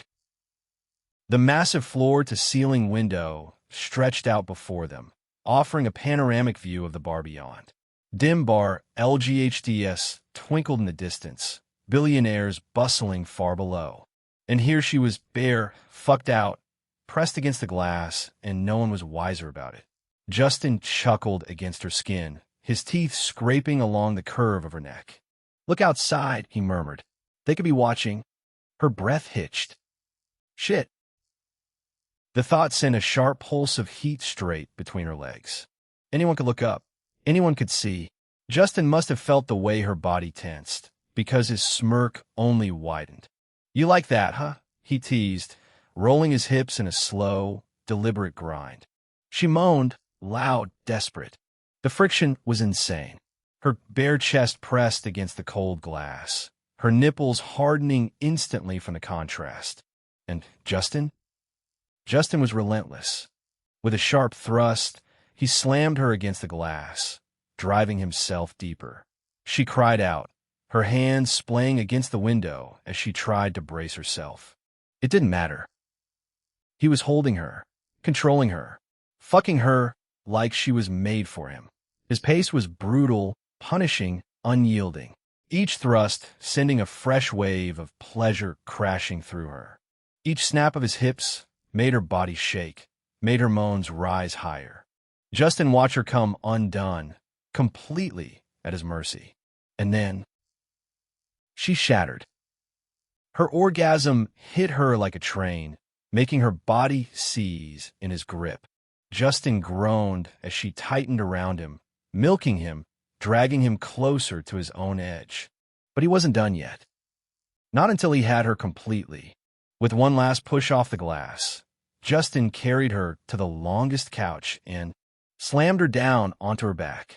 She barely had time to breathe before he was on top of her, pinning her wrists above her head. Her legs spread wide beneath him, her body shaking, drenched, completely open for him. And Justin? He leaned down, lips ghosting over hers. "You're mine now," he whispered. "Every inch of you belongs to me." Her breath hitched. And then he fucked her like he was proving it. Each thrust stole her breath. Each stroke hit deeper, harder, rougher. Her moans turned into screams, her body arching, her nails digging into his back. Justin captured her lips, swallowing every desperate cry as she shattered one final time beneath him. And this time, she didn't recover. Her body went limp, wrecked, conquered, claimed. Justin groaned as he drove into her one last time, spilling inside her, marking her completely.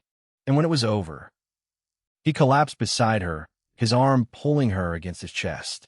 Isabella's breath was shaky, her entire body trembling, her eyes barely able to stay open.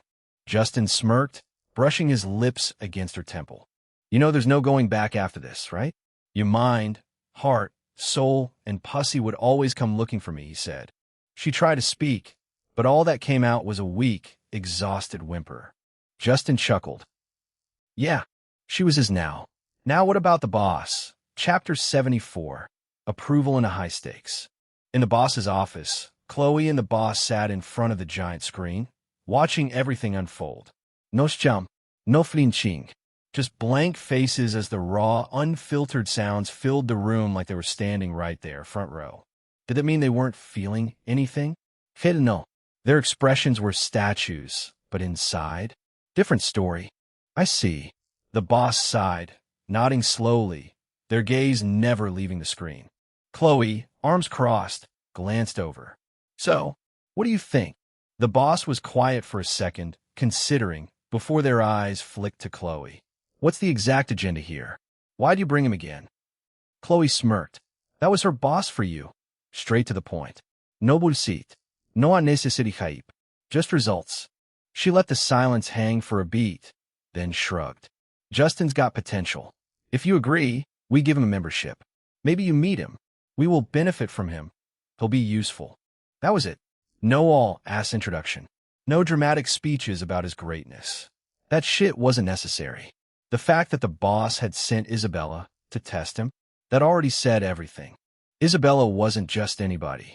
She was next in line after Chloe herself. The boss didn't just throw her at random men like some cheap party trick. In fact, Isabella wouldn't be allowed near something cheap as testing someone. Using her as a test meant the boss already thought Justin was worth something. So really, all Chloe had to do now was not ruin it with over-explaining. No strike while the iron's hot bullshit. If this place worked like that, it'd be flooded with cocky, useless millionaires. Instead, she stayed chill. Cool. Let breathe. The boss's eyes flicked back to the screen just in time to catch Justin leading Isabella in his hands into the bedroom of the private suite. A slow, amused smile tugged at the boss's lips as the man stood there, stark naked, still fully hard, staring straight at the hidden camera. Then, just before the camera lost signal, he smirked. A villain's smirk. The screen cut to black. A beat of silence. Then, finally the boss exhaled. No. Her lips curled slightly. He's not just useful. Lean back, fingers tapping against the desk. He's going to be a great asset, but we're giving it more time to see more of him. Keep him in the dark. Let him think you only brought him here to reel in a big fish. Which he did. Chloe nodded, already expecting that answer. I'll contact you when it's time for the next meeting. Got it. Chloe turned on her heel and strolled out, her job done for the night. 2 hours. That's all it took for her and Justin to secure their goals. For her, mission was simple. Make sure her man had his foot in the door with Black Rose. And after tonight? Oh, he was already in the damn books. Maybe not officially, but soon. Very soon. Chloe smirked to herself. Thank fuck. Mission accomplished. And honestly, she couldn't be any fucking happier. The Lamborghini Revuelto tore through the neon-drenched streets of Las Vegas, the engine growling like a damn beast, swallowing the night hole. The city was alive, clubs pulsing, lights flickering, people stumbling out of casinos, clinging to their last chips like their lives depended on it. Justin barely spared them a glance. One hand on the wheel, the other resting lazily on Chloe's thigh. The car sliced through the strip, weaving through traffic before hitting the freeway. The moment they were clear, he let the beast roar, the deep purr of the engine shaking through their chests. Chloe smirked. You just had to fuck her, huh? Justin shrugged, shifting gears. It would be disrespectful not to. They sped past the glitzy chaos and into Summerlin, where the real money lived. No flashing lights, no broke tourists, no desperate gamblers. Just pure, silent wealth. The kind that didn't flex, it just existed. And, at the very top of it, Black Mansion. The Lumbo purred as they pulled into the long, tree-lined driveway. The massive black gates sensed Justin's presence before they even reached them, parting smoothly like they knew better than to make him wait.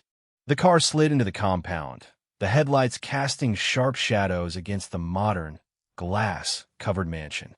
Justin killed the engine. Silence. Just the hum of the warm Vegas night. Inside, their fingers were still entwined, Chloe's thumb brushing lightly over his. She turned to him, eyes searching. You sure about this? Her voice was soft, but the weight was there. Justin's lips curled slightly. He nodded. Yeah. No Josetaschen. Nope. She didn't say anything for a second, just held his gaze like she was trying to read something he wasn't saying. Then, her lips pursed. What about Selena? That earned a slow blink. Then a dry chuckle. What about her? Chloe gave him a look. You know what? She cool with me just staying? Justin exhaled through his nose. You act like this is your first time sleeping over. Yeah, but usually your parents are here, she shot back, her brows lifting. This is the first time it's just you inviting me. She leaned in slightly, voice dropping into something playfully dramatic. Are you sure she won't be like, she put on exaggerated, older woman voice. Oh dear, you let that girl corrupt my sweet nephew in my own house. Justin let out a short laugh, shaking his head. You do not sound like her. Chloe grinned. I wasn't trying to. That was just my generic rich Annie impression. Shit was terrible. Fuck you, it was gold. He glanced at her, amusement flickering in his eyes. Selena won't care. You sure? Chloe. His voice dropped, tone slow. She literally likes you. You could move in tomorrow, and she'd probably be happier than me. Chloe hummed, tilting her head. Happier than you? Meaning you would be happy. He shot her a look. That's not what I said. But it's what you implied. He sighed, dragging a hand down his face. Are we really doing this right now? Chloe grinned, victorious. We absolutely are. Justin exhaled sharply, half a laugh, half an are you serious sigh. Chloe. I'm just saying. You're staying here. Chloe arched a brow. Oh, just like that. Yes, just like that. Right. And that has nothing to do with tonight. His jaw tensed, but the smirk was still there. Why the fuck would I send you home alone after tonight? Chloe scoffed. Sounds noble, but also sounds like bullshit. Justin didn't answer immediately, just leaned back, running a hand through his hair, eyes lazily meeting hers. Chloe. Justin. A smirk tugged at her lips. You like me, don't you? He snorted. Don't start. Oh, I'm starting. I love starting. She grinned, shifting closer. Big bad Justin Black, going soft for a... Chloe. His voice dropped a warning. She bit her lip to hold back a laugh. Okay. I'll shut up. For now. Tomorrow is going to bring in even more chaos. Chapter 75. One big, shiny mess. He rolled his eyes, shaking his head. You're staying. That's final. Chloe leaned back with a dramatic sigh. Fine. Whatever. Not my problem if I starts nesting here like a lost puppy. Silence settled. The night air hummed. Chloe turned to him, fingers still lazily entwined with his. So, she dragged the word out again, smug. You would be happy if I moved in. Justin didn't answer, just looked at her. And then? He got out of the car. Chloe let out an exaggerated gasp. Oh, so we're ignoring me now? Bet. She hopped out, too, chasing after him, already plotting her revenge. The mansion was quiet as hell when they walked in. Lights dim, hallways stretching out like something from a dream.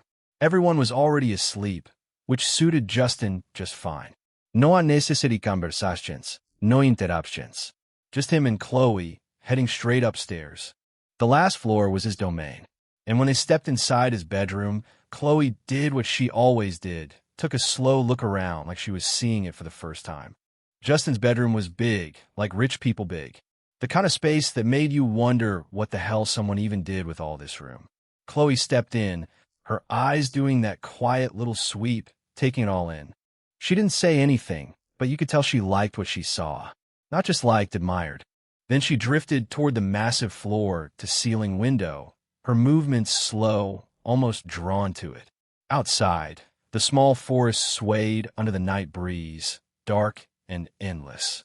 Beyond it, the distant road still pulsed with life, occasional roars of engines slicing through the quiet. The city never truly slept. Justin stepped closer. No words, just movement. Then, without warning, his arms came around her from behind, pulling her against him. Warmth, steady, unshaken. Chloe didn't move, didn't resist, just breathed. The heat of him bled into her skin, spreading slow and deep. His chest against her back, his hands resting easy on her waist. No pressure, no rush. Just there. She leaned in, barely, just enough to let him know she wanted this, wanted him without saying a damn thing. Outside, the world kept moving. Cars flew down the road. The leaves rustled. Inside? Time just stilled. Justin exhaled against her hair. And fuck, if that wasn't the softest damn thing. No teasing, no smug comments. Just them, in the silence, holding on to something neither of them needed to name. Chloe let her head tilt back slightly, resting against his chest. His warmth felt too good, too steady, like he was some kind of anchor keeping her in place. Outside, the wind brushed against the trees, the city's distant hum barely breaking through the silence of the mansion. It was just them, wrapped up in this quiet little moment, like the rest of the world didn't exist. Justin's arms tightened just a bit, his fingers grazing over the soft fabric of her top. Not groping, not teasing, just there, holding, like she was something worth holding on to. His breath, steady and warm, fanned against the top of her head, and she swore she could feel his heartbeat through his chest, like a slow, confident rhythm syncing with hers. She let out a small sigh, her hands lifting just enough to brush against his forearms. She traced slow, absent-minded patterns over his skin, like she needed to remind herself that he was real, that this moment was real. All right, so there they were, Justin holding Chloe from behind like he was the human equivalent of a blanket, and honestly, it was cheesy as hell, but Chloe wasn't exactly pushing him away. She just leaned in more, and in a way, it felt like she was getting comfortable in his warmth, kind of like when you finally hit the sweet spot on a couch and just know you're not moving for the next hour. Outside, the city was still doing its thing, like some kind of background soundtrack that wasn't even trying.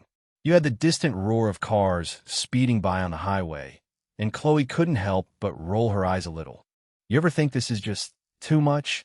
Like it's all just one big show? She murmured, but there was no bite to it. She wasn't trying to be deep or anything. Justin chuckled low, his breath warm against her neck. I mean, it's your world now, too. Might as well get used to it. One big, shiny mess. He sounded almost lazy about it, like he couldn't care less, but she could feel his arms tightening around her just a little. Chloe snorted. Big, shiny mess. You know, you're a walking cliché. Yeah. Justin tilted his head, his voice shifting into something playful. Well, you're the one staying here, looking all cute and all, so guess you're just as messed up as me. She turned her head just enough, so she could smirk at him. Messed up? Please, I'm the definition of perfectly sane. He raised an eyebrow, squeezing her side lightly. Says the girl who's letting me hug her like I'm her damn personal heater, even after those women I fucked, which I bet you witnessed the last one. Shut up, she said, but it was playful, like she was trying to sound annoyed, but her body was practically melting into his. Her fingers traced over his arms again, slow, casual, like it was no big deal, except the fact that it was a big deal. Then Justin's chin rested on her head, and for a second, neither of them said anything. The quiet wasn't awkward, though. It was just comfortable. You're making me soft, you know that. Justin muttered after a while, his voice low and teasing, but his hands were still holding her close, like he didn't mind being caught in the cliché. She rolled her eyes. You? Soft? Huh. Nah, don't think I'm buying that. You're more like the bad boy in the movie type who pretends not to care. Yeah, except in this movie, the bad boy's definitely not getting any sleep, he said with a smirk. But for real, you're still here. That's gotta count for something, right? Chloe just let out a little laugh, her lips curving in a way that made her feel lighter than she had all day. Fine, you win. For now. It was cheesy. It was cliché as hell. But damn if it didn't feel like the kind of thing you'd see in a romance movie, but way less corny. Chapter 76, Black Veil CEO. The Grand Hall of Black Veil was packed. Not just packed, overflowing. Hundreds of employees filled the space, a sea of suits and sharp eyes, all standing at attention. As long as they were still under contract, still pulling checks with Black Veil stamped on them, they were here. The whole damn workforce gathered under one roof. At the front, long tables stretched out, reserved for the elites, the executives, top brass, and board members. Heavyweights who made shit happen. Among them, Martinez sat cool as ever, and beside her, Selena leaned back in her chair, watching with mild amusement. But the real standout was the table in the middle. 2 seats, one empty, and in the other, Chloe Reynolds. She sat there like she had nothing but time, a small knowing smile playing on her lips as she watched Justin. And him? He stood tall on the platform, their chairman, dressed in sharp, tailored black. His eyes swept over them, his expression unreadable, calm, in control, the very image of power. Then he spoke. Black Veil started with 2 amazing people, Two legends, the Blacks. Silence. They built this empire from the ground up, from nothing. And now, Black Veil stands at the top. They built this from ground zero. No shortcuts, no handouts. And even though they're gone, Black Veil is still standing. Not just standing, dominating. And what? He tilted his head slightly. Because while my parents were the faces of Black Veil, they didn't do it alone. There were people behind them. People among you. His gaze flickered across the crowd. You all know what I mean, right? A few nods. Some murmurs. People shifting in their seats. I'm standing here as your chairman, not just because I carry the Black name, but because of the people who helped build Black Veil into what it is today. You. A pause. A slow nod. Then, the room erupted. Thunderous applause, cheers, people clapping hard enough to sting their palms. Justin let it ride for a moment before lifting a hand, bringing them back down. Then, with a chuckle, he added, all right, he said, chuckling. I'll be real. I'm a narcissist, but there's a limit. And that limit? It ended yesterday. I flexed enough. He exhaled, glancing toward the empty chair at the center table. Today ain't about me. Laughter rippled through the crowd, easing the tension, and a ripple of curiosity moved through the room. People shifted forward, eager. What you're all witnessing today is history. No, scratch that. The first step happened yesterday when I took the mantle. Today, we take the next step. The step that's going to push Black Veil into industry domination. The room held its breath. Even the most unbothered employees were now sitting on the edge of their seats. Apart from Selena and Martinez, nobody had a damn clue where this was going. Justin let the suspense simmer, then leaned in slightly. Now, I know I have the skills to lead this company as both chairman and CEO, but he exhaled, a slow smirk forming. There's someone else just as capable. Hell, maybe even better. A gasp rippled through the room. What the fuck? People shifted in their seats. Some straight up froze. Justin took his time, letting the moment marinate. Then, in a smooth, deliberate tone, he delivered the final blow. With all your presence to bear witness, welcome our new CEO. A pause. Chloe Reynolds. And just like that, the hall exploded. Chloe Reynolds sat, oblivious as fuck. She had been watching Justin, just like everyone else, nodding along, listening intently, sipping on her water with zero goddamn clue that she was about to be hit with the biggest curveball of her life. Then he said it. Welcome our new CEO, Chloe Reynolds. Her grip on the glass froze mid-sip. Wait. What? Her brain glitched, straight up blue-screened. Her eyes widened, staring at Justin like he had just announced she was the Queen of England. The glass nearly slipped from her fingers. The crowd? Absolute fucking chaos. The entire hall erupted. Cheers, gasps, whispers. People turned to each other like, did he just... And no fucking way. Some employees jumped out of their seats, clapping so hard it was a miracle their hands weren't on fire. Others just stared, processing the bombshell that had just been dropped. At the executives' table, Martinez leaned back, watching with a smirk like she had front row seats to the best drama of the year. Selena? She just shook her head with an amused sigh. She just smiled, like she had known all along. But Chloe? She was still frozen, still blinking at Justin, her mouth half open like her brain hadn't caught up yet. It took a whole 5 seconds before she finally leaned forward, placed the glass down with both hands, and whispered, "What the actual fuck just happened?" Justin smiled at her, all smooth and smug, and gestured for her to come up. Chloe's eyes were still wide as hell, stuck somewhere between did I just hallucinate that, and this motherfucker really did this without telling me? The room? Still electric. Half the employees were still catching their breath from the plot twist of the century, while the other half, especially the top models and escorts, were already on their feet, clapping and grinning like they just won the lottery. The front row?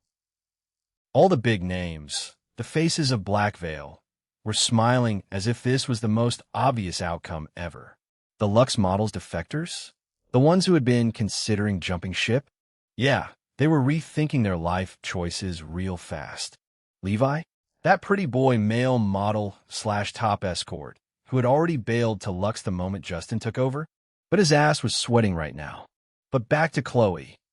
She was still staring at Justin, still processing. And then, finally she stood up. A slow move at first, cautious, like she was checking to see if the ground was still there. Then, as she stepped forward, her expression shifted from pure shock to calm, controlled confidence. And the room felt that shift. The applause grew louder. Models, escorts, executives, they clapped, they cheered, they nodded like, yeah, this is right. Because everyone here knew one thing. Chloe Reynolds wasn't just some random pick. She was the fucking queen here. And as she moved to the platform, meeting Justin's gaze, the look she gave him, oh, she was so going to make him pay for not telling her first. Chapter 77. Alone with Sasha. One-of-a-kind Sasha. At first, yeah, everyone had been shocked. Justin Black taking over Black Veil? They could deal with that, even if some still thought he was just a PR nightmare with a trust fund and an expensive suit. But this? Chloe Reynolds as CEO? That was a different story. And then that damn employee survey dropped online. Aired on media, splashed all over social feeds. Opinions about the new leadership? Expectations? Doubts? Yeah, they got in calls, higher-ups, execs, even the rank and file employees. Some had been skeptical, others bracing for the worst. But then came the real kicker. Chloe had called them personally. Like, not some generic corporate email. Not a PR statement. Not a speech. She had literally picked up the damn phone and called people. And just like that, doubts started melting faster than ice cubes in the Vegas heat. Because if there was one person they trusted, it was Chloe. And now? Now they were here, watching it actually happen. Justin held out his hand. No hositación, no teatrix. Just solid, effortless confidence. Chloe looked at it, then at him, still processing, still slightly murderous, but she took it. As he pulled her up onto the platform, the audience leaned forward, waiting. She turned to face them, composed as hell, but when she glanced at Justin again, her smile turned just a little dangerous. Her eyes practically screamed. When the fuck did you plan this, Justin? Smug as hell. He just gave her a slow, easy gesture, as if handing her the whole damn empire. Take him. And just like that, the room belonged to her. Justin sat at the long-ass couch, alone. The day had been uneventful as hell after making Chloe the CEO. She was swamped, Martinez was buried in work, and even Selena had shit to do. Meanwhile, he was left twiddling his thumbs, scrolling through nonsense, and wondering why the hell being in charge suddenly felt like being on house arrest. A soft clink. He glanced up as Sasha placed a drink beside him, dark, rich whiskey in a crystal glass. She stood there for a moment, her perfectly manicured fingers still gripping the rim before she let go. And yeah, okay, she looked good. Like, dangerously good. Tight black dress hugging every damn curve, heels that made her legs look like they went on forever, and that subtle perfume, the kind that made a man's mind wander into unholy territory. She glided in with the kind of confidence that made it clear she knew exactly how good she looked. The dress? Short. The curves? Popping. The way she moved? Dangerous. Justin exhaled, gripping his glass a little tighter. Behave. Justin's jaw clenched. He was too sober for this. Too sex-deprived. Nope. Hell no. Not going there. He grabbed his drink and downed half of it in one go. Sasha smirked like she could read his thoughts. Which, knowing her, she probably could. Rough day? She asked, stepping behind him, her hands finding his shoulders. He nearly groaned. Fuck. She knew what she was doing. The way her fingers worked into the tension like she had a PhD in making men reconsider life choices. Yeah, she was a problem. Justin forced a chuckle. If by rough, you mean boring as hell, then yeah. Sasha hummed knowingly. Poor you. Must be so hard having an empire at your feet and all. He smirked. The sympathy is overwhelming. Her hands continued their slow, calculated rhythm. I saw the news, she said. You made Chloe CEO. That's a big deal. How's it feel giving away that much power? Justin exhaled, staring at the ice swirling in his glass. I didn't give away shit. She earned it. And besides, what's power if you're drowning in it alone? Sasha's fingers slowed slightly. Deep. Didn't know you had a philosophical side, boss. He scoffed. Yeah, well, don't get used to it. Sasha laughed softly, kneading a little deeper. Smooth. Very you. He sighed, letting the warmth from her touch seep in. Yeah, well, now everyone's too busy to entertain me, and I'm just here, contemplating life and bad decisions. Like what? Her voice was teasing, but her hands didn't stop. Like pulling you onto my lap, and nope. No. Abort mission. A silent stretch between them, her hands still resting on his shoulders, his mind very aware of how good she smelled. Fuck. Like drinking until I forget I have responsibilities, he said instead, swirling the whiskey in his glass. Sasha hummed, leaning down slightly, her breath warm against his ear. Careful, boss. If you keep acting like this, someone might have to take care of you.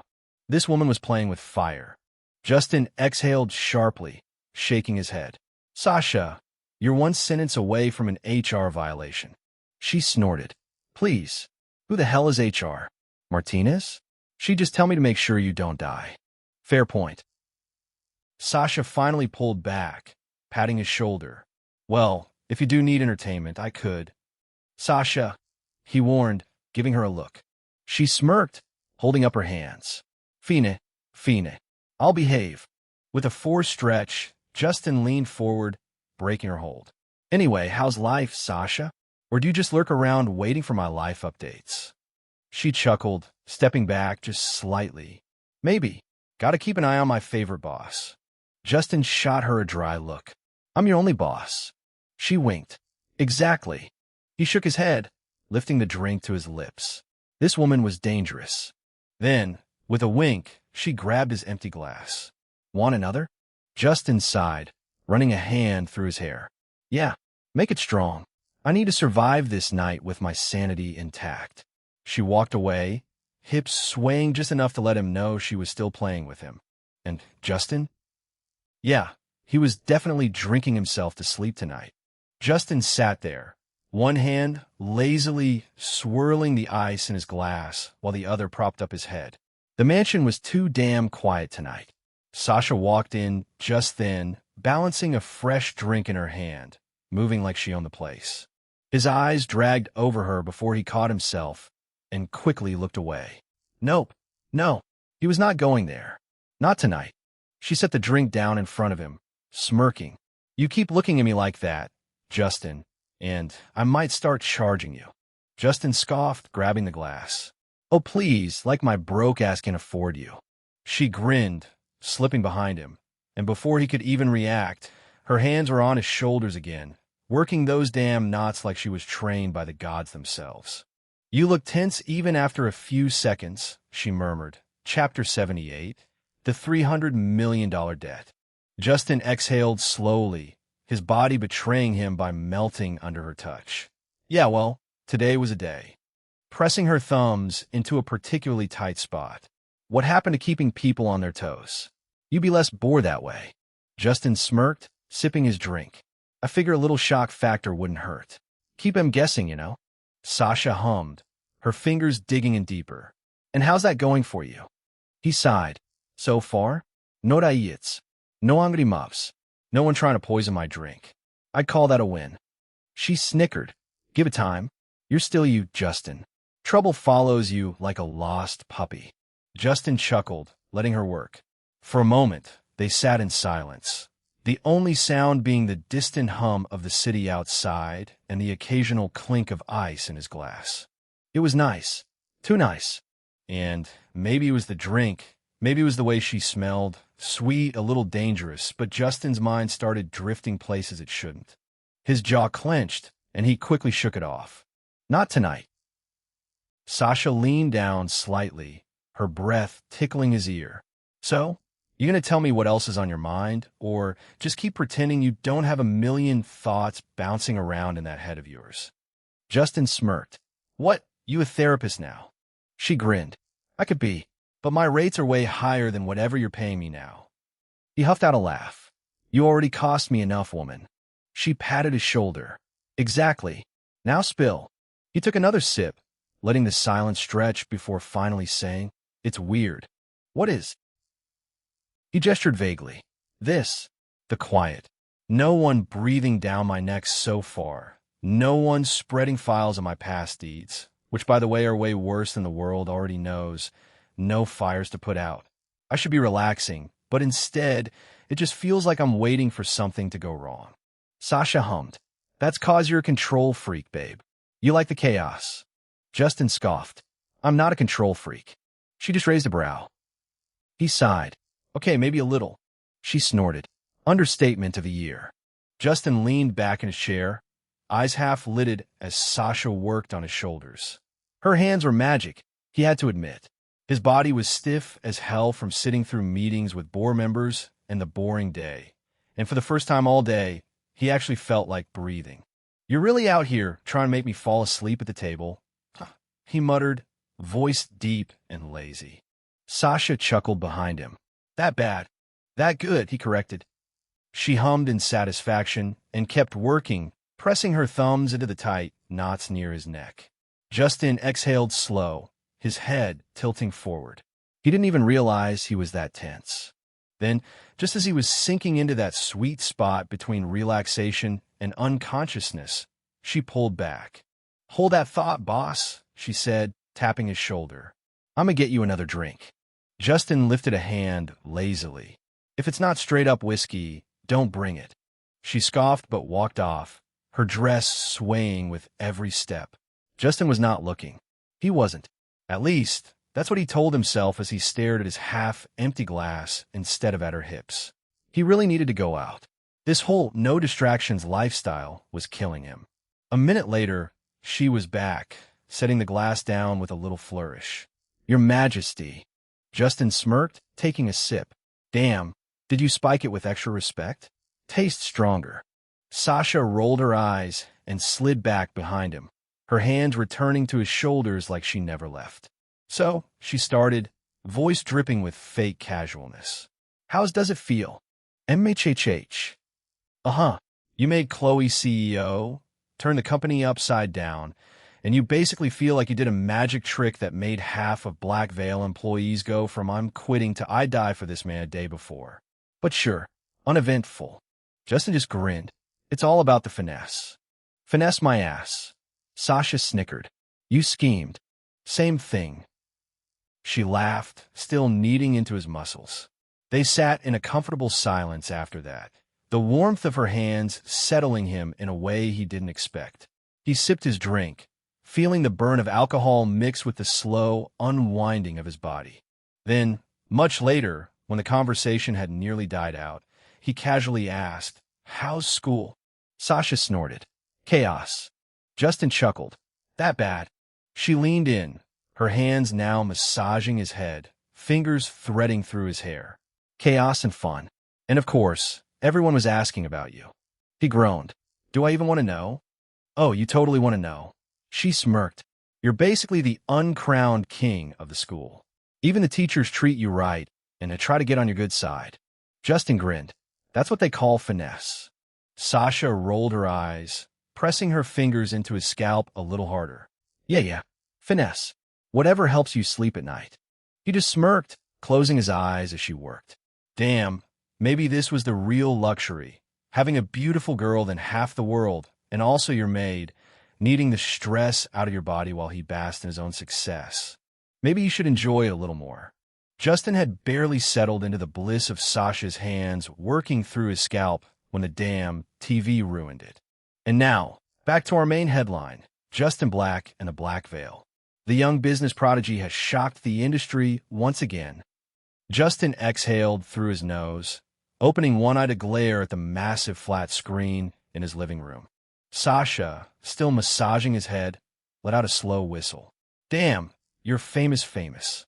On screen, the entertainment show was running full throttle on his name. The male presenter leaned in dramatically. In an unprecedented move, Justin Black has stepped down as CEO, handing over the reins to veteran Chloe Reynolds. But that's not all. He also wiped out a $300 million debt left behind by his parents.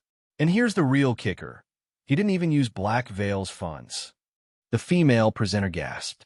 Mon Dieu. The male host nodded fiercely. I know, right? That's $300 million. Not 3, not 30, 300. Where does an 18-year-old even get that kind of money? Chapter 79, Damage Control Mode activated. In an unprecedented move, Justin Black has stepped down as CEO, handing over the reins to veteran Chloe Martinez. But that's not all. He also wiped out a $300 million debt left behind by his parents. And here's the real kicker. He didn't even use Black Veil's funds. The female presenter gasped. Mon Dieu. The male host nodded fiercely. I know, right? That's $300 million. Not 3, not 30, 300. Where does an 18-year-old even get that kind of money? The third panelist, a bald guy with glasses, adjusted his tie. Well, let's consider the options here. Option 1. His parents left him money to cover the debt. No, the female presenter interrupted. Justin's parents' lawyer and the bank confirmed that he can't touch the inheritance yet. Option 2. A secret backer. Some mystery billionaire funding him from the shadows. The bald guy snapped his fingers. Now that makes sense.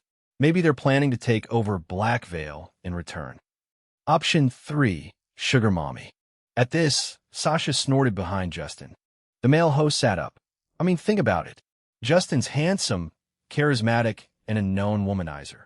On cue, the screen flashed to a picture of the current Justin in a tailored suit, sharp smirk, looking like he owned the damn world.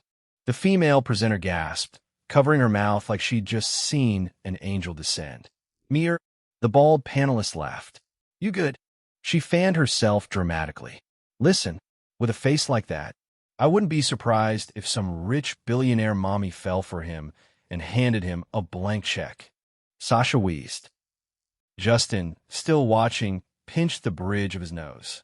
And then the presenter said the worst thing possible. I mean, heck, he could probably even charm the president herself. Silence. The other two hosts turned to her like she had just cursed out God. The bald guy dropped his pen. The male host's jaw actually fell open. The female host froze, realization dawning slow. Wait. Too late. The moment the female host dropped the presidential seduction bomb, the station hard cut the feed. Not even a transition graphic. Just straight up emergency eject. Sasha blinked. Damn. They pulled the plug on her like she was about to leak government secrets. The TV now displayed a calm, professional interview set. The news anchor, clearly trying to salvage the chaos, had shifted gears to a serious discussion with some of Black Veil's top executives. First up, Mr. Clarkson, the old man, wise and composed, sat back in his chair, adjusting his glasses. Let me tell you something about Justin Black. Sasha snorted. Oh shit. When old people start with, let me tell you something, you listen. Clarkson continued, voice steady, full of weight. It's easy to judge someone for their age. Easy to cling to their past mistakes. But you shouldn't judge a man by where he's been. You judge him by what he does. He let that settle before adding. And what Justin Black has done? Well, Black Veil's never seen anything like it. The next exclusive was of Mrs. Simmons, who smiled when she was asked her view on the Black Veil situation, hands neatly folded. I won't lie. Everyone was skeptical at first, but they judged him too quickly. The interviewer leaned forward, curiosity piqued. And now, Mrs. Simmons chuckled. Now, the industry ain't ready for him. The interviewer's eyebrows shot up. That impressive? She tilted her head slightly, a knowing glint in her eyes. I've known Justin since he was a kid. And let me tell you, he was different even back then. She leaned back, reminiscing for a moment. While other kids were playing pretend, Justin was making actual business deals with grown men with his parents. While they were worried about homework, he was studying people, figuring them out, knowing what made them tick. She smiled, a hint of pride in her voice. So no, I'm not surprised he's reached this level. If anything, I'm just watching to see how much further he goes. And I'm sure he's going to exceed all-out expectations. The interviewer, caught off guard, let out a low whistle. Damn. Mrs. Simmons smirked. Exactly. Now, Our top employees had their doubts. But after working under him, guess what they're saying? She let the suspense hang. The interviewer gave in. What? They're saying it's an honor to work under him. Sasha smirked. They went from, "Who's this punk?" to, "Sir, yes, sir." The interviewer, clearly looking for a juicy angle, leaned in. But would you say their view only changed after he paid the debt and made Chloe Martinez the CEO? His voice dripped with conspiracy theory energy. According to reports, she was the uncrowned queen of Black Veil even before. Perhaps even Justin Black himself listens to her like a puppet boss. Sasha wheezed. Boy, no way you just call my boss a puppet on national TV. Mrs. Simmons didn't even blink. Instead, she straight up laughed. Then, she turned to the interviewer, an amused tilt to her brow. See, that's why doing research is better than following rumors like a headless fly. The interviewer froze. The camera even stubbornly zoomed in slightly on his uncomfortable expression. Tell me, she continued smoothly, did you even see the employee survey before you asked that? The interviewer blinked. Ooh. She smiled, but it was the kind of smile that said, I'm about to humble you. Because if you did, you'd know the survey was anonymous. Conducted before the boss even met the new CEO. The interviewer's shoulders tensed. Oh, Mrs. Simmons, still sweet as honey, finished him off. And yet, 98% of employees had positive thoughts about the new boss. The remaining 2%? Well, those were executives and absentees. This wasn't the influence of the current CEO, but Black Veil stuffed trust and love for Mr. Black. The interviewer visibly deflated. Sasha clapped a hand over her mouth, laughing. They caught this man in 4K. Justin, watching silently, smirked and finally took a sip of his drink. That's what happens when you try to play checkers with people playing chess. The interview continued, but Justin had heard enough. Sasha, still grinning, nudged his shoulder. So, puppet boss, how's it feel knowing your employees ride for you now? Justin swirled his drink. Feels like finesse. She rolled her eyes. Ding. The Veiler has achieved a new milestone. Hidden mission completed. Mission. Earn $1 billion with Wealth Snatch at once. Reward. Wealth Snatch upgrade. Description. The Veiler can now upgrade Wealth Snatch to X5 at the cost of $500 million. Chapter 80. The Veiler's Reflection. Meanwhile, Justin just exhaled through his teeth. Yeah, that's enough TV for tonight. He grabbed the remote and clicked it off. Sasha, still dying, was clutching his shoulders. Justin, be real. Did you bag the president? Justin gave her a deadpan look. Go get me another drink. Justin exhaled, running a hand through his hair. The noise didn't bother him. Negative takes, positive takes, whatever. None of it really touched him. What mattered was how Black Veil looked to the world. If he wanted to take it to the next level, he had to clean up its reputation and slap some fresh polish on its decaying image. Appointing a new CEO was one step. The other? Making sure no bank was breathing down their necks over that damn debt. The due date was right around the corner, and he wasn't about to let creditors knock on his door like some mafia movie. So he handled it. How much? $300 million. Did he flinch? Nah. Did he even wonder what the hell his parents had blown all that money on? Barely. Though let's be real, it smelled like a foul fucking play. But Justin wasn't about to get lost in that mess. Not yet. First, the agency had to be stable. Then he could start digging. And how'd he get that kind of cash so easily? Well, last night, after snatching Isabella, Wealth Snatch had done its thing. Isabella weighed $500 million. Now, with 2x Wealth Snatch, that doubled to a fat $1 billion. So dropping $300 million? That was like taking a cup of water from a full-ass jelly can. Justin, lounging on the couch, tilted his head. How long till the others come back? Sasha tapped away at her phone, finishing off her messages. Laurent and Selena had gone out shopping. House shopping, to be exact, dragging along some maids, the butler, the chauffeur, and a whole entourage. Meanwhile, that left him and Sasha chilling alone in the house. She glanced up. Anytime soon. Then, her lips curled into a smirk. By the way, is Chloe staying over tonight too? Justin nodded without much thought. Yeah, she's staying. Not sure for how long, though. Sasha's smirk widened. Damn, your past crush and wet dream is now sleeping in the room next to yours. How's that feel, huh? Flick. Hey, she yelped, rubbing her forehead where he'd flicked her. Justin scoffed. I'm way past that point.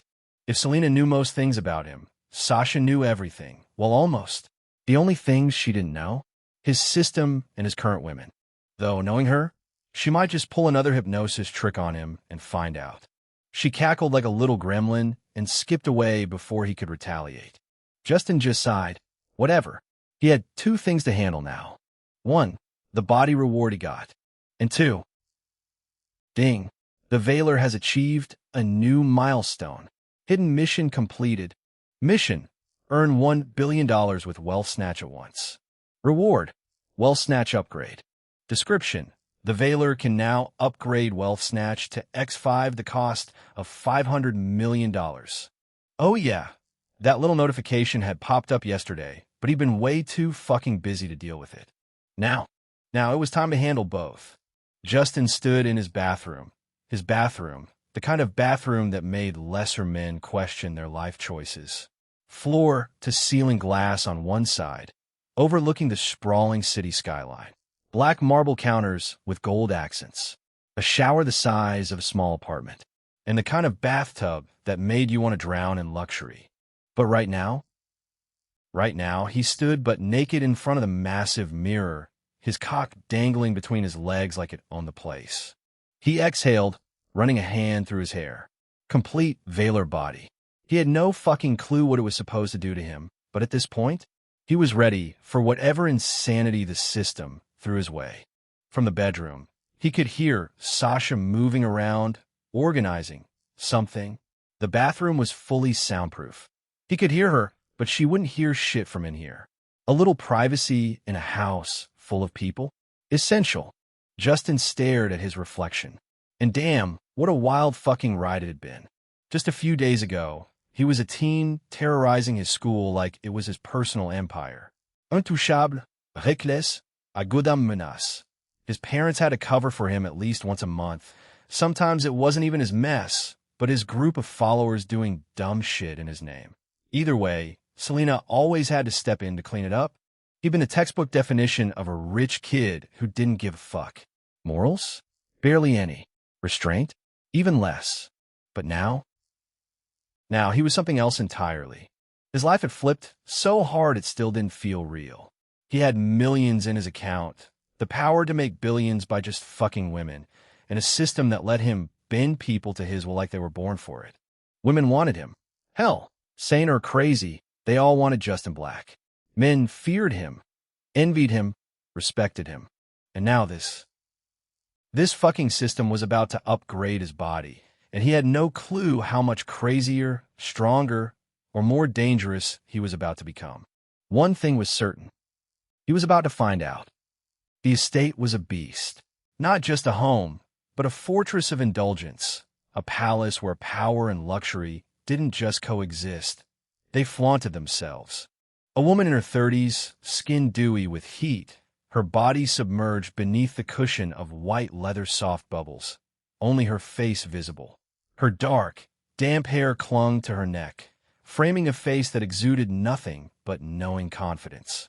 Her eyes, half-lidded, glowed with something unreadable as she exhaled slowly, letting the steam coil around her like a lover's touch. And at the center of it all, the bathtub, carved from a single block of pure obsidian, deep enough to swallow a manhole. The water inside was velvet dark, rich with oils and silk-soft foam that clung to the surface in thick, luxurious layers. And in that water, then, a whisper, breathy, teasing. Justin. Chapter 81, Messed Up Family. Perched on a private, gated island, the mansion stood 3 stories high, its exterior a flawless blend of onyx black stone and sleek glass, reflecting the moonlight like a damn monument to excess. A circular driveway led up to the entrance, where a cascade of stairs flanked by sculpted panthers guided visitors to titanium doors engraved with gold inlays of ancient symbols.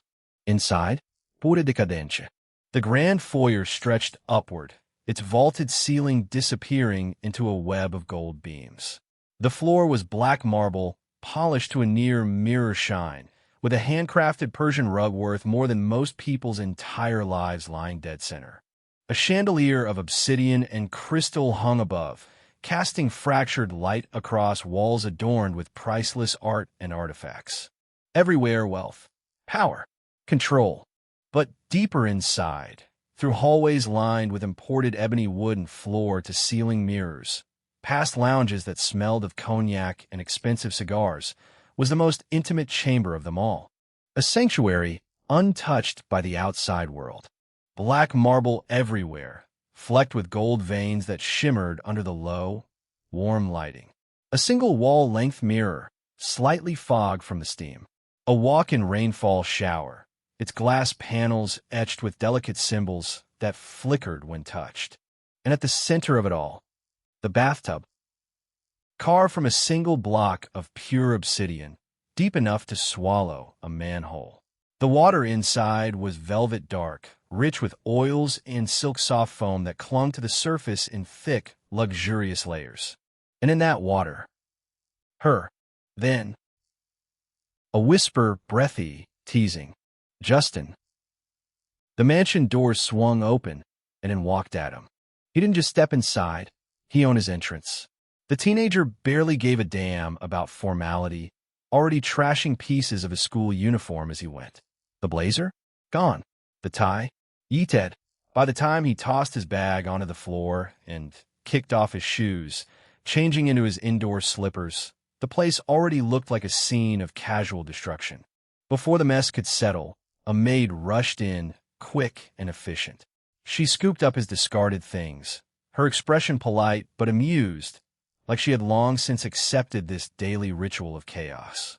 "Welcome back, Adam," she greeted, smiling as she adjusted the pile of clothes in her arms. Adam flashed a grin back at her, lazy and knowing. "Where's Mom?" The maid glanced toward the staircase.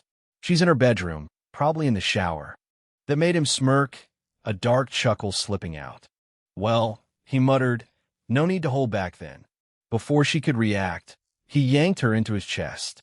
The maid let out a small, startled laugh before melting into it, her hands pressing against his chest as he dipped his head, capturing her lips in a slow, teasing kiss. It was routine at this point, but routine had its dangers. Footsteps. They froze. Adam's grip tightened around her waist, his eyes darting to the source of the sound. Busted? Not quite. Standing at the end of the hallway, arms crossed, was a young woman, his older sister, Sydney. She sighed, shaking her head like she had just caught a dog humping a pillow. "You're a fucking weirdo," she deadpanned. Adam arched a brow. "Oh." Sydney tilted her head, already tired of his bullshit. "So, this is why you always make sure to come back home at night, huh? Mom's in the shower, and you get to make out with the maids at the door like a goddamn creep." Adam rolled his eyes and shrugged. "And you know exactly how Mom would react if she found out." Sydney scoffed, completely unimpressed. "Please. She'd only react if your stupid, ass-made fetish ended up in the news." The maid in Adam's arms covered her mouth, holding back a laugh. Sydney, already over this conversation, turned on her heel and walked away. Adam leaned against the wall, watching her go with a shit-eating grin. "You're not even going to ask how he was today?" he called after her. Sydney didn't miss a beat. She threw up a vomit gesture over her shoulder. "I'm not discussing my man with my disgusting little brother." That sent Adam into a booming laugh. "You man my ass." Sydney didn't even bother replying. She was gone. Adam sighed, shaking his head. When the hell is that one-sided crush gonna end? "Oh well, not his problem." He shrugged, turned back to the maid still in his arms, and grinned. "Now, where were we?" She giggled, and he led her straight to his bedroom. Sydney leaned back, sinking her teeth into the burger, the soft bun pressing against her lips before the rich, juicy meat filled her mouth. She barely had the energy to chew as she watched her brother do his usual shit, flirting, touching, probably ready to drag another maid off somewhere. She shook her head. Damn, this was getting pathetic. She hated admitting it, but her brother was sometimes right, Her crush was one-sided as hell at this point. Like beyond hopeless. She couldn't even muster the courage to talk to him properly, let alone ask anything remotely intimate. And let's be real, even if she did, the guy was a fucking player. And not just any player, he was the player. The one who had a damn wait list of girls lined up, all fighting for a damn appointment like he was some high-end VIP service. The worst part? She didn't even mind. If he wasn't a player, she didn't know who would be.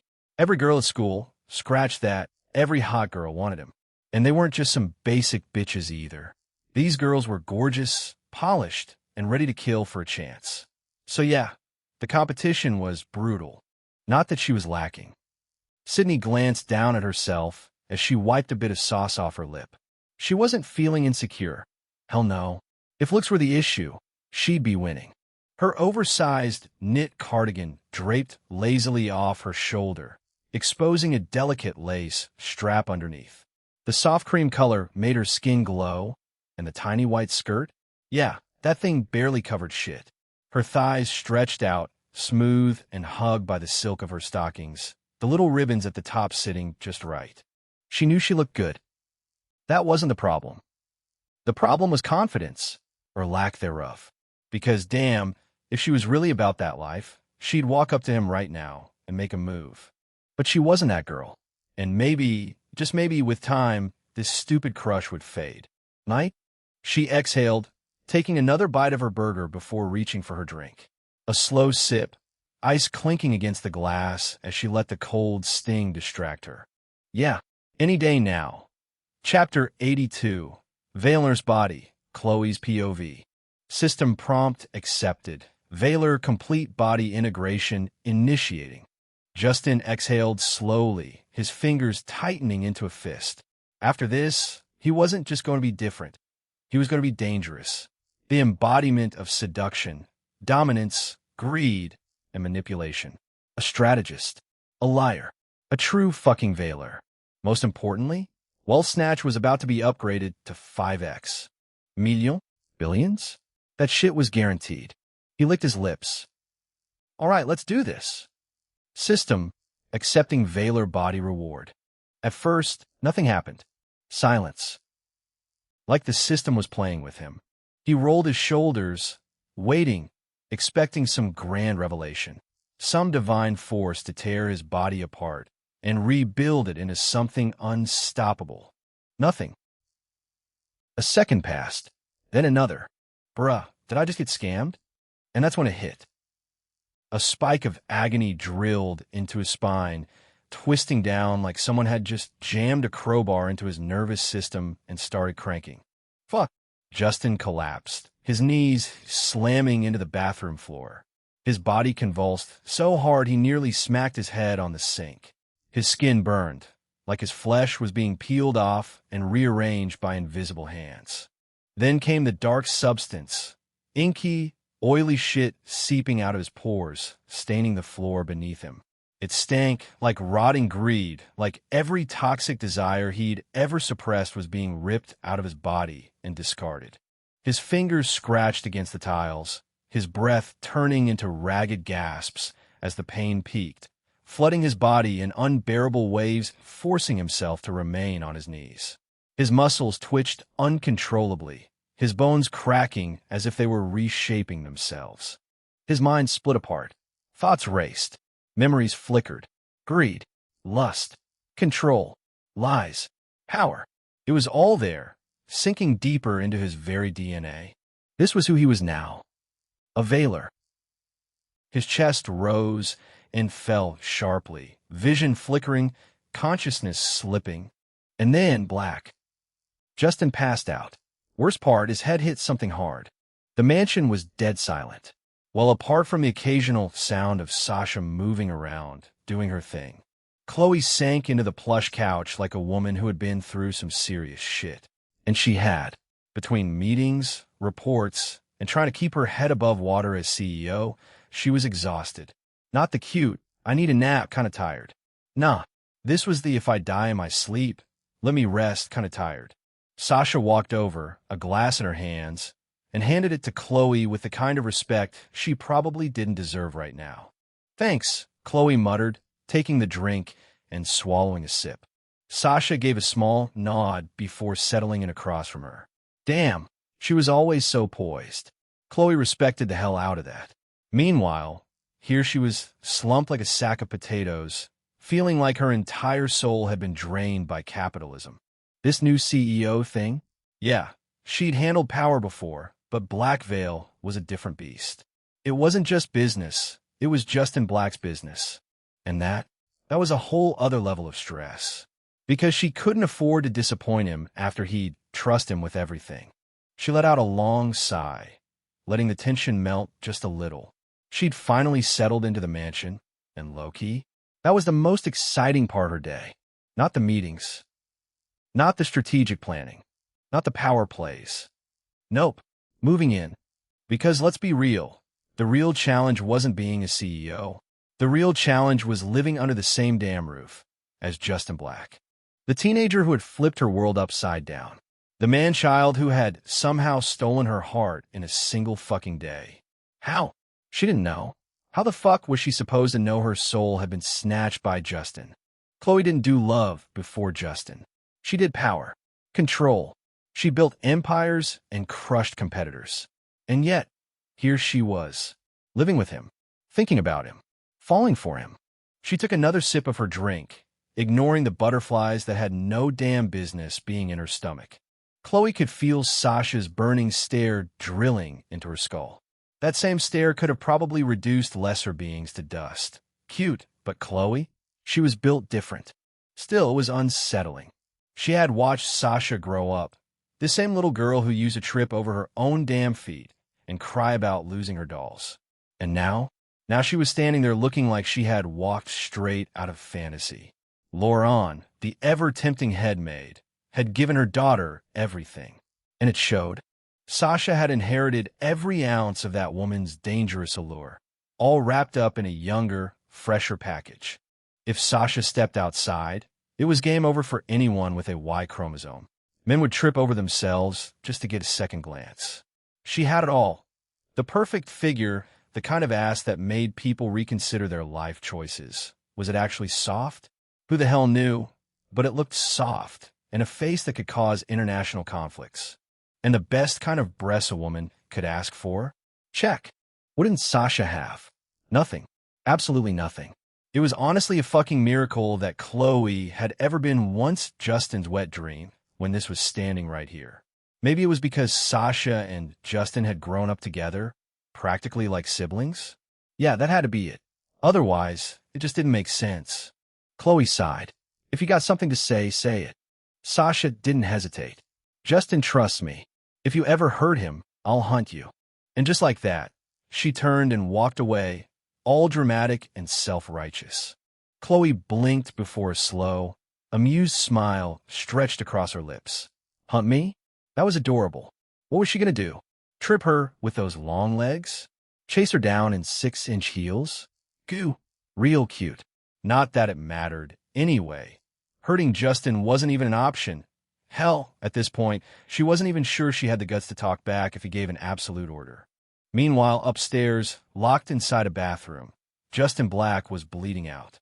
His blood seeped into the black, goose spreading around him. And not a single person in the entire mansion, not Sasha, not Chloe, not a goddamn soul, had a fucking clue. Chapter 83, Regeneration $100. Justin Black was fucked up. He lay there, sprawled out like a crime scene, the cold bathroom tiles doing absolutely nothing for his situation. Blood oozed from the side of his head, mixing with the black, gooey substance that had leaked out of his body earlier, creating a disgusting-ass puddle that looked like something straight out of a horror movie. Unconscious, breath shallow. Dude was gone. Not dead, yet, but definitely looking real questionable. If someone walked in right now, they'd probably think he got bodied in his own damn bathroom. Like, damn, bro, who jumped you? His arm twitched slightly, but other than that, no movement. His whole body was limp, like a dropped mannequin, except way more expensive and probably cursed at this point. The Velar transformation had done him dirty. For a second, the room was silent. No dramatic music, no system notifications, nothing. just a half-dead teenager bleeding out next to some cursed sludge. And downstairs, Sasha and Chloe were chilling, drinking, completely unaware that their boy was up here looking like a murder victim. If Justin was conscious, he'd probably be pissed as hell. Perhaps not. The blood had been pouring out, a steady stream mixing with the black sludge still clinging to his body. The floor was a mess, dark liquid pooling under his head, the air thick with that metallic scent. Then, without warning, his blood lit up. 1 second, it was just regular-ass blood. The next, it was glowing like some ancient relic had just been activated. Not a flicker, not a slow glow. A full-blown surge of light. The red liquid pulsed, vibrating with some unknowable force. And then, it reversed. The blood that had already left his body defied logic, physics, and common sense, pulling back in his wound in a perfect stream. Not a single drop wasted. The cut on his head? Sealed shut. Clean. Not even a scar. The black filth that had been clinging to his skin, the remnants of whatever dark transformation his body had gone through, it didn't just disappear, it was rejected. The dirt, the sweat, the impurities, all of it was wiped away in an instant, like his body had deemed them unworthy. Not like oozing or spreading. No, this shit was reversing. Like someone hit Control+Z on his injuries. Just pure, pristine regeneration. And when it was done, Justin lay there, silent, unmoving. But this wasn't the same Justin Black from before. His skin was smooth, his body impossibly refined. Not just attractive, but predatory. His very presence screamed power, control, something untouchable. The black, sticky-ass cursed goo that had been staining his skin, gone, evaporating like it had just been personally rejected from existence. His body shined up like someone had just run a fresh update, deleting all bugs and glitches. The sweat wiped away like it never dared exist in the first place. And just like that, Justin Black lay there. Clean, untouched, impossibly handsome. But more than that, dangerous. Like whatever had just happened to him wasn't just some glow-up. This wasn't just healing. This was a rebirth. Ding! The Veiler has unlocked a godly tier ability. Regeneration. Ability, regeneration. The Veiler can recover from any wound, cuts, broken bones, internal damage, even fatal fucking injuries. Diseases, viruses, infections, and even the common cold are completely irrelevant to the Veiler. The Veiler's body constantly maintains peak condition, immune to all sickness. Then came the tremor. It wasn't just a little shiver. It was like someone had detonated a bomb in his soul. Justin's body jerked violently, every nerve in his system firing off like fireworks on the 4th of July. His lungs convulsed, dragging in air like he'd been drowning for hours. His muscles clenched so hard they should have torn apart, but instead they grew stronger, reinforced, upgraded. His veins pulsed, glowing with something raw and ancient, something inhuman. Then his eyes snapped open. For a second, everything was too much. His senses weren't just sharper, they were weaponized. He could hear everything.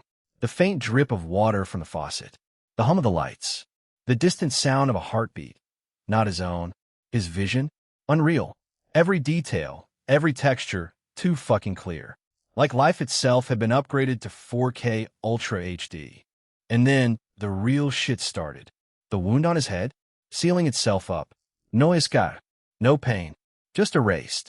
The sticky, disgusting gunk that had oozed out of him, the literal impurities purged from his body, began to evaporate. He was now purified, like his body was now stuck with only the best, only what belonged. His skin? Immaculate. No scars, no blemishes, no imperfections. It was smooth like sculpted marble, but warm, alive, radiating a quiet, intimidating heat. His muscles? They weren't bulky. This wasn't some comic book, hulkied-out bullshit. No, this was precision. The kind of body that didn't waste an ounce of strength. Every muscle was tight, defined, perfectly proportioned. His chest broad. His abs etched into reality. His arms deadly without effort. And then, well, let's talk about the real upgrade. Because fuck. His cock. Massive. Like whatever genetics had given him before, the system had laughed, thrown that shit out, and built a new one from scratch. Thicker. Heavier. Fucking divine. A weapon in its own right. Justin exhaled, stepping toward the mirror. His reflection stared back at him, and for the first time in his life, he saw exactly what the world was going to see from now on, a fucking problem. His jawline, sharp enough to cut through bullshit. His eyes were no longer just dark. They were black holes, abyssal, the kind of stare that made people hesitate, that made them reconsider their life choices. And his aura had been dangerous before, but now he was danger itself. Ding. Ability activation cost, $100 million. Ding. The money has been deducted automatically since the Veiler was unconscious and his life was in danger. Justin blinked. Wait, what? 100 fucking million? Just like that? Pfft. Who gave a fuck? That regeneration ability, even if it cost him $1 billion, he would have found that money and paid it in full. His fingers ran over his forearm, feeling the raw power thrumming beneath his skin. His lips curled into a smirk. So, what the fuck am I now? Chapter 84. The Veiler's Body? Or a Goddess's Wet Dream? Ding. New ability unlocked. Infinity Peak. The Veiler's physical strength, stats, and overall traits will continuously grow.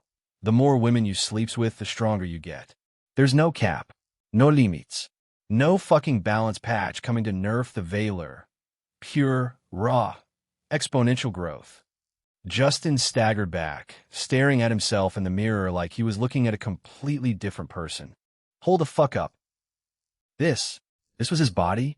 His fingers flexed automatically, his muscles pulling taut like a coiled predator, his skin unnaturally smooth, like a living sculpture carved by God who had a personal vendetta against average-looking men.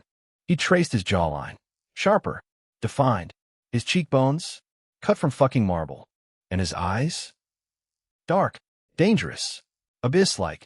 No longer just intense, they devoured. It was like staring into the endless depths of space, where light went to die and fear was born. Even his hair looked richer, shinier, like a CEO in a high-budget cologne commercial. This was beyond bullshit. Did something like this even exist? Well, tough shit. It did. It felt like he'd been reincarnated into another world. Some overpowered, chosen one bullshit. Like he was the main character of a hentai game where the goddesses themselves would soon line up for a taste. Hell, now that he thought about it. Was this shit even real? Like dead ass. Was some celestial baddie out there fine, tuning his body for the sole purpose of handling her divine pussy when he finally reached her level? Because, damn, it was starting to feel like that. What kind of god-tier preparation arc was this? His muscles were built like a sculpted warlord. His stamina felt limitless, and his whole damn existence screamed dominance. There was no way this was just about regular power. Nah, some divine goddess up there might as well be waiting, probably already wet just thinking about the day he'd finally arrive to ruin her afterlife. His mind was spiraling.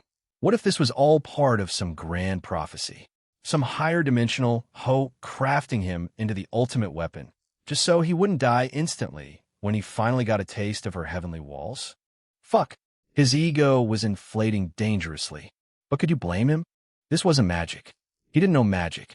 He didn't have magic. This wasn't magic, that's for sure. This was better. This was the fucking Black Veil system. He rolled his shoulders, testing the weight of his new body. Every movement felt lighter. Effortless, like gravity had lost its grip on him. He clenched his fist, his forearm tensed like steel cables, veins running like pulsing rivers of power. He was bigger, stronger, more. Could any woman even tire him out? Could any of them handle his cock for as long as he wanted? Puffed. No fucking way. No woman was built to withstand Justin Black. Night? Yeah, he was definitely going to be surprised. Justin licked his lips, smirking at his godly reflection. All right, system. Hit me with the rest of it. All of it. Every new goddamn thing you got. Ding. Previous abilities have been merged. Wait, what? Ding. The Veiler's body has fully formed. The Veiler is a living embodiment of deception, control, and indulgence, a presence that commands, makes people want to submit, and ensures the Veiler is always ahead of the game. The Veiler's very existence bends reality in their favor. Merged abilities, SD enhancement, seduction, and dominance. The Veiler's attractiveness isn't just about looks. It's an unnatural pull, shifting based on what entices, intimidates, or deceives. The Veiler's voice size, a low, hypnotic cadence that stays in the target's head. Veil-born flesh, embodiment of greed and control. The Veiler's skin reflects their power, dark, silk-like, shifting between warmth and cold depending on their mood. A touch from the Veiler leaves an imprint, making targets more susceptible to their influence. The Veiler's eyes makes it hard to resist their will. Manipulator's heart, the perfect liar and strategist. The Veiler's heartbeat is non-existent. Can't be read, can't be predicted.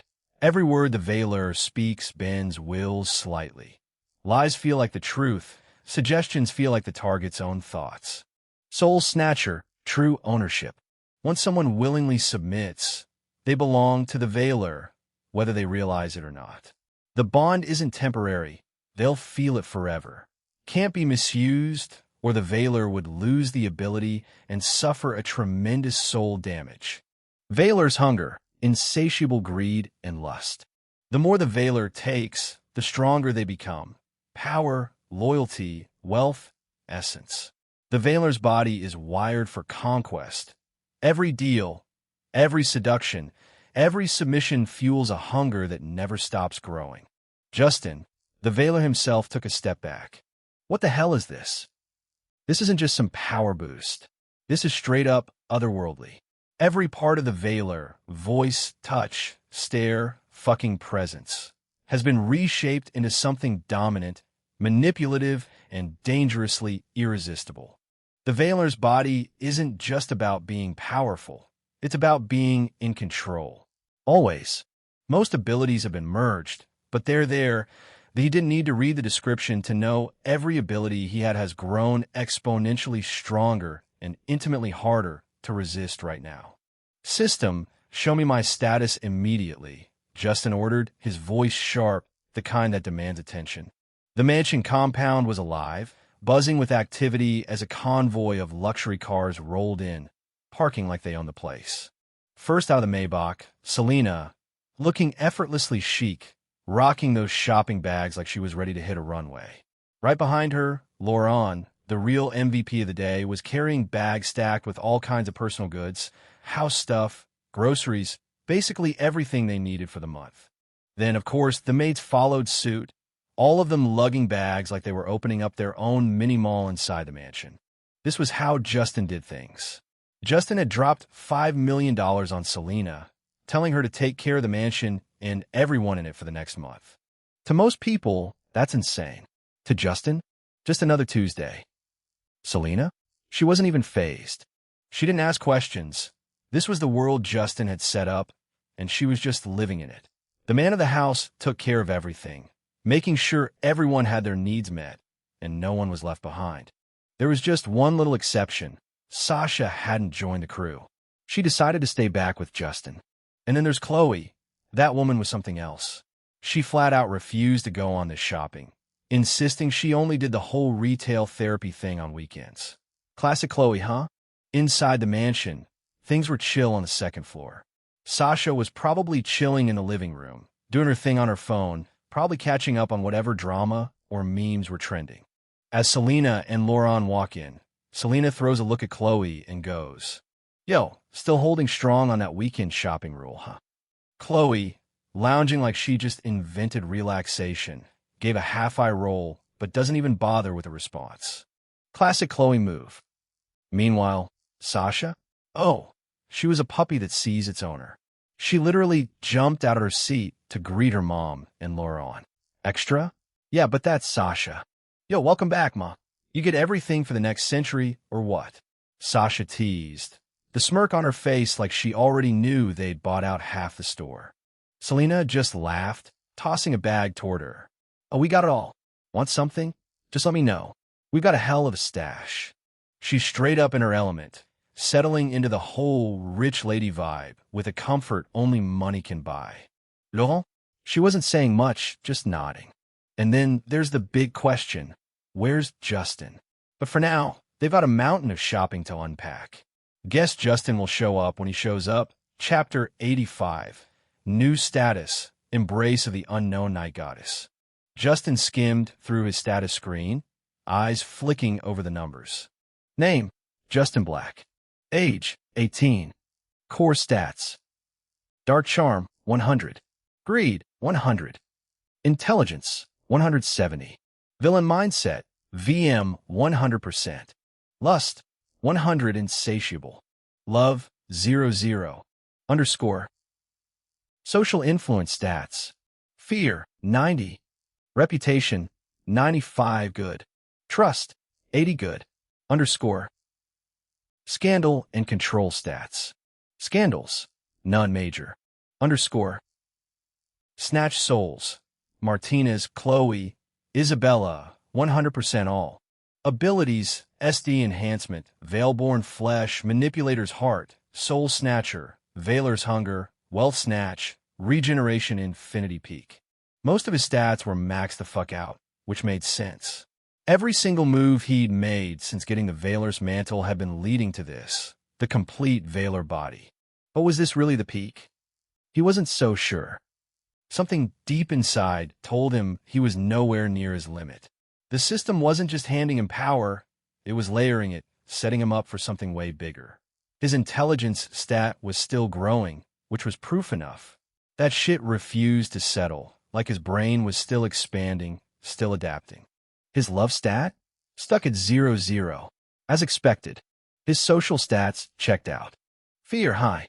If he wanted people to shudder in his presence, he damn well could. Reputation? Good. The public liked him, which was useful.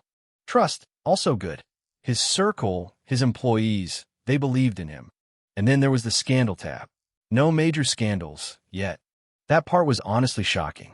With the shit he'd pulled, he half expected to have at least one headline dragging his name through the mud. But nope, nothing major really. For now. And then the Snatch Souls section. Martinez. Chloe. Isabella. The three women who had crossed paths with him since he got the mantle. Their souls were his, locked in at a 100% claim rate. It was a humbling thought. For them, not for him.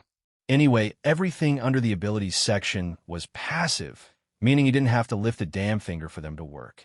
They'd kick in automatically, shaping reality around him, for him, depending on the situation. He exhaled. All right, that was checked off. Now on to something far more important. Something that was about to make him filthy fucking rich. System, deduct $500 million and upgrade Wealth Snatch to 5x. Ding. Upgrade complete. The Veiler now gains 5 times the wealth of any woman whose soul he snatches. Oh, fuck yes. Ding. Bonus rewards unlocked. Certain milestones and performances will now grant the Veiler random bonuses. Ding. Random shop activated. The Veiler will be informed whenever an item is available for purchase. Justin nodded. Fair enough. For some reason, the first shop had only ever given him production machines, which, honestly, top-tier shit.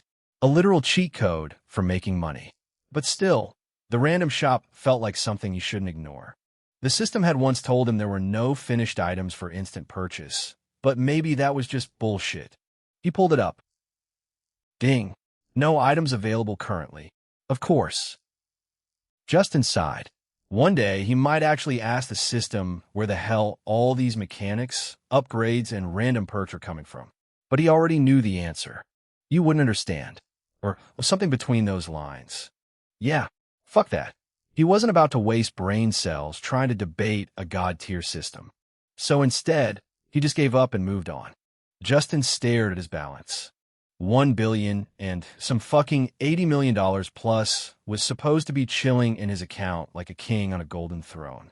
But nah, life, or rather his own damn choices, had something else in mind. A $300 million debt gone. A few $5 million to Selena, vanished.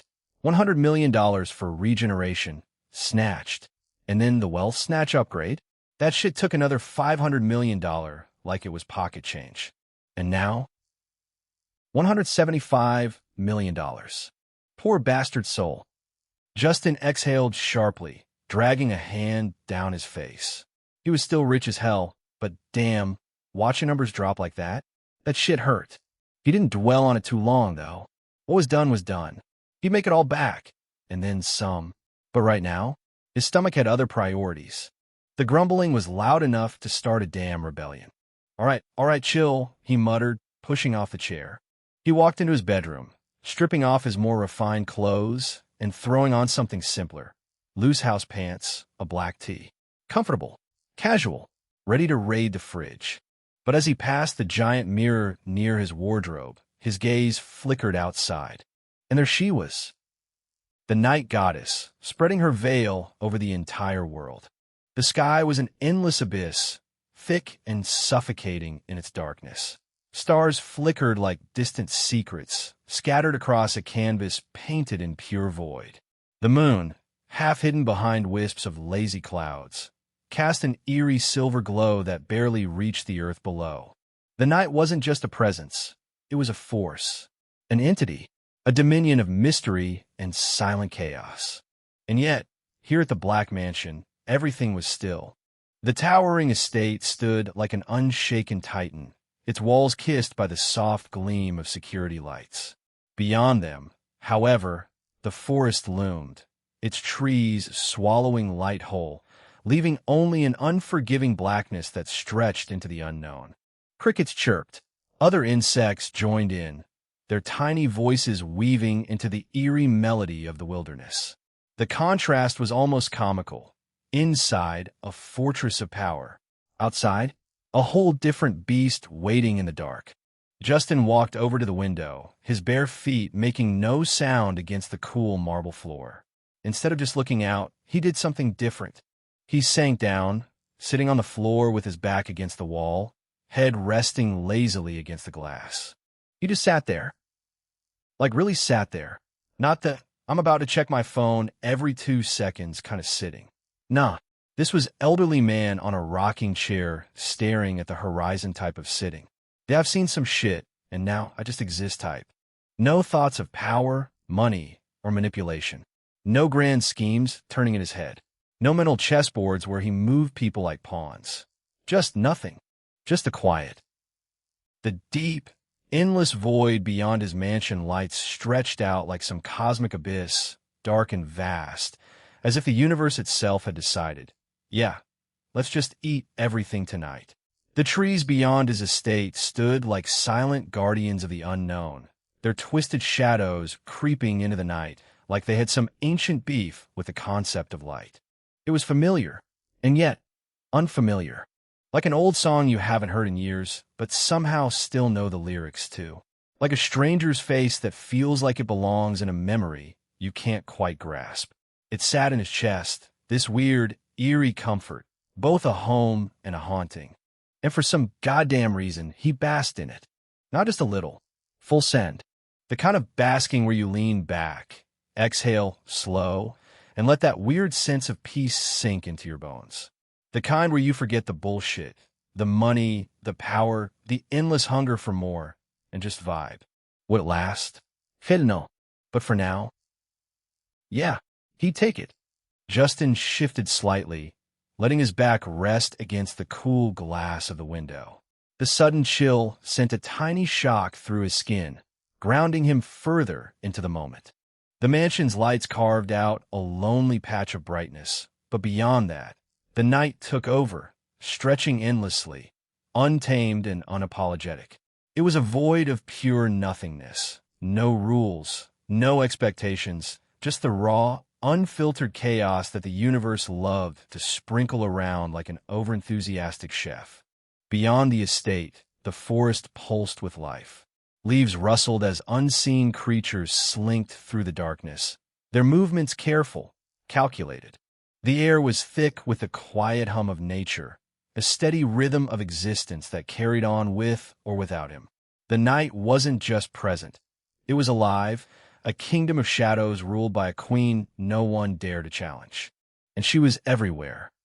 Her presence didn't just settle over the world, it claimed it. The way the darkness slithered through every open space, the way it absorbed everything in its path, the way it whispered secrets through the wind. It was dominance, pure and absolute. And yet, despite all that overwhelming power, here, inside the Black Mansion, everything was still, untouched, unbothered, like the world outside could rage and spiral. But this place? This was home, a sanctuary, a bubble of eerie, unshaken peace. It felt, right, like he was exactly where he was supposed to be. Justin let his head fall back against the glass, staring up at the endless black sky. No stars, dim moon, just the unrelenting nothingness. And for the first time in a long time, he let himself enjoy it. Nights like these used to be different. He'd sit here, nestled in his mother's embrace, as she told him stories of their family's rise, of victories hard-earned, of how she and his father met, of the life they built together. She had a way of making every word feel like history and prophecy at the same time. Her voice had been the kind of warmth that wrapped around him, made him feel safe, made him feel like no matter what the world threw at him, he would be fine because she was there. Now, she wasn't. Chapter 86. Justin and Sydney's fateful night. The pull of sleep. He was alone. Not the kind of alone that came from being by yourself, but the kind that settled in your bones. A cold that had nothing to do with the night air, but everything to do with the void left behind. A craving for something he could never get back, unless he struck a deal with Hades himself. Right now, his only solace was the night. A quiet, haunting reminder that they were gone. That he had to be strong. That he had to be a man. That he had to be their proud son. The cold that pressed against his skin wasn't the night's chill. It was the absence of her warmth. The kind of warmth that no amount of blankets or bourbon could replicate. The kind of warmth that made a house feel like home. Now, the night was his only companion. A silent, indifferent witness to the fact that he had to stand alone. Be a man. Be their proud son. But, damn, some nights he just wanted to be that kid again. Justin stayed still, lost in the night's embrace, when out of nowhere, warmth. A soft, familiar scent wrapped around him as arms slid over his shoulders, pulling him into a firm hug from behind. Sasha. She didn't say anything at first, just rested her chin on his head, her warmth bleeding into his back. For a second, he let himself lean into it. Maybe she knew, maybe she felt that moment of loneliness, or maybe she just had impeccable timing. Either way, she was here. You good? She finally asked, her voice quiet but steady. He exhaled a slow, deep breath. Yeah, liar. She nudged his head lightly.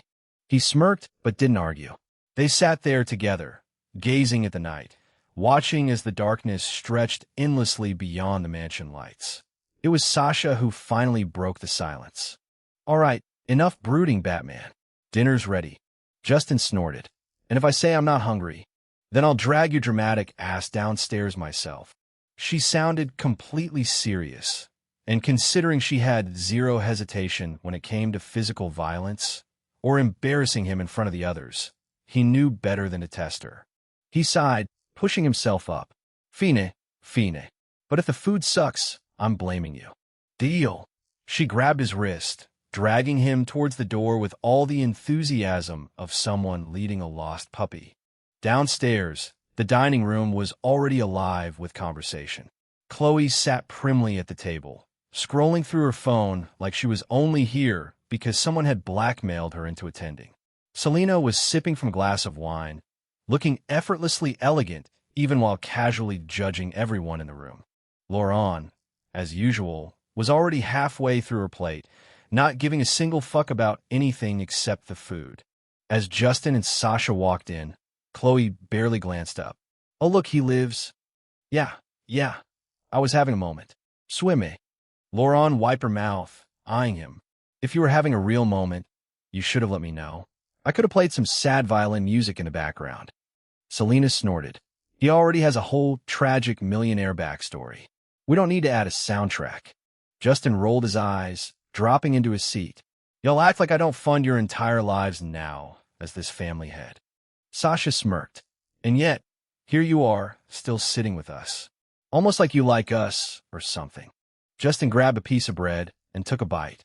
Yeah, don't push it.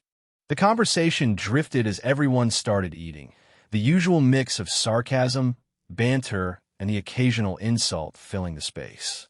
Despite himself, Justin felt that small, almost forgotten warmth settle in his chest again. This felt like home. And for tonight, that was enough. Justin flopped onto his bed with a heavy sigh, staring at the ceiling like it held the answers to all his problems. It didn't. If it did, it sure as hell wasn't saying shit. His body was humming with that familiar need, that deep, aching hunger for some real fucking action. Man needed sex like a car needed gas, except in his case, he was running on fumes and the near station was closed. Chloe? Yeah, nah. She was dead tired. And unlike him, she had actual shit to do tomorrow. Hell, for an entire week. Martinez, too. Meaning? He wasn't getting any from her either. Of course, there was Isabella. But did he know her plans for tomorrow? Nope. And he wasn't about to go looking for her like some desperate high school virgin. She was going to come to him herself. He groaned, turning in bed. The sheets felt cold, empty, like the universe itself was mocking him. This was him, the same man who'd once fucked 3 women in a single damn day, going 4+ rounds with each, making sure they were all damn near paralyzed by the time he was done.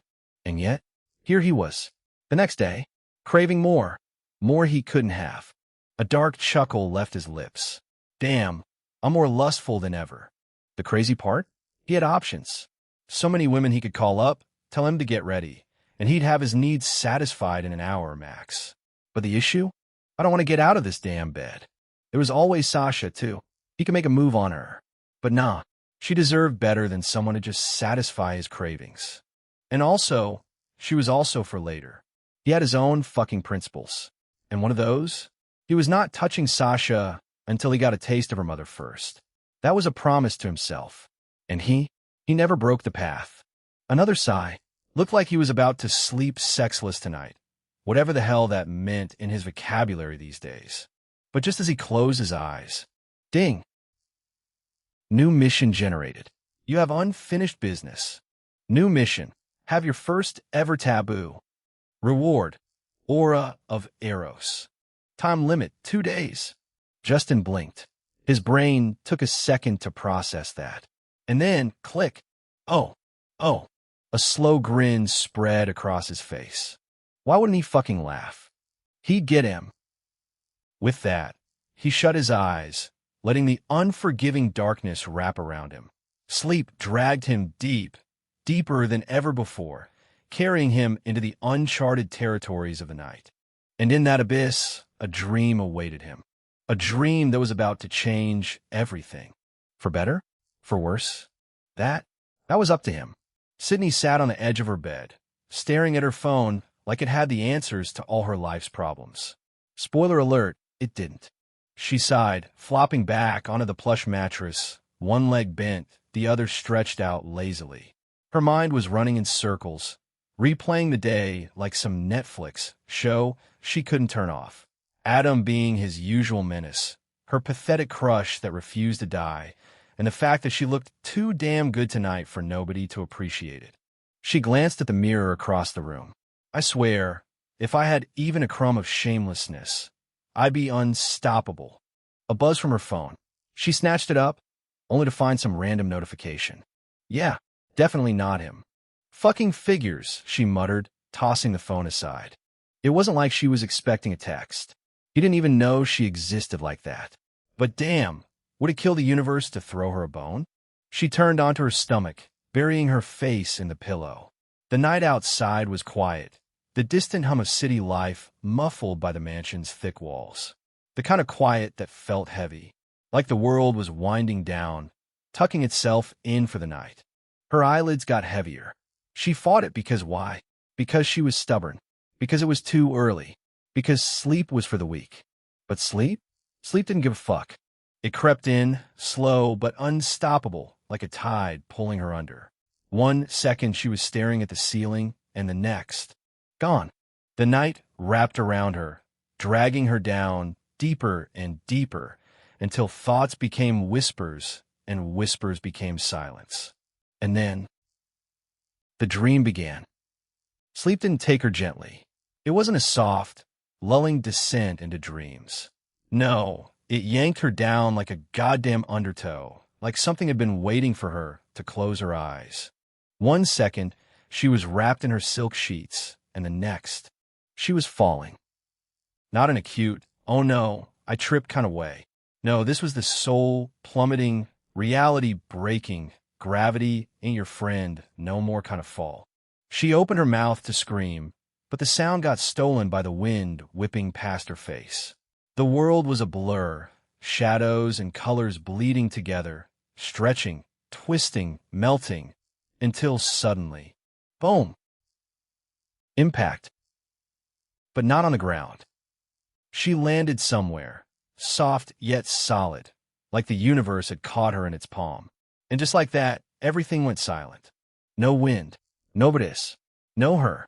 She looked around, except there was no around. It was nothing, but not empty. It was black, but not dark, a space that existed without existing. And then, a voice. Who are you? Chapter 87. Morning, Sydney. The Sydney? Sydney blinked. The fuck kind of question was that? I'm Sydney, she answered automatically, her voice echoing in the void, stretching too far, like the space around her wasn't built to hold sound. Laughter, soft at first, then growing. Not cruel, not kind, just amused. Are you? Her brows furrowed. Yeah? Who else would I be? Beyoncé. The laughter stopped, instantly like someone had snapped their fingers. Then the voice returned, smooth, patient, inevitable. You're not Sydney. You're just the idea of her. Sydney crossed her arms, annoyed. Okay, philosophy class. Chill the fuck out. I think I know who I am. Deep, thoughtful. Do you? And that's when she felt it. It wasn't pain, not exactly. It was like something peeling away. Not from her body, but from somewhere deeper. Her soul. Memories, thoughts, feelings, shit she never questioned, all getting tugged at, unraveled like loose threads on an old sweater. She staggered back, panic clawing up her throat. What the hell is happening? The voice remained calm. I'm showing you. And then, the visions hit. Flash. 5 years old, sitting on the front porch, knees scraped, tears running down her face. Her dad had promised he'd be home early, that they'd have a Sydney and Daddy Day. Ice cream, a movie, maybe the zoo, but he never came. Her mother had sighed, handed her a tissue, and said, "Get used to disappointment, sweetheart. It builds character." Flash. 13, staring into the mirror, fingers pinching at her stomach. Some bitch at school had made a comment. Something small, something casual, something tossed off like it wasn't devastating. Wow, you carry your weight, kind of weird. Sydney hadn't even been sure what that meant, but she started skipping lunch after that. Flash. 16. First heartbreak. He had smiled, kissed her, promised she was the only one. She believed it, until she saw him with someone else, hand on her waist, laughing like Sydney had never even existed. She smiled when her friends asked if she was okay, said it was nothing. Inside, she felt like she'd been ripped apart. Flash. Her crush. The one she never admitted to. The one she convinced herself she didn't care about. She had watched, waited, reshaped herself into whatever version she thought might finally be enough for him to notice. But he never did. Flash. Adam. Her ridiculous, arrogant, protective as hell brother. Always acting like he knew everything. Always getting under her skin. But when the world turned ugly, when people whispered behind her back, when she felt small, Adam had been the one to throw an arm around her shoulders and say, "Fuck 'em, Sid. They ain't worth your time." She had rolled her eyes, shove him off, but deep down, she had believed him. Flash. Her parents. Sitting at opposite ends of the dinner table, silent. Forks scraping against plates. No eye contact. No conversation. Just existing in the same space. Once upon a time, they used to laugh. Her dad used to pull her mom into his arms and dance with her in the kitchen. Her mom used to steal bites from his plate, grinning like a teenager. Now, They were just two ghosts wearing human skin. They shared a house, shared food, shared kids, but they didn't share each other anymore. Flash, her mother, always composed, always perfect, always untouchable. But Sydney had seen her once, late at night, standing in front of a mirror, staring. Not fixing her makeup, not admiring herself, just staring. Flash. Her, or the version of her she had always believed was real. And suddenly, she wasn't so sure anymore.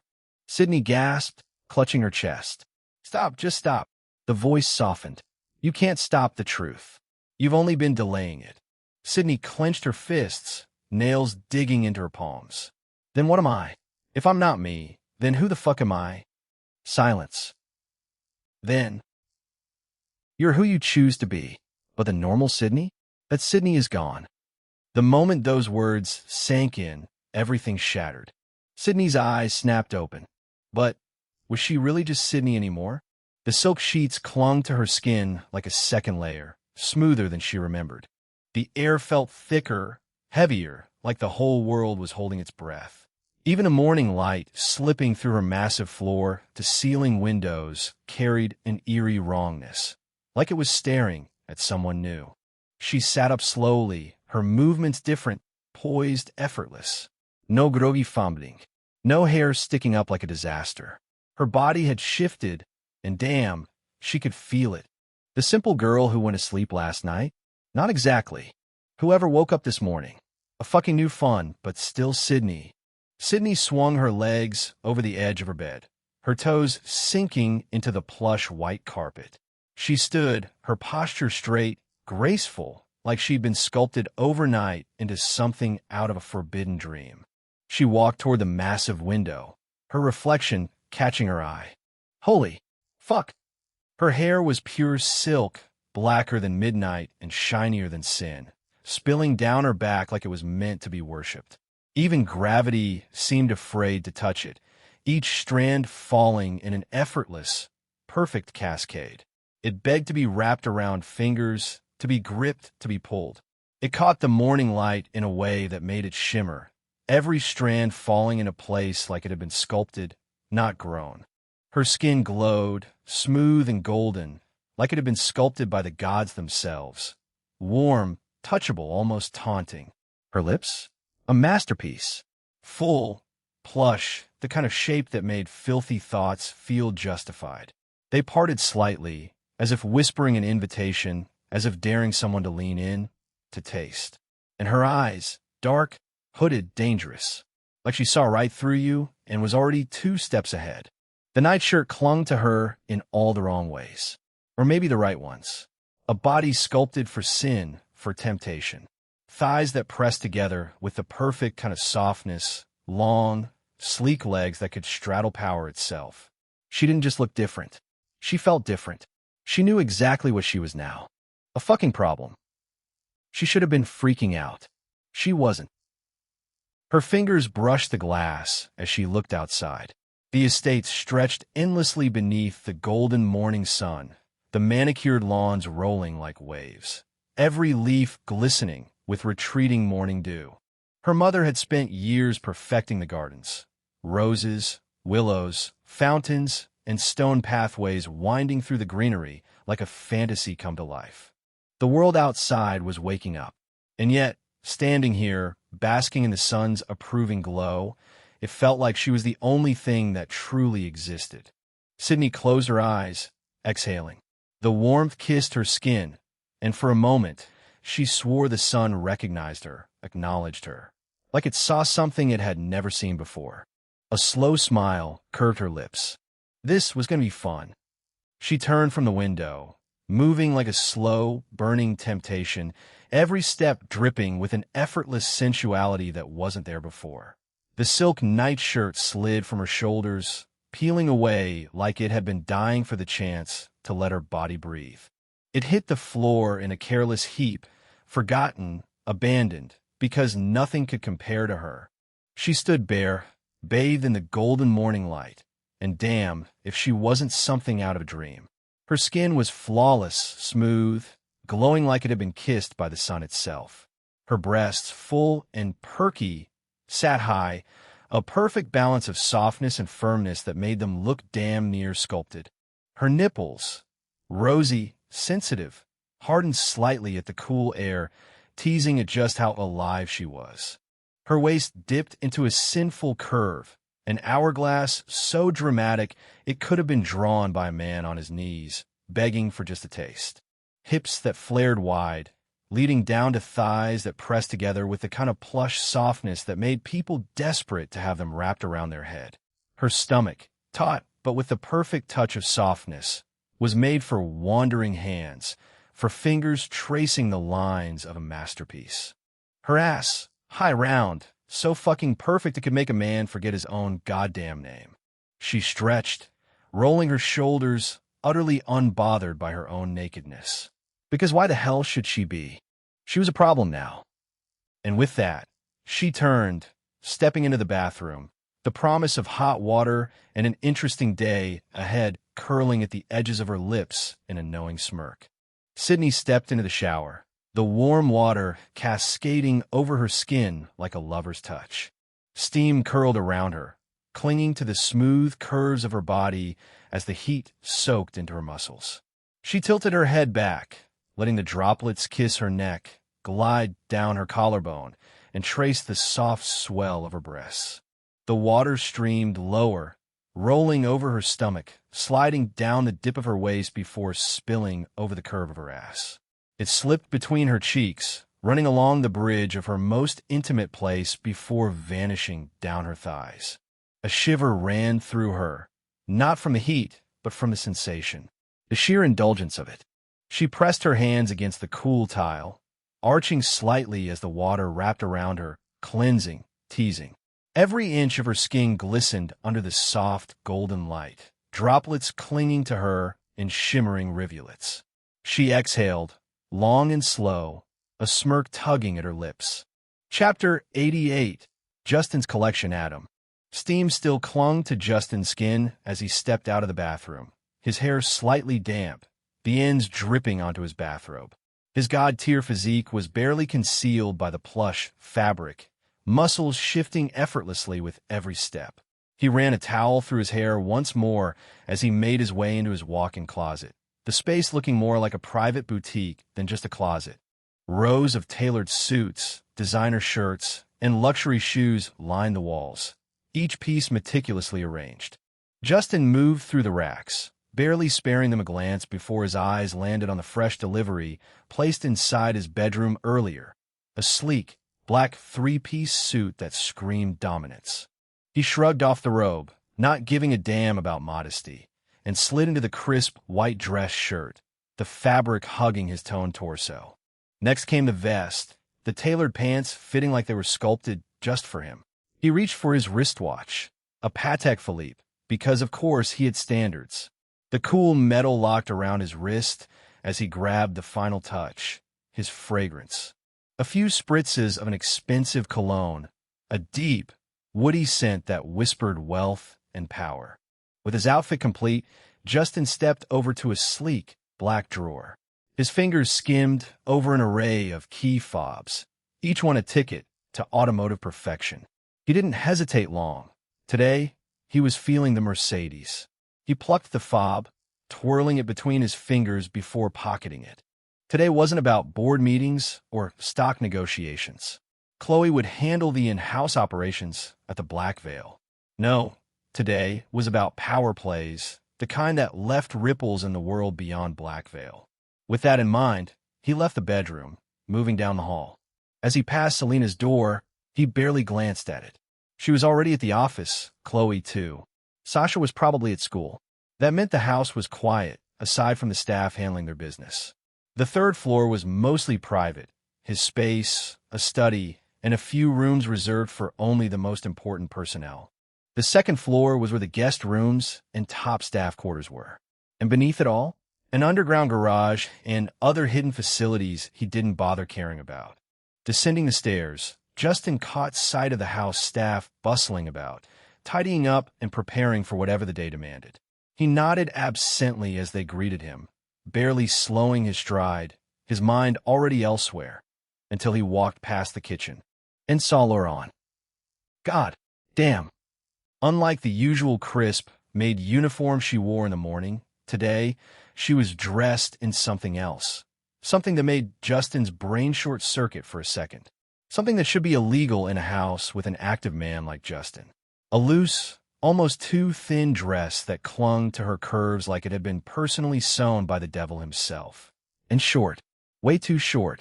And what the fuck? Why was it cut in a way that showed the sides of her massive tits?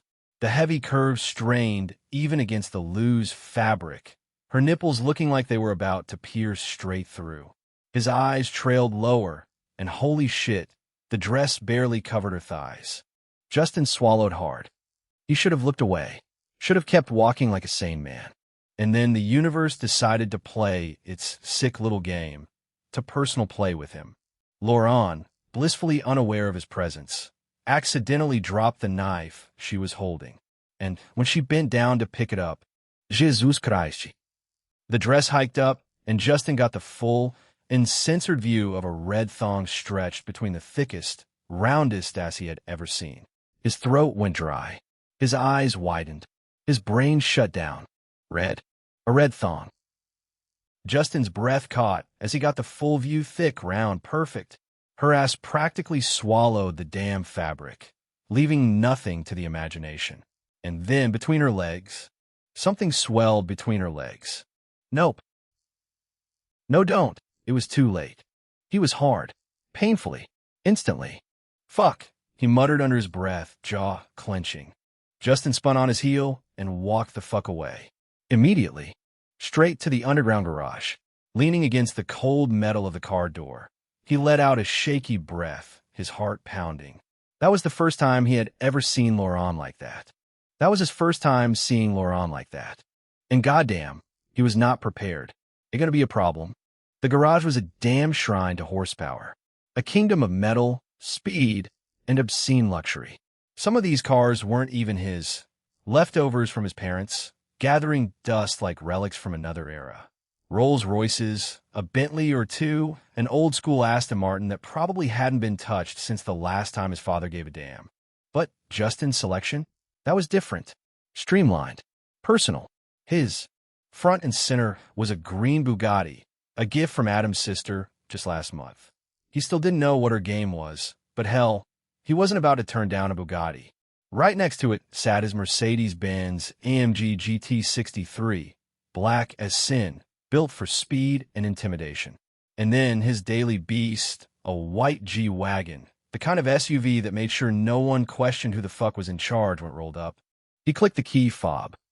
The G-Wagon came alive, its headlights flashing, engine humming like a caged animal waiting to be let loose. Justin smirked, running a hand through his still damp hair. All right, big guy, let's wake up the world. Striding over, he swung the door open and climbed in. Instantly, he was wrapped in the scent of premium leather and money. Everything inside screamed power, from the stitched seats to the glowing dashboard. He leaned back, fingers drumming against the steering wheel before flipping the start button. The engine roared to life, a deep, guttural growl that echoed through the garage. Damn, you sound like you're pissed off this morning, he muttered, a small grin tugging at his lips. He revved it once, just to feel that power vibrate through his body. This was how a man was supposed to start his day. Sliding it into drive, he eased forward, rolling through the underground exit. Then, like a beast breaking free from its chains, the G-Wagon erupted onto the compound. The morning sun hit the white paint, making it gleam like something holy. Like a war chariot, freshly blessed and ready to fuck up anyone in its path. Justin let out a slow breath, resting one hand on the wheel, the other tapping idly against the leather. All right, he muttered to himself. Time to get to work. The G-Wagon tore through the streets of Las Vegas, the morning sun bouncing off its pristine white paint. Traffic was light, too early for the real chaos to start, but late enough for the city to still feel alive. Justin leaned back his seat, one hand lazily gripping the wheel as he tapped the call button on his dashboard. The line rang twice before a voice picked up. Yo, where the fuck are you? Justin asked, already knowing he wouldn't like the answer. A groggy but smug voice came through the speakers. Outside Summerlin. Sapphire. Justin rolled his eyes so hard he almost saw his brain. Of course. Why the fuck am I not surprised? Bro, it's like, what? 9 in the morning? And you're in a goddamn strip club? Adam's laugh boomed through the speakers, unbothered as ever. Listen. Today's important, right? And since I know you're about to drag my ass into some bullshit mission, I figured I'd squeeze in some quality time with a few bitches before we get to whatever the fuck you're planning. Then, as if to justify his degeneracy, he added, and bro, it's Sapphire's VVP Lounge. All right? This ain't no regular strip club. I just saw Drake walk in like 5 minutes ago. I swear, this man got a whole lineup of dancers waiting for him. Shit looks like a casting call. Justin shook his head, fighting a laugh. You're fucking ridiculous. You're gonna be the death of your parents, man. Adam snorted. They're the reason I'm like this. Justin didn't respond to that. Adam hadn't always been like this. Before their parents' messy fallout, the dude had been a good kid, the type to say yes, sir, and no, ma'am, like he was raised in a damn military camp. But after all the drama, yeah, he found his peace in 2 things, women and drinking. At least he wasn't a drunk, just insatiable, like mother, like son. Justin's jaw tightened at the thought. His mother had sought her own comfort after separating from his father, in ways Justin didn't want to think about right now. Their whole family was fucked. Only Sydney was sane. Even the fucking maids were a little crazy, thanks to Adam. Whatever, man, Justin sighed. Did you do what I asked you to do? Silence. Justin's grip on the wheel tightened. Adam. Still nothing. His eyes narrowed. Bro, answer me before I come over there and drag you out by your dick. A heavy sigh came through the speakers. Yeah, I did it. You sure? I swear, Adam said quickly. If I'm lying, I'll give up video games, drinking, and women for a week. Justin raised an eyebrow. Yep. For a whole week? Hand to God. A beat of silence. Okay. Not the women. Justin immediately groaned. You lying sack of shit. You didn't do shit, did you? Chapter 89. Al-Faisal Estate. Titan Holdings. Justin disconnected the call with a sharp exhale, tossing his phone onto the passenger seat. Adam was a lost cause. A fucking menace. He gripped the wheel and floored the gas, the G-Wagon's deep growl vibrating through the cabin. Vegas mornings were weird. A mix of joggers, early risers, and drunk rich assholes stumbling home like they survived a war. Neon signs still flickered, and traffic was light enough for Justin to weave through like he owned the roads. By the time he pulled up to Sapphire's VVP entrance, the place looked exactly like what you'd expect from the most exclusive strip club in Vegas. Blacked-out windows, gold-accented doors, and security so stiff they could have been Secret Service rejects. The parking lot was a fucking flex. Ferraris, Rolls-Royces, tricked-out Lumbos, one obnoxiously pink Bentley that screamed some influencer bitch is inside. Justin cut the engine, drummed his fingers against the wheel, then grabbed his phone. He wasn't even surprised Adam had picked this place. The man was predictable as hell. He hit dial. Yo, I'm outside. Justin tapped his fingers against the wheel as he waited, glancing at the time again. Adam was late. No surprise there. The dude had a talent for moving at his own pace, like the world would wait for him no matter what. When the double doors finally swung open, Adam strolled out like he'd just wrapped up a GQ cover shoot. Casual rich kid looking full effect. Designer jeans ripped in all the right places, a tight black tee hugging his gym-maintained torso, and a Rolex that probably cost the same as a mid-tier sports car. He was the poster child for money talks, but I don't need to say shit. The second he reached the G-Wagon, he yanked the door open like he owned it. What's up, motherfucker? Justin smirked. The handshake was automatic, a rich boy special. Adam slid into the passenger seat, stretching his legs out like he was settling into his personal jet. Damn, every time I get in this car, I feel like I'm betraying my own sister. Why do you want it? Justin rolled his eyes, pressing the ignition. The engine rumbled awake, smooth and powerful, like a beast stretching after a nap. It's elegant. Less flashy. Strong. I like strong cars. Adam chuckled, shaking his head. Yeah. You and your obsession with strong. But bro, my sister's gift to you? Catching dust in your garage? She's gonna be fucking offended. Justin laughed, pulling a U-turn so effortlessly it was almost arrogant. I love that car, really. It's a flex car. Strictly, but not for business deals. Adam made a face. Rich people problems. Justin didn't argue. The city blurred past them. Vegas in the morning, still looking half drunk from the night before. Signs still flickering in the morning sun. Streets a mix of early risers and people who never made a home. Adam leaned back. All right, what's the real deal? Why are we doing this? What's the plan? Justin smirked, but didn't take his eyes off the road. You'll see. Adam good on it. Man, you're so fucking dramatic. Anyway, school's a goddamn mess without you. Everybody misses your ass. Justin raised an eyebrow. That bad? Adam snorted. Bro, you wouldn't believe. Some dumbass actually thought he could take your throne while you were gone. Justin barked out a laugh. How'd that work out for him? Adam's grin was pure evil. Exactly how you'd expect. The gang showed his ass real quick where he stood. Justin smirked. Sabine led the charge? Adam nodded. Sabine and, get this, Colette. Justin shot him a look. Colette? You're fucking kidding. Don't pull my feet, Adam. Adam shook his head. Dead serious.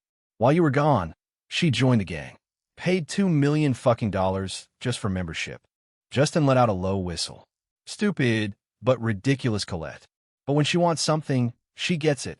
Adam laughed. Yeah, principal lost his shit. But let's be real. When Colette decides to do something, who the fuck is stopping her? They both chuckled. Justin switched lanes smoothly. So, you make up with Maria yet? Adam gruanit dramatijai. Bro, she friend-zoned me. It's tragic. Justin sighed like he already knew where this was going. Let me guess. You told her you were sorry, but you can't stop, and you love her the most. Adam clicked his tongue, grinning. Damn right. Justin burst out laughing. Of fucking course you did. This was Adam, a man of bad habits, zero regrets, and an unlimited supply of bullshit. Well, he was dumped, but Justin knew it went deeper than just Adam. The city lights shifted as they left the main roads, heading toward their destination. Justin didn't say much after that, just let the conversation flow while he drove. Vegas was alive as always, but he had bigger things on his mind. And Adam? He was just here for the ride. The road stretched ahead, smooth as silk, cutting through a secluded, ultra-rich neighborhood that felt like its own world. The kind of place where privacy wasn't just a perk, it was a fucking requirement. The estates lining the private road weren't just big. They were insane. Mansions that looked like they belonged in movies, each one more extravagant than the last. And the best part? None of them belonged to Americans. These were playgrounds for the world's richest kids. Royals, heirs, and trust fund demons who needed a fancy-ass school in Vegas, but didn't want to mix too much with the locals. Justin smirked as they passed a particularly massive estate, practically dripping in gold accents. The Al Faisal estate stood like a monument to obscene wealth. The entrance gates were a work of art, tall as hell, forged from black iron with intricate gold inlays, and flanked by two massive lion statues, their eyes glinting like real jewels. Arabic calligraphy ran elegantly along the marble pillars, verses carved so precisely that they almost seemed to glow under the Vegas sun. Beyond the gates, the driveway stretched forever, winding through a manicured paradise of palm trees, fountains, and imported white peacocks strolling like they owned the place. At the end of the drive stood the main mansion, a 3-story palace of cream-colored stone, arched windows framed in gold, and balconies big enough to host full-blown parties. And the cars? Fucking ridiculous. A lineup of Bugattis, Rolls-Royces, and McLaren sat in front like a damn showroom display. A gold-plated Lamborghini Rivuelto gleamed in the center, looking more like a statement than a car. Behind it, a few custom G-Wagons stood in a neat row, blacked-out windows hiding whichever royal or bodyguard was inside. They drove past, leaving behind the Al Faisal estate's absurd display of power and heading toward their real destination. The Al Faisal estate, huh? Justin mused, slowing the car slightly. Think Prince Rami finally paid that fine? Adam snorted. Colette made sure of it. Apparently, the prince got a little too brave, tried to flex in the gang, and ended up paying a sit-your-ass-down fee. Justin chuckled. Damn, he really couldn't afford to be kicked out, huh? Bro, do you know what would happen if his royal cousins found out he got his ass humbled? The whole Saudi bloodline would clown him for life. Justin shook his head. The gang was no joke, even for actual royalty. Rami had money, sure, but influence? That was earned, not bought. And Colette had made sure the prince learned that lesson the expensive way. Justin smirked. If I ever start acting like Rami, put me down. Adam laughed. Man, if you ever flex this hard, I'll be the one cleaning your Bugatti. They rolled past the Al Faisal estate and continued down the road, getting closer to their real destination. Just 3 estates away from the school, and this was where the real business started. The building they pulled up to was nothing short of a modern fortress of wealth. The black mirrored skyscraper of Titan Holdings loomed over them, sharp and polished like a damn monolith of power. The company's name gleamed in sleek silver letters at the very top, a constant reminder of who really owned the land they were standing on. Justin pulled into a private lot, cutting the engine as they both stepped out. The air here felt different, quiet, controlled. Not the chaos of the Strip, not the mindless luxury of their school's district. This was where serious money played. Justin let out a low whistle. Still intimidating as fuck. Adam groaned, running a hand through his already messy hair. I don't even want to be here, man. I don't know what you're planning, but this better be worth it. Justin shot him a grin. Since when has my business not been worth it? Adam Deatban. Oh, I don't know. Maybe the time you convinced me to bet against my uncle in poker? Or that one time I had to pretend to be your chauffeur to sneak you into that auction. My bank account still cries at night. Justin only smirked, stepping on the gas as they passed through tall, security-heavy gates. The guards barely glanced at the car before letting them in. They already knew who Adam was. This wasn't some random meeting. This was the real deal. Chapter 90, Titan Holdings and the Rotten Beauty. The black mirrored skyscraper of Titan Holdings loomed over them, sharp and polished like a damn monolith of power. The company's name gleamed in sleek silver letters at the very top, a constant reminder of who really owned the land they were standing on. Justin let out a low whistle. Still intimidating as fuck. Adam groaned, running a hand through his already messy hair. I don't even want to be here, man. I don't know what you're planning, but this better be worth it. Justin shot him a grin. Since when has my business not been worth it? Adam Deatban. Oh, I don't know. Maybe the time you convinced me to bet against my uncle in poker? Or that one time I had to pretend to be your chauffeur to sneak you into that auction. My bank account still cries at night. Justin only smirked, stepping on the gas as they passed through tall, security-heavy gates. The guards barely glanced at the car before letting them in. They already knew who Adam was. This wasn't some random meeting. This was the real deal. Justin had money now, real money. The kind that turned heads, unlocked doors, and made people suddenly remember your name. But power? The kind that made CEOs take your calls and not just pass you off to some bootlicking assistant? That took more than just a fat bank account. And let's be real, he'd only been in this game for 2 damn days. No way in hell had he stacked up enough influence to get a sit-down with the manager of Titan Holdings, let alone the CEO. Those kinds of people didn't just meet with teenagers, even rich ones. That's where Adam came in. Because while Justin was new to this playground, Adam had been stomping around in it since birth. His last name carried weight in circles Justin was just starting to step into. And now, after probably getting finessed into something humiliating, Adam had somehow convinced his cousin, who had some serious pull at Titan, to arrange this meeting.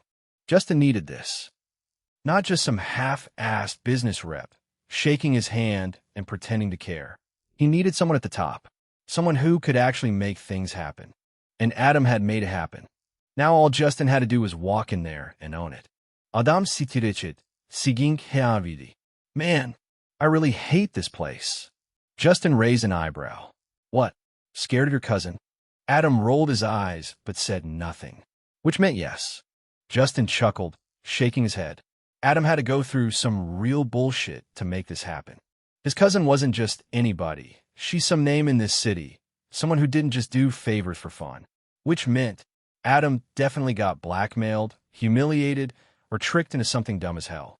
Justin didn't say it out loud, but he knew it. Adam had swallowed his pride for this meeting. And that meant something. He was a real friend. "You good?" Justin asked, amusement clear in his voice. Adam gave him the side eye.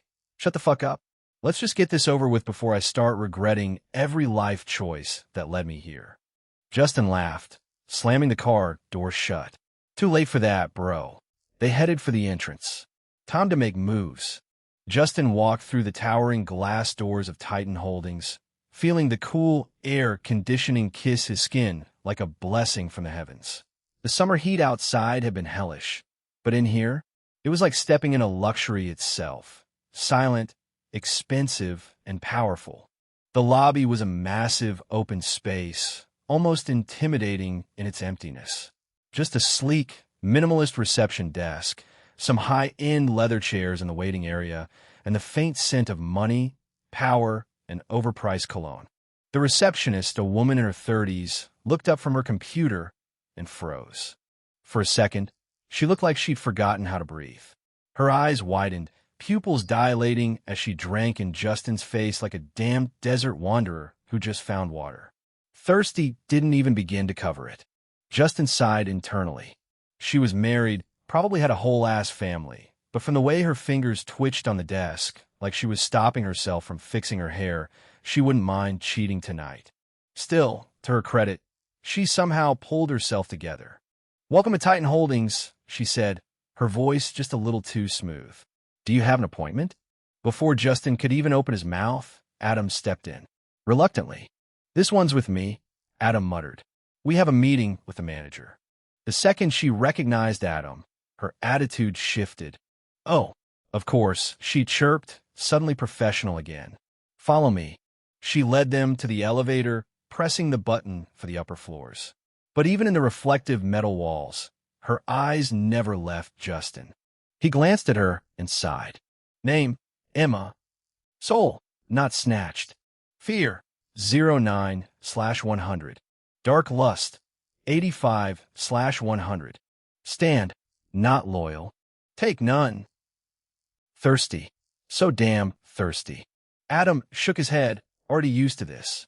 Women practically melted around Justin, and at this point, he didn't even find it annoying anymore, just weird. Men didn't see anything special. To them, Justin was just another guy. No magical, panti draping aura, no otherworldly beauty. But women? Women acted like he was dipped in goddamn gold and sprinkled with temptation. Adam rubbed his temples, fighting the urge to yell, "Hey, I'm handsome too, damn it." With a soft chime, the elevator doors slid open. "We've arranged the meeting in the executive conference room," the receptionist informed them, her eyes lingering on Justin one last time before she walked off.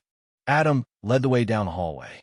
The meeting hall was obscenely large, the kind of space meant to remind you that you were standing in the presence of big money.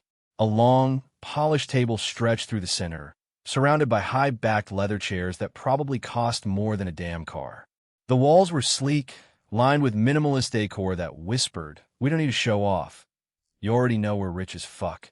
Floor-to-ceiling glass framed the entire city, letting in a golden flood of sunlight that made everything glow like a scene straight out of a movie. The sun itself hung in the sky, no longer the gentle warmth of morning, but a burning, all-seeing God, slowly turning up the heat like it was testing the mortals below. The streets shimmered under its weight, buildings gleaming, cars reflecting flashes of blinding gold as they moved. Justin leaned back in his chair, watching the light stretch across the table, the subtle heat creeping in even through the thick glass. Summer wasn't just coming, it was staking its claim, it was creeping closer. Justin sighed. Adam flopped into a chair like a man who had just escaped war. Justin raised a brow. "You look exhausted." "Adam Gruanit. Don't start. I was occupied before you came to pick me up." Justin with a knowing smirk teased. "Occupied? Huh?" "Shut up. Justin shook his head because, yeah, Adam was definitely fucking before this. Adam sat up and eyed him suspiciously. So, what the hell is this about? You want a building or something? Even then, you don't need a meeting with my cousin to buy a building. There are 1,000 of them. You literally own a fucking mansion now. You're the king there. He paused. Unless, fuck, man. Don't tell me. Justin just smirked. Adam blinked, then groaned. Shit, dude. You're really doing this, huh? Justin leaned back. You're slow, but at least you're catching up. Adam let out an awkward laugh. Yeah, but why? Like, why the hell do you even need? Before Adam could finish his sentence, the doors burst open like a goddamn movie entrance. And there she was. Adam clenched his jaw so hard he swore he felt his molars crack. No matter how much he despised his cousin, no matter how much her very existence made his blood pressure spike, he couldn't deny the truth, even under oath. She was hot, unreasonably hot.